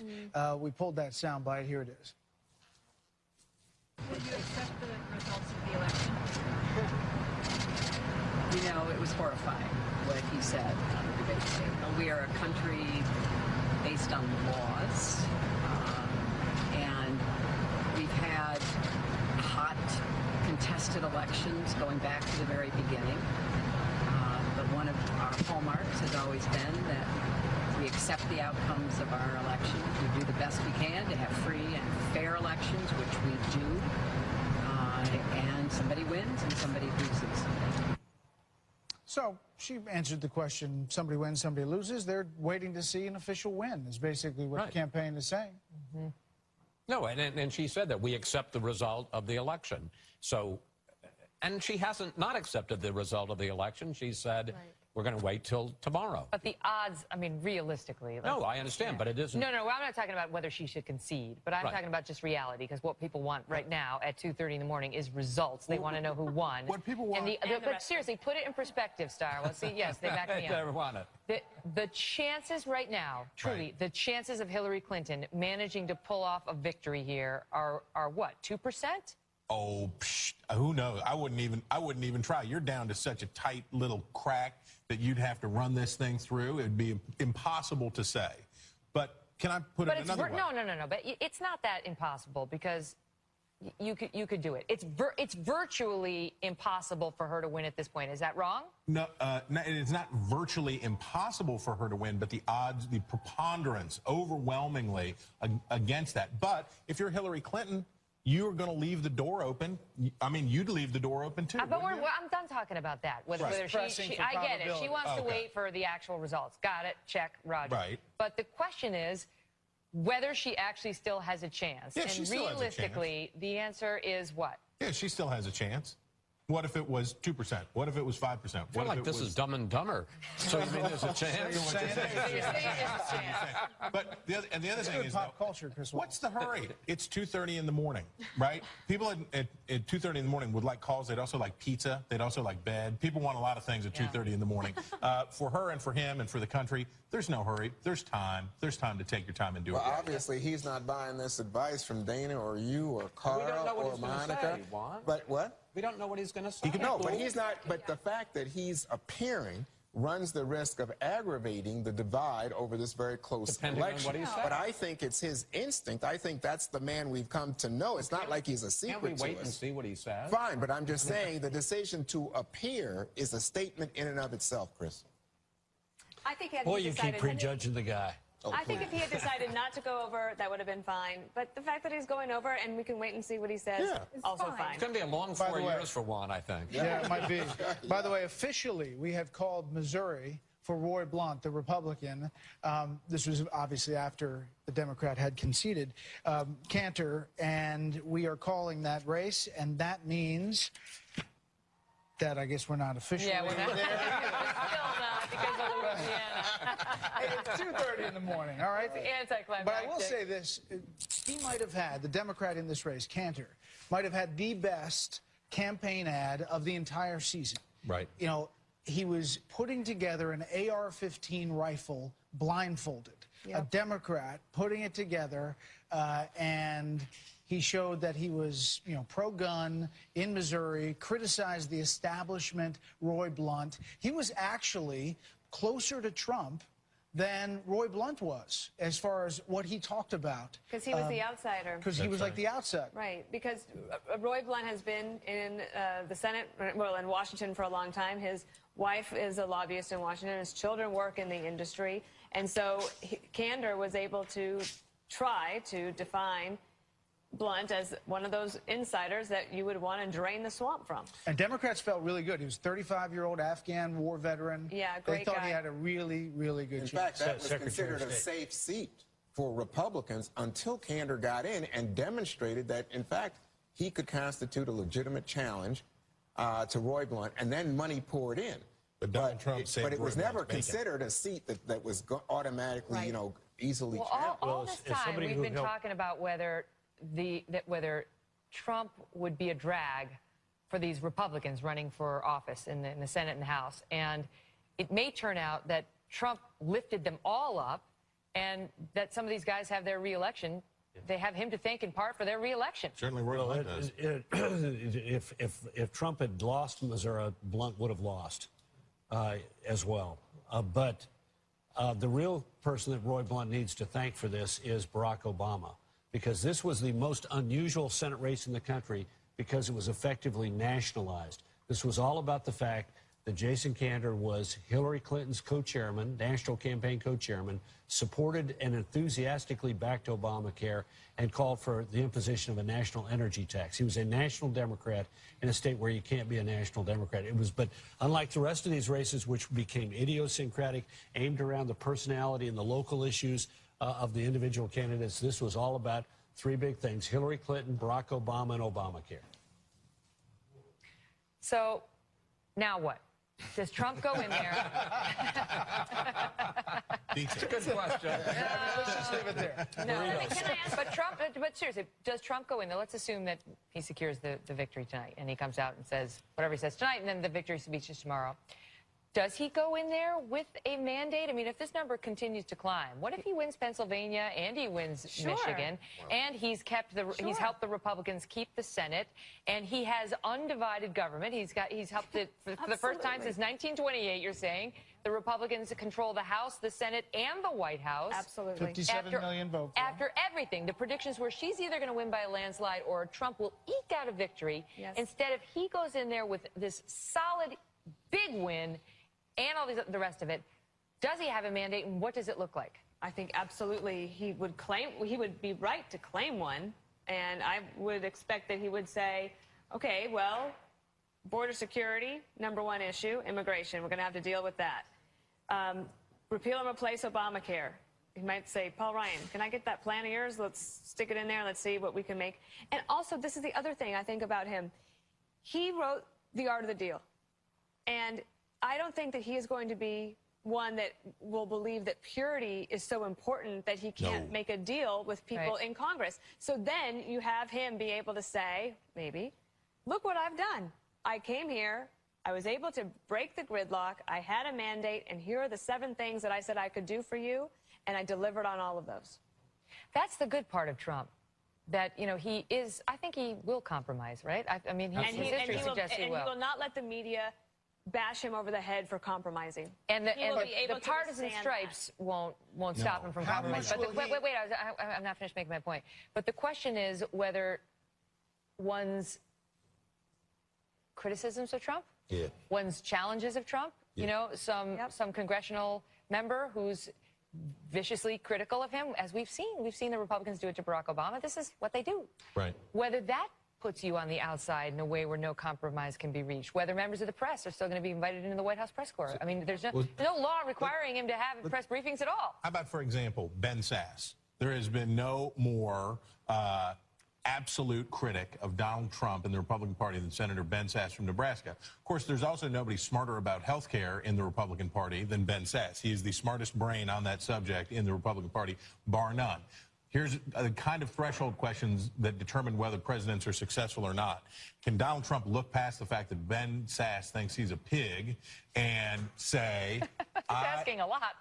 Did you read the tweets? You could tell what Sasse thought about him, and it was pretty clear that he found him a moral odium.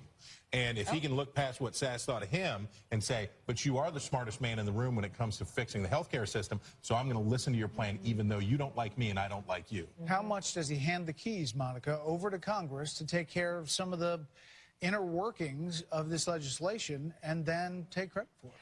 Well, you know, I think it's interesting because I think what we might see in the first 2, maybe 4 years is a mirror image of what we saw with President Obama in his first 2 years when he had huge majorities in both houses of Congress and was able to get whatever he wanted through. Remember his first meeting after being sworn in as president with the Republican leadership in the White House. He looked at them and he said, I won. Elections have consequences. And elections have consequences. And a lot of the folks who had opposed him were willing to work with him or at least hear him out. And I think in this case, I mean, this is why I was opposed to what Donald Trump was doing in waging war against Paul Ryan and some in the Republican leadership. I understood why he did it.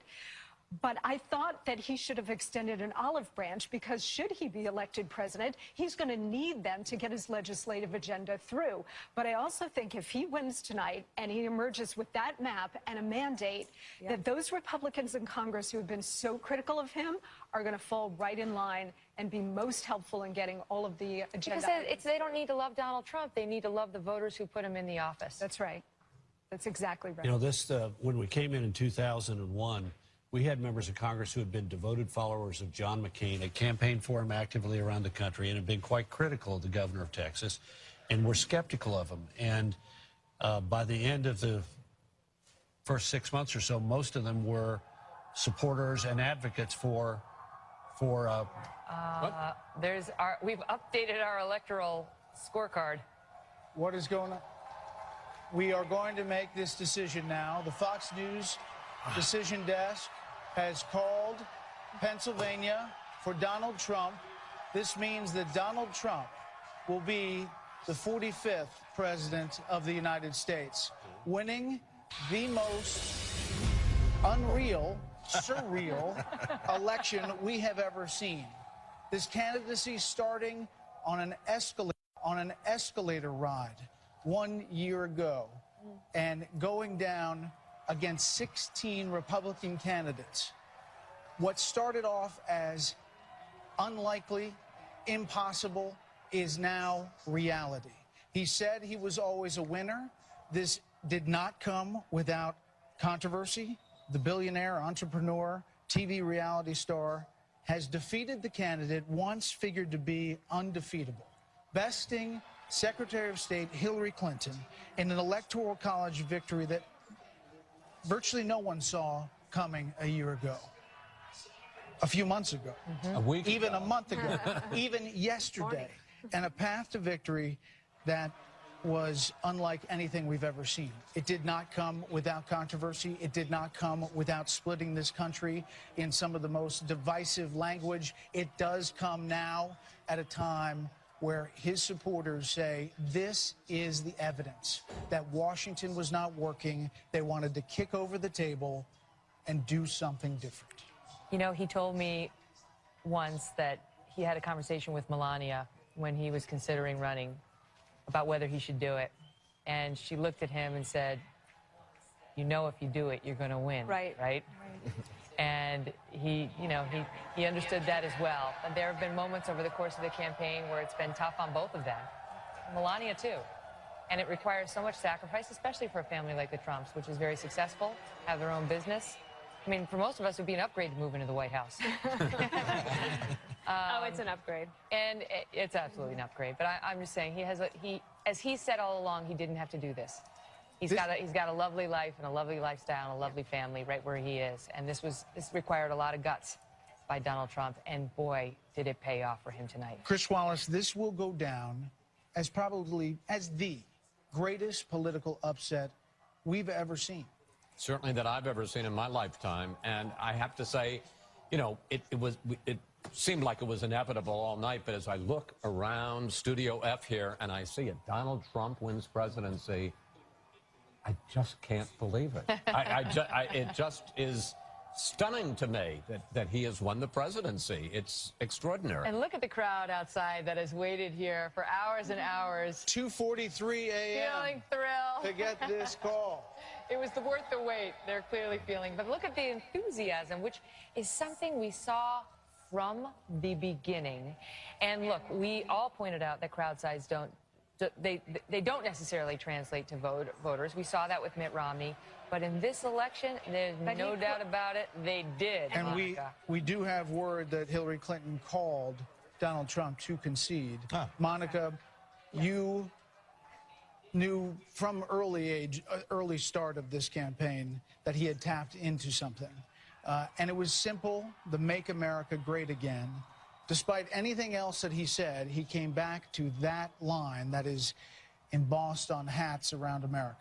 You know, for those of us who live and work in Manhattan, I often say, this is not normal. And when you go to the rest of the country and you really talk to the American people about what concerned them, about the issues that were dictating their votes this year, you understood that there was a massive groundswell against the bipartisan ruling class, and that Donald Trump, as the ultimate outsider, really had a chance. Stand by, because can we pop this up? Let's see. It's Mike Pence, there we Governor go. Mike Pence. It's Governor Mike Pence walking to the stage. And not long from now, we will see Donald Trump. And sure enough, it was a good move for him to go over to the Hilton tonight, where he can celebrate his victory. Once again, we've been wrong. Supporters. Think about, Dana Perino, think about Mike Pence, governor of Indiana, conservative, social conservative, a choice that people didn't know how this was going to play, their relationship between the two of them. But he went around the country saying Republicans need to come home. And he was a guy who could deliver the message. Remember when he was first chosen by Donald Trump, there was a lot of criticism saying, oh, what a boring establishment choice. Let's listen as Governor Mike Pence of Indiana, now the vice president-elect, comes out to make remarks. Now come both this side. Come both sides.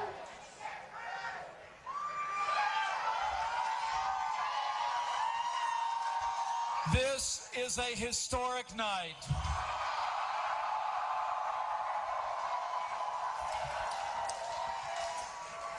The American people have spoken, and the American people have elected their new champion.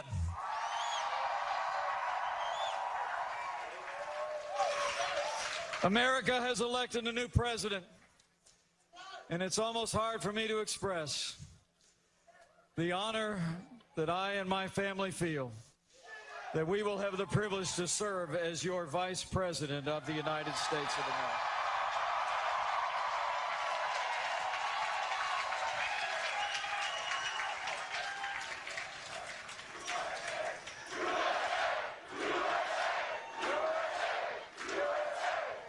I come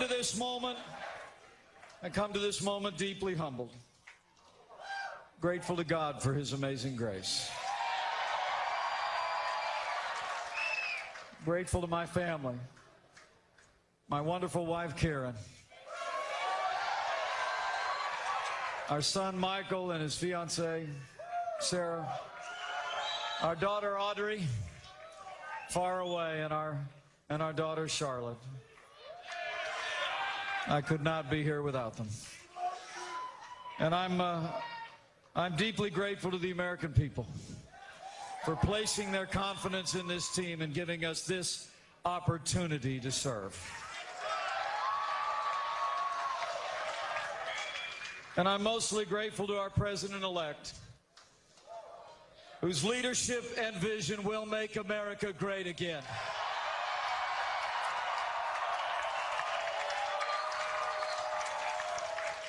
So let me say, it is my high honor and distinct privilege to introduce to you the President-elect of the United States of America, Donald Trump.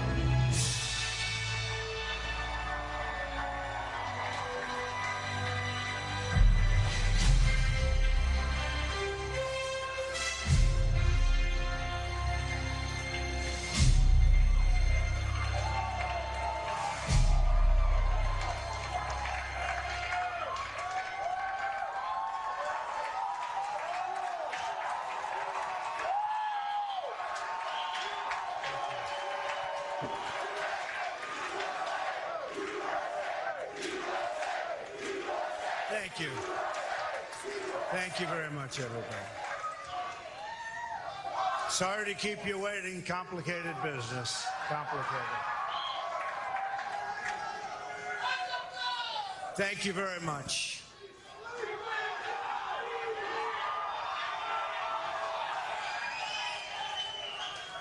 I've just received a call from Secretary Clinton.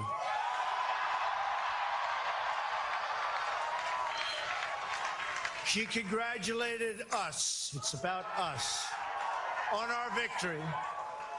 And I congratulated her and her family on a very, very hard-fought campaign. I mean, she fought very hard.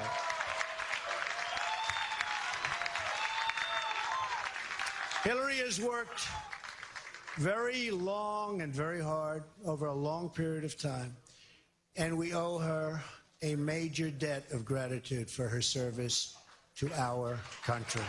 I mean that very sincerely. Now it's time for America to bind the wounds of division, have to get together.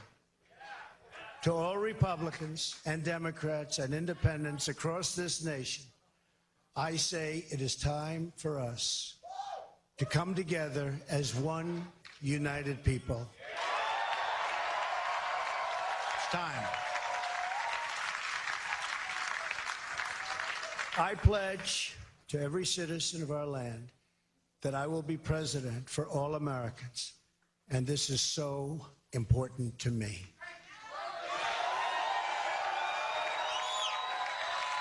For those who have chosen not to support me in the past, of which there were a few people, I'm reaching out to you for your guidance and your help so that we can work together and unify our great country. As I've said from the beginning, ours was not a campaign, but rather an incredible and great movement made up of millions of hardworking men and women who love their country and want a better, brighter future for themselves and for their family. It's a movement comprised of Americans from all races, religions, backgrounds, and beliefs who want and expect our government to serve the people, and serve the people it will.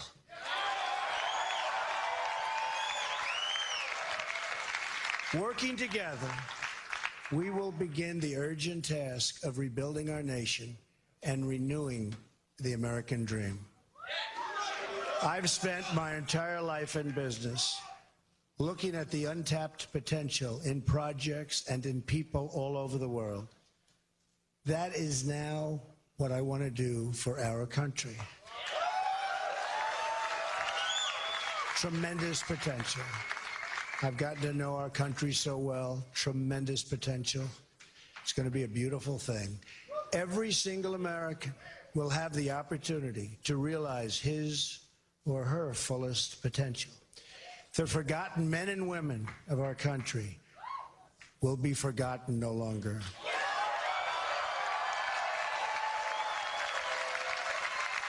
We are going to fix our inner cities and rebuild our highways, bridges, tunnels, airports, schools, hospitals. We're going to rebuild our infrastructure, which will become, by the way, second to none. And we will put millions of our people to work as we rebuild it. We will also finally take care of our great veterans. We've been so loyal, and I've gotten to know so many over this 18-month journey. The time I've spent with them during this campaign has been among my greatest honors. Our veterans are incredible people. We will embark upon a project of national growth and renewal. I will harness the creative talents of our people, and we will call upon the best and brightest to leverage their tremendous talent for the benefit of all. It's going to happen. We have a great economic plan. We will double our growth and have the strongest economy anywhere in the world. At the same time, we will get along with all other nations willing to get along with us. They will be. We'll have great relationships. We expect to have great relationships. No dream is too big, no challenge is too great. Nothing we want for our future is beyond our reach. America will no longer settle for anything less than the best. We must reclaim our country's destiny and dream big and bold and daring. We have to do that. We're going to dream of things for our country, and beautiful things and successful things once again. I want to tell the world community that while we will always put America's interests first, we will deal fairly with everyone, all people and all other nations. We will seek common ground, not hostility, partnership, not conflict. And now, I'd like to take this moment to thank some of the people who really helped me with this, what they are calling tonight, very, very historic victory. First, I want to thank my parents, who I know are looking down on me right now. Great people. I've learned so much from them. They were wonderful in every regard. I had truly great parents. I also want to thank my sisters, Marianne and Elizabeth, who are here with us tonight. And where are they? They're here someplace. They're very shy, actually. And my brother Robert, my great friend. Where is Robert? Where is Robert?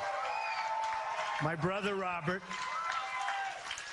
And they should all be on this stage, but that's okay. They are great. And also my late brother Fred, great guy, fantastic guy. Fantastic family. I was very lucky. Great brothers, sisters, great, unbelievable parents. To Melania and Don.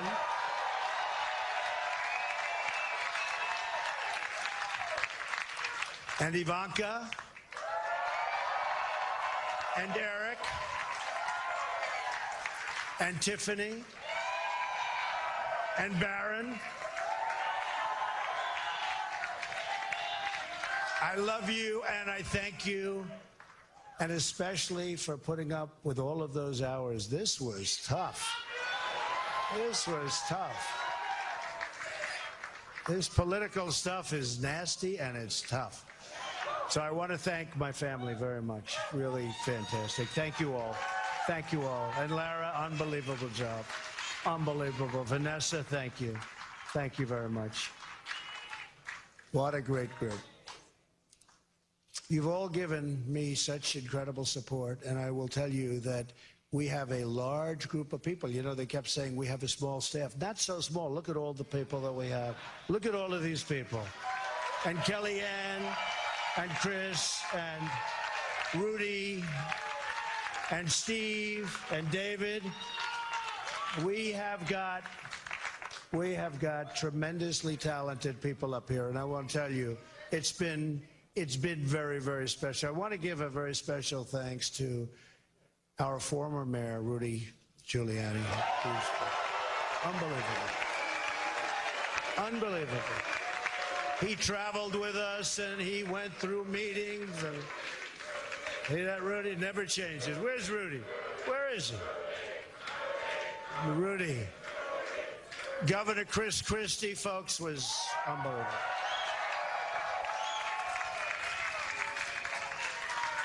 Thank you, Chris. The first man, first senator, first major politician, and let me tell you, he is highly respected in Washington because he's as smart as you get.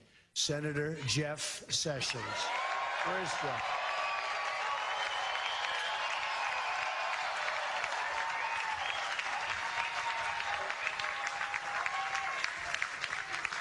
Great man. Another great man, very tough competitor. He was not easy. He was not easy. Who was that? Is that the mayor that shut up? That Rudy? Oh, Rudy got up here. Another great man who has been really a friend to me, but I'll tell you, I got to know him as a competitor because he was one of the folks that was negotiating to go against those Democrats. Dr. Ben Carson. Where's Ben? Where is Ben?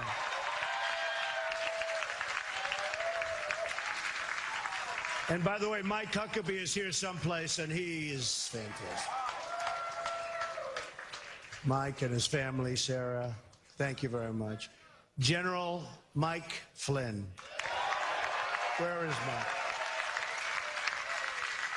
And General Kellogg. We have over 200 generals and admirals that have endorsed our campaign. And they're special people, and it's really an honor. We have 22 Congressional Medal of Honor recipients. We have just tremendous people. A very special person who believed me, and, you know, I'd read reports that I wasn't getting along with him. I never had a bad second with him. He's an unbelievable star. He is, that's right, how did you possibly guess? So let me tell you about Reince. And I've said this. I said, Reince, and I know it. I know it. Look at all those people over there. I know it. Reince is a superstar. But I said, they can't call you a superstar, Reince, unless we win. Because you can't be called a superstar like Secretariat. If Secretariat came in second, Secretariat would not have that big, beautiful bronze bust at the track at Belmont. But I'll tell you, Reince is really a star. And he is the hardest working guy. And in a certain way, I did this. Reince, come up here. Where is Reince? Get over here, Reince. Boy, oh boy, oh boy. It's about time you did this, Reince. My God. Yeah, say a few words. Come on. Say something. Ladies and gentlemen, the next president of the United States, Donald Trump. Thank you. It's been an honor. God bless. Thank God. Amazing guy. Our partnership with the RNC was so important to the success and what we've done. So I also have to say I've gotten to know some incredible people, the Secret Service people. They're tough, and they're smart, and they're sharp, and I don't want to mess around with them, I can tell you. And when I want to go and wave to a big group of people and they rip me down and put me back down in the seat, but they are fantastic people, so I want to thank the Secret Service.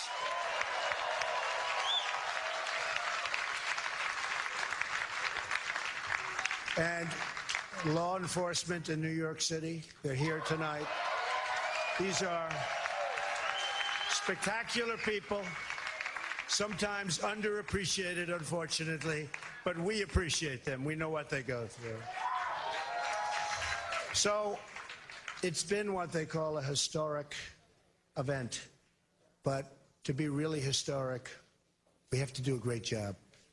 And I promise you that I will not let you down. We will do a great job. We will do a great job. I look very much forward to being your president. And hopefully at the end of 2 years or 3 years or 4 years or maybe even 8 years, you will say, so many of you work so hard for us, but you will say that that was something that you were very proud to do, and I can thank you very much. And I can only say that while the campaign is over, our work on this movement is now really just beginning. We're going to get to work immediately for the American people. And we're going to be doing a job that hopefully you'll be so proud of your president. You'll be so proud. Again, it's my honor. It was an amazing evening. It's been an amazing 2-year period. And I love this country. Thank you. Thank you very much. Thank you to Mike Pence. Thank you, everybody. Thank you.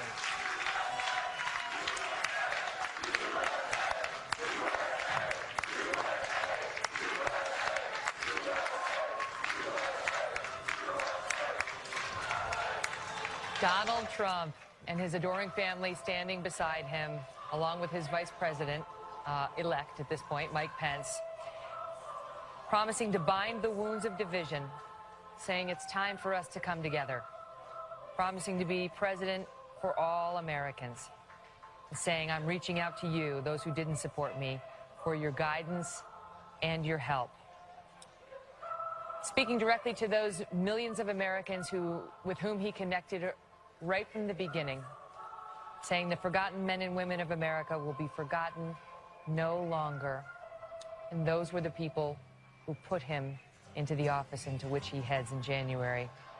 Typical Trump, taking a moment to offer some humor, acknowledging that this was tough, and tough it was, talking about how nasty the political stuff is. And indeed it was. He participated in it, and he was the recipient of it. And he has emerged the victor tonight, as even Hillary Clinton has now acknowledged, having called him to concede, and Trump saying that he congratulated her, too, on a hard-fought campaign. What a night for Donald Trump, and what a night for America. We have never seen anything like this. It's the biggest upset in political history ever. He says now we must bind the wounds of our nation. After saying thank you to Secretary Clinton for her concession call, he also said he has a lot to do and will work with Congress to build new roads and bridges, highways, and they'll be, in Donald Trump's words, second to none. The improbable started out by being crazy that he could possibly do this. And now, President-elect Donald J. Trump is 73 days from inauguration from becoming the 45th President of the United States of America.